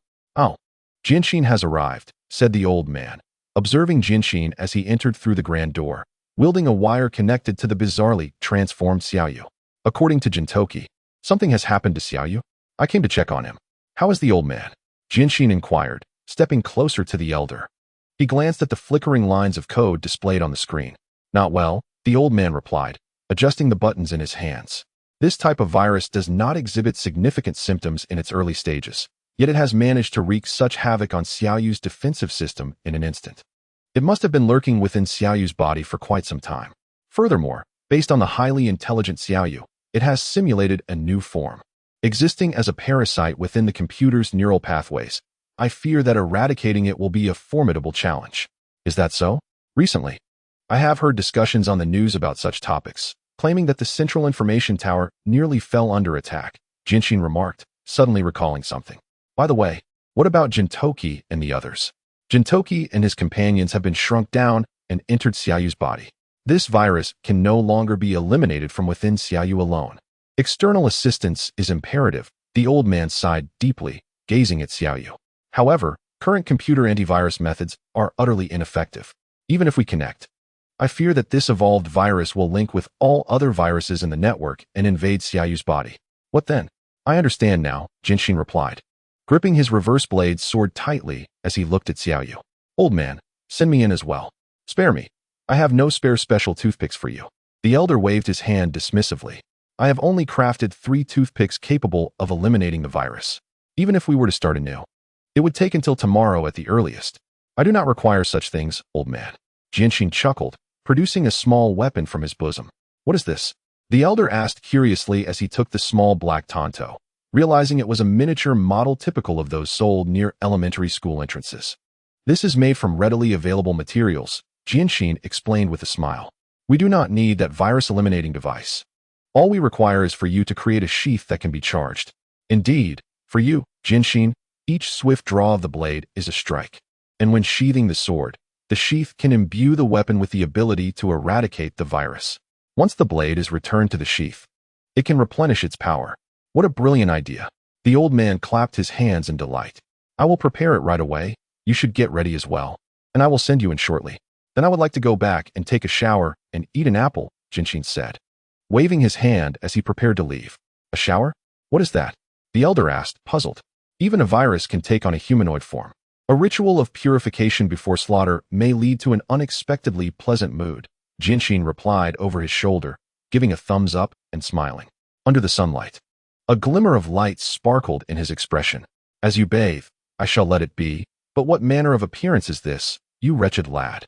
Observing Kenshin's bizarre attire, the old man could no longer suppress his exasperation and bellowed aloud. Brave form level 1. Clad in a blood-red trench coat with the collar turned up, Kenshin donned a dark shirt and trousers beneath, emblazoned on his back with a shattered moon. This peculiar ensemble, a cosplay of sorts, had been donned by Kenshin without consideration for its absurdity.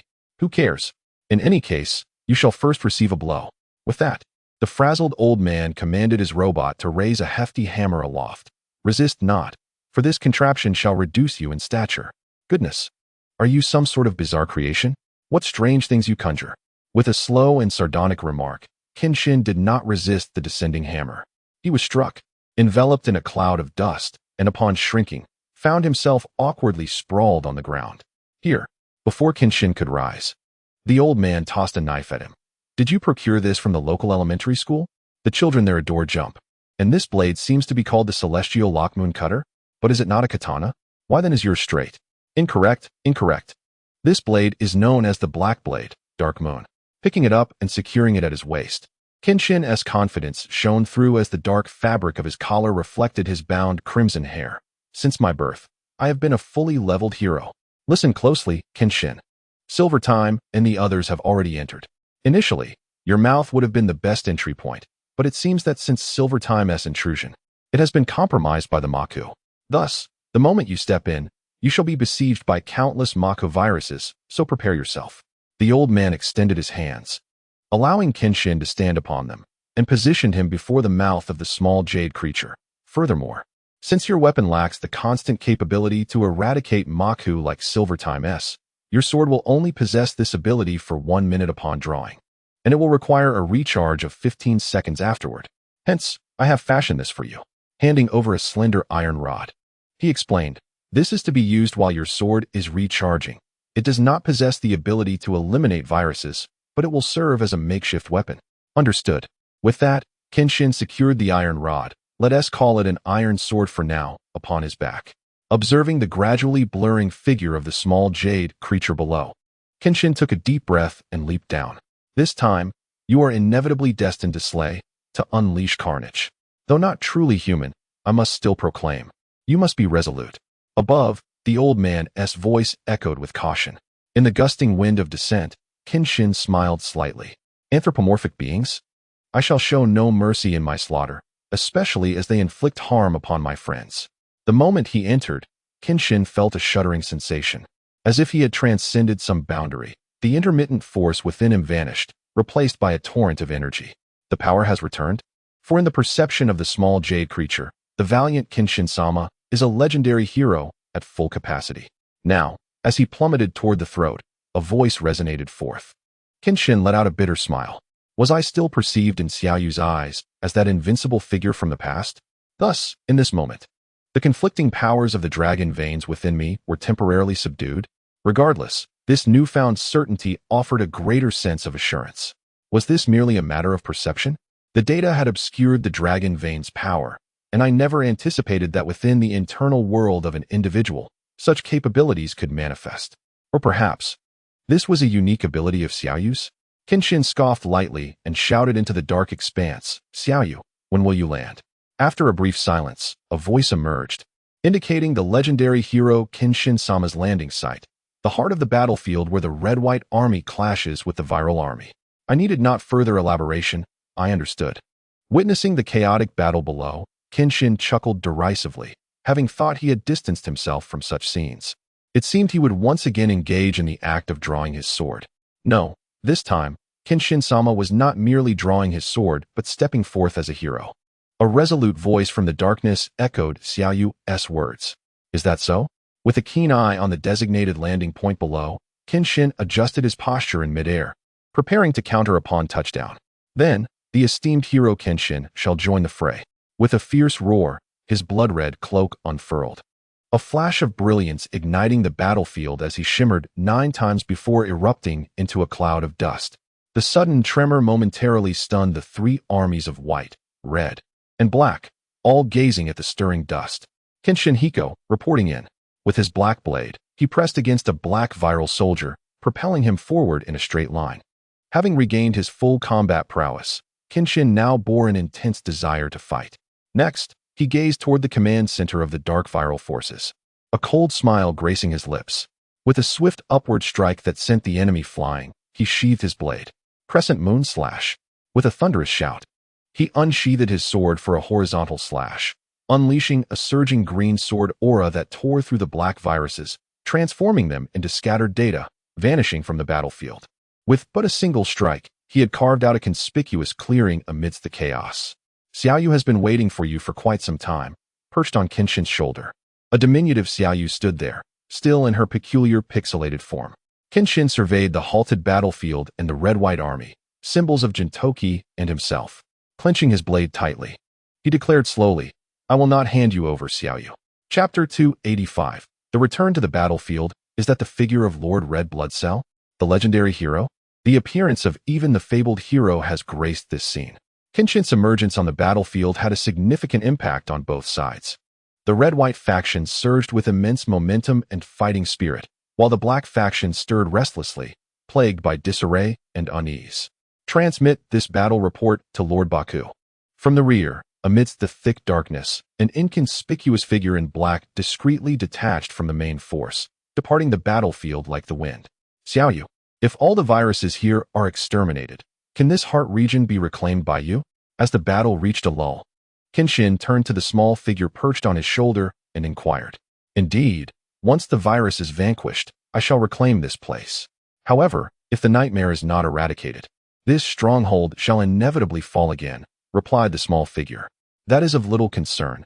We can simply strike with force, Kenshin stated, his hand brushing the hilt of his sheathed sword. The crimson cloak billowed dramatically in the battlefield winds, and as he surveyed the chaotic conflict, a moment of bewilderment washed over him. Even the legendary hero proves futile. With so many of us, can we not triumph over a single foe? As he spoke, the dark army roared in unison, surging toward Kenshin like a tidal wave of shadows. You evoke many unpleasant memories for me. As someone who often reminisces about the past, I cannot endure such a scene, he lamented, gradually lowering his stance. Thus, for the sake of clarity, I bid you to depart. Within the vital core of the small figure's mind, a presence emerged, a man with flowing red hair, tied into a ponytail at the back, clad in an eye-catching crimson kimono adorned with wave patterns. He wielded a blade held high above his head, poised to counter a massive sword. In his blood-red eyes, a flicker of solace and relaxation could be seen, and a scar in the shape of a cross adorned his face, mirroring that of Kenshin. A black cloak fluttered behind him. Nanny, Crimson Blood King, regardless of your resistance, your fate is sealed. The colossal dark figure cackled, gazing down at the man kneeling before him. I shall protect this final bastion, awaiting Lady Xiaoyu's guidance, gathering the White Blood King and the heroes in one place. Until that moment, the man declared, summoning his resolve to fight against the overwhelming odds. The gateway to our ultimate fate shall be safeguarded by my hand.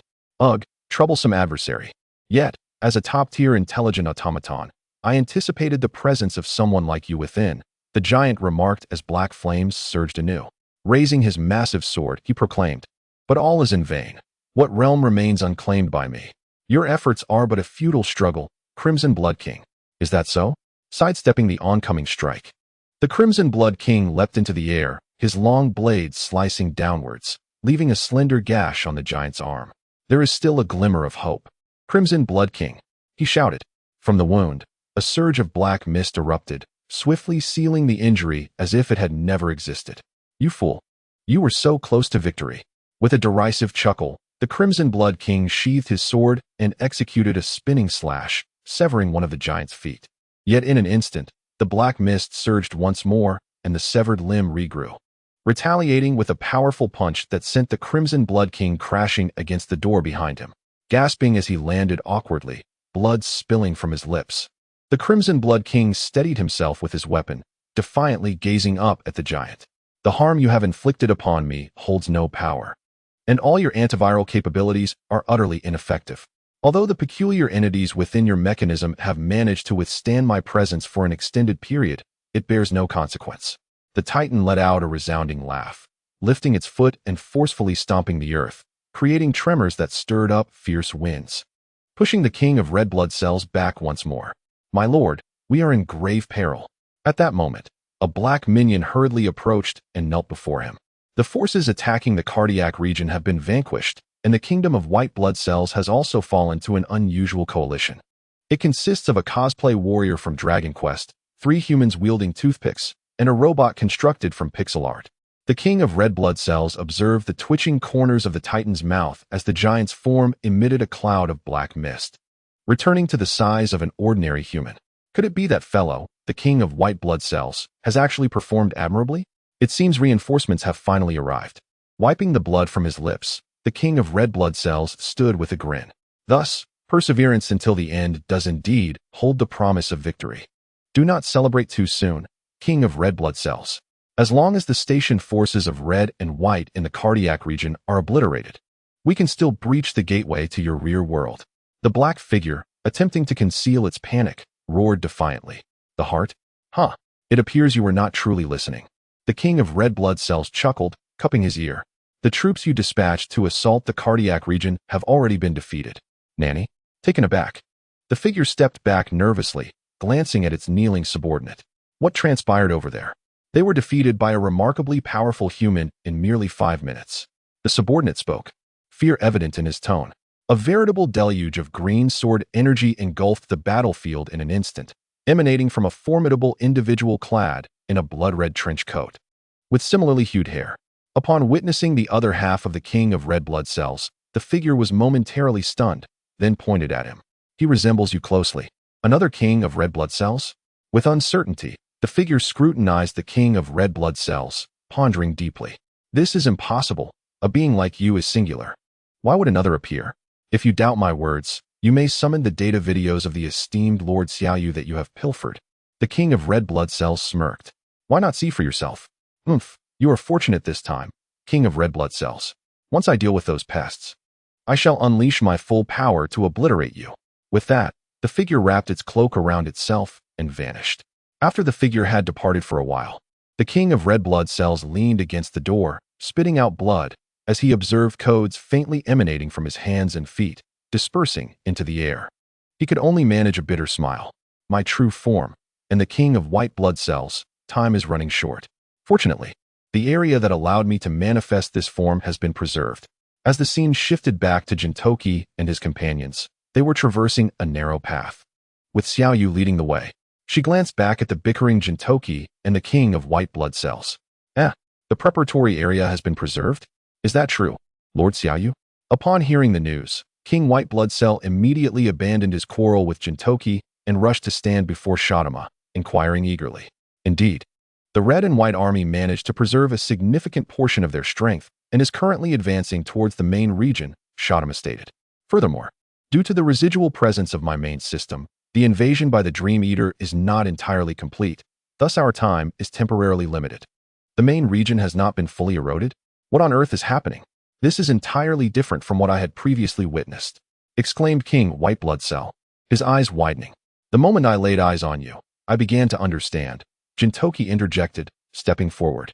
I fear that the only one capable of preserving a fragment of Shadama's system from the clutches of the Dream Eater is none other than King Red Blood Cell. Understanding dawned upon King White Blood Cell, and he could not contain his excitement.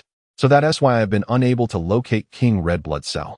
He has been safeguarding the final vestiges of Shadamadano's main system all along. Truly, he is deserving of the title of legendary hero. King Red Blood Cell? I am convinced it is undoubtedly Kenshin-san, muttered Shinpachi quietly from the back. Does Kenshin-san also have two? Kagura sighed helplessly. I hope he doesn't end up like Gintoki-san when we finally meet. The valiant warrior who liberated the Heart Backup region and is now advancing towards the main system is none other than Lord Kenshin. As she spoke, a projection appeared, allowing Gintoki and the others to witness the unfolding situation. On the battlefield, a tempest of green sword energy surged across the scene. That individual moved with an absolute grace, cutting through the chaos, a solitary figure exuding the might of an army. The shattered earth and riven sky bore witness to Lord Kenshin having reclaimed his full strength here. Which augurs well for our chances, Shadama remarked nonchalantly, seemingly unfazed by the astonished expressions of her companions. Shinpachi stared wide-eyed, while Kagura gazed in awe. Indeed, had it not been for certain circumstances, his true self would be nothing short of terrifying, Gintoki mused, a flicker of nostalgia crossing his gaze as he chuckled softly. A single individual, pushed to the pinnacle of strength. In another scene, a dilemma unfolded. On one side stands your revered teacher, on the other, the woman you love. Who will you choose to perish?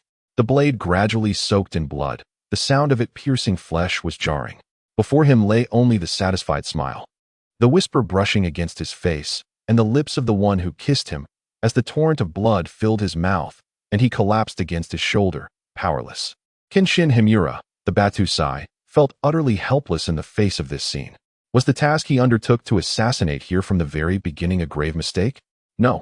His eyes narrowed as he turned and struck the wall fiercely with his sword, panting heavily, beads of sweat still glistening upon his brow. Is this a dream? I gazed anxiously at the knife in my hand, faintly perceiving the image of a blood-stained hand gripping it. In a moment of fright, I cast the knife aside, collapsing awkwardly onto the ground. My eyes fixated on my trembling hands, my lips quivered, unable to utter a single word. The curse has taken effect. A voice echoed in my mind. Though your strength remains intact here, the curse has simultaneously been activated. From this moment forth, you must not dwell in memories, for the consequences will be dire. Yet, even when my thoughts were vacant, images emerged unbidden. With a bitter smile, I retrieved the discarded knife and sheathed it at my waist. It is best to resolve this swiftly, otherwise, unforeseen calamities may ensue. After delivering this warning, the voice in my mind fell into a profound silence. No more words? Such a curious entity. Despite being my external aid, its presence feels nearly superfluous.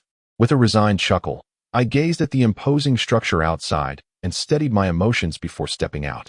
Before me lay my main system, now besieged by the dream-eating creature.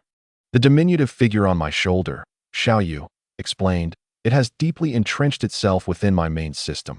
Removing it will prove exceedingly difficult. Do not speak such disheartening words. Xiaoyu. I chuckled lightly, observing the multitude of black virus armies traversing below. Since I stand here, such events shall not transpire. Master Kenshin, will you charge in as before? It is far too perilous. The chances of success are exceedingly slim. Moreover, I may exhaust all my MP before even confronting the Dark Lord. I can sense that the creation of this entity by the old man from beyond is still incomplete, lacking the formidable power of Gintoki on the other side. Xiaoyu disapproved of my approach, asserting that once energy is depleted and in a charging state, my probability of defeat would be exceedingly high. Then, Xiaoyu, what of my doppelganger? According to your assertion, if there exists within you a being created from Gintoki's essence, then where is the other me? I inquired. The central processor has safeguarded the final gate, which is why the creature has yet to completely overrun my entire system, Xiaoyu responded. It has been waiting for the arrival of the White Blood Cell King and his reinforcements. How magnificent! Such a strategy is akin to my own. Since such choices can be made, what is there to fear? With a cold laugh, I lowered my body, observing the demon-like castle below, intertwined with electric wires. Along with the patrolling black armies, Himura Kenshin, it is time to strike. Boom. In an instant, I unleashed a powerful sword strike, releasing a massive green sword energy that soared forth, cleaving into the demon castle, creating a great cloud of dust and rubble. What is happening? Are they enemies? The patrolling black armies below were momentarily stunned, and after a brief period of confusion, they finally spotted me standing high above. The enemy is there. Go seize him. A commanding shout rang out, as the black virus army surged towards me like an overwhelming tide. This is merely the beginning. At present, I find myself in a state of a moonless night. With a leap downward, I accelerated towards the ground, scattering fragments of stone in all directions upon landing. Without hesitation, I drew my sword and executed a swift strike, shattering a black virus before me. My feet moved in a flurry, flashing 9 times in rapid succession, culminating in a thunderous slash against the earth, a radiant dragon of light emerging from my blade. Observing the relentless tide of reinforcements approaching, a glint of cold light flickered in my eyes. As my sword pierced the ground, a torrent of sword energy surged skyward, obliterating the foremost foes amidst the curtain of blades. With a disdainful snort, I reversed my grip on the sword and unleashed a seemingly ordinary technique, yet one that in my hands wielded extraordinary power. A minuscule sword aura shot forth, carving a slender fissure into the steel-forged ground, causing all adversaries above the crack to dissipate into mere data. According to the calculations made by the small gem upon my shoulder, the energy within my sword could sustain for another 17 seconds. 17 seconds? Too lengthy, for I am not some golden-haired fiend who requires merely 3 seconds to prevail. With a calm declaration, I leaped above the heads of the viruses, surging forward and, at the critical moment, crossing the bridge to land beneath the castle. Turning to face the advancing army, I raised my sword diagonally towards the heavens, flying sword technique, limit-breaking slash. In an instant, I executed a horizontal cut beneath my feet, successfully severing the bridge. How infuriating! He has managed to enter the castle. Is this the power of the Blood Cell King? How terrifying! What manner of being must one become to defeat such an entity? You are all nothing but insignificant pests, perhaps merely seeking a place to survive. Yet this simplicity does not absolve you. Maintaining my stance with the sword held aloft, I gradually lifted my gaze. As green energy began to coalesce upon my blade, this body, this person, is not one you may encroach upon. For the transgressions you have committed, a price must be paid.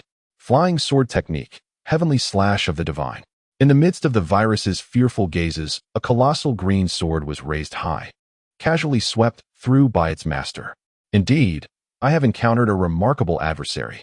Observing the immense screen where I, at astonishing speed, breached and entered the castle, the man above let out a series of mocking laughs. I have seen your records. What was your name again? Himura Kenshin? Is the Blood Cell King's prototype you? As he spoke, the man clad in dark, menacing armor stroked the demon mask upon his face. Releasing a series of cold chuckles, the Blood Cell King could only match me equally. What chance do you possess now, when he is preoccupied with the gates? And only you remain. With a dismissive scoff, the man tightened his grip upon the katana in his hand, revealing that he was not as composed as he professed. Slowly, he strode to the castle's solitary balcony, surveying the vanquished black army. Slaughtering mere minions serves no purpose, as long as this castle stands. Such minions can materialize at any moment. I shall await you here. After you defeat the gatekeepers within the castle, I will personally bring your life to an end. As you would not wish. As soon as the words were spoken, a look of astonishment washed over the man's face, and in a sinister grin, Kenshin propelled himself along the wall, delivering a fierce uppercut that sent the man soaring into the air. Yes, the rising dragon fist has worked. Next, taste my great no moon. In Chapter 287, Gintoki pondered, what is the meaning of my existence? Indeed, his unconventional approach was evident.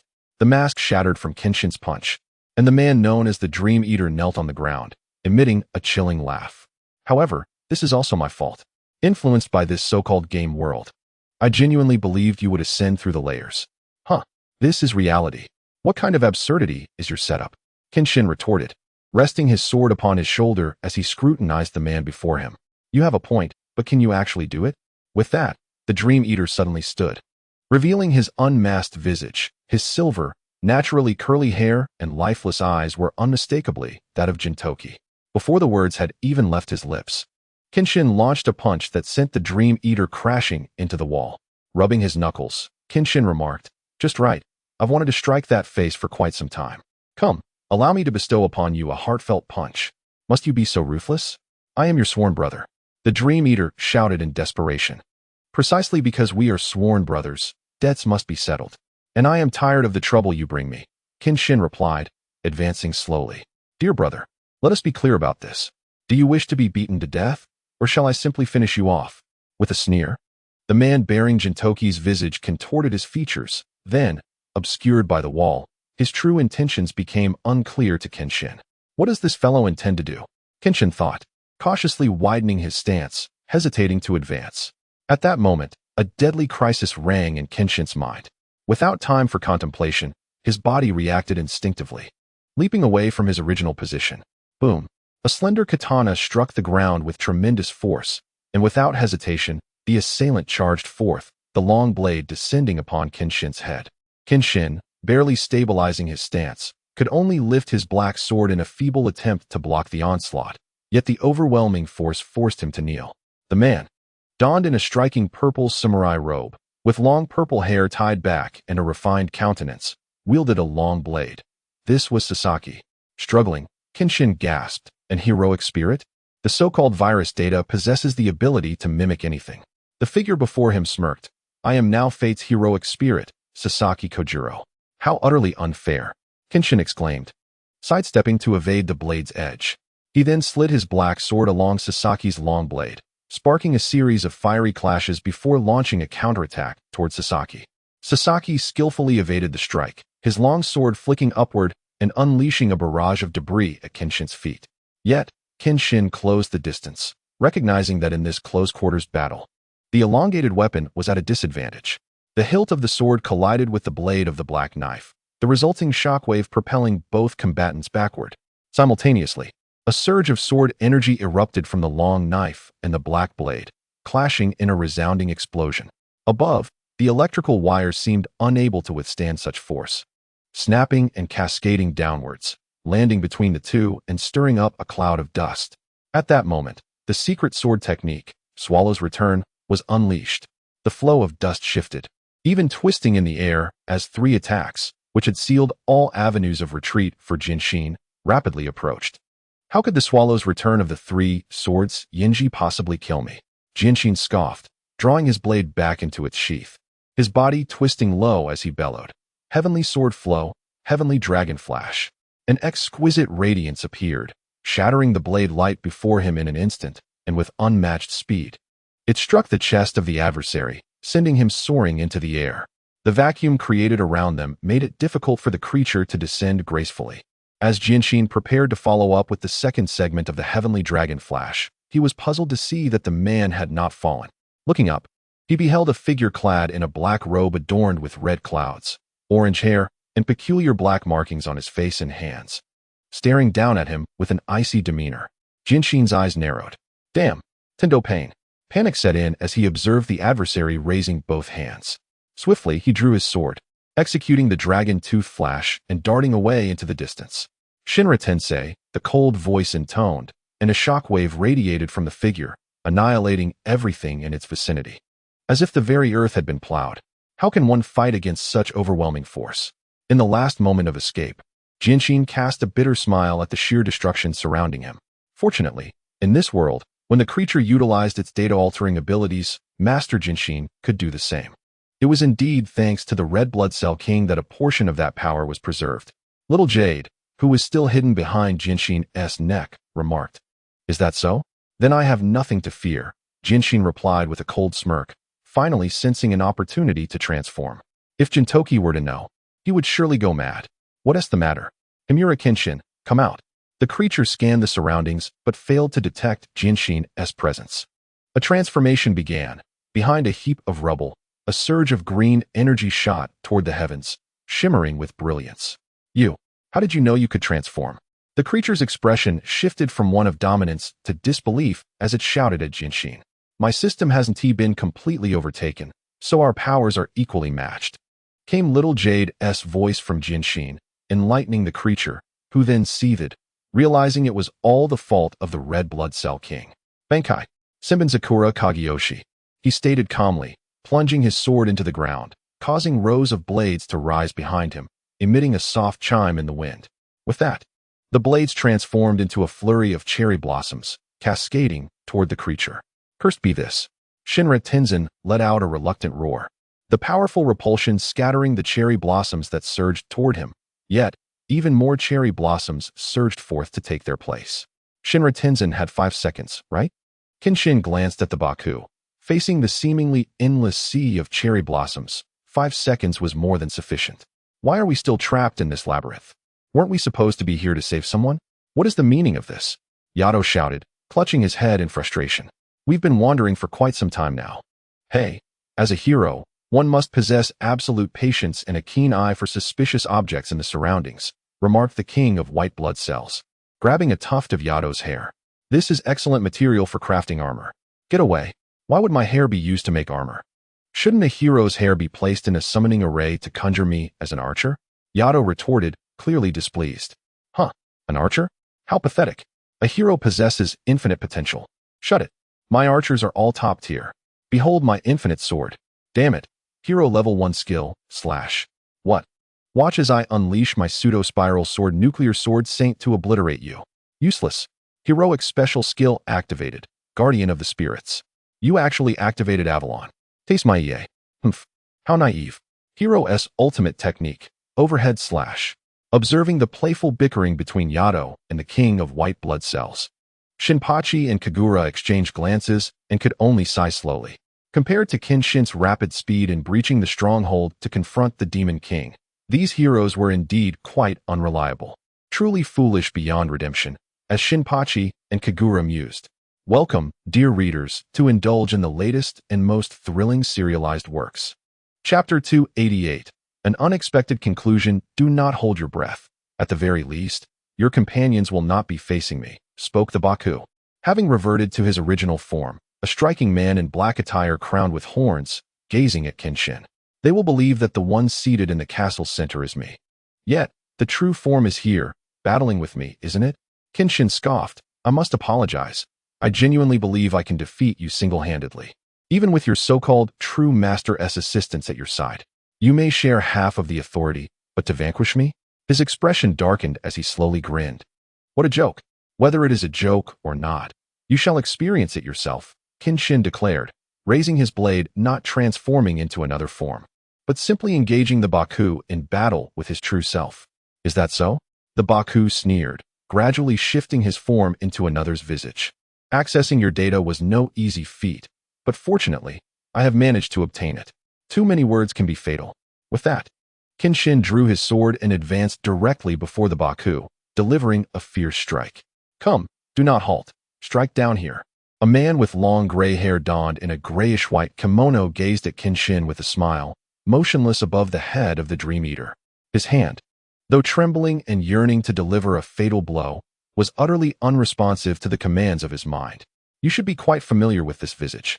This fellow, with a grin, grasped Kenshin's sword and positioned it before his neck, urging, come, kill me once more. In silence, Kenshin found himself unable to strike or pierce deeply.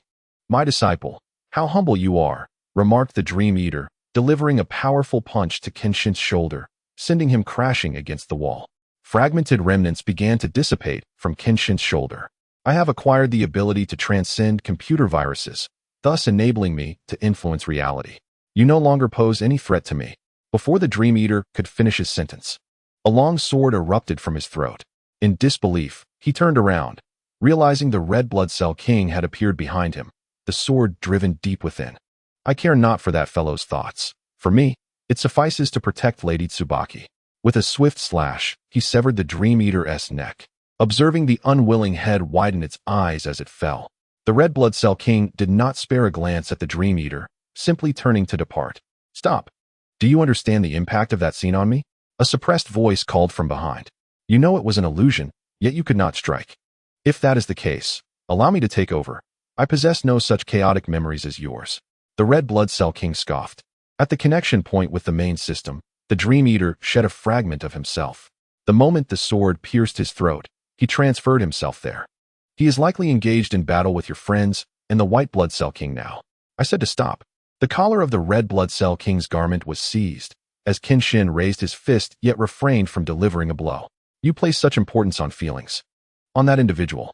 While I may not comprehend, should a similar situation arise again, there will be no one to rescue you. The red blood cell king disdainfully pried Kenshin's hand from his collar.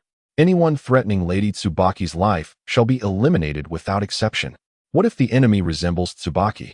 The red blood cell king fell silent, leaping away to the other side. Humph, are you not the same? You have the audacity to judge me. With a dismissive chuckle, Kenshin shook his head nonchalantly. Is this how you perceive me? Tsubaki. Lord Kenshin, it has always been thus. Or perhaps the records are flawed. Tsubaki inquired from the back of Kenshin's neck. No, there is no error. It is indeed quite similar. Damn it. How could the red blood cell king abandon his post? Meanwhile, at the connection point with Tsubaki's main system, a man clad in a tight black outfit suddenly transformed, adopting a serious demeanor.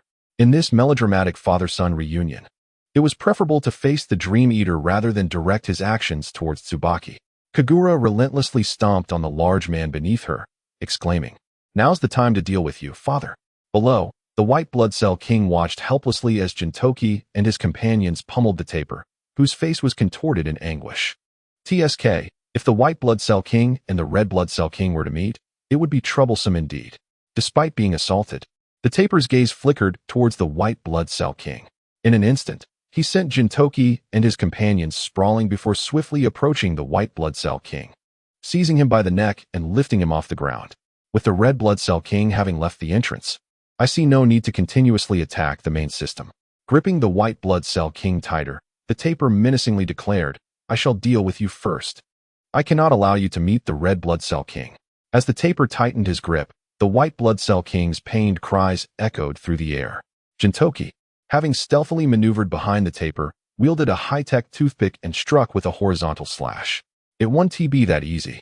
The taper raised his arm to block the attack, but the toothpick cleaved through it effortlessly, severing the limb and sending it soaring through the air, dissipating into data. Curse it. The taper instinctively loosened his grip on the white blood cell king, who seized the opportunity to leap off the taper's body, landing and drawing his sword in a rush towards the taper. Futile. A dark energy coalesced in the taper's hand, launching Gintoki and the white blood cell king away.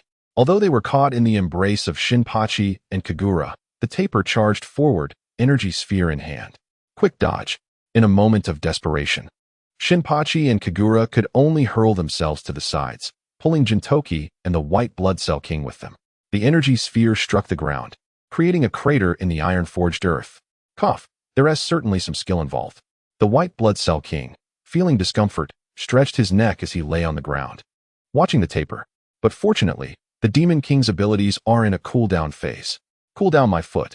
Even if the Demon King is truly cooling down, we've already lost 2 heroes.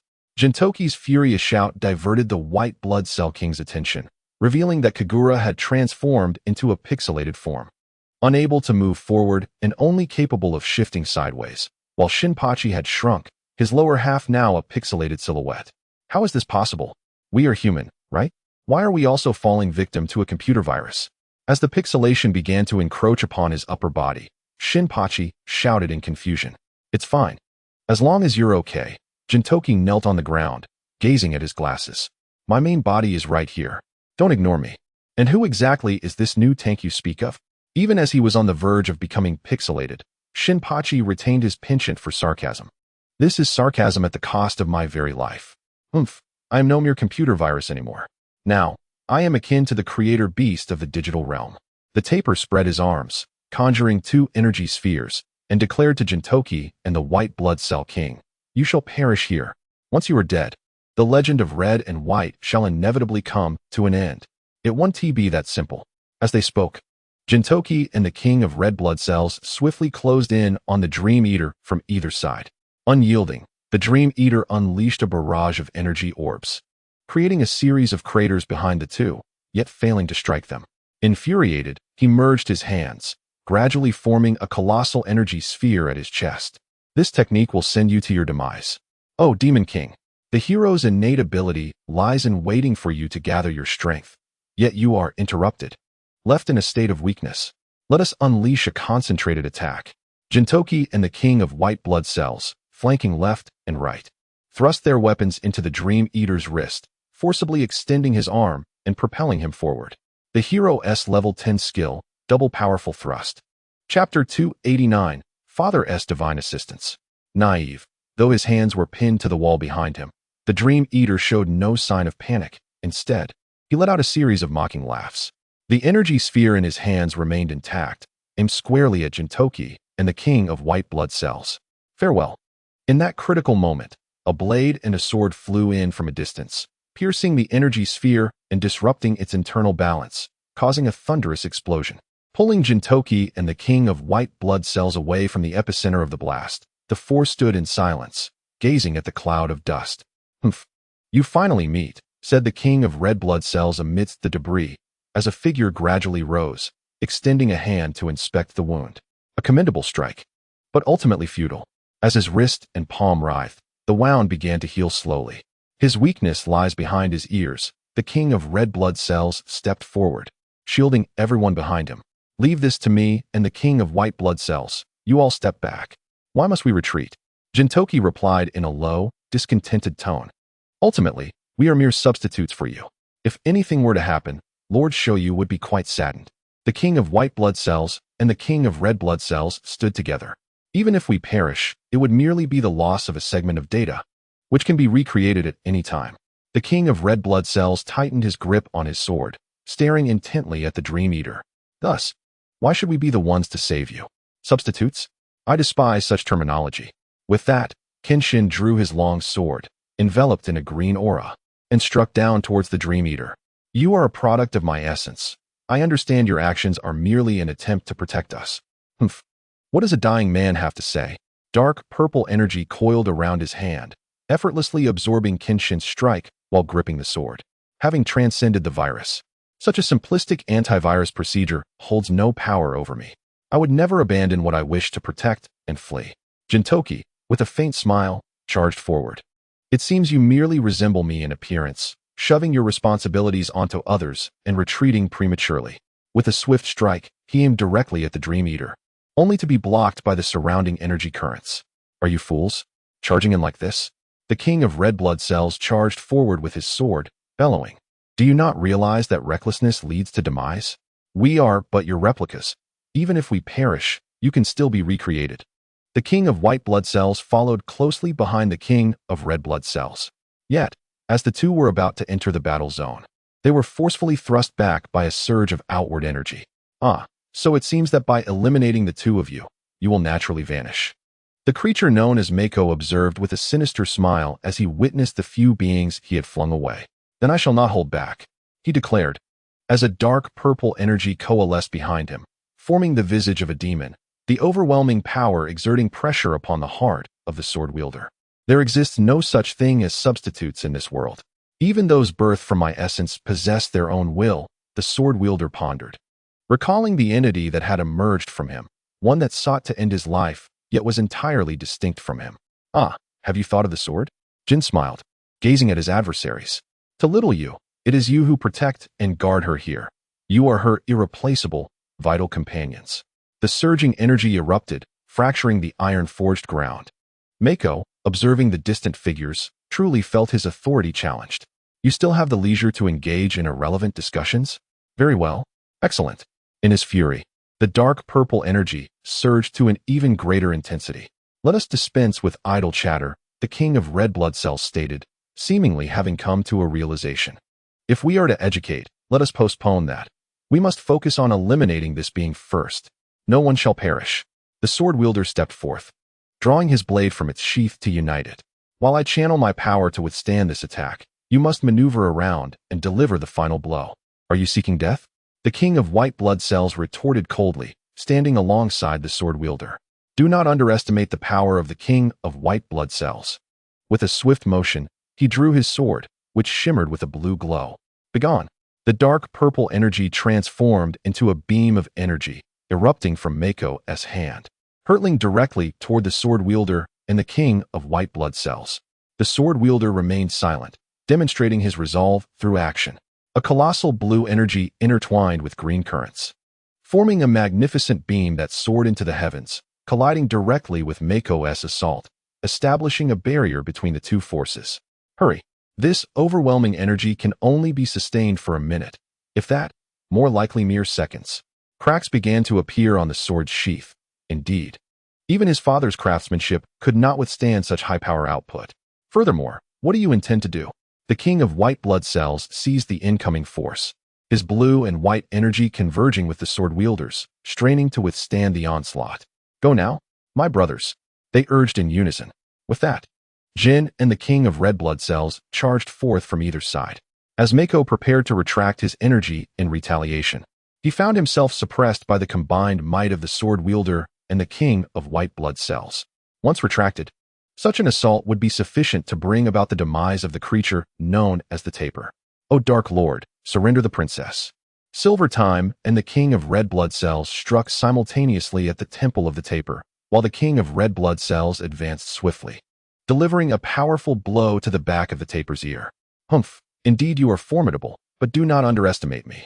The Taper revealed a cruel smile, declaring, even in death, I shall transform this place into a pixelated image. If I am to perish, then let us all die together. With that, its body began to gradually turn transparent. This is bad. This fiend intends to self-destruct. Just as Kenshin and the others were filled with urgency, a colossal hammer descended from above, striking the Taper down into the ground, rendering it devoid of any remaining energy. The energy pillars from Kenshin and the king of white blood cells surged forth, obliterating the Taper's demonic castle within the radiance of the light. Why? What has become of the taper? Silver Time shouted, barely escaping what he thought would lead to his own transformation into a pixelated image. Oh, I just reduced its size. And then your energy attack turned it into mere data, came the calm response from the old man, who now appeared before Kenshin and the others, casually wielding the hammer. Staring blankly at the old man, they pondered, after all this time and the immense sense of crisis, what was the purpose of our actions? What is the meaning of our presence here? This is no better than a single blow from you. Well, the virus program has been eliminated. Next, as long as little Jade takes over the internal system and begins repairs, we will be fine, the old man said, marveling at his surroundings. This is my first time here. It is indeed worth seeing. Hey, who is that? The king of red blood cells and the king of white blood cells approached Kenshin and Silver Time, their expressions reflecting a mix of confusion and curiosity. Looking at the old man before the pixelated forms of the transformed Jab and Kagura, Kenshin and Silver Time exchanged glances, sharing a resigned smile. He resembles that legendary colonel from Kentucky Fried Chicken. Isn't this rather splendid? No one has been harmed, Silver Time remarked, a smile gracing his lips as he surveyed the ruined castle and the people who remained. Now, we must consider our return.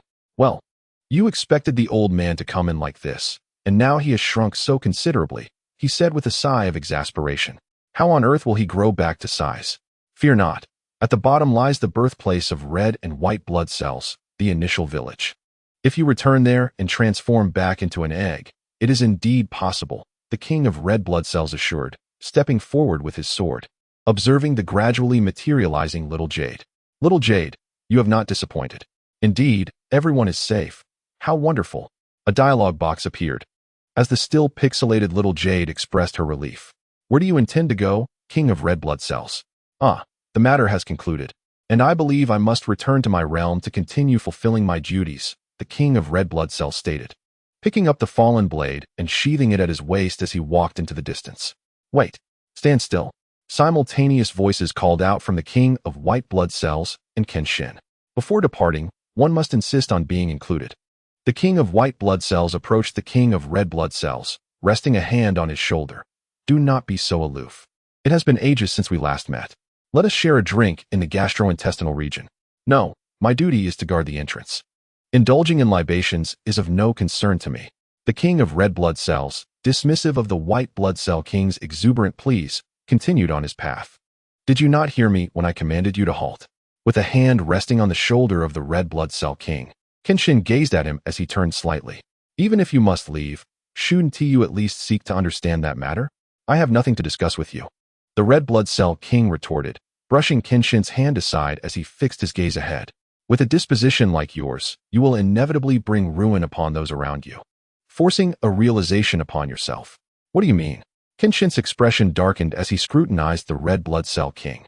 If I were a cunning foe skilled in disguise, how many lives would be lost should I ambush you in that stupor after assuming your appearance?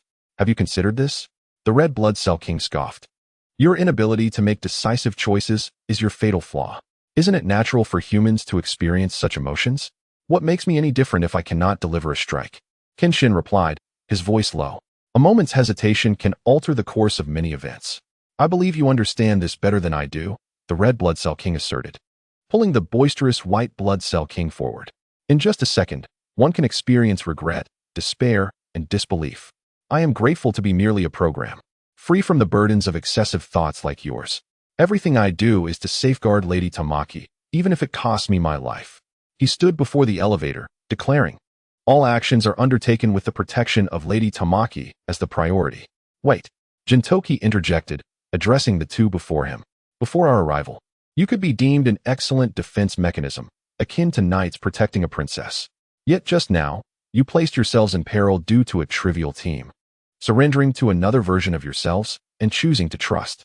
Never had I contemplated death before, Gintoki began, only to be interrupted. It might be worthwhile to attempt an adventure with you and Lady Tamaki. The white blood cell king did not look back, but continued to express his sentiments. Since I have developed such emotions, I can no longer be considered merely a program. The brief days spent with you will be cherished. With that, the white blood cell king stepped into the elevator, saying, farewell, my brothers. Ensure you protect Lady Tamaki well. Gintoki observed as Lady Tamaki waved to the white blood cell king, sharing a knowing smile. Those who guard you do indeed exist. As they gradually vanished from sight, only the lingering smile remained. I lament that I could not alter the rigid nature of the red blood cell king, Lady Tamaki remarked, a hint of regret in her voice. It matters not, as Gintoki gazed over yonder, grasping the method of transformation from the elder's source, while Shinsuke, with a smile, pondered whether it was genuine or feigned.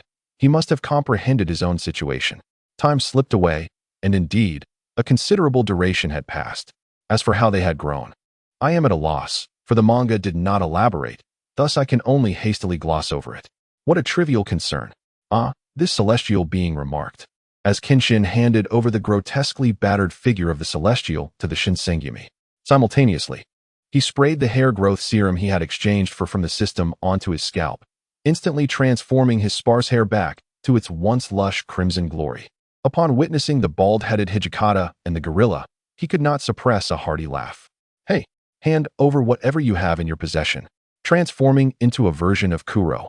Hijikata, witnessing this miraculous scene unfold before him, drew his sword and pressed it against Kenshin's neck, shouting furiously, "Quickly surrender that bizarre object.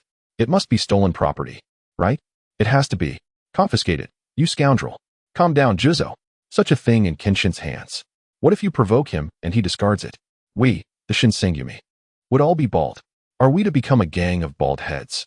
The gorilla clung to the agitated Juzo, urging him to relent. "Let me go? To become the deputy leader of the bald gang would drive me to despair. At the very least, I wish for a few strands of my lovely hair to sprout.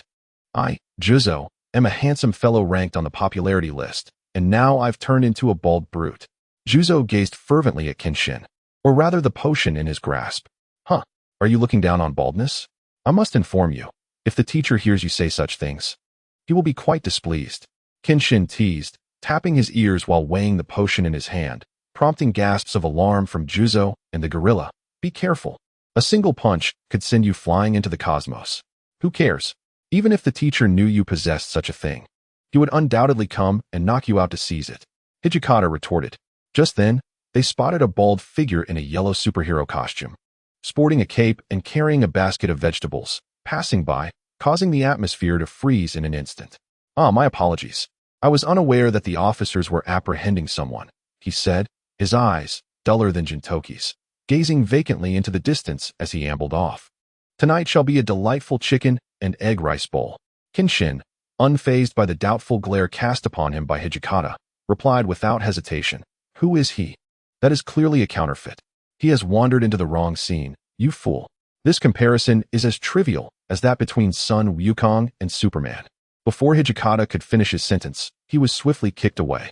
"Kenshin, tell me how you have preserved this magnificent mane," Gintoki bellowed, trampling Hijikata, as he, Shinpachi, and Kagura eagerly inquired of Kenshin. You bear a striking resemblance to a certain individual who just passed by," Kenshin replied, somewhat exasperated, as he sprayed the hair growth serum onto Kagura's head. Miraculously, the balding patches on either side of her head sprouted hair rapidly, as though the loss had merely been an illusion. "By my word, you must hurry and hand over that extraordinary item. As the second protagonist of this narrative, one must maintain a certain image, do you not understand?" Suddenly, Gintoki lunged for the hair growth serum, but the steadfast Hijikata, standing upon it, was incensed. He overturned Gintoki with an indignant roar. "This is contraband. It is to be surrendered to us, the police. Do you comprehend? Nonsense. I refuse to believe that. If that is the case, why do you not declare that the throngs of bald men in the streets are a destructive gang?" Gintoki retorted defiantly, rising to confront Hijikata. "The words of the police are the ultimate truth. Henceforth, everything shall be conducted according to the police." Hijikata brandished his identification. "I possess such credentials as well," Gintoki exclaimed, producing a certificate for Hijikata to see. Hijikata, taken aback, along with the gorilla, leaned in for a closer look. "Kabukicho Bathhouse VIP. What is this?" Hijikata shouted, discarding it to the ground, only to find Gintoki had vanished, leaving him to ponder. As he turned, he glimpsed Gintoki's retreating figure and the empty bottle in Kenshin's hand. "All members of the Shinsengumi, heed my command. Capture that fellow, for the sake of our tomorrow," Hijikata bellowed, drawing his sword with fervor, leading the gorilla and others swiftly toward Gintoki's direction. Meanwhile, Kenshin mused, "Ah, Has it escalated to this extent? I suspect this item could fetch a handsome sum on the market. He carefully extracted a new bottle from the package, gently spritzing it atop the gorilla's head, assessing the situation in silence. Gintoki, I truly do not comprehend your urgency, Kenshin remarked, observing the new bottle, while the gorilla silently applauded Kenshin, deeply contemplating the tragic fate of Hijikata and Gintoki. It is decided, I shall market this item. Chapter 291, Delivery 20 at Table 3, a Saint Sundae with cheese. Hasegawa diligently noted the requested dishes while addressing the still indoors rabbit. With a swift motion, a plate soared forth, and the seasoned Madao, unfazed, expertly caught it, weaving through the bustling crowd until he arrived at Table 3, setting down the plate. Here you are, your Saint Sundae with cheese. Honestly, Kenshin, are you oblivious to the matters at hand? Wiping the sweat from his brow, Madao sighed, observing Kenshin conversing with a patron at the entrance. This fellow is exceedingly lazy. And what is Kenshin up to at this moment? Naturally, he is engaged in conversation with none other than Gintoki. Hey, do you require something? I am on a delivery. And you are obstructing my path. Kenshin regarded Gintoki with a hint of confusion, hesitating as he pushed his little sheep motorcycle. Something about this fellow seemed amiss. Gintoki, however, remained taciturn, crouching down. What on earth are you doing?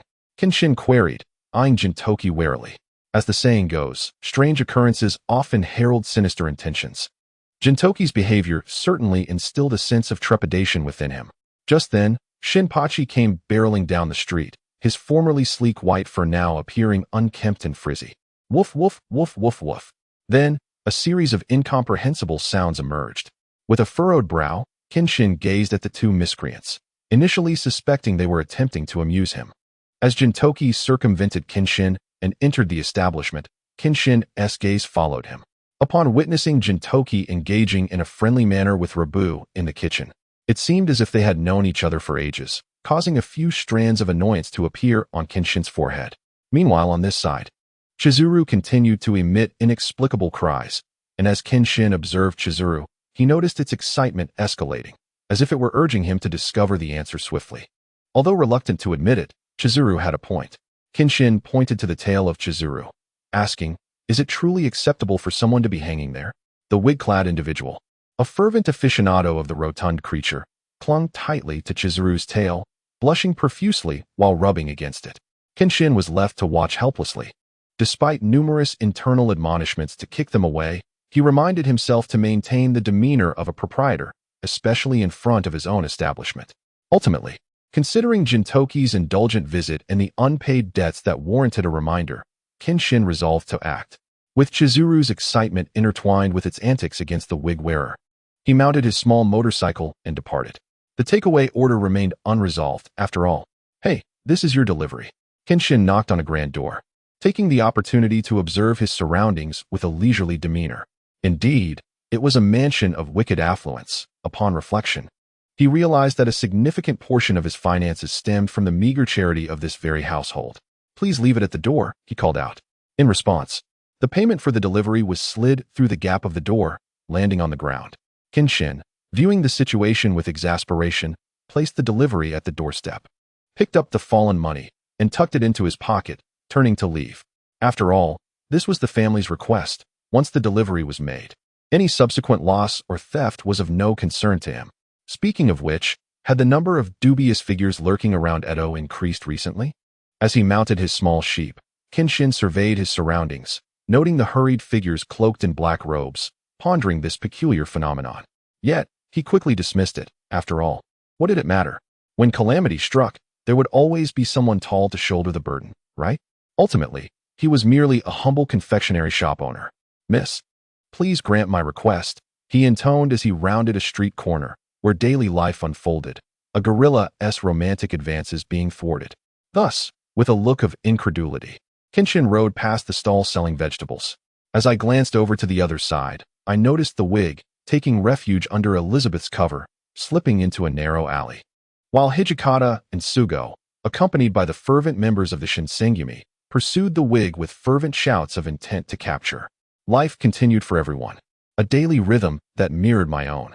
If it weren't for that troublesome fellow, Gintoki, who occasionally added chaos to my life, perhaps my existence would be rather mundane, revolving around the small shop's daily tasks. Hijikata and the others were no different. In this light, one could argue that Gintoki was a rare source of zest in life, albeit a troublesome one. As we traversed a more secluded and desolate path in Edo, Kenshin sensed an unsettling shift. Typically, foot traffic was scarce at this hour, yet it had never dwindled to such an extent that the streets appeared utterly deserted. The sharp screech of the little sheep motorcycle ahead pierced the air, prompting Kenshin to sense imminent danger. With a swift leap, he dismounted the motorcycle, and in the instant he landed, the vehicle roared before erupting in a violent explosion. Crouching defensively, Kenshin's expression darkened as he scrutinized the scene ahead, remaining vigilant of his surroundings. The cause of the motorcycle's detonation was revealed to be several minuscule steel wires, suggesting that they had been severed during the motorcycle's advance, resulting in the catastrophic blast. Given such a predicament, it seemed the unseen adversary was about to reveal themselves. A dispassionate voice echoed down the deserted street. Yet, contrary to Kenshin's anticipation, no foe emerged to confront him. This perplexing scenario left Kenshin bewildered. What was the enemy's intent in cornering him here without revealing themselves for a confrontation, while simultaneously dispersing the other pedestrians? A sudden, acrid scent invaded his nostrils, the unmistakable stench of blood. Realizing the gravity of the situation, Kenshin's expression soured as he hastily retreated to his side, forcefully kicking open a door. Indeed, though sparse, there were still a few pedestrians. Before him lay a harrowing scene.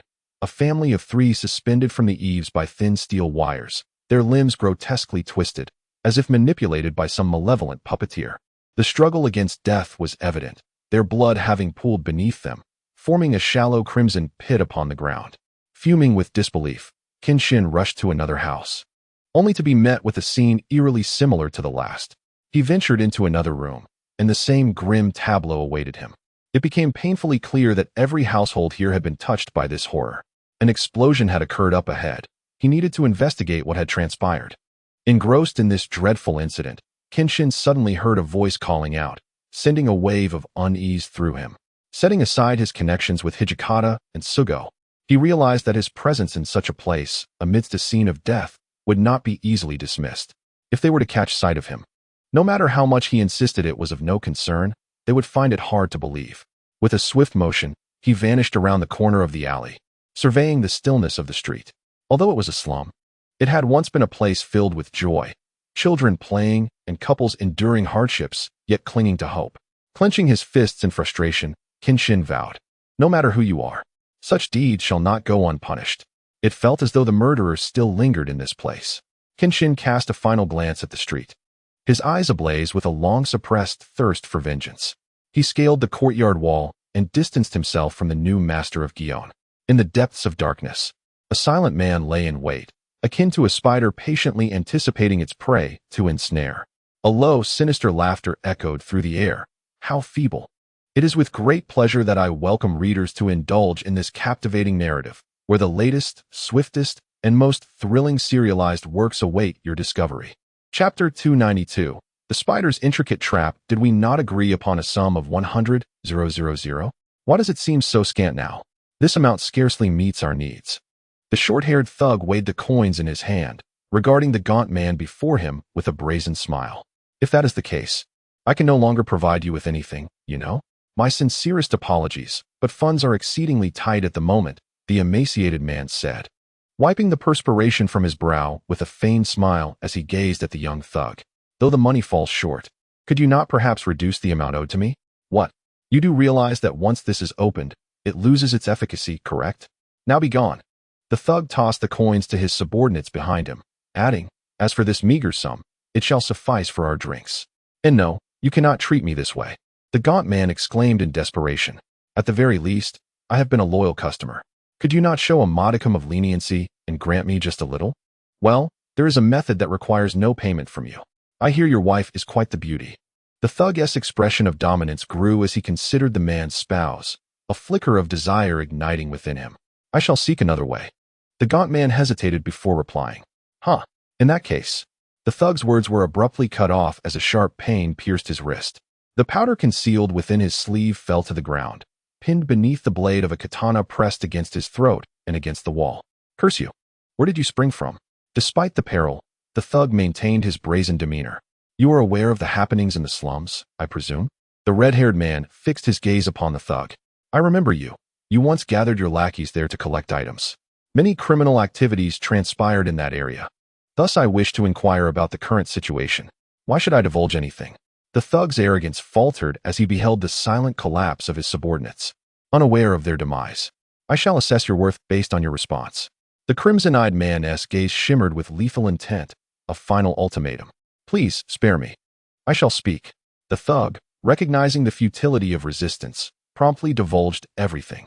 They claim it to be a slum, but I truly know not what transpires there.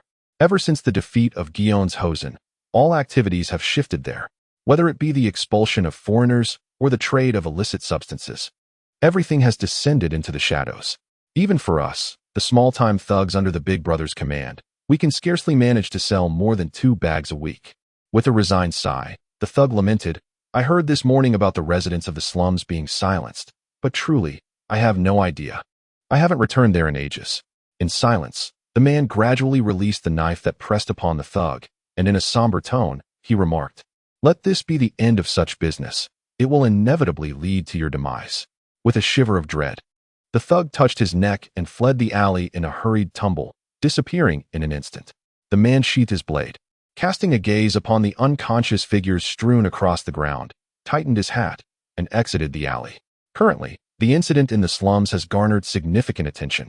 In addition to the heinous methods of murder, a motorcycle lay in ruins from an explosion. Reports indicate that the True Selection Corps has fully engaged in this matter. To delve deeper, we turn to Mr. Hijikata Tushiro, the deputy leader of the Corps.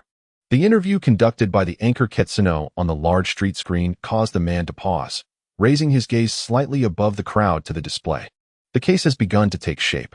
Analyzing the murder methods, it appears that fine steel wires were employed to manipulate the victims into grotesque poses, reminiscent of ninja techniques. We are currently investigating the remaining ninjas within Edo. I believe answers will surface soon, Hijikata stated while lighting a cigarette with an air of nonchalance. The anchor pressed on. What are your thoughts regarding the motorcycle that exploded at the scene? Hijikata hesitated momentarily, his expression shifting. That motorcycle belonged to a rather ordinary dessert shop owner. The voice of Sugo interjected, and the camera shifted to him. We are uncertain about his presence there, but he is undoubtedly connected to this case.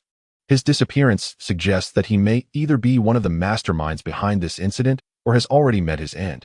And what is the name of this owner?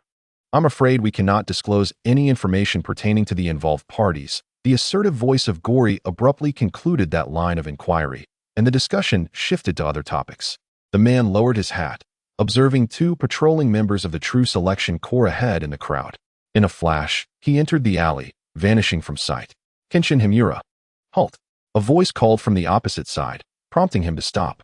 Aren't you familiar with the Onawabenshi's ninjas? A woman with lavender hair tied into a ponytail appeared behind Kenshin. It's you, Keiru, he replied, finally lifting his head to reveal his face, which had been long absent. This incident has no direct connection to you. Why don't you return? Keiru gazed at Kenshin in silence, and after a moment of tense stillness, she spoke. I am unaware of the identity of this perpetrator.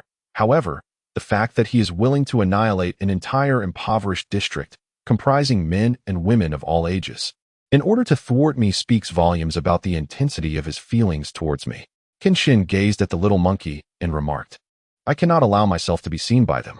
If such a stealthy assassin were to target those around me one by one, is this your concern? It is no wonder you did not confide in Gintoki. The little monkey replied, given that this incident involves the techniques of ninjas.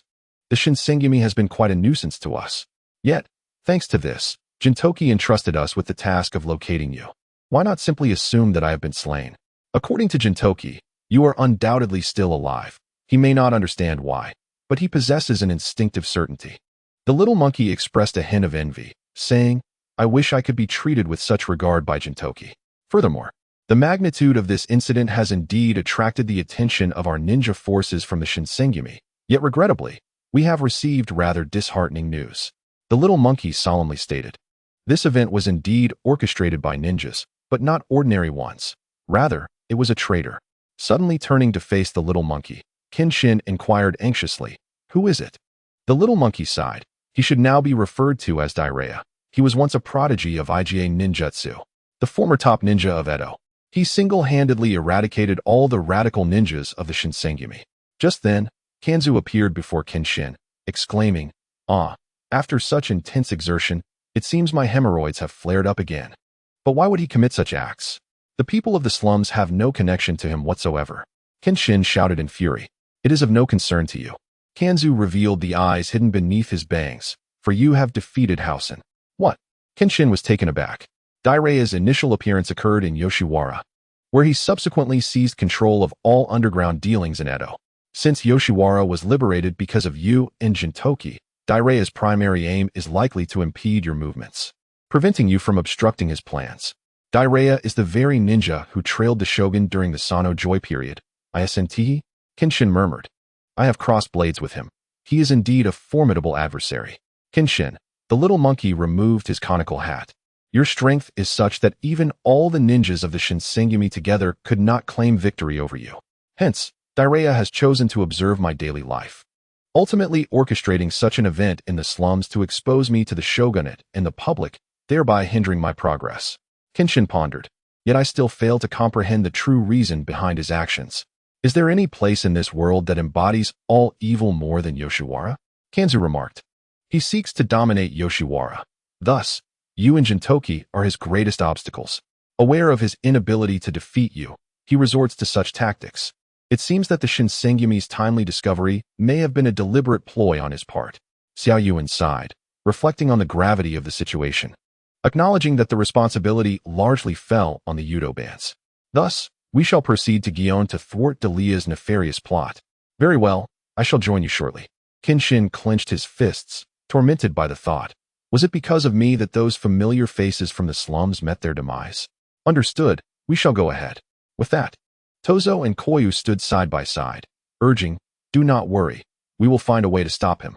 After uttering these words, the two leapt onto the rooftops and vanished from sight. Delia tightened his fists only to release them, grappling with the bitterness of past calamities wrought during the upheaval.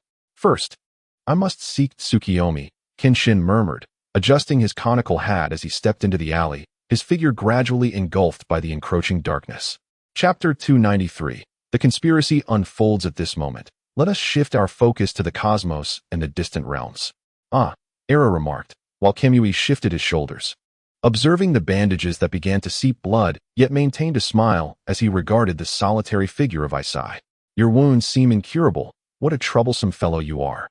Exhaling a stream of smoke, Isai gazed out at the resplendent cosmic vista, his voice resonating with a somber tone. "The reverse blade wields a formidable restraint against your night rabbits. The air displaced by your strikes forms a transparent blade that can unleash an unnamed force, inhibiting your regenerative abilities. In light of this, it appears that peculiar katana must not be permitted to remain."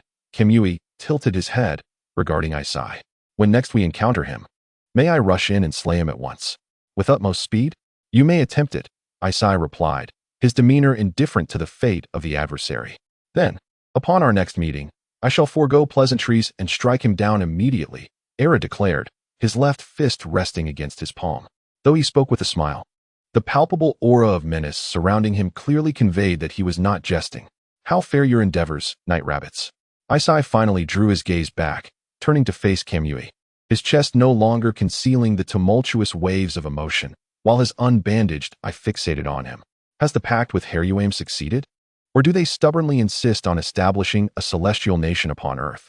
Those old men are quite obstinate, incessantly clamoring for nation building. At times, I truly wish to dispatch them directly," Kamui advanced, observing the celestial movements of the stars. "Yet, such actions could lead to considerable complications, and I am, by nature, averse to entanglements of that sort.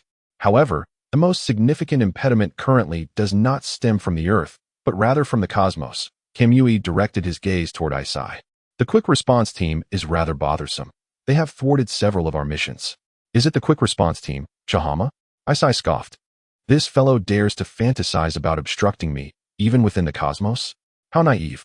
After a brief moment of silence, Asan seemed to recall something, crushing the cigarette holder in his hand, with ashes and splintered wood falling to the ground. Yet, he paid no heed to this. Instead, he drew the katana from his waist and slowly pointed it forward. "Shumway, do you wish to witness a true powerhouse?" Asan suddenly inquired. Oh, are there such beings in the universe? Jinzua, excitedly resembling a Dragon Ball Goku, implored Ace-han to reveal more. On Earth, Kenshin has taken on a disciple, hasn't he? Ace-han quietly inscribed characters upon the transparent glass before him with the blade, entirely unconcerned about the dire consequences that might ensue if he were to strike too forcefully and shatter the glass. I am quite eager to discover whether he can truly bear the entirety of Kenshin's formidable prowess. Oh, the Badasai can still have disciples. How exhilarating! Shinwei exclaimed, raising his fists in excitement. Oh, a word of caution, Shinwei. He is now known as Himura Kenshin, not the Badasai, Ace-han replied, driving his sword into the ground and departing without a backward glance, his figure vivid as blood, his demeanor akin to that of a vengeful spirit, a being of unparalleled existence, a terror to the heavens. Upon hearing this, Shinwei's usual mirth vanished, replaced by a bloodthirsty grin. He struck the floor with a punishing fist. Creating a crater, the night rabbit must defeat such a man who is now transformed into a humble pastry shop owner. How discontented Shinwei must be. He yearned to know what he was like on the battlefield, to clash with the unrestrained Badasai once more. Ace-han abruptly turned, his wide eyes locking onto Shinwei. This blade will be the catalyst for his awakening, he remarked, casting a nonchalant glance at the sword he had planted in the ground. This blade was indeed a cursed sword, the origin of all misfortune. With it, I shall entrust this sword to my disciple. For if I were to hand it to Kenshin, he would undoubtedly destroy it at once. To safeguard the disciple ensnared by the curse upon this sword, he would most likely willingly wield the sword of slaughter once more, becoming the Badasai again. Is that so? Then I shall not hold back, Shinwei declared, drawing the sword. In that instant, the wails and curses echoed in Shinwei's ears. A relentless barrage of invectives and roars ignited his primal urge to kill. Merely grasping this sword, I can feel that it is not the strength of Himura Kenshin that resonates, but rather the invincibility of the Badasai, Shinwei proclaimed, resting the sword against his back. Though I do not comprehend it all, how many lives has he taken with this blade? Who knows? Ace-han replied, a sinister smile gracing his lips. I am only intimately familiar with 3 individuals, his most cherished 3. Ha ha ha. Kenshin once more returned to my side as the Badasai. We are both revenants of vengeance. Stepping toward the abyss. Can you truly bear to watch me suffer alone? I hold a fondness for you are the one who took my master's life. Thus, let us together bring about the world's end. I am uncertain how to approach you. After we have obliterated this world, let us perish together. Hey, have you heard? The impoverished residents of Edo have met a gruesome fate, their bodies mercilessly dismembered. Contrary to such horrific claims, I have heard whispers suggesting that they have instead been transformed into lifeless puppets. Nonsense. As far as I know, they were skinned alive, left as bloodied corpses. Surely, it cannot be that exaggerated. I have heard they were buried alive. No. The information I possess suggests that a pastry shop owner ground them into flesh and fashioned cakes from their remains. As the vegetables slipped from her grasp unnoticed, Mitsuba stood there in a daze, absorbing these revelations. Though her heart incessantly urged her to consider that it might not be him, such thoughts were difficult to dismiss. Ever since her illness had subsided, she recognized that Kenshin had unfinished business. To avoid becoming a burden, she returned to Musashi, waiting for his return. However, upon hearing such distressing news, she resolved, I must go to Edo. This thought surged through her mind almost instantaneously, yet was swiftly overturned. Mitsuba hesitated. If her presence were to render her a pawn in someone else's game, it would be troubling. With her lips clenched in uncertainty, Mitsuba wrestled with her inner turmoil, unable to make a decisive choice. No more hesitation. Startled, she turned her head, only to feel a cloth pressed against her mouth. Despite her desperate struggles, the potent sedative caused her world to spin, and she succumbed to unconsciousness. Brother, such a rare beauty, exclaimed a green-haired thug, gazing greedily at the unconscious Mitsuba before addressing his superior. A swift slap sent the underling flying as the leader bellowed, Are you seeking death? This woman is wanted by the boss himself. If you dare to lay a hand on her, our heads will be on the line. To die beneath the peony. Even as a ghost one remains charming, the thug persisted, undeterred. Say that in front of the boss, and then let him remove your tattoo. The leader scoffed, casting a disdainful glance at his subordinate. Realizing the true power of their boss, the thug finally relented. We must hurry back to Edo. Perhaps the boss is already anxiously awaiting us. Chapter 294. At last, the dual storyline unfolds. Cursed be this relentless cycle. With a swift motion, Kenshin struck down the approaching Ronin with a backhand, sending him crashing to the ground.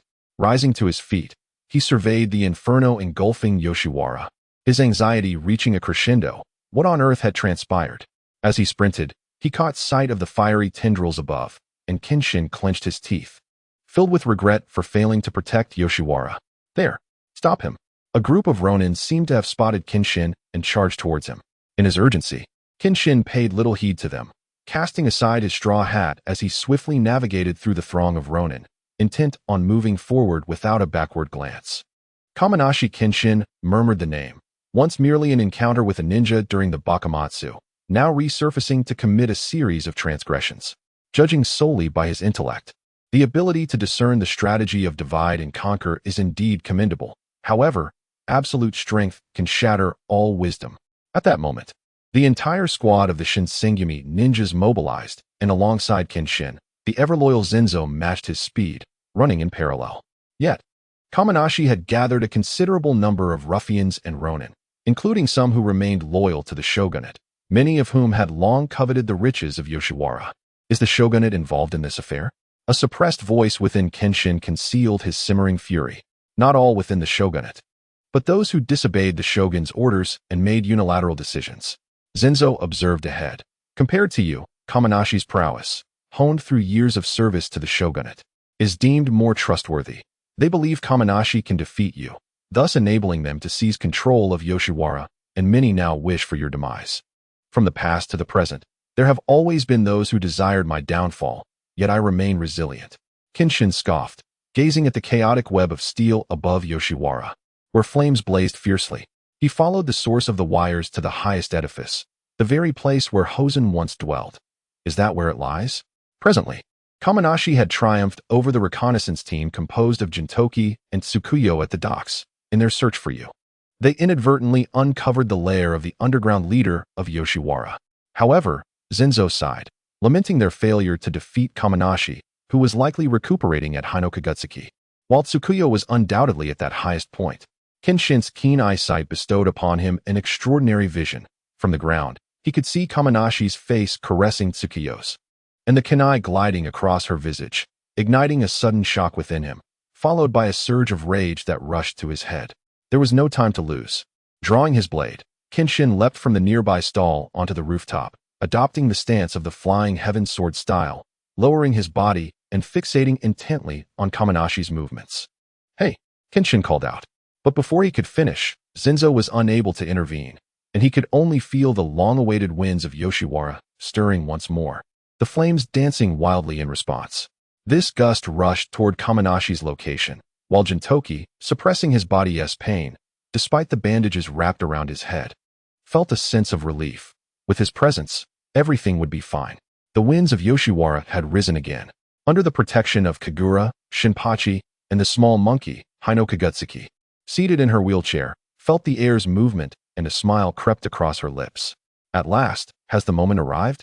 Although aware that it would not significantly impede him, I slightly turned aside as the whistling sword energy sliced past me, cleaving a portion of the tallest structure at an angle. As the thunderous debris descended and transformed into ruins, it successfully halted Dorea's actions. Even the swirling dust could not prevent Dorea from casting a defiant gaze upon the man standing atop the rooftop. I shall come to slay you. The murderous intent surged forth from his eyes. Though he released the sword energy, Genshin stumbled unexpectedly. After all, he was not what he once was, weakened considerably now. Why had he allowed his impulsive thoughts to unleash the sword energy? It appeared formidable, yet was rendered futile by failing to strike its target. Ah, he has arrived. Tsukiyomi glanced back at the descending figure from the web, exclaiming, "Aren't you delighted? Aren't you overjoyed?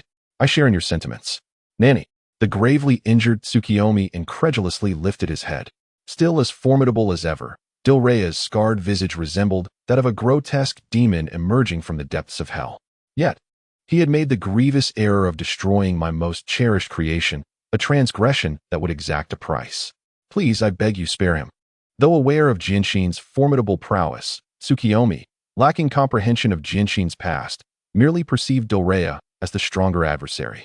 There is no need for you to plead for mercy on my behalf. In fact, You shall soon be the one appealing to him for my life.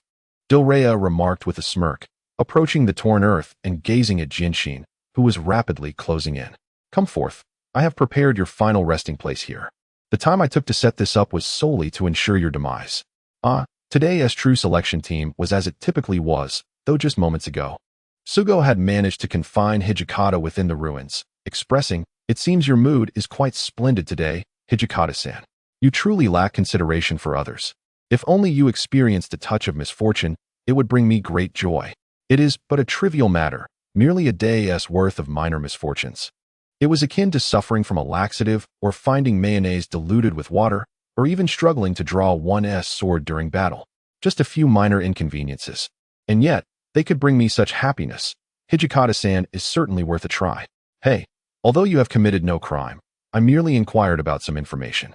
Now that I've asked, if you do not leave, I shall take you back, Sugo stated, addressing the group of delinquents before him. Hey, the delinquents fled in disarray. Truly, where has Master gone? If it comes to that, he ought to emerge and discuss this case. Sugo inserted a coin into the vending machine and retrieved a bottle of drink, languidly sitting on a chair while gazing at the flowing river before him. Excuse me, do you know how to get to the true selection team? At that moment, a youth clad in a cheapao with orange-red hair styled into small braids, wielding a red umbrella, approached and stood behind Sugo. Turn left, then right, continue straight, and then take a taxi, Sugo replied, turning to scrutinize the newcomer. Hey, where do you hail from? You bear a striking resemblance to a certain young lady. Is that so? In truth, I have a long-lost sister. The boy lamentably scratched his head. Realizing who it was, Togo stood up, begrudgingly. Though he was averse to trouble, he felt compelled to intervene in Kagura's matter. Let us go, he remarked. You are truly a good person. As he spoke, the young man walked alongside Togo, holding an umbrella. By the way, do you know someone named Okita Sogo from the Shinsengumi? What business do you have with him? Togo mumbled. Well, I need to hand this over to him.